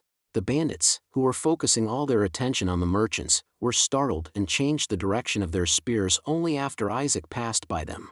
Conversely, the merchants, thinking Isaac was one of the bandits' group, screamed and tried to stab him with their spears. However, with a clack, the spears hit the ground. No one there saw how or what knocked them away. What are you? If you don't want to die, scram. The bandit shouted sharply. Only then did the merchants look relieved. Just the fact that he was not a bandit or part of their gang was enough for them to feel at ease. Are you a mercenary? We will pay you any amount, please help us. Are you the caravan that started from Kasan region and is heading to Seir? The merchants looked at each other and then back at Isaac, as if wondering how he knew. Isaac had confirmed he was at the right place by the smell emanating from the wagons. Loosening his sword in its sheath, Isaac turned towards the bandits. "See, I have no faith. Atheist." The sudden statement made the bandits' faces contort. However, they were tense from Isaac's relaxed demeanor and the way he had effortlessly deflected the spear earlier. Eventually, one of the bandits boldly stabbed at him with a spear. Isaac thought a more forceful persuasion was necessary. With a loud crack, the spear shaft broke, and the bandit's head hit the ground. This time, everyone could see what happened. Isaac had moved that way on purpose. Isaac easily caught the spear shaft. The bandit tried to twist and pull it free, but it didn't budge. A tentacle, as thick as Isaac's palm, with suckers and teeth, firmly gripped the spear shaft. Unless Isaac was lifted off the ground, taking the spear back was impossible. Isaac simply took the spear and struck the man hard enough to plant his head in the ground. The reason he chose not to swing his sword but to perform this feat was simple. "If I kill all of you, I'll sweat in this winter. It's the same if I chase you down and kill you. Speak frankly, and I'll spare your life. I have no faith, atheist." Whether he sweated or not was a significant concern. First, it was still the cold season, and second, Isaac's physical condition hadn't been fully resolved. He didn't want to waste his energy chasing after minor thugs. Realizing Isaac was serious, the bandits hesitated and then one by one laid down their weapons. However, two particularly murderous ones stubbornly charged at Isaac. Son of a bitch. Isaac had anticipated they would charge. They seemed more interested in murder than theft. Finally, Isaac's sword was drawn. The sword of judgment scattered the winter sunlight in several directions. After dealing with 2 dead bodies and 1 unconscious man, Isaac tied up the remaining 4 and forced them to kneel. He observed the 2 he had killed. It was not surprising that the barbarians' bandits were particularly brutal compared to other bandits. Those who had forsaken the afterlife had nothing to fear. But these showed a level of murderous intent close to hatred. That was certainly not ordinary. Do they hold a grudge against these merchants? As far as I know, they're just ordinary merchants. While he pondered this, one of the merchants approached Isaac. "Sir? Knight? May I ask your name?" "Huh? Oh, it's Isaac." Isaac was slightly surprised that the other called him a knight. No one during the past winter had recognized him as a paladin. His scruffy appearance aside, his frail physique and delicate features were also to blame. Hadn't they just called him a mercenary? Is it just something nice to say? Meanwhile, the merchant thought Isaac might not be a noble, seeing that he didn't mention a family name. But Isaac had no intention of giving up the advantage he had just gained. And being a paladin was akin to being a noble. He never liked the class system, but he wasn't about to renounce the privileges that others enjoyed so freely. Isaac maintained his superior attitude and asked, "What about it? Are you going to spare these men? There have been quite a few people killed in this valley. These bandits are among the most vicious. Your kind-heartedness is clear, but if you spare them, surely." The merchants seemed eager for revenge against the bandits who had threatened them. Maybe their desire included avenging their associates. However, Isaac shook his head. "The ones intent on murder I've just killed. I have plans for the ones still alive." But Isaac appreciated the misunderstanding and the convenience of the class system once again. Instead of explaining further, he simply looked at the merchant. Feeling an intense pressure from Isaac, the merchant swallowed hard. He then remembered that Isaac had just killed 2 people without batting an eye. "Anyway, you're the caravan that started from the Kasan region, right?" "Yes. But why are you looking for us?" "I wasn't specifically looking for you guys. I was searching for merchants who bought goods from the Kasan region." Isaac approached the wagon and briskly flipped open the tarp covering the cargo. The merchants, though startled and muttering objections, were unable to stop him. Inside, numerous plant bulbs wrapped in thick sacks were packed tightly. The smell Isaac had noticed was that of these bulbs. As Isaac set aside a sack, the merchants hurriedly began to reorganize the cargo space. "A carriage loaded with loricus bulbs, you'd make a decent profit from this." "How did you?" "I've heard some stories. Loricus is a flower known for its rich fragrance. While pretty and used as an ingredient in potions to lower magic resistance in the game, it held no further significance. The issue with this flower stemmed from a different reason. The price of Loricus has skyrocketed. This was information Isaac had obtained after rescuing a merchant nearly devoured by trolls in the Kasan region. The merchant had little money but offered valuable information instead. In the northern metropolis of Sayre, Loricus had become a trend, causing its price to surge. Particularly, Loricus bulbs with unique shapes and scents were bought at prices 10 to 20 times higher than others. Upon receiving this information, merchants quickly loaded up on Loricus and headed for Sayre. However, Loricus flowers, which bloom in spring and fall, wither away in the harsh winter, so the trade mostly involved their bulbs. Buying bulbs, not even knowing what shape they'll bloom into, for gold. Yes. The price keeps rising every time you hear about it. Everyone's going crazy, trying to make a profit. Do you intend to sell these bulbs to me? The merchant looked troubled, not because he doubted Isaac's ability to pay, but because it was impossible for him to sell. Sorry, but there's already someone set to buy these bulbs. Why can't I buy them from that person then? That's the thing, there's another person who owns the selling rights, and it might sound a bit complex to you, sir. The merchant began to explain in detail, but Isaac just waved him off with a smile. He already knew the merchant couldn't sell to him.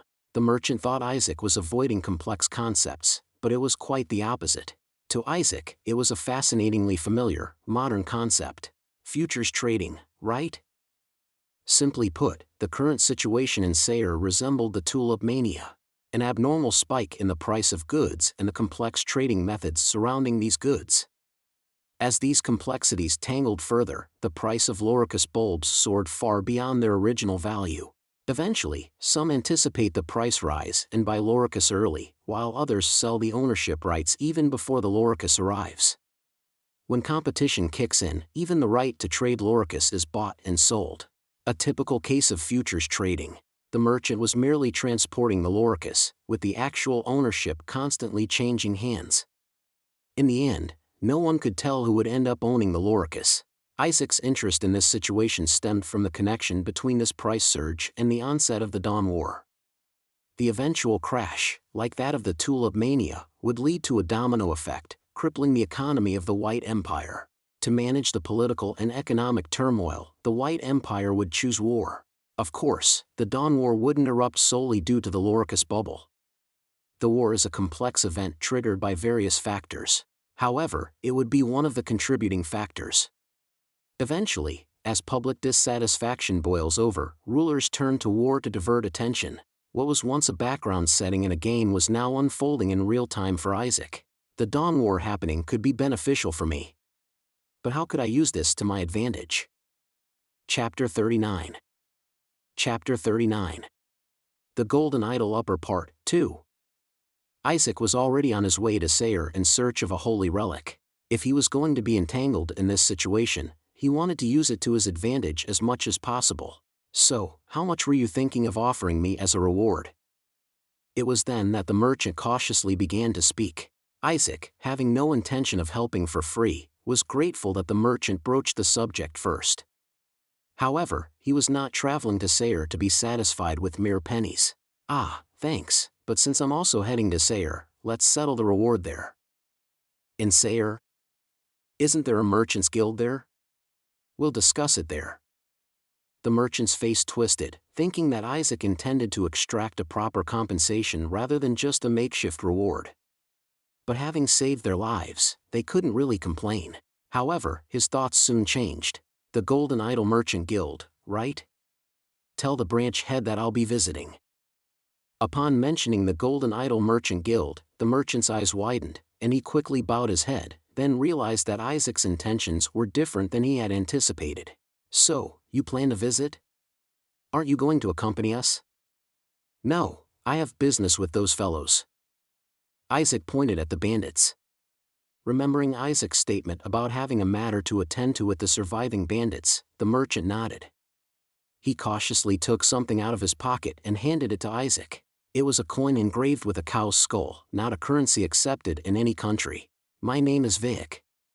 When you visit, show them this. All right. Thank you." After expressing their gratitude to Isaac once again, the merchants moved on with their carriage.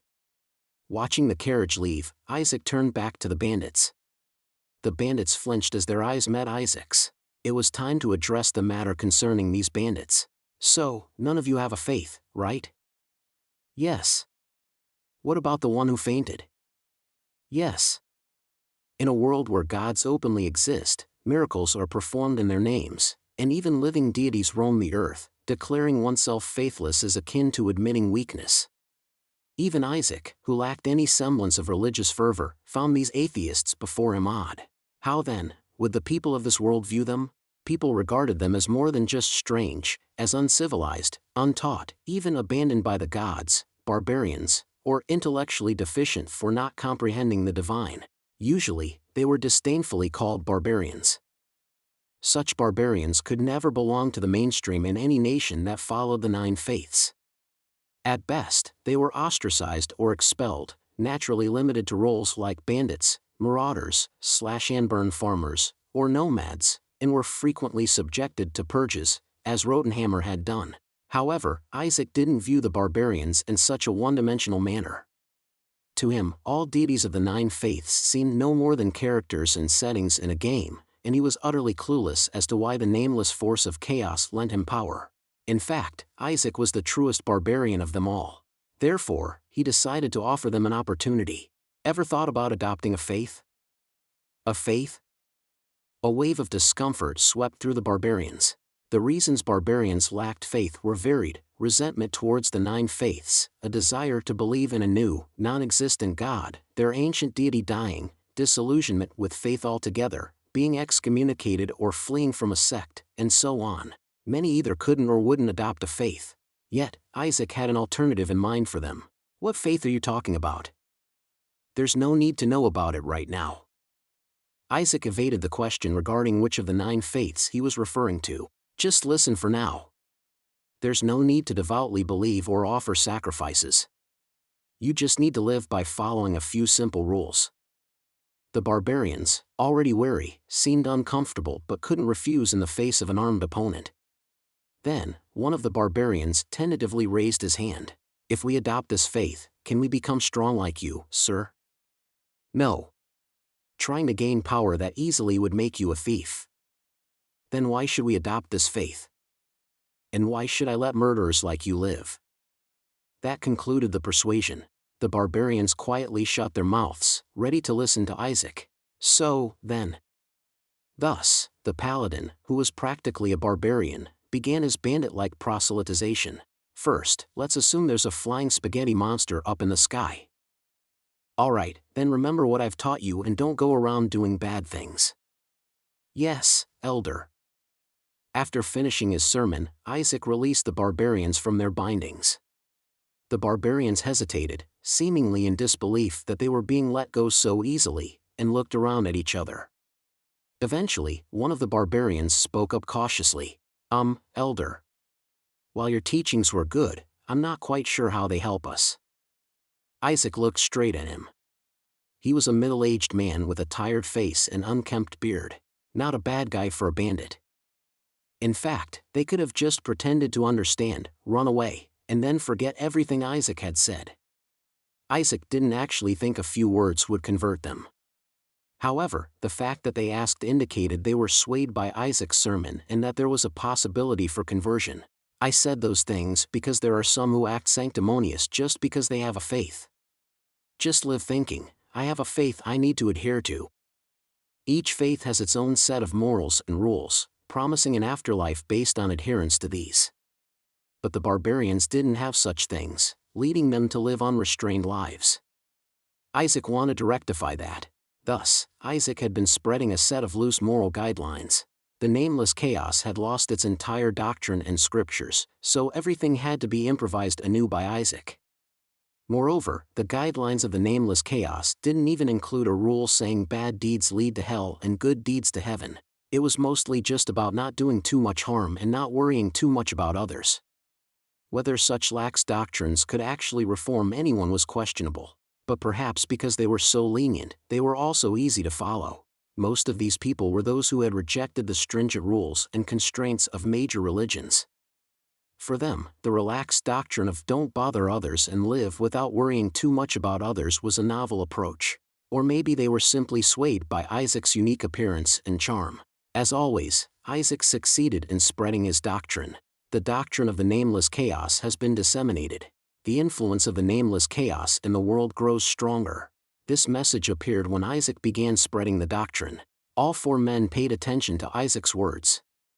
Isaac's charisma stat inevitably played a strong role in this quasi-cult leader scenario. Although Isaac's doctrine was improvised, the system recognized it as the doctrine of the Nameless Chaos. Perhaps it was because Isaac was the world's only follower and preacher of this faith. Though unintended, Isaac felt the presence and influence of his followers whenever they accepted the doctrine of the Nameless Chaos. The stronger their faith, the clearer their presence became. The barbarians in front of him were just beginning to consider his words, not yet showing a clear presence. Well then, I'll be on my way. The barbarians, still looking confused, thanked Isaac and left, taking the bodies of their comrades with them. Isaac felt their influence waning as they departed, thinking to himself, "This will allow me to track the location of the barbarians' stronghold." Isaac felt a certain responsibility for his actions. Though the presence wasn't strong, since there were very few in the world who could be considered followers of the Nameless Chaos, locating them was relatively easy. Someday, Isaac believed these scattered seeds of faith would benefit him. He was convinced that as his fame and reputation grew, he would need his own force. Proselytization was the seed for that future. Those rejected and starved by other faiths would become the foundation of Isaac's support. Zilrat. As Isaac called out, a strange creature burst out of the forest.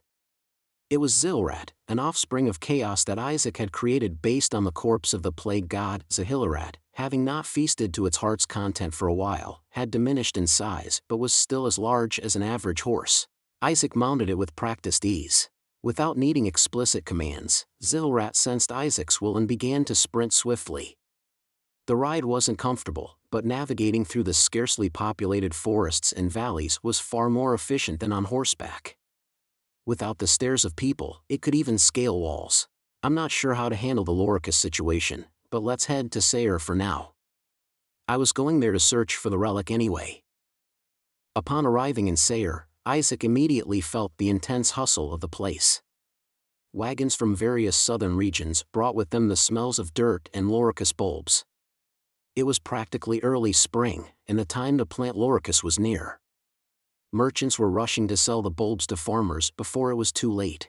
However, instead of farmers, the market was crowded with frenzied merchants. The trading system had grown complex, and merchants were seen arguing, fighting, and barely negotiating amidst the near madness of the market atmosphere. Isaac passed through the market to a trading house located in the city center. The trading house was marked with a golden bull on its sign. "Welcome." The receptionist at the trading house frowned upon seeing Isaac's ragged appearance, but upon seeing the coin he presented, his eyes widened, and he hurried off somewhere. Soon, a familiar face came running down from the second floor. It was Vic, the very merchant Isaac had saved. "Sir, you've arrived. I will escort you immediately." Vic was about to hurry him along but paused, giving an awkward smile before looking back at Isaac. Mr. Isaac? What is it? I could take you directly to the branch head, but do you have any urgent needs for a meal, bath, or rest? Only then did Isaac consider his own appearance. He realized anew that it had been a while since he had a proper meal, bathed, or rested under a roof. At that moment, Isaac wasn't even aware of his own odor. Isaac decided to accommodate Vic's situation. Let's go for a bath first. Chapter 40. Chapter 40. The Golden Idol Upper Part, 3. The trading house was bustling with people. Among them were merchants who had traveled long distances and individuals who required special attention from the trading house, making it natural for the establishment to offer lodging facilities. While smaller guilds might book inns for their guests, the Golden Idol Trading Guild was among the largest merchant coalitions on the continent, naturally equipped with accommodation facilities. Even in this era, having a private bath is quite something. Isaac melted away the grime of days in the hot water, realizing it was nearly the first time he had bathed in hot water since arriving in this world. Soaking in the hot water, he felt the tension that had been knotted in his muscles begin to soften. The hot water was heated by burning logs, which meant the longer Isaac bathed, the more it would cost. However, nobody rushed him or made him feel unwelcome. After bathing, a maid was waiting with a towel. She stopped dead in her tracks and stared wide-eyed at Isaac. "What's wrong?" "Oh, nothing." Blushing, the maid quickly handed over the towel and scurried ahead. Isaac followed her to the dining area, where a table seemed to have been reserved for him. As he strode towards it, he began to attract attention. "Look at that." "Is that?" The bustling dining room became abuzz with whispers. Among the crowd were merchants Isaac had saved, but even they failed to recognize him. Clean and rid of the grime, Isaac's appearance began to captivate the crowd. "This is..." Isaac felt a bit overwhelmed by the attention but took his seat without showing it. Having been accustomed to his unkempt appearance or seeing familiar faces at the monastery, he hadn't realized the extent of his own attractiveness until now. Considering everyone else is using a vanilla appearance and I'm here with a face modded to have 99 charisma. Enjoying such looks was one thing in a game, but dealing with it in reality proved to be awkward. Fortunately, as soon as Isaac sat down, dishes were served. Roast pork seasoned with spices and honey, chicken stewed in wine, and freshly baked white bread were among the first to arrive. Each dish was rich in flavor, made without sparing any ingredients. Isaac started to focus on the food, ignoring the stares. It felt like the first time in weeks he had eaten food touched by fire. Soon, the crowd's stares turned to astonishment for a different reason. How could such a slender figure consume all that food? As Isaac inadvertently hosted a medieval-style mukbang in front of the merchants, he was lost in his thoughts. This is quite the treatment for just saving some merchants. Isaac mentally gave the Golden Idol Trading Guild a passing score for their hospitality. However, he also knew that the guild did not engage in acts of loss. To them, trading and bargaining were their faith and doctrine. The Golden Idol, the merchant's faith among the 9 faiths. And it was the faith Isaac had last encountered before crossing into this world. The structure of the Golden Idol Guild was unique. Even the secretive and conspiratorial Red Chalice had Wallachia Kingdom as a focal point. However, the Golden Idol Guild lacked a centralized nation. It controlled cities treated as trade hubs, but their interest lay only in taxes and regulations. For them, crossing national borders for trade meant the concept of a nation was of little significance, potentially only increasing unnecessary tensions. Instead, they dominated capital. They lent money to those in need, controlled the distribution of goods, bribed power holders, or paid off enemies for peace. As a result, even the undead nation of the Black Empire hosted the Golden Idol Guild. Of course, security was essential for commerce to thrive. Therefore, the Golden Idol Guild flourished most within the relatively safe confines of the White Empire. Not all merchants were devotees of the Golden Idol, but escaping its influence was impossible. When Isaac had nearly finished his meal, Vayek came to him. Isaac welcomed the beer Vayek was carrying with both hands more than Vayek's face itself. However, Vayek paused for a moment, as if frozen, upon seeing Isaac's face. Thirsty, Isaac didn't care about Vayek's reaction and grabbed the beer mug, downing it in one gulp. Vayek managed to sit down diagonally across from Isaac. "You're more spirited than you look." "I've swallowed a wolf whole before." Vayek laughed, thinking it was a joke. But when Isaac didn't laugh, Vayek awkwardly shifted his gaze away. Just then, a middle-aged woman approached them. Vayek quickly introduced her. "This is Ms. Caitlin Shiver, the branch head of our trading house." Caitlin stared at Isaac before voicing what everyone wanted but didn't dare to say. "It's the first time I've seen an angel who eats so well." "Don't they feed you in heaven?" "It's Isaac. From the Ariat Monastery." Caitlin squinted her eyes for a moment at Isaac's terse manner. "It seems you have no intention of showing respect to your elders, Sir Knight." At the mention of knight, Vayek's eyes widened. He had considered that Isaac might be a knight based on his skills but hadn't thought of him as a holy knight. Isaac looked at her with amused interest. "Did you check my gear while I was bathing?" "We would never commit such rudeness. It's just that our side tends to get information quickly." Kaitin tapped on the coin with a buffalo skull emblem placed on the table. We just knew that a young and handsome Grail Knight had saved our people a few times. And naturally, his path seemed to be leading towards Sayre. You were that Grail Knight? The noise Vaic reflexively made attracted the attention of everyone in the dining area. That Grail Knight? It was Isaac who asked back. Vaic stammered in his response. There were whispers among the merchants about a new Grail Knight appearing. As you know, except for Alil, it's believed Grail Knights were nearly extinct. We thought it might just be a rumor. Grail Knights were a subject of fascinating gossip among the common folk, especially since, outside of the kingdom of Alil, the concept of Grail Knights was almost legendary. It was even more famous among merchants who traversed dangerous territories. It's a time short on entertainment, after all. This meant Caitlin knew Isaac was coming even before Vaic reported it. Of course, she probably didn't expect him to visit her directly. Only then did Isaac understand the reason for such exceptional hospitality. You see me as an investment opportunity. The Golden Idol Guild has traditionally been a patron of Grail Knights. Please consider it a token of gratitude for saving our people. As if you meant that. Isaac thought to himself with a silent laugh. This relief of burden and ease of atmosphere was Golden Idol's strategy before making a difficult request. However, the Golden Idol Guild being patrons of Grail Knights wasn't a lie. When a Grail Knight was isolated abroad, needed to conceal their identity, or urgently required capital, the Golden Idol Guild was always there to rely on. In the game, merchants appearing in dungeons or enemy territories often saved my life. Well, it's a game, so it's portrayed that way. Of course, it wasn't free. Once in debt, the Golden Idol Guild would ask for protection or force instead of money from the Grail Knight. The fact that they could ask a knight of another faith was a privilege in itself. Let's get to the point. Isaac pushed his empty plate aside and spoke. You have a request for me regarding the Loricus, don't you? After finishing their meal, the trio moved to a nearby market associated with the trading house. Caitlin and Isaac soaked in the vibrant atmosphere of the market as they walked. As a trading hub, Sayre's market was immense. Isaac could smell the intense scent of Loricus amidst the fervor. It was the scent of greed. The hottest spot in the market was undoubtedly the Loricus trading area.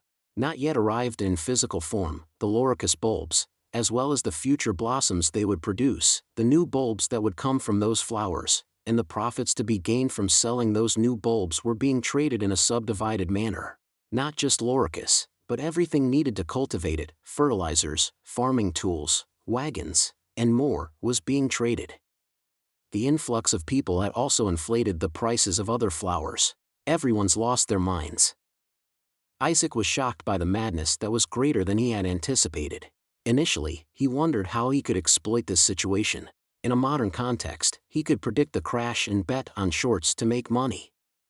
However, the economic system here wasn't complex enough for that, and it was uncertain whether he could collect his winnings after the crash. Try to intervene? No, this has gone beyond anyone's control. Human greed cannot be contained. Even if Isaac declared, soon Loricus will crash, and the Empire's economy with it, he would be ignored. Knowing yet thinking it won't happen to me is the nature of human greed. The crash and the market's downfall were inevitable futures. What do you think? Caitlin asked as they left the market. Isaac just shrugged. People's greed is spinning out of control. Unless the Emperor himself comes down to ban trading. The guild's leadership is very worried. About the crash? No. Because of Loricus, logistics have been blocked. Isaac felt he understood. The market was full of various seeds and farming equipment, but seeds for the upcoming spring or food were almost non-existent. It was common knowledge to Isaac that spring, just before the first harvest after winter, was the most destitute time. Most farmers would have reserved seeds for spring, but not in sufficient quantities. There were always merchants supplying high-quality seeds. And food is scarce in spring. So, the local population is becoming restless. Isaac thought of the barbarian bandits who had attacked the merchants. They wanted the merchants dead more than Isaac. If the merchants only fiddled with Loricus for profit and neglected essential goods, it would be reason enough for hatred. those people were likely living in dire circumstances. It's clear there's unrest, but is there anything I can do? It might be better to persuade the merchants or nobles to secure an alternative distribution network. Isaac's influence was still that of a wandering swordsman. However, Caitlin had a definite task for him. We'd like you to investigate who's buying up large amounts of Loricus. I've heard it's become a fad among flower collectors. That's partially true, but that level of demand wouldn't create this frenzy. There's something else at play here, but our connections can't uncover it. You couldn't find out? One of the Golden Idol's doctrines was the pursuit of the unknown. They wouldn't just give up because they couldn't find out. Caitlin showed a vague expression. So, your people were killed. They cleverly covered the danger and tried to involve Isaac. Seeing displeasure on Isaac's face, Caitlin looked anxious. I wish you hadn't tried to test the waters by hiding this and that. I'm sorry. Isaac thought for a moment. He had come to Sayre to find a relic related to the Golden Idol Guild and had planned to squeeze some information out of them for saving the merchants. But it turned out they were the ones asking him for help. Being asked is better than asking when negotiating. This smells like a relic. Maybe the person behind this has something to do with the relic. Isaac was going to accept Caitlin's offer, but he maintained a demanding tone and set a condition. Fine. But I have one condition. We only have money to offer. We can assure you plenty of that. It was a satisfying answer. Yet, Isaac, not wanting to appear money-grubbing, responded graciously. I have some Loricus in my possession. It would be nice if the Golden Idol Guild could buy it all at the current price in a month. Chapter 41. Chapter 41. The Smell of Money, 1. Loricus, you say? Caitlin asked, seemingly puzzled. She quickly tried to gauge Isaac's true intentions. In truth, no matter how much she considered it, it seemed unlikely that Isaac would have a large amount of Loricus. Given the nature of a wandering Grail Knight, it was impossible to own substantial assets. This was connected to the virtue of poverty, a symbol of the Grail Knights. Caitlin wondered if this Grail Knight, known for his vow of poverty, was now being greedy for money. Is he just trying this out because he doesn't understand the market? Caitlin thought it was possible. Although Grail Knights emphasize poverty, that doesn't mean their journeys don't cost money. Hunger and cold could naturally make one wish for a more comfortable journey. However, unlike mercenaries who directly ask for money, it was common for them to sell goods acquired during their travels. It seemed this Grail Knight had a similar idea. If you bring it now, I can offer you the highest current market price. I don't have it with me right now. And the amount is not certain either. So, you mean to say you will have it in a month? Yes. And just so you know, it might be a lot. Caitlin couldn't help but laugh at Isaac's words. After all, he was just an individual. Even if Isaac arrived with 10 carriages, it would not be a burden for the Golden Idol merchant group. The volume of goods circulated by the syndicate was at least 100 times more. Moreover, according to Caitlin's investigations, the only belongings Isaac carried were what he had on him. The price of Loricus might rise significantly in a month. Why do you insist on selling at the current price? Isaac answered with a kind smile, as if he had been waiting for this question. I don't play with money.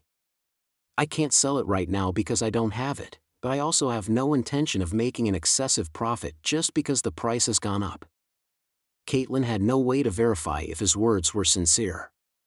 Ultimately, she thought this naive Grail Knight was clumsily attempting to do business, but she also considered another possibility. Is he thinking that the price of Loricus will fall? This was a recurring thought whenever the price of Loricus surged. As quickly as the craze came, it could also rapidly decline. However, there were no signs of such a trend at the moment. If this Grail Knight has information I'm unaware of and senses a crash. Caitlin estimated the potential losses the syndicate could incur. Even if the price of Loricus fell to half, or even to a tenth of its current value, it would not be a problem. At such levels, the syndicate would have to worry about its entire volume of transactions, not the amount an individual like this young, impoverished Grail Knight could handle. Considering the original reward she had intended for Isaac, it was a significantly smaller amount. It seems I'll have to give this naive Grail Knight a fair deal, even if he doesn't profit much.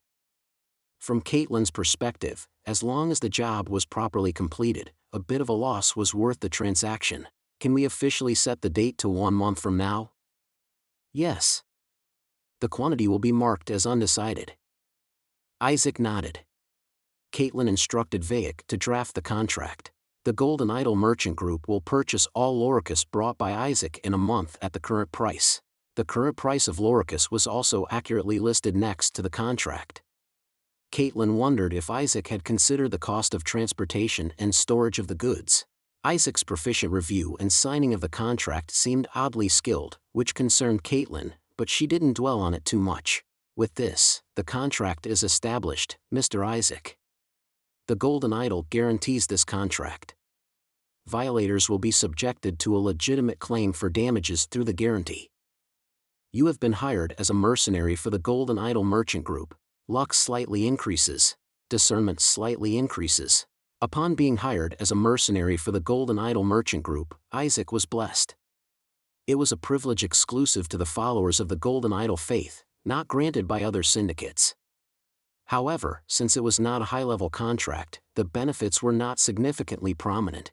After finalizing the contract, the first place Isaac headed to was the slums of Sor. In this era's capital market, it's a zero-sum game. If someone gains more, it means someone else inevitably loses more. Especially in times like these, when a specific item disproportionately becomes a trend, there are bound to be losers. The slums of Sayre were filled with such people.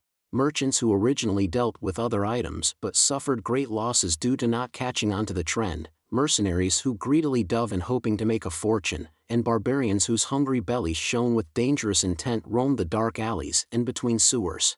It was a stark contrast to the lively flower market. This is where the Golden Idol Merchant Group's informants were murdered. Isaac didn't wander aimlessly. He first received all the information the Golden Idol Merchant Group had been investigating, which eventually led him to the slums. The information suggested abnormal capital flows not just in the sunlit markets but also in the underworld. The informants were murdered while investigating this. Too many suspects to count. Given the murderous glares, it seemed many had suffered losses due to the Loricus craze. Even a slight bump could earn a lethal glare. Isaac, remembering his conversation with Caitlyn while observing these lethal intents, pondered. But after I find him? Excuse me? After I find the guy hoarding Loricus, what then? Ask to have him taken out? Oh, no. How could I ask such a barbaric task of a Grail Knight? I'm just curious who is buying up all the Loricus and for what purpose. Really, if it's just for ornamental purposes, they're just throwing away a fortune. Well, if that were the case, they wouldn't have harmed our people. But that's valuable information too. Loricus had ornamental value but were practically useless except for their effect in lowering magic resistance. Unless one was gathering them to hunt liches or dragons, there wasn't enough need to disrupt the market prices. There's something more. Behind the Loricus boom was certainly not just market disruption but a hidden secret. The Golden Idol Merchant Group must have been curious about this, hence hiring Isaac. If they could control it, they would, but if there was a profit to be made, they needed to know. First, I should find the ones who killed the informants. Freshly bathed and well-rested, Isaac seemed out of place in this location, looking every bit the gentleman. And naturally, flies are attracted to such gentlemen. Sir, please take a look at what I have. Children darting from the alley surrounded Isaac, pushing all sorts of trinkets at him, urging him to buy. Roasted rats, pigeons, and peculiar stones of dubious origin. But their real goal lay elsewhere. One of the kids made a move towards Isaac's coin pouch at his waist. Just as he quietly tried to cut the string and steal it, Isaac's hand caught the kid's wrist. Ouch! Without even twisting the kid's arm, a scream erupted. The other kids, startled by the cry, backed away. The scream drew the attention of the street to Isaac. Hey, what are you doing? Why are you bullying the kid? Prompted by the kid's scream, a group of men gathered around as if they had been waiting for an opportunity. They were barbarians, loitering around a large cauldron over a fire, seemingly more interested in finding fault than in any sense of justice. Seeing the large knife that could slaughter a cow, Isaac let go of the kid's hand, from which blood was now streaming. You hurt this kid's hand. It's just a scratch, don't freak out. In reality, it was a reflexive action of Isaac's left hand that had nicked the kid's hand. The men quickly realized the wound wasn't deep, but the atmosphere didn't lighten. Isaac surveyed his surroundings. In the dim alley, with almost no bystanders, and no one likely to come looking even if someone were to be killed. Hey, pretty boy. Hand over everything you've got. Let's skip the cliches and get straight to the point. Isaac spoke as he loosely drew his sword from its sheath. Allowing the children to swarm him, causing a scream, waiting for the men to gather, everything was intentional. If any of you are believers, raise your hands now. Isaac's swordsmanship was deadly. Especially in a fight against multiple opponents, it was difficult to end the confrontation without killing someone. Given the lack of stamina in situations where he couldn't use tentacles, it was more advantageous to kill one opponent at a time. In that sense, Isaac thought he might have to cut down one or two to make the rest comply. However, as soon as he confidently drew his sword, the men immediately dropped their weapons and raised their hands. What? Are all of you believers? Yes. These two are followers of the Codex of Light, that one over there is a follower of Elil, and the rest of us follow the Golden Idol. After knocking down the ones trying to flee, Isaac began his interrogation. Surprisingly, none of them were barbarians. Strictly speaking, it wasn't that there were no barbarians at all. The one who claimed to be a follower of the Golden Idol had abandoned his faith out of fear of going to hell due to breaching a loan contract. Why do you look like barbarians, then? The men cautiously looked around before answering. It's more intimidating that way, you know? Isaac sighed deeply. By their actions, it seemed unlikely these were the men who killed the Golden Idol Merchant Guild's informant. Recently, there was a murder in this alley. A Golden Idol Merchant Guild informant. Anyone know anything about that? Save the unhelpful comments like I don't know or I'm innocent. Just tell me what you know. Reluctantly, the men began to speak. We might have seen the person you're talking about. The Golden Idol Merchant Guild folks have a unique way of speaking. They seemed interested in what we were selling, so we just shared some information. What were you selling? Well, it's not like we're robbers or anything, despite what you might think. You're threatening people with knives. We just wanted to recommend some good products. That's how men on the streets become friends, right? Oh, so it's a forced sale. Isaac recognized their scam. They intentionally created a threatening atmosphere and then suggested reconciliation, forcing overpriced goods on their new friends. This way, they could avoid being arrested for robbery, and there was no risk of bloodshed or death. In a way, they were naively criminal. Why? Were you trying to sell roasted rat meat too? Did the informant look hungry? As Isaac inquired, the men exchanged glances before someone finally spoke up. Sir, you're aware of how well Loricus are doing these days, right? Loricus? Isaac was puzzled by the sudden shift to Loricus. Yes. But as you know, people like us or those without much can hardly get a hold of anything in this market. There's a limit to buying a single Loricus and starving. Being a small investor is tough, whether in this world or another. Isaac found himself nodding involuntarily. So, instead of starving ourselves to buy Loricus, we decided to pool our money and create our own group. If we sell the Loricus and make a profit, we agreed to share the earnings. Isaac was somewhat impressed. They were attempting a basic form of a fund. However, his admiration didn't end purely as such. Who? Pardon? You don't seem smart enough to set up such a scheme amongst yourselves. If you were that clever, you wouldn't be here trying to rob people. Who told you to do this? And what's this about forcing sales? The man, previously enthusiastic, became hesitant and pulled something from his pocket. A wooden coin crudely carved with a Loricus symbol, a Loricus coin. Holding this Loricus coin entitles you to a share of the profits whenever our group sells the Loricus. We've already received several payouts. Isaac's expression turned complex. So, if I buy this Loricus coin, You get a share of the profits proportional to the number you own. And why are you trying to sell it to me? Because with the money from the sale, we can buy more Loricus coins. It seemed they intended to sell the coins at a slight markup over what they had paid, hoping to turn a profit. How much did you buy? Hesitantly, the men pulled out a substantial number of Loricus coins from their pockets.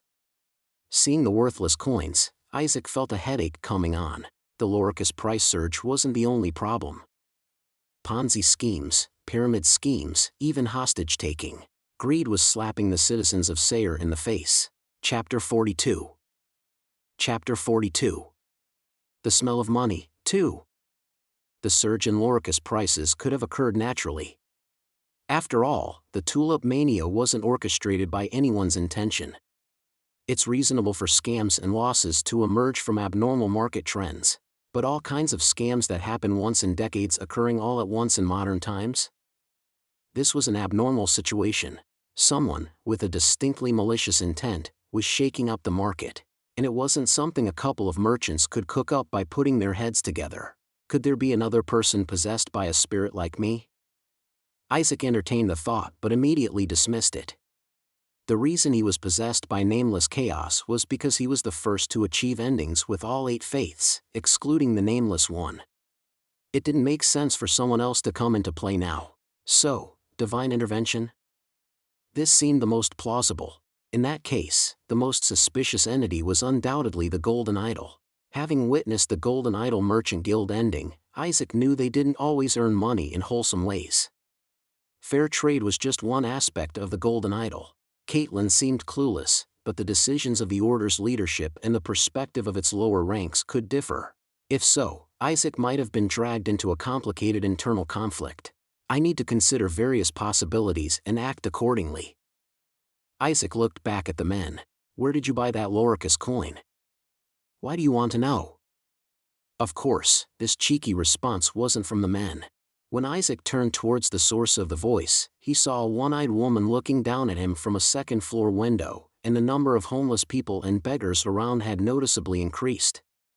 Among those rags, Isaac spotted the glint of blades.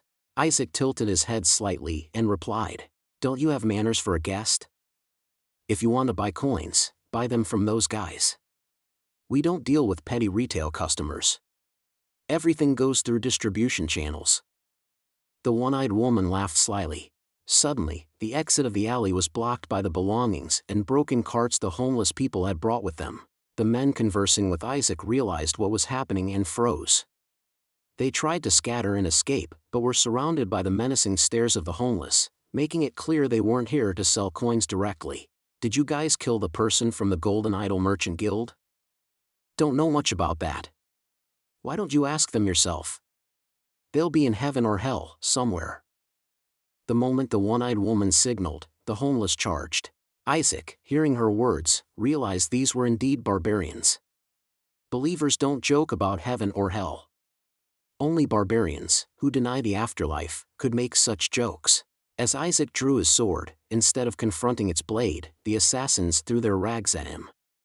These were not ordinary rags but interwoven with wire difficult to cut through with a blade. Isaac was quickly entangled in rags and wire, and archers hidden on rooftops and between alleyways ruthlessly fired their arrows. Thud, thud. The bundle of rags turned into a pincushion in moments. As arrows pierced it without resistance, one of the homeless glanced at the one-eyed woman. "Should we continue?" The woman, without letting her guard down, nodded. Then, the homeless pulled spears from a pile of trash and skewered the bundle of rags. The one-eyed woman frowned as she observed the chaotic scene. This was too easy. It wasn't her first time dealing with a Golden Idol Merchant Guild informant. The level of the informants had been increasing, and even a slight oversight could lead to their downfall. But this time, hearing they had hired a Grail Knight, she had been on high alert. She gathered as many people as possible and set a thorough trap.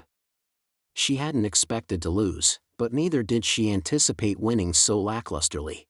For all the fuss he made, he doesn't seem that special. "Who is it?"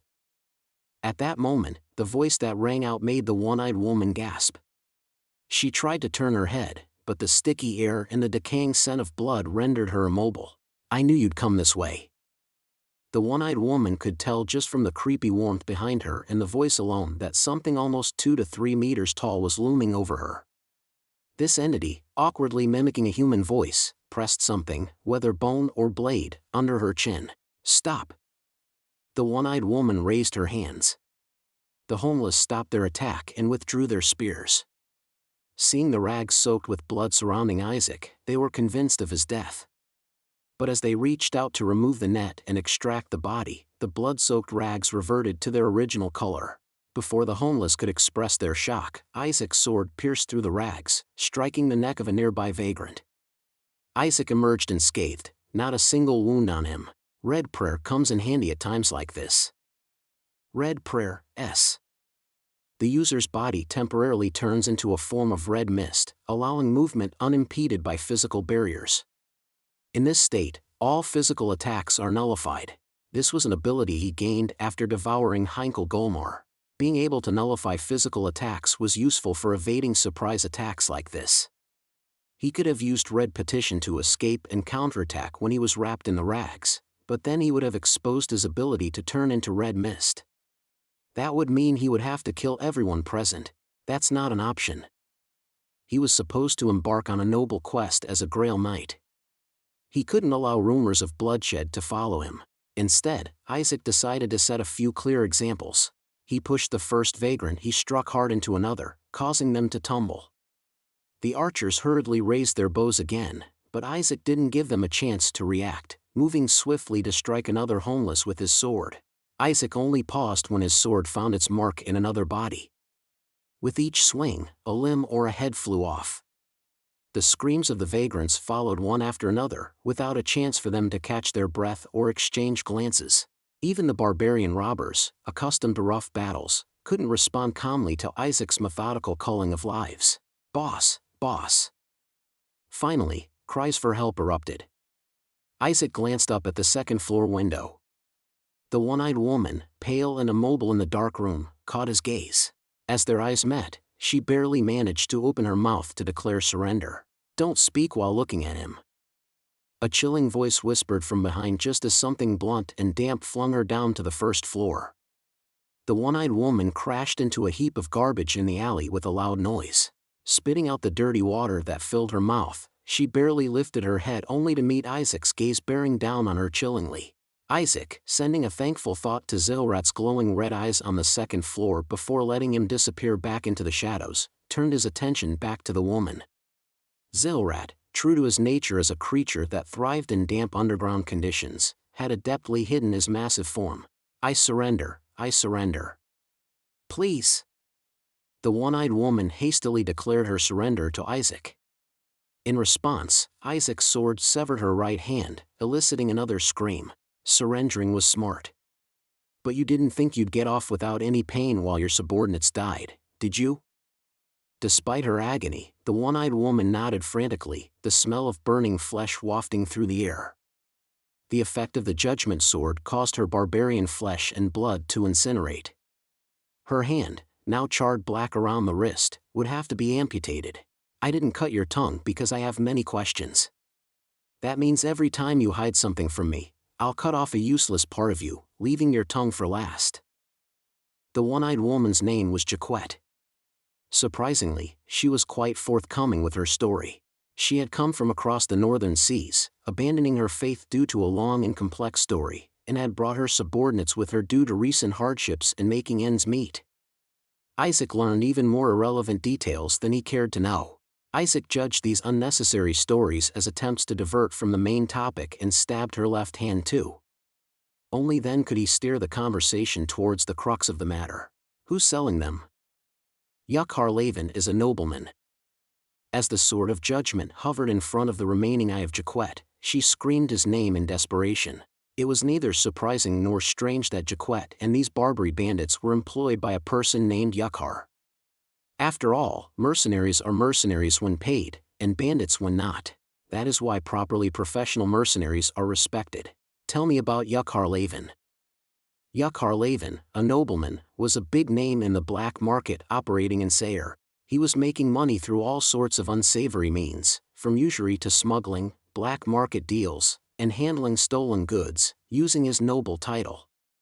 It was said that there was nothing in the Sayer black market that didn't go through his hands. The problem was that after the Loricus incident, this Yukhar guy expanded his business into multi-level marketing and Ponzi schemes, even involving coin schemes, pulling all the money from the bottom of Sayer. Even according to Jaquette's story, even the beggars in the slums had 1 or 2 Loricus coins, expecting their value to skyrocket along with the price of Loricus. In the end, Yukhar was selling non-existent Loricus. If he's operating on that scale, the Golden Idol Merchant Guild must know. Isaac paused to think, then asked, why is Yukhar buying up all the Loricus coming into Sayer? What?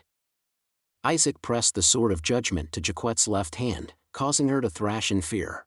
No, no. I didn't understand the question.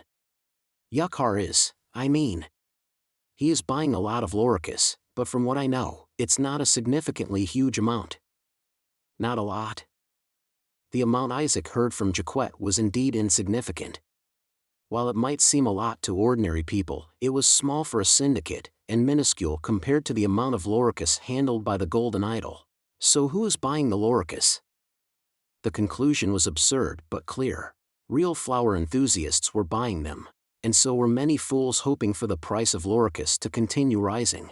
Most likely, the vast majority of Loricus were held by these so-called investors, who found it hard to sell as the price of Loricus increased every day. Meanwhile, Yukhar was collecting money through all kinds of scams amid the price distortion. Ultimately, Yukhar's goal was not the Loricus itself but the price distortion caused by Loricus. They didn't care what it was, as long as they could cause price distortion and a craze. Caitlin would find this absurd if she knew. Of course, there were other considerations. Whether the Golden Idol Merchant Guild was really uninvolved in this matter.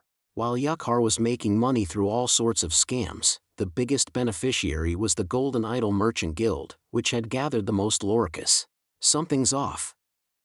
Isaac felt something was amiss. He was looking for who was buying the Loricus. It was clear that Yukhar was making money from the Loricus incident, but that was a way of making money, not about buying the actual Loricus. However, it was certain that an informant of the Golden Idol Merchant Guild had tried to investigate Yukhar and ended up dead, and Yukhar was definitely involved in the distribution of Loricus. The details could be asked in person. There wouldn't be a friendly chat, though. Isaac looked down at Jaquette and said, I need to meet that guy. Chapter 43. Chapter 43. The Smell of Money, 3.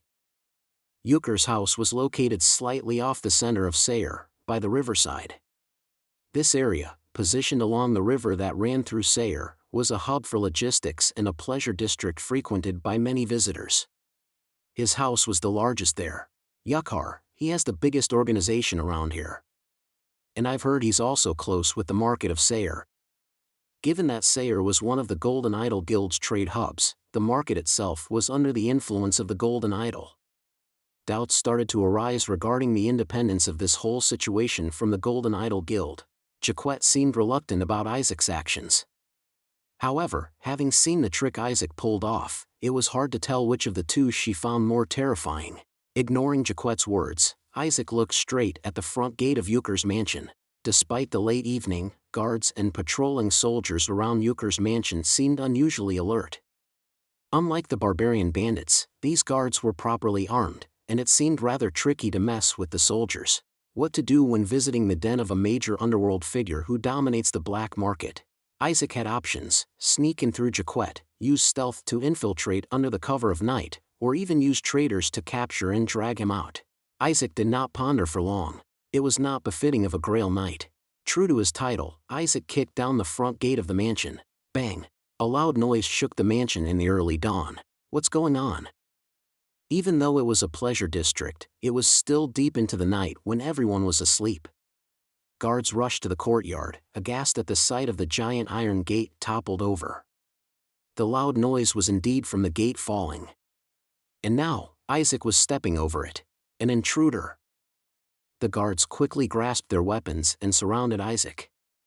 Not only because they assumed anyone who could knock down such a massive gate must be powerful, but also because they feared more intruders might follow through the broken main gate. What are you waiting for? Attack! A man, seemingly a superior, shouted. A few guards lunged at Isaac with their spears, but Isaac easily parried, striking the spears aside and stomping them to the ground. It happened in the blink of an eye. He must be at least of knight level. Inform the nobleman right away. At the mention of knight level, the soldiers kept their distance, surrounding him but not coming too close. Swordsmanship was not exclusively a knight's prerogative, anyone could train in it. Knights referred to those who had mastered such skills, typically far surpassing the abilities of ordinary people. Isaac waited until enough soldiers had spilled out into the courtyard. People dressed for a banquet or some party inside began to emerge, wondering what was happening. Soon, a man with a formidable aura and a sharp-looking middle-aged man appeared. Isaac could tell from the way the guards made way that this man was Yakhar. Being wealthy, it was natural for him to have knight-level guards. Who are you? I am Grail Knight Isaac. Isaac raised his voice when he judged enough people had gathered. Though his voice was not loud, everyone's attention was on him, making his words clearly audible. The eyes of those surrounding Isaac flickered with uncertainty, and murmurs spread. A Grail Knight? Are there still Grail Knights around? But why would a Grail Knight be here? The title of Grail Knight was often mentioned in legends, so it was natural for the guards to be taken aback. However, Isaac's name and deeds were not yet widely known, but at least one person here would think differently. Isaac closely observed Yakhar biting his lip. However, the captain of the guard misinterpreted his silence and shouted aggressively. What lunacy brings someone to create havoc in the middle of the night? Archers! Archers on the terrace prepared their bows. However, Yakhar raised his hand to stop them. While the captain of the guard was perplexed, Yakhar approached. I am Yakhar Laven, the nobleman. Even if you are a Grail Knight, does that allow you to break into a civilian's home at night? Isaac smiled slightly. If Yakhar was so well connected in this underworld, he would have already known about Isaac being a Grail Knight. But he couldn't use his guards to kill him. A knight cannot be killed in the middle of the city. Sayre was under the influence of the White Empire. As a nobleman, Yakhar had to behave as if he were a follower of the Codex of Light, whether he was a believer or not. If a follower of the Codex of Light kills a Holy Grail Knight of the Light, it's a direct ticket to hell. If one does not wish to die and go to hell, the only options are apostasy or becoming a barbarian, but Yakhar, who possessed much, and the other bodyguards could not afford to do so. In other words, even if Isaac blatantly reveals his identity upon entering, Yakhar could do nothing about it. If I had to act, I should have used a barbarian, but that chance was missed. Therefore, Jaquette's ambush must have been particularly thorough, as Yakhar would have strongly advised. However, on the flip side, the only guarantee here is Isaac's life. What's important starts now. I came knowing that you're hiding a heretical relic. Return it immediately. Isaac's purpose had been this from the beginning. Isaac entered Euchre's mansion barefoot, without killing or being restrained by the guards. The mansion, which was in the midst of a banquet, was scattered with guests and foods, and cups of alcohol as if they were invited. Yakhar went out to the banquet hall, trying to manage the atmosphere. It's nothing, everyone. It seems there was a misunderstanding with the order, and that's why the commotion occurred. Please continue to enjoy the party. The guests, dressed in fine clothes, exchanged uneasy glances, but shared drinks upon seeing that no further commotion occurred. Now, their eyes turned from unease to interest, mostly towards the young paladin, Isaac, who entered with Yakhar. At that moment, Isaac's eyes met someone in the banquet hall. It was Caitlin, the branch manager of the Golden Idol Guild, from Sayre. She looked at Isaac with surprised eyes. However, Isaac, putting a finger to his lips, followed Yakhar. Come this way. Yakhar led Isaac to the reception room and immediately ordered the servants to prepare the finest wines and a table of drinks. Perhaps the alcohol might be poisoned, or it could be a signal for armed soldiers to intrude. However, Isaac was unconcerned with either possibility. Yakhar sat opposite Isaac. I've heard of your reputation, Sir Knight of the Holy Grail. I haven't achieved anything noteworthy yet. I heard you survived being hunted by the human hunters of Wallachia all night and even single-handedly defeated a knight of the Bryant Paladin Order.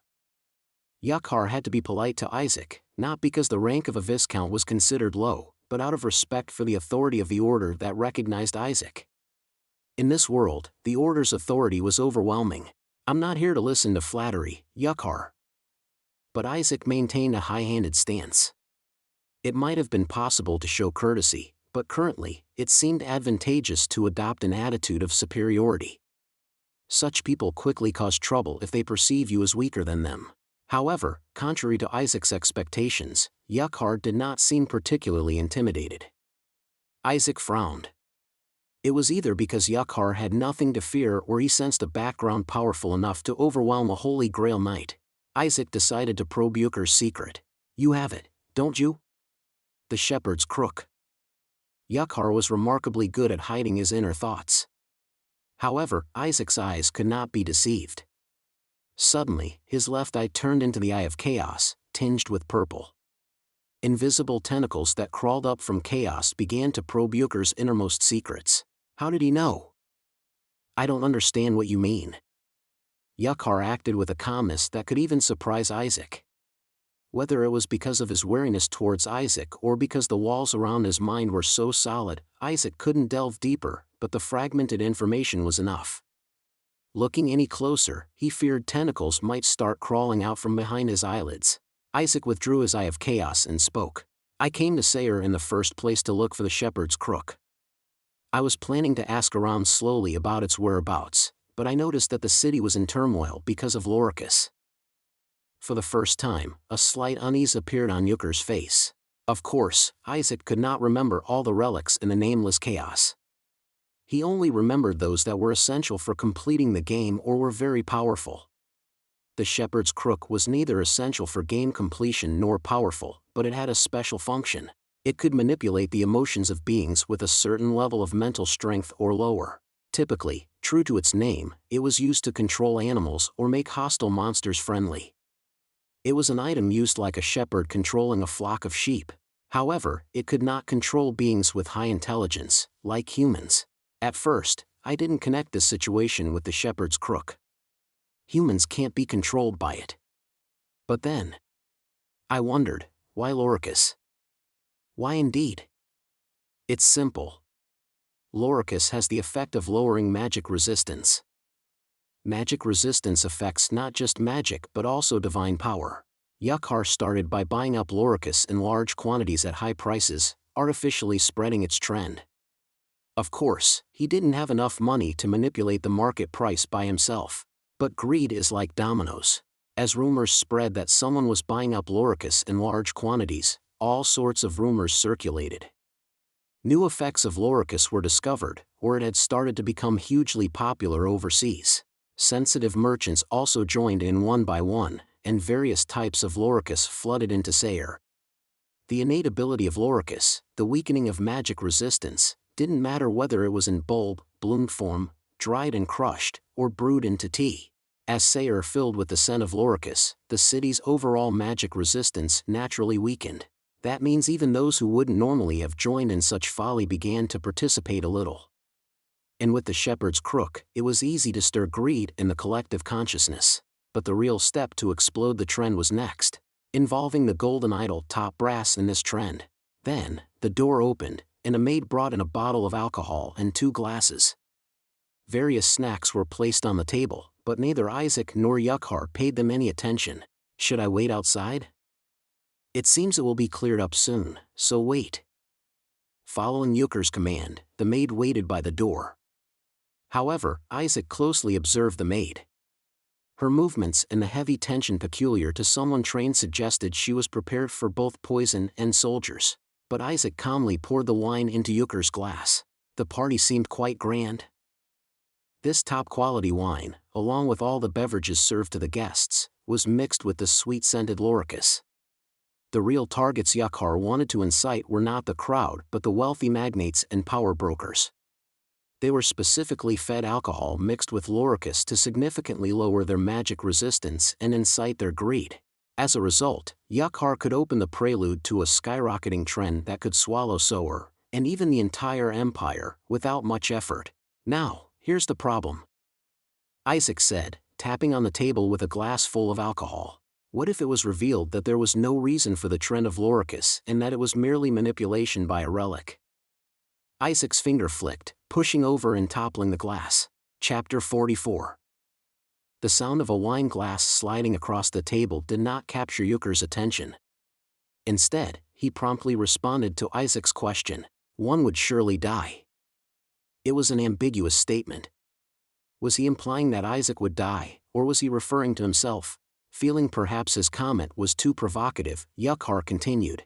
Do you have any idea how many power brokers, merchants, and knights are involved with Loricus? Even farmers have gotten involved. Imagine telling those whose heads are ablaze with joy that the treasure they've purchased is actually trash. What do you think would happen? Yukhar maintained a calm demeanor as he spoke to Isaac. Do you think they would listen to you? With their entire fortunes at stake? They might ignore you, or, perhaps, they might do something far more drastic to prevent the prices from falling. Isaac realized why Yukhar was not perturbed. He wasn't concerned about the shepherd's crook being exposed. So many were already entangled in the Loricus situation. Even without the shepherd's crook inciting them, the whole of Sayre was rolling forward on the inertia of desire. Even knowing that destruction was the only end, no one could stop. Given the situation has reached this point, Holy Grail Knight, may I say something? Go ahead. I don't know if you're aware, but there are no paladins within the Golden Idol top brass. It was an unexpected turn. Why suddenly bring up the Golden Idol top brass and paladins? Yukhar didn't wait for Isaac's response and added. Not even priests or angels. Only followers are present in the Golden Idol top brass. The reason the Golden Idol top brass could blend into the districts of other faiths without being heavily guarded by the 9 faiths is precisely because it lacked priests, paladins, and angels. Even the existence of the Golden Idol as a deity was sometimes questioned. However, merchants have felt the grace of the deity on their wandering paths, escaped bankruptcy through his blessing, and testified to unexpected fortunes and great profits.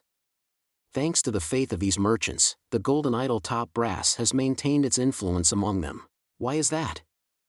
If there were priests and paladins, they would have their own positions, and differing positions could lead to disputes.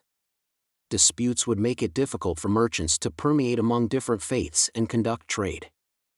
It would prevent them from achieving their most important doctrine, the pursuit of profit.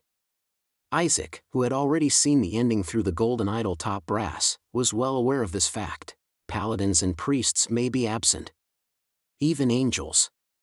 But tell me, does the Golden Idol as a deity truly exist? Is this suddenly a theological discussion? Other faiths communicate with their deity through priests. But there are no priests in the Golden Idol top brass. Meaning, there's no way to communicate with the deity. It's uncertain if he even exists. I see your point. Are you a follower of the Golden Idol top brass? Yes. Isaac seemed to understand the structure. Sower had 2 branch managers, Caitlin, who sought legitimate trade in the light, and Yukhar, who did not shy away from any means to make money in the shadows. It wouldn't be strange if Caitlin, working in the shadows, was unaware of what Yukhar was doing. Their fields were entirely different, and from the start, Yuker's views within the Golden Idol top brass seemed to cross the line. Are you annoyed that a paladin from another faith is telling you what to do? Not an incorrect statement. Yukhar glared at Isaac as he spoke. If there had been a paladin on top of the Golden Idol as well, you wouldn't have been able to come here and create such a scene. A priest could curse your pocket to make holes in it. A tight curse, indeed. Isaac snorted in disdain. Then, may I say something? Please do. Bring me a shepherd's crook by tomorrow. If you pass it quietly, the furor over the Loricus will also die down quietly. But when I come back, it won't end with just a conversation if you're compliant. Yukhar just glared at Isaac without responding. But there was nothing he could do. Even as a member of the Golden Idol's top echelon, killing a paladin of the Codex of Light within the White Empire was tantamount to social suicide. The Golden Idol's top echelon might even kill Yukhar to cut off the trail if such an event were to happen. Isaac picked up the bottle of alcohol Yukhar had offered. Even though something strange was mixed in, it seems like good alcohol. I'll be taking this. Lord Isaac. As Isaac was leaving Yucker's mansion and heading back to his accommodations, he heard someone calling him. Caitlin was leaning out of the carriage, calling out to him. She practically jumped down from the carriage and approached Isaac. What just happened? Why were you at the Count of Rebin's mansion? Did you know that guy is the head of a criminal organization? Caitlin frowned but didn't deny knowing it. I've heard stories of Count Rebin dabbling in crime. But we can't afford to distance ourselves from him. If we get on bad terms with the biggest black hand in Sayre, it would easily ruin our business. Isaac didn't blame her for her stance. Caitlin was a merchant, not a judge or a hero. To a merchant, as long as their people aren't harmed and their goods sell well, that's enough. Did you also know he's been swindling people with Loricus, making a fortune? We did interact frequently for business. But as far as I know, he wasn't buying up much Loricus. It was on a similar level to other conglomerates, and about 1/10 of our consortium. Isaac looked at Caitlin with pity. Caitlin would have drunk the Loricus wine and been tempted by the shepherd's figurine. Thinking about how the Golden Idol's top echelon played a major role in the Loricus price surge, she was also being used. But if it weren't for the shepherd's figurine, would she really not have gotten involved in the trend? That's unlikely. In the end, she would have ended up collaborating with Yukhar, whether she liked it or not. Isaac finally spoke up. It's all been manipulated by Yukhar. Isaac explained to Caitlin what he had discovered. The spike in Loricus prices was artificially created by Yukhar using the shepherd's crook. To do this, he fed Loricus wine to the magnates and power players of Sayre, stirring up their greed. There was actually no basis for the Loricus price surge at all. Caitlin's expression grew darker as she listened. Especially when she heard that there was no basis for the Loricus price spike, she touched her cheek several times. I had assumed that some hidden effect of Loricus had been discovered, or it was because of war preparations. Not everything in the world happens based on solid grounds. Caitlin sighed deeply. Then, it's pointless to track where the Loricus is going. It must have scattered, with people hoping for its price to rise. Well, likely so. Caitlin seemed to ponder for a moment before asking Isaac. So, does this conclude our agreement? What are you planning to do about Yukhar? He will be dealt with within our consortium. Even though he hired barbarians for the job, since it involved harming a fellow member, it's right that we handle it ourselves. We operate on the principle of respecting each other's territories, and I never expected him to go this far. Isaac decided to introduce Caitlin to Jaquette. Since Barbarian lacks faith or a deity, he would confess easily. Perhaps under Jaquette's hand, Yukhar might even meet his end. Are you proceeding with the contract as usual? If you wish, I can pay in cash right now. Perhaps this was her main concern. Caitlin, having heard Isaac's words, was already anticipating a drop in the Loricus prices. Although the dramatic decline might not happen as Yukhar said, since Sayre was already rolling on the inertia of greed, a drop is still a drop. She might have thought it cheaper to settle the contract with Isaac now. How much? However, Isaac decided to hear her out. The amount Caitlin proposed was surprisingly large, enough to buy Yucker's mansion. That much? Preventing a potential great loss to our consortium warrants this much at least. Caitlin seemed rather relieved. Just as she said, being the first to know that the Loricus prices would fall meant that the Golden Idol Guild could minimize losses. In fact, if played well, they could even come out with a profit. However, Isaac shook his head after a moment of thought. There's a contract with the Golden Idol guaranteeing security, so it's better not to break it. Let's see after a month. My faith may not align, but a god is still a god. Isaac paused mid-sentence. There are no paladins in the Golden Idol Guild, you said. Yes? Is that really true? In other faiths, breaking an oath to a deity could result in a curse or, in the worst case, paladins or angels coming after them. But the Golden Idol had none of those. Yukhar, being a member of the Golden Idol Consortium and lamenting the absence of priests, paladins, and angels, might be seeking something that is most desired by someone with such deficiencies. Like other orders, he might desire the miracles of priests and the power of paladins. What Yukhar wants is neither money nor power. Isaac had an intuition that a paladin of the Golden Idol would come after him. Late at night, a deep fog settled over Sayre. Isaac was staying at a luxurious facility provided by Caitlin. The accommodation, operated by the Golden Idol Consortium itself, had facilities and a guest service system that would be considered excellent even by modern standards. This also meant that many employees worked for the accommodation.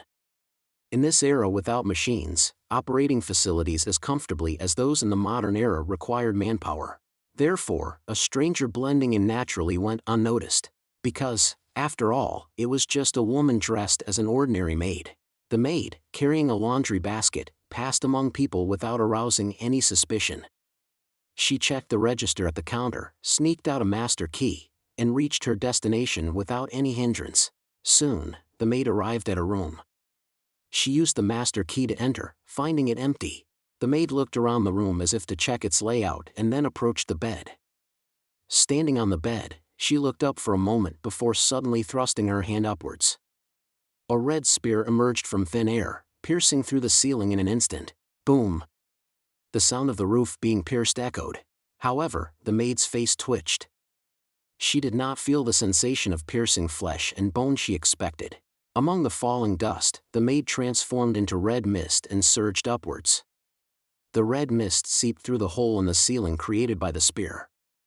Quickly reverting to her original form, the maid looked around, but the person she expected was not there. "Oh, Wallachia human hunter? You again?" The maid quickly turned her head. Her target, Isaac, fully armed from armor to sword, was looking at her. It was that maid after all. Somehow, her gaze seemed more ferocious than that of ordinary knights. Chapter 45. Chapter 45. The Lightkeeper, 1. I already anticipated this, the maid spoke coldly. It wasn't hard to predict. But I didn't know you'd be a Wallachia human hunter. Isaac had expected a paladin from the Golden Idol to come for him. A paladin that could be associated with the Golden Idol Guild, known for not having any paladins, was essentially a mercenary. The Golden Idol had the power to hire paladins from different faiths without hesitation and pit them against each other, just like Caitlin hired Isaac and Yukhar hired the Wallachia hunter standing before him now.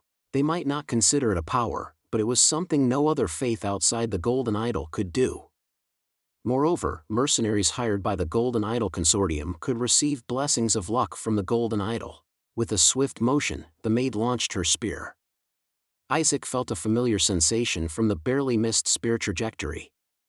Her skills were not ordinary, surpassing those of Wallachia hunters he had previously encountered in a valley. Almost or slightly less skilled than Henkel. Impressive. Isaac tensed up, readying himself for a tight battle if it came down to pure skill. Of course, Isaac had no intention of fighting fair, assuming his opponent felt the same. "What's your relation to Heinkel Golmar?" The maid seemed to ignore Isaac's question, but her spear trembled slightly. Trying to hide it was futile. Her ability to transform into red mist and her mastery with the spear clearly indicated she was trained by the same person. Isaac quickly deduced that the maid was affiliated with the Golmar ducal house. "Don't tell me you're Hezebel Golmar? The heir to the Golmar ducal house, right?" The maid clenched her teeth. Her inability to hide her facial expressions was evident. The dramatic change in her emotions was too conspicuous to be angry about being discovered. Her face was filled with shame and anxiety. Why would the heir to the Golmar ducal house be here, dressed as a maid, working as a mercenary? "Hey!" The maid finally yelled, swinging her spear wildly. With tremendous force, the walls and pillars were ripped apart, leaving a massive scar. Watching this, Isaac couldn't help but feel bewildered. Really? Hezebel seemed to lose her strength, lowering the tip of her spear. Isaac didn't miss the opportunity and launched himself forward with Isaac's swordsmanship, 8 branches. In an instant, the walls, floor, and ceiling of the room were ripped apart with 8 trajectories aiming at Hezebel. Caught off guard by Isaac's sudden change in stance, Hezebel was unprepared for a fight, expecting a conversation instead. A spear wasn't a weapon that could be readily prepared without a prior stance, showing its large preparatory movements. Isaac noticed that among the 8 movements he initiated, 2 trajectories wounded Hezebel, but the rest were deflected. Despite the brief moment, Hezebel managed to execute advanced spear techniques, evident from the smoothly penetrated marks on the walls where she struck. Had Isaac not dodged or blocked, those strikes would have precisely bored holes through him. The wounds on Hezebel, as if gnawed by a saw, quickly healed into a mist of blood. Realizing he couldn't kill her without using his tendrils, Isaac opened up for a conversation. "Shall we talk?" "This bastard." She started to mutter a curse but quickly covered her mouth. Isaac shrugged. "I have no idea what you bloodsuckers are doing deep in the White Empire. Working under a criminal lord in a border city? Plotting some conspiracy?" Isaac wondered if the Wallachia hunters, like they did in the Ariat monastery, were plotting something here too. Though, to be precise, it was the plot of the Immortal Order, not the Red Grail. Hezebel gnashed her teeth, then aimed her spear at Isaac. "It's because of you." "Me? My uncle had the right of division, and you stole it. I came to retrieve it." The right of division, a relic of the Red Chalice Club, was indeed something the heir to the Gulmar ducal house would chase after, risking their life. Unable to bring an army, she would have come alone or with a few elites. However, there were still unanswered questions. "But why are you in a maid's outfit?" "Shut up." Hezebel swung her spear again. Isaac considered mimicking the prophet of the red flesh, as he had done with Henkel, but it seemed there was no time for that.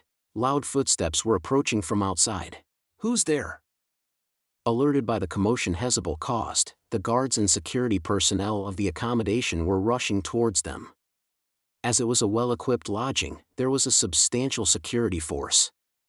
Hezebel glared at Isaac, but she had already missed her chance. She quickly disappeared into the mist that enveloped Sayre, becoming a red mist herself. Isaac didn't lose track of the flow of the red mist.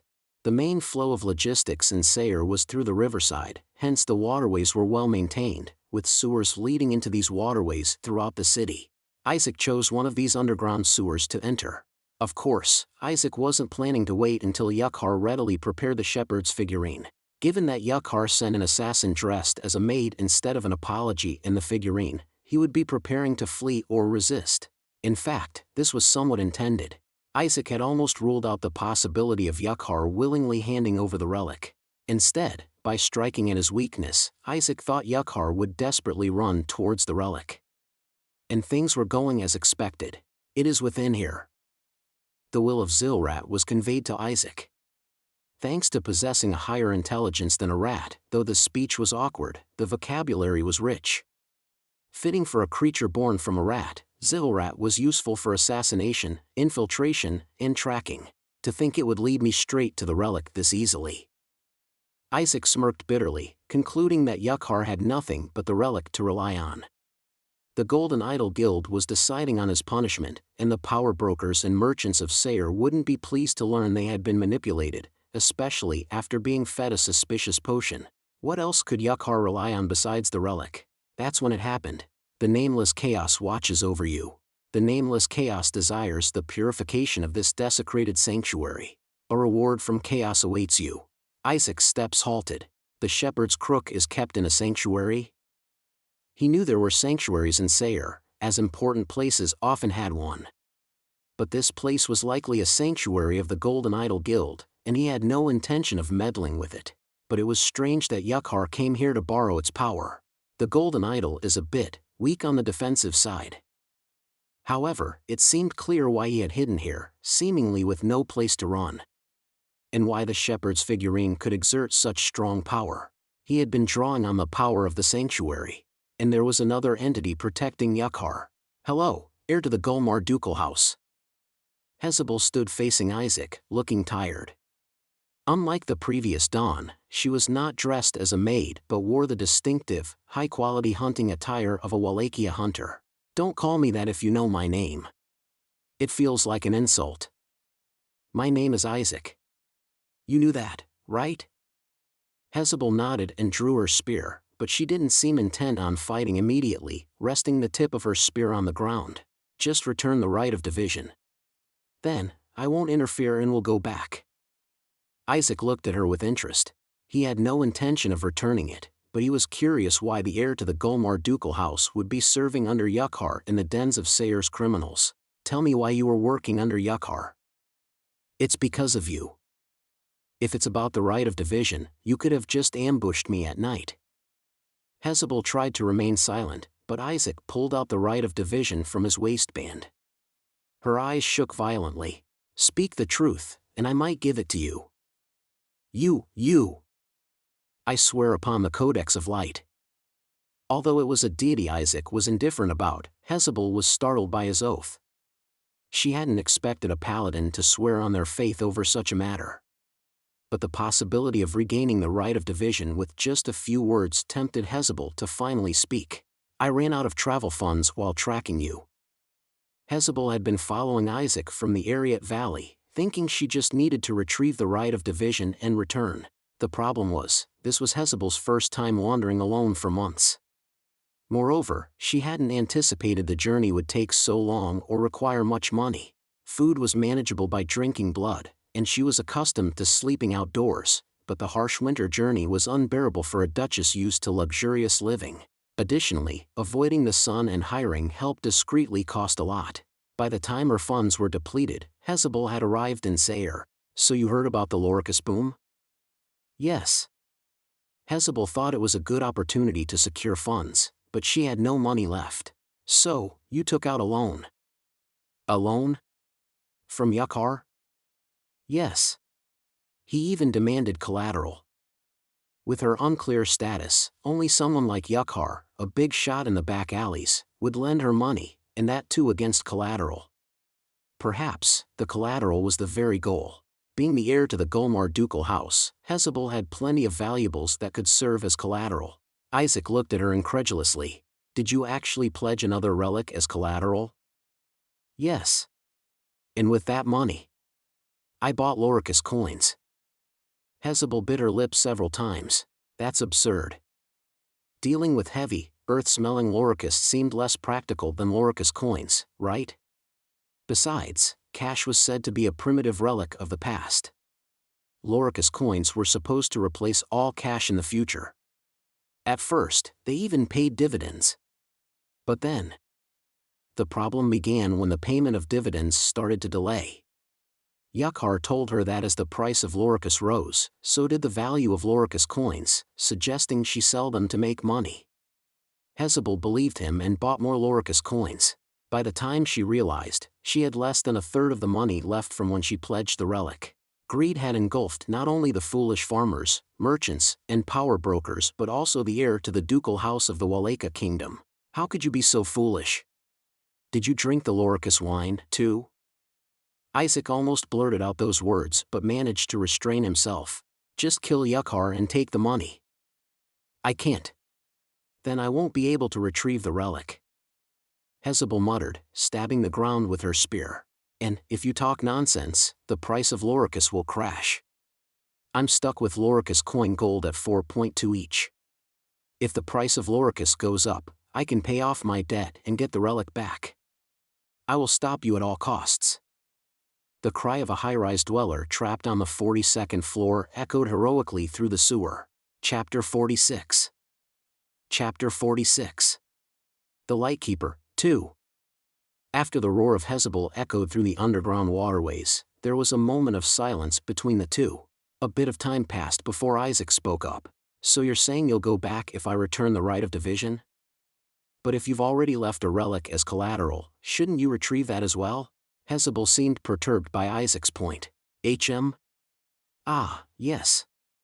The relic I left as collateral. It's not as important as the right of division.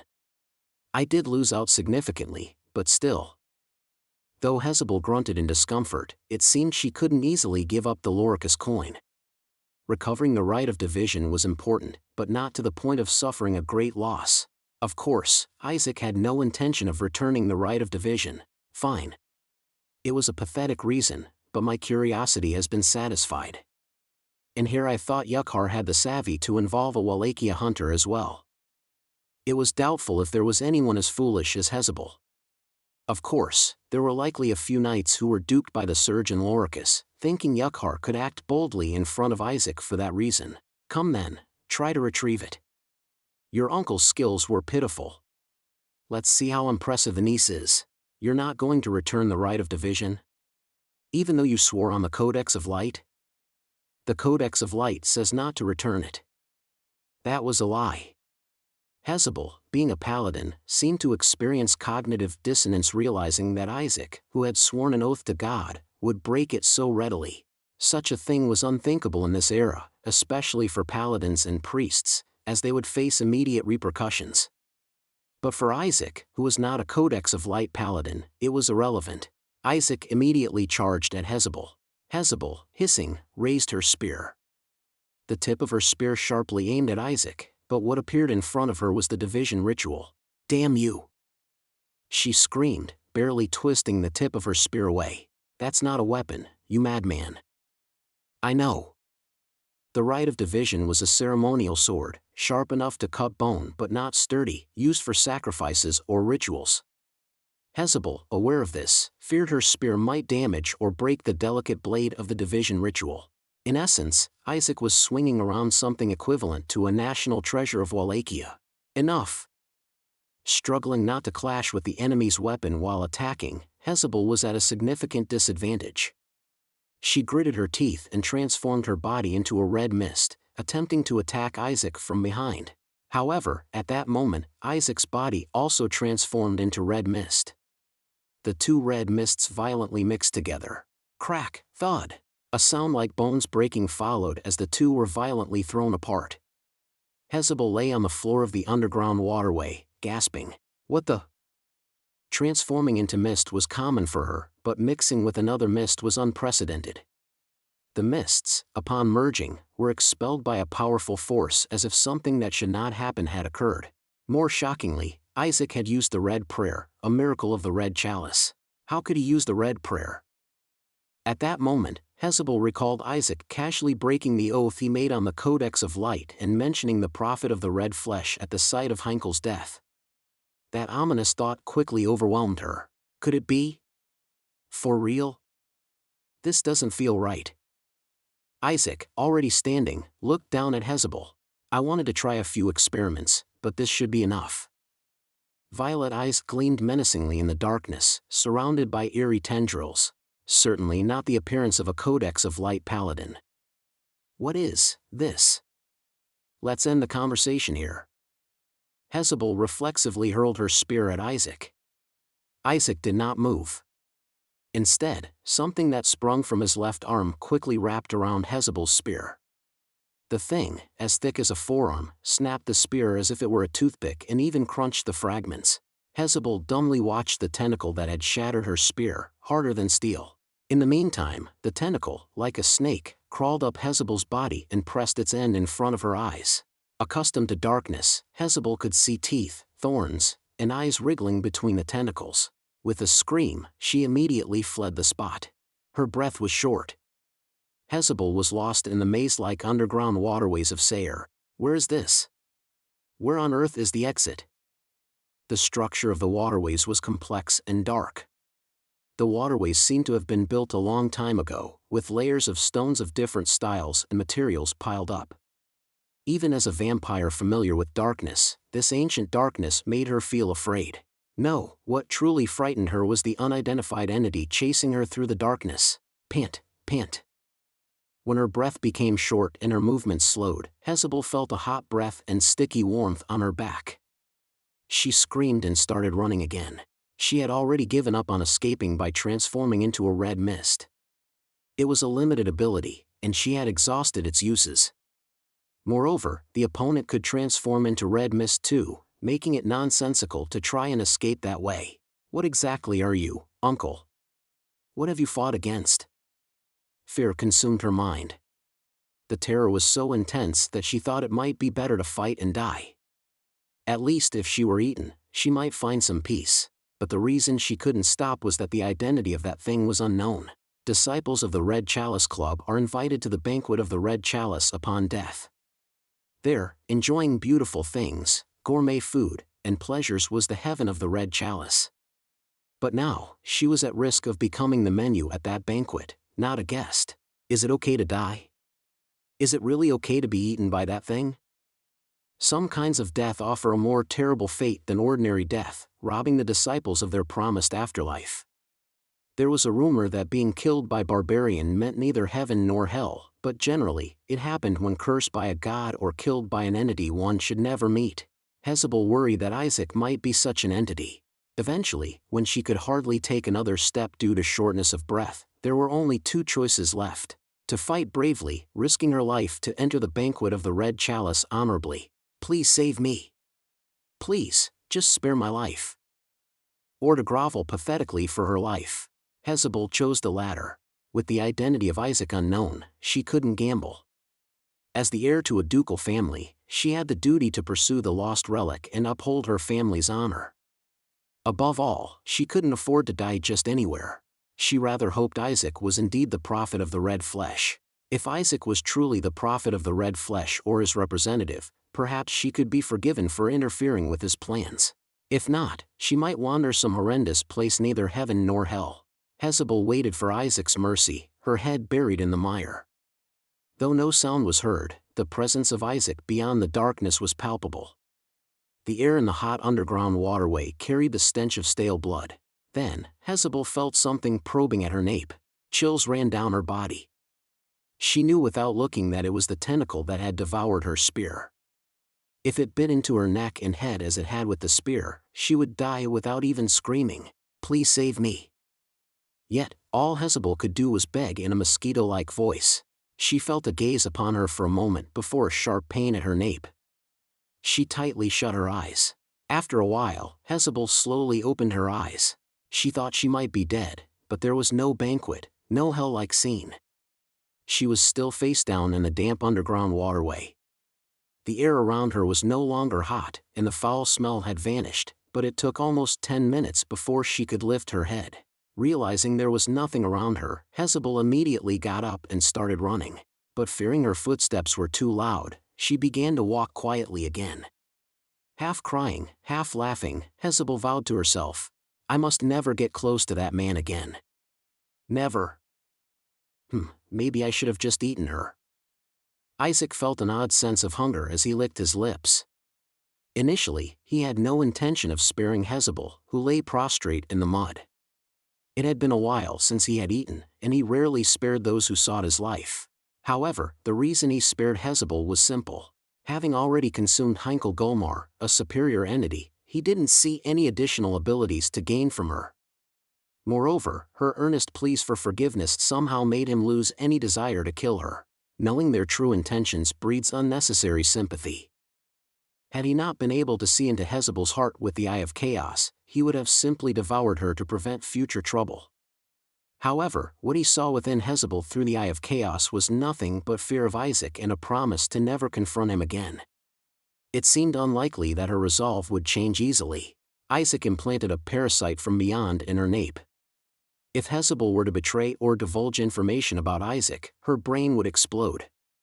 Otherwise, she would suffer from headaches for a while, a small price to pay for sparing her life. Isaac continued through the underground waterways. He had let Hezebel go with the parasite because he thought she might lead him to Yukhar. He had hoped that the panicked Hezebel might stumble upon Yukhar's location, but it ended with her just wandering aimlessly until this point. Though disappointed, the venture was not without its gains. Wandering around, he stumbled upon the aura of a sanctuary. "The Nameless Chaos watches over you. Don't rush me." As Isaac followed the underground waterway, he felt his heart pounding more with each step, a symptom of nearing a sanctuary. It wasn't Isaac's heart that pulsed, but the tentacles, the beating transmitted from the watchful eyes of the Nameless Chaos from beyond. Around the corner of the waterway, a soft yellow light leaked out. Approaching the flickering light, he finally entered a large space filled with the sight he had anticipated. This was the sanctuary of the Golden Idol. The room was filled corner to corner with brilliant gold and silver treasures and dried loricus petals.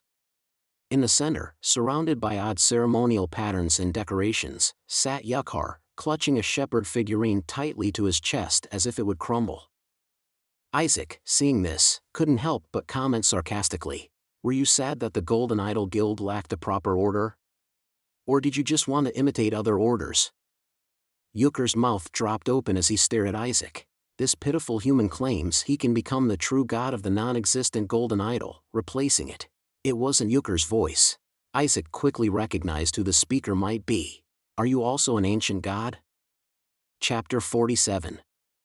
Chapter 47. The Lightkeeper, 3. Yakhar remained motionless, as if he himself had become the shepherd's crook he clutched. But Isaac sensed something behind him. Just as Yakhar clung to the shepherd's crook, something translucent seemed to be squeezing Yakhar with a grip that could crush him. At first glance, it resembled a pig, but its appearance was so mixed and muddled that it was hard to identify accurately. "What's your name?" "This human doesn't know my name yet." "But you, a hybrid born of the unholy union between an angel and a human, could perhaps bear knowing my name." The translucent pig squirmed as it whispered its name. "But it wouldn't be fun to just tell you. I'll give you a riddle." "A riddle?" "Yes. I am the cold sun, the treasure god Galrawa." Galrawa seemed taken aback, lost for words. Isaac had recognized the pig's form immediately.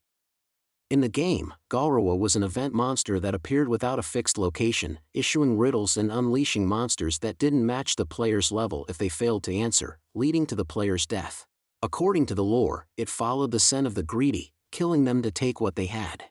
In any case, an ancient god that took the form of a pig and issued riddles could only be Galrawa, and it seemed likely that Yakhar could have only summoned that being. "How did you know my name, hybrid?" "It should have been forgotten by now. Were you about to pose a question nobody could answer?" "You're insane." Isaac wasn't surprised by the existence of an ancient god. He had a familiar premonition when he learned of the sanctuary's presence. The Nameless Chaos was excited not just because of the sanctuary, but because it had sensed the ancient god. After consuming the sanctity of Zilrat, the Nameless Chaos was craving other divinities. Isaac looked around. From the lavish decorations, it was clear this place was originally the sanctuary of the Golden Idol. But it seemed Yakhar had corrupted it for his own purposes. "What were you planning to do here?" "Actually, I don't care. Just die." Isaac extended his tentacles to attack Galrawa. He also commanded Zilrat, who was hiding in a drainage hole preparing an ambush, to attack while he rushed in as well. Caught off guard from both sides, Galrawa was unable to defend. No, it lacked the ability to defend. Isaac's tentacles pierced through Yukhar's chest, and Zilrat bit off his neck. Suffering fatal wounds in 2 places, Yakhar died instantly. "You're hasty, hybrid paladin." Yakhar, with his neck broken, managed to speak.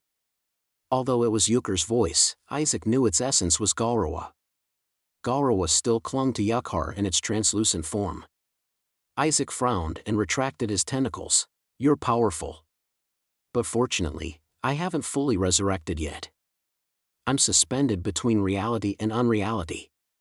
It's impossible to kill me physically." This meant Yakhar wasn't the medium keeping Galrawa even partly alive. Nor was it the shepherd's crook. It wasn't a powerful enough relic. Galrawa, clutching Yukhar's body tighter, spoke. "There's no need for unnecessary conflict. Paladin. I don't enjoy fighting." "Then why don't you just kill yourself?" "I am the god of greed and treasures." "Paladin, let's make a deal." Galrawa, also known as the god of wealth, was worshipped by traders until the Golden Idol appeared. While the Golden Idol, whatever its form, symbolized deals, markets, and finance involving cooperation with others, Galrawa represented pure greed, the pursuit of monopoly. A wicked ancient god proposing a deal to a paladin? "I don't know which god you serve, but you're not a minion of the lighthouse. So, what's the harm? I don't care who you are. I can give you what you want." Galrawa extended its hand towards Isaac. "I can sense your greed, Paladin. Do you seek people's recognition? Do you desire victory in your grasp? I can help you.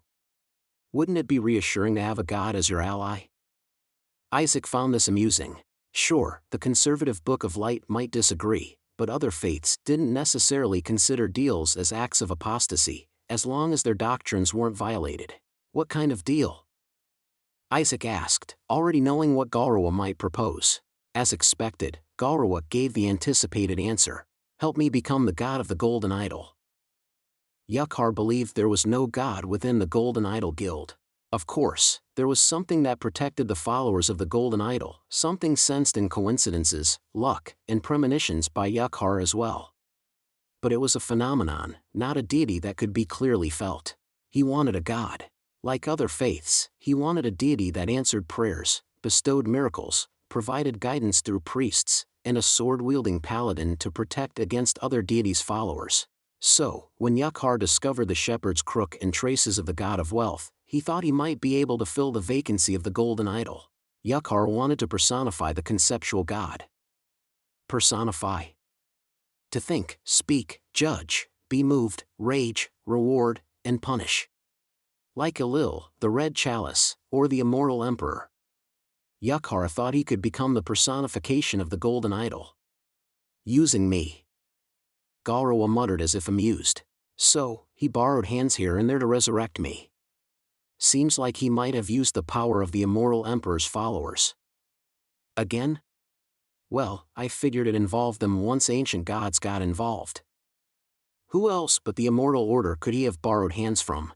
Sayre is a trade hub city on the outskirts of the White Empire. It's common for suspicious people to enter and for unidentified foreign items to arrive. Like Zilrat, Yukhar probably didn't need to borrow the hand of a Wallachia hunter, but it ended up hiring one, in effect. And for my resurrection, he ignited the flames of greed and Sayre. I helped too. I told him the location of the shepherd's crook and used the emerging trend of Loricus for a speculation strategy. Ah, gathering money is truly enjoyable the more you have. Isaac thought Gaurawa's strategy was quite plausible. Ancient gods failed to resurrect because they lacked followers and were too outdated. However, Gaurawa planned to devour the followers of the golden idol, starting with the greedy of Sayre. The followers of the golden idol, desperate to avoid bankruptcy, would cling to the surge in Loricus, and their greed would return power to Gaurawa. But Gaurawa ends up not resurrecting, right? Although Gaurawa could be encountered as an event monster in the game, like Zilrat, it was merely a mid-boss. It never reached the level of a faith. At most, it annoyed and frustrated players. The failure of Gaurawa's strategy was inevitable, but Isaac didn't know when or why it happened. But this frail human is too weak and old to serve as my vessel. And as soon as you uncovered my identity, he came running to me, desperately begging for a way out. Gaurawa sneered, looking down at Yukhar. So, you want my body? That would be ideal, but you're not keen, are you? Behind Gaurawa's translucent form, two eyes gleamed with greed. A healthy and young body, even a half-angel with divinity, was the perfect vessel. However, Gaurawa wasn't foolish enough to lose what it had through clumsy greed. It excelled in slowly crumbling and then swallowing its targets with greed, as it had done with Yukhar. Well, what do you say? Unexpectedly, Isaac responded with an action that took Gaurawa by surprise. He opened his arms as if to say, "Go ahead." Gaurawa stared at Isaac, baffled. "You're offering your body?"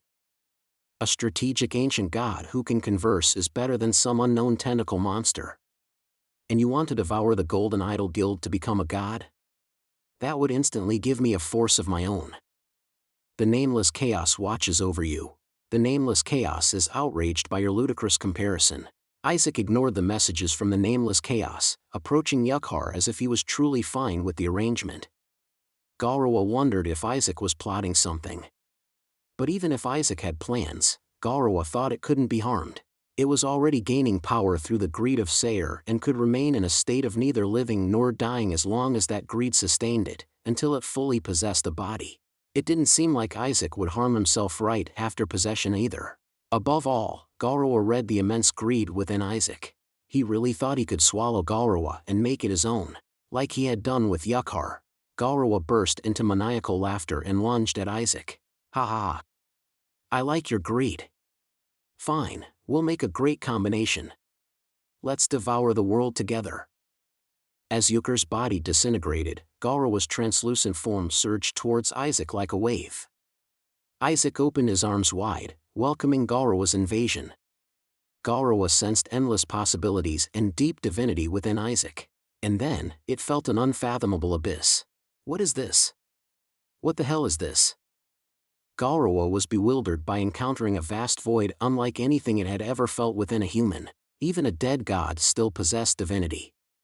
The scale and magnitude of a soul were incomparable. Yet, Gaurawa felt like a mere minnow floundering in an abyss.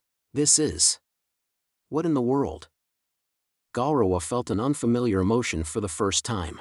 Fear of the unknown. To the god of wealth, knowledge was also treasure.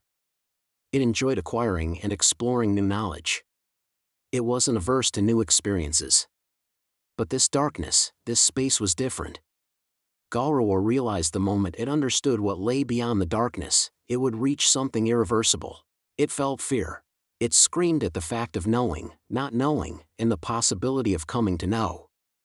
The scream was as frail as its presence, but someone woke up to that scream. The nameless chaos watches over you. Beyond the darkness, as vast as the darkness itself, countless eyes persistently watched over it. Gore belatedly noticed a being drifting in the pitch-black abyss. A being it knew well. The plague god, Zilrat. The corpse of a drifting god. Then, like minced meat, it was obliterated as massive tentacles surged up from the darkness. Before Gore could comprehend, its body was torn to shreds. Aiawa. It took less than 3 seconds for Gore to pounce on Isaac and be flung away again. At least, that's how it seemed to Isaac. Gore returned to Yuker's body, writhed on the ground, screaming as if being torn alive, trying to crawl away and escape. Ugh! Crunch, crackle. Isaac wasn't unscathed either. Tentacles surged from his body as if the nameless chaos itself was in a frenzy. Normally, the tentacles would only appear on his left palm unless his life was in danger, but now they burst forth from all over his body. Isaac quickly became engulfed in writhing tentacles. Yet, the nameless chaos, still seeming furious, tried to tear apart Yukhar. Isaac had no choice but to be angry. Get back in. Go back. As if scolding a disobedient dog, he hit and chastised several times until the tentacles reluctantly retracted back into his body.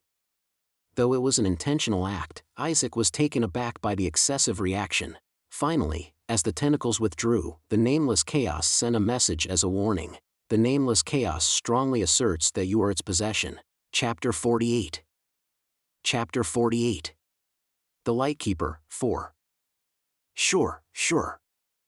It wasn't Isaac's intention, but having chosen the nameless chaos when creating this character, he had to bear its karmic consequences. Anyway, Gore, who had claimed it couldn't be killed because it was neither dead nor alive, predictably emerged completely battered as expected. Thought you might get digested inside, but seeing you crawl out, it seems your deeds in Sayre had some success? Isaac turned to finish off Gore for good. However, all that was left in its place were traces of urine and a mutilated body and soul, dragging itself away in escape. That's what happens when you bite off more than you can chew. Isaac followed the trail. The trail led to stairs ascending to the surface. Save me. Gore twisted in agony as it ascended the stairs. To escape Isaac's body, Gore had to shed most of its soul, leaving it extremely weakened. It had no choice but to parasitically cling to Yuker's body to preserve whatever life force it had left, but Yuker's body was also nearly dead. It only remained somewhat alive due to the greed accumulated in Sayre. A thin strand of divinity was pulling together the greed to keep him alive.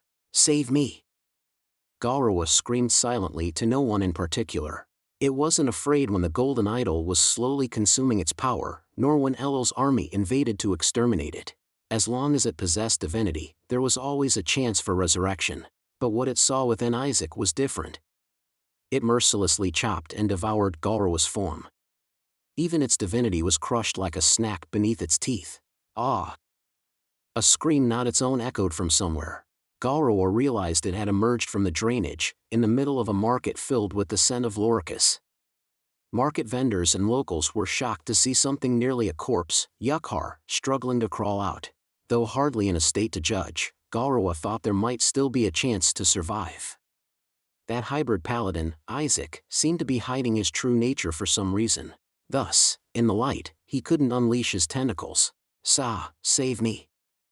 As Gore struggled to speak, a few locals who recognized him as human approached. They seemed baffled by how Yuker's body could still be alive, but they checked his condition, and some ran to call a priest or fetch bandages. At that moment, Gore's eyes flashed. Come! Gore's desperate cry shook the minds of those nearby. It was literally squeezing out every last bit of strength. To survive and to resist the monster that would soon follow, Gore raised the shepherd's crook high, whispering of their desires and greed. A night has appeared to doom you. A night to bring down the Temple of Greed. The shepherd figurine could stir specific emotions but couldn't manipulate people's hearts. So, Gore appealed to their greed. It poured out every fact and circumstance from Euchre's memory, the surge in Loricus prices, manipulated power players and magnates, and the people used for their ends. It was akin to a confession, but Gore trusted in human greed. The trend of Loricus would spread not just in Sayre but to the heart of the empire. The flames of greed would burn across the continent, and you would hold wealth as vast as mountains. Gore's sweet whispers also injected fear. The Paladin approaching now is a monster coming to doom you. He will destroy your homes and make you lose your jobs. Will you sit on the ground, peeling bark to eat? Having sold grain to endure the famine, did you come all this way for this? Are you going to throw away that golden future you're holding in your hands into the gutter? Protect me. If you do not, you will perish along with me. Only one person. If only one person here is buried, more money can be made. The merchants were dizzied by Gore's strained voice, yet they intuitively grasped the situation. They had been deceived. But if they continued to not be deceived, they would face bankruptcy. They had to believe in the lie of a rosy future ahead to survive. For that, the Paladin had to die. Their eyes, flickering with madness, focused on one spot. What's this now? There stood a Paladin. Isaac saw the merchants filling the market and Yukhar trying to sneak away amidst them. He wore a faint smile. Do you really think you can kill all these civilians? Even if you're hiding your monstrous nature, you can't show your true colors as long as you play the hypocrite. Even without Gore saying it, Isaac knew that was what it thought. But Gore couldn't reveal that Isaac was hiding a monster. It was doubtful anyone would believe it, but if Isaac's true nature were exposed, and he turned into the monster, no one could stop him. To stop Isaac, Gore had to use his social reputation. Isaac sighed and took a step forward among the merchants. They clutched weapons picked up from somewhere, giving him a deadly look, not even sure what they intended to do with them. But such is the power of mob psychology. If even one or two of them attacked Isaac, the responsibility would disappear, and what happened afterward would be quietly overlooked. Isaac stopped. In front of him stood a familiar person. It was Hezebel Golmer. Why she was here when he thought she had fled was a mystery. Whether she was caught in Gore's crowd control or had lingering feelings for Isaac, she didn't know herself. When Hezebel's eyes met Isaac's, she looked as if she was about to faint, yet she seemed to be waiting for something. Isaac turned back to the merchants. Doesn't the scripture say the market is a place for all to share their scarcities? Isaac didn't particularly want to give a speech. He wasn't much of an orator, to begin with. But for the sake of the performance, appropriate lines were needed. Isaac decided to quote something fitting from the scriptures. Yet, you have turned the market into a den of thieves. With a short, stern reprimand, Isaac activated Ultimate Skill, the Lighthouse of Watcher, for the first time since testing it. At that moment, a circular halo appeared above Isaac's head, covering the market in a blinding flash of light. Vaik, a merchant of the Golden Idol Guild, was visiting the market. He saw the commotion suddenly arise on one side of the market and was about to check it out when he was suddenly swept by an urge. Kill the Paladin. It wasn't just a simple impulse but a well-structured internal logic. Vaik first felt resistance and fear to the urge, but the terror of the bankruptcy that would follow was more powerful. The debt incurred for buying Loricus, payments to mercenaries, stall fees, cart rentals. While other fears and resistances were shared by everyone in the market, the fear of bankruptcy was his and his alone. Kill the Paladin. Vaik realized that he was holding the kitchen knife that the market merchant was selling, even though he didn't know why he was holding it or what he intended to do with it. However, amidst the confusion, a sudden light engulfed him. You've turned the market into a den of thieves. With a brief reprimand, a powerful beam of light made everything clear. Light and darkness, right and wrong, truth and falsehood, everything was separated and illuminated sharply. At the same time, Vaik's mind cleared. Thunk! The knife fell from his hand. What am I? Vaik, while confused, also realized the situation clearly. The light emanating from the Paladin was making everything clear despite his attempts to ignore it. What followed next was shame. He couldn't comprehend what to do in the sudden rush of embarrassment. Isaac, observing the crowd's reaction, confirmed the effect of the Lighthouse of the Watcher. The Lighthouse of the Watcher. In the game, it's expressed as a powerful defensive skill and aura ability. Reading the flavor text, it described grandly how it distinguishes right from wrong in a world filled with confusion and darkness. But who decides what is right and wrong? Who determines such a thing? But now, Isaac knew who discerned what was right and wrong. It was the person who could control the light of the beacon. The moment Isaac cast the lighthouse of the Watcher, the rules of the Codex of Light covered everything touched by its glow.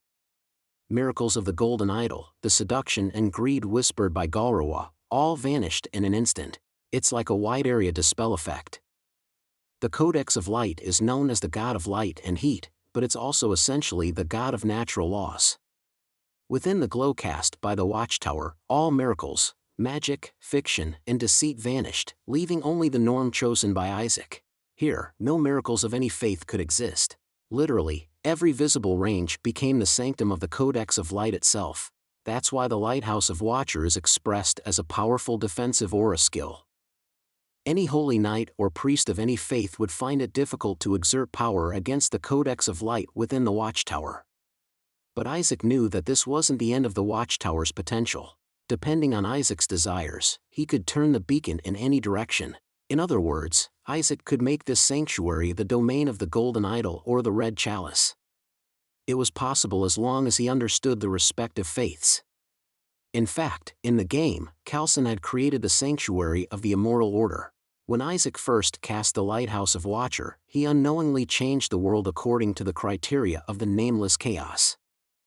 Since then, Isaac had never used the Lighthouse of the Watcher recklessly again, because it was a sight he never wanted to see again. Feeling his body gradually warming, Isaac extinguished the Lighthouse of the Watcher. Just as the sunlight vanished, the halo above his head disappeared like a red sunset.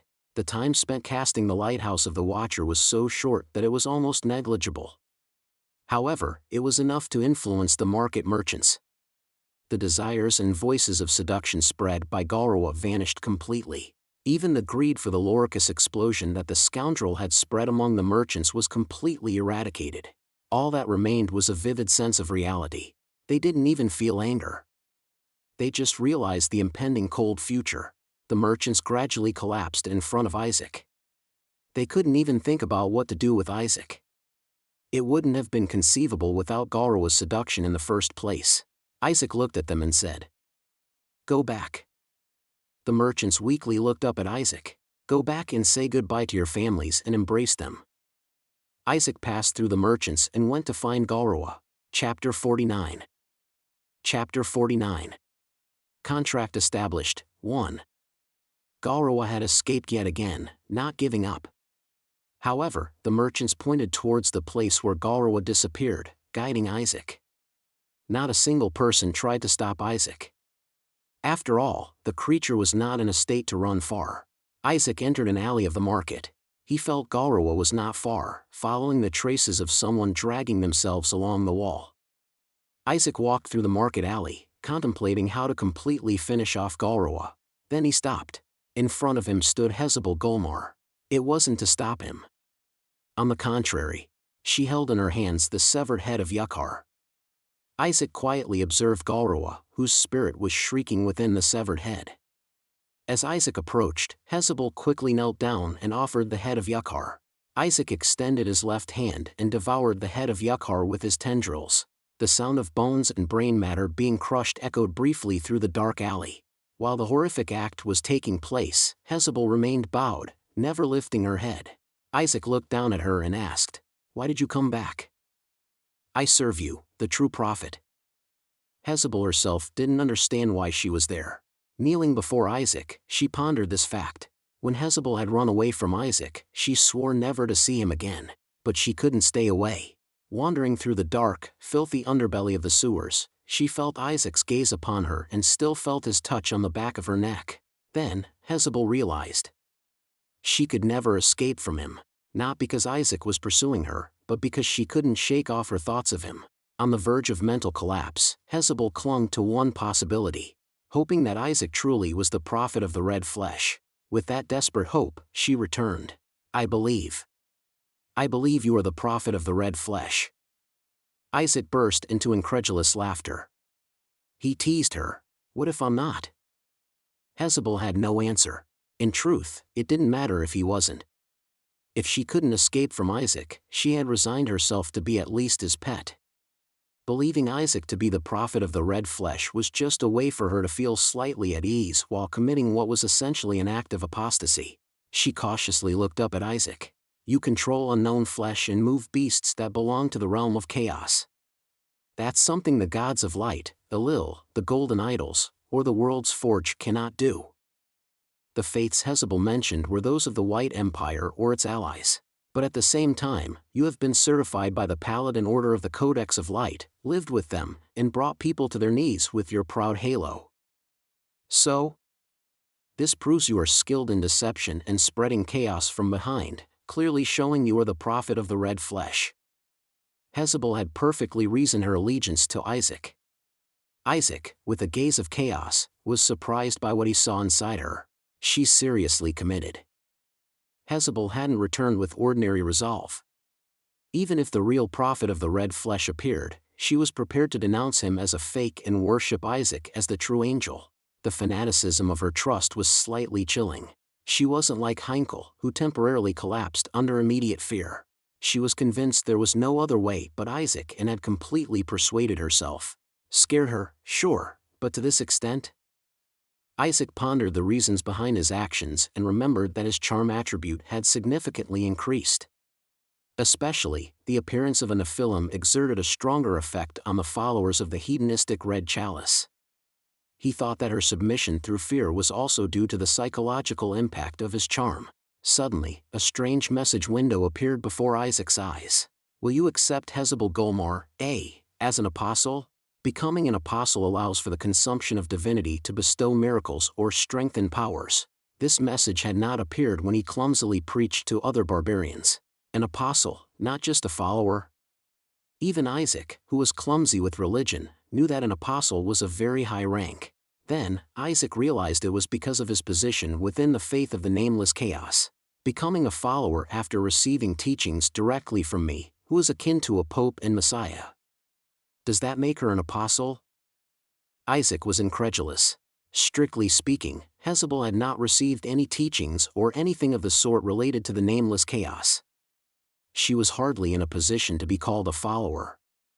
However, Isaac suddenly thought it might be beneficial to accept Hezebel as an apostle.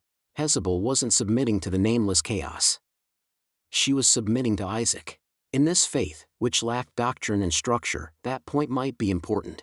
Isaac placed his hand on her bowed head. She shuddered. Isaac, while contemplating all sorts of delusions, spoke to her trembling form. I appoint you as my first apostle. At the word apostle, Hezebel carefully lifted her head to look up at Isaac.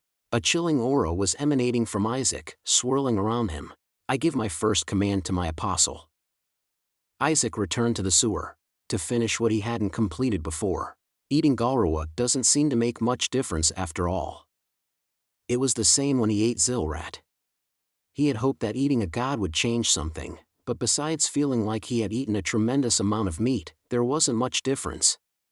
However, the effects of divinity manifested in areas other than Isaac himself. Isaac concentrated his consciousness on Hezebel, who was not present. Naturally, information about Hezebel appeared before his eyes. Hezebel Golmar, S. Position, Apostle.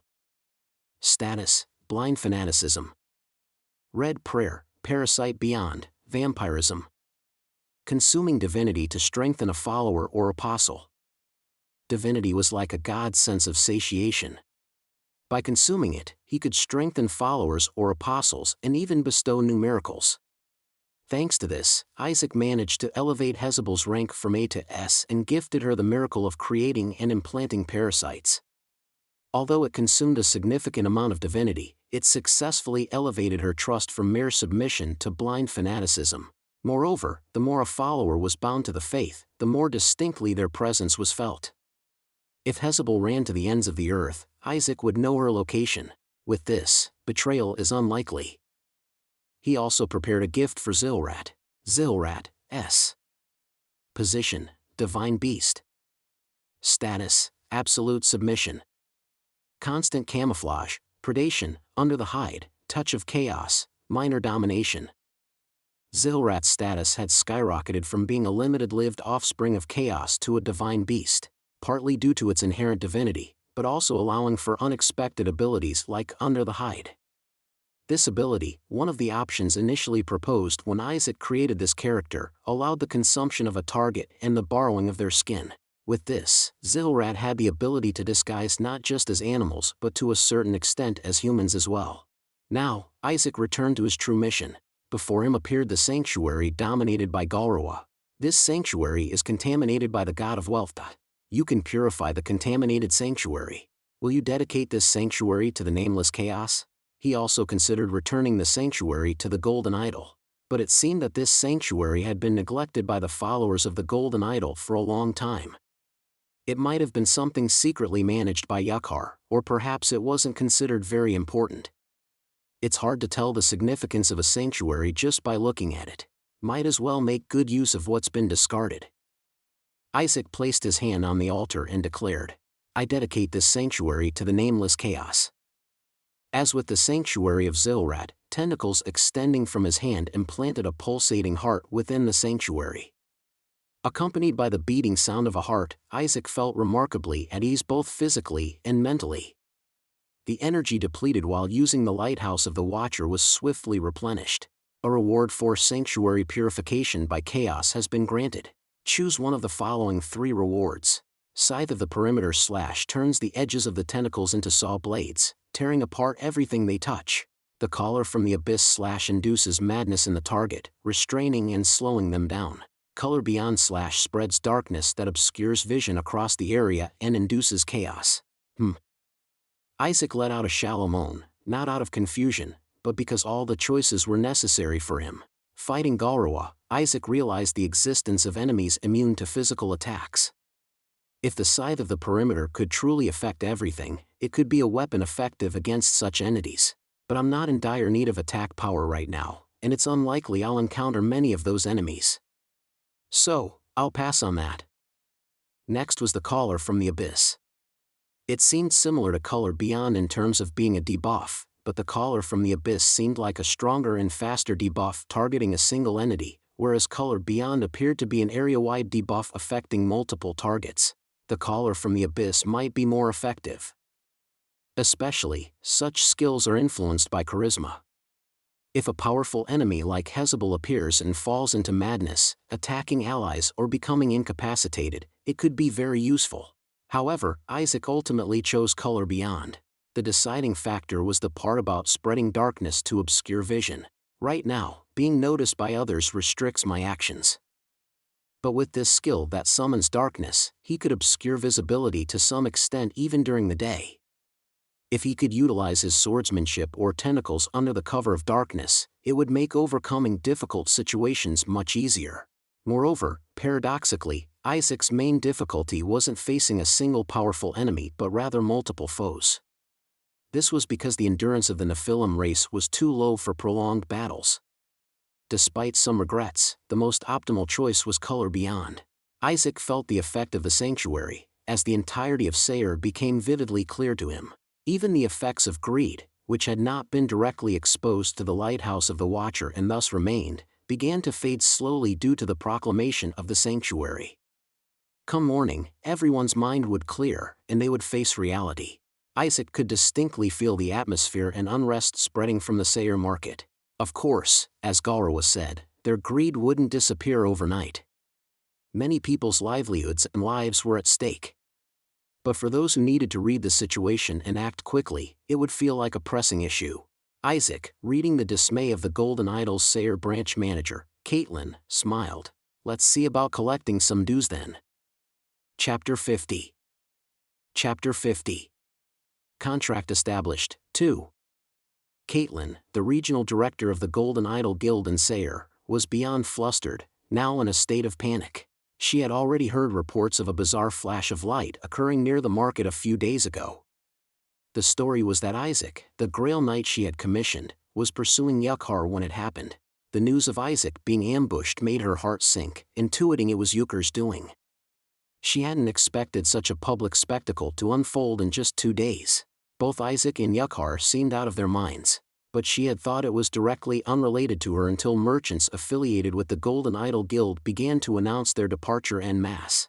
As I said, We want to clear out the remaining stock and focus on our original wheat trade. Vaic looked somewhat despondent. Caitlin grew anxious.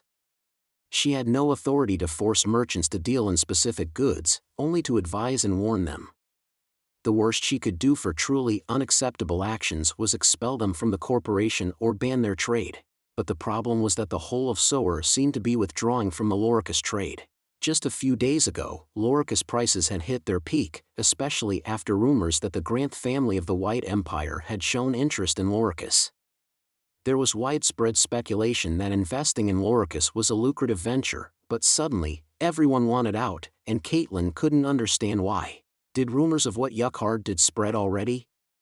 But even then, selling to other cities should still be profitable. The issue was that once the trend in Sower, the epicenter of the fashion, cooled, the enthusiasm in other cities also began to wane. The market atmosphere had already turned bleak, with many who were late to the trend turning back upon sensing the mood. Once the bubble of such trends bursts, it collapses swiftly. Caitlin, who had been slowly planning an exit strategy, was understandably nervous. All right. I won't dissuade you, but you're aware of the penalties for breach of contract and the damage to your credit rating, right? Yes, of course. Vaic's calm response took Caitlin aback again. She didn't want to be harsh to a fellow corporation member, but penalties were used to deter merchants from leaving and causing a crash in Loricus prices. Yet, Vaic was willing to bear significant losses to cancel the contract. Vaic, aren't you in debt because of the Loricus trade? Can you afford the penalties? I've already received some payment for the trades. And I had a personal stock, which someone has agreed to buy. Someone agreed to buy? In these times, when the market was frozen because there were only sellers and no buyers for Loricus? Yes. Thanks to them, I've incurred a loss, but I still have enough to recover. May I know who they are? Caitlin felt a sense of foreboding. Mr. Isaac. Caitlin rushed towards Isaac, who was staying at a lodging. Isaac, who was having breakfast, calmly waited for the breathless Caitlin to speak. Ah, Director Caitlin. What's the matter? What is this? Is it acceptable for a Grail Knight to engage in such merchant-like activities in the market? Outside Isaac's lodging, his agent, Jaquette, was buying up Loricus roots in bulk. Jaquette, who had acted as Yucker's errand runner, was nominally permitted to engage in market transactions, thus enabling the purchase. Already, several carts were loaded with Loricus roots in front of the lodging. A merchant? That's a bit harsh. I'm merely helping those in need. Helping? Indeed. I've heard that the frenzy for Loricus has cooled down. Nobody wants to buy, but everyone is rushing to sell, leading to an oversupply. Moreover, with spring approaching, there's a mountain of worries about Loricus bulbs that were not planted on time rotting away. Isaac crossed his arms and looked at Caitlin. Blinded by foolish greed, they squandered their fortunes, so they should bear the responsibility. However, if all the merchants go bankrupt, won't it disrupt the region's logistics flow? Especially since the Loricus craze has already damaged it, we should now provide a foundation for recovery. Isaac was currently purchasing Loricus at pre-surge prices, based on Yucker's hidden funds in the sanctuary. It was a terrible loss for the merchants, even considering the money they had made, but it allowed them to lay a foundation for recovery. Those who could not accept the loss and clung to Loricus would end up with nothing as their stock rotted away. Caitlin was at a loss for words because Isaac's reasoning was sound. Actually, it was something she should have done in the first place. If the merchants went bankrupt en masse, the trade network would collapse. If the merchants who distributed goods to various regions disappeared, it would be a long-term loss for the Golden Idol Syndicate. Although the merchants were also swayed by greed, they needed to be given a foundation for recovery. But to buy more Loricus, risking the existing stock in the warehouses to rot? That was also difficult for a merchant to bear. It would mean throwing away the profits made from the Loricus surge. Then, a thought flashed through Caitlin's mind. Why is the Holy Knight buying Loricus? Was it just a simple act of charity? It could be. Isaac's action to aid the merchants at his own expense was commendable. The merchants would surely spread his fame. But was that all? Sir Isaac, surely not. Not what? That you plan to resell it to us? Caitlin asked with a look close to tears. Isaac smiled faintly. Why not? I'm but a poor paladin. What money do I have to carry out such charitable acts? Caitlin felt like she might faint. Although the Golden Idol Guild had a large stock of Loricus, it was nothing compared to the unsold Loricus in the entire market of Sayre. And if other guilds began bringing their stock to Isaac in a panic, the amount would be enormous. What if he then resold the Loricus at the prices from the peak of the surge a week ago? Bankruptcy. It wouldn't just mean losing the profits from the Loricus surge. The Sayre branch could go bankrupt. No, beyond that, this loss could be a bomb that would shake the entire Golden Idol Guild. Struggling to breathe, Caitlin gripped her chair tightly. Isaac poured her a glass of water. Caitlin drained the glass in one gulp and looked at Isaac pleadingly. Please save us, Paladin. It's a phrase I've been hearing quite often lately. We cannot handle it. Absolutely not. Do you have the confidence to break a contract guaranteed by the Golden Idol, Caitlin? Isaac asked as he wiped his mouth, looking at Caitlin. Caitlin had no such confidence.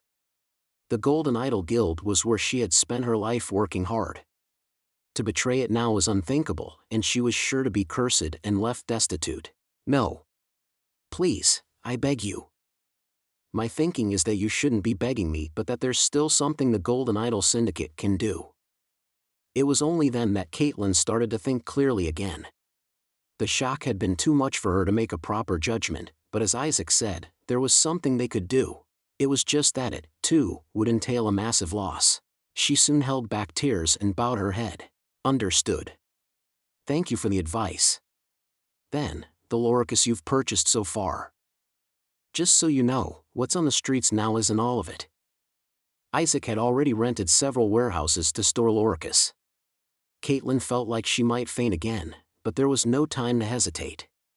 She quickly made her way out of the lodging. As soon as Caitlin left, she instructed her secretary. Buy up all the Loricus on the market right now. Immediately. What? Loricus? But, at what price? Caitlin glared at her secretary with a ferocious look and shouted. Make sure it's more expensive than what the Holy Knight is willing to pay.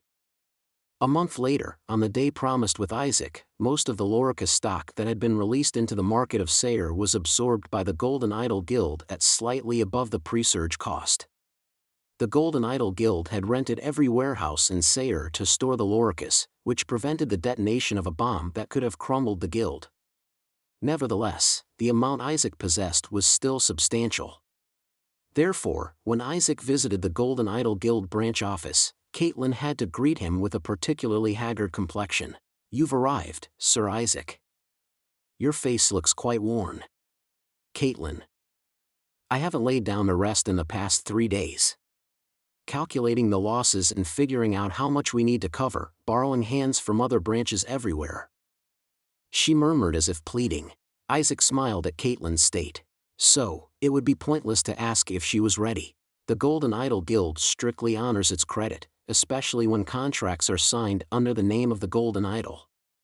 Although it's unclear how far the mobilization went, at least a few of the top brass would be looking into this matter with interest. When I calculated the amount for the stock you claim to have, based on the Loricus prices from a month ago, it came to approximately this much. Caitlin presented a paper with calculations on it. Tears welled up in her eyes as she looked at the numbers.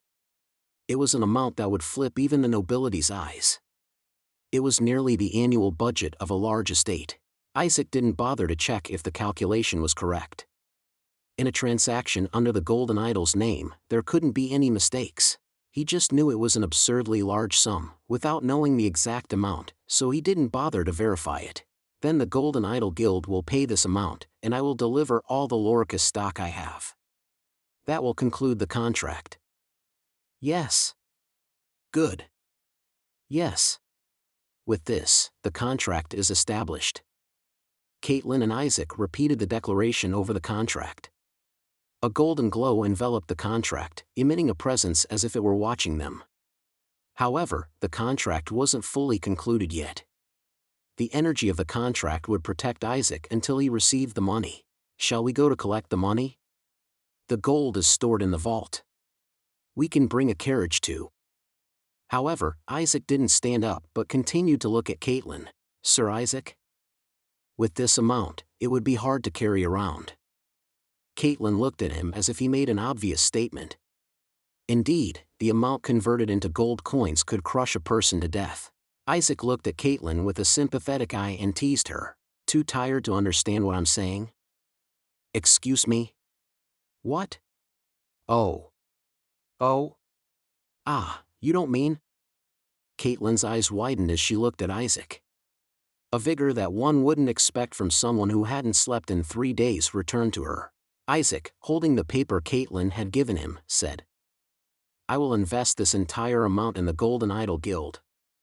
And in exchange for putting this investment as a deposit, I would like the Golden Idol Guild to assist me in unlimitedly utilizing the guild's assets in all my future endeavors.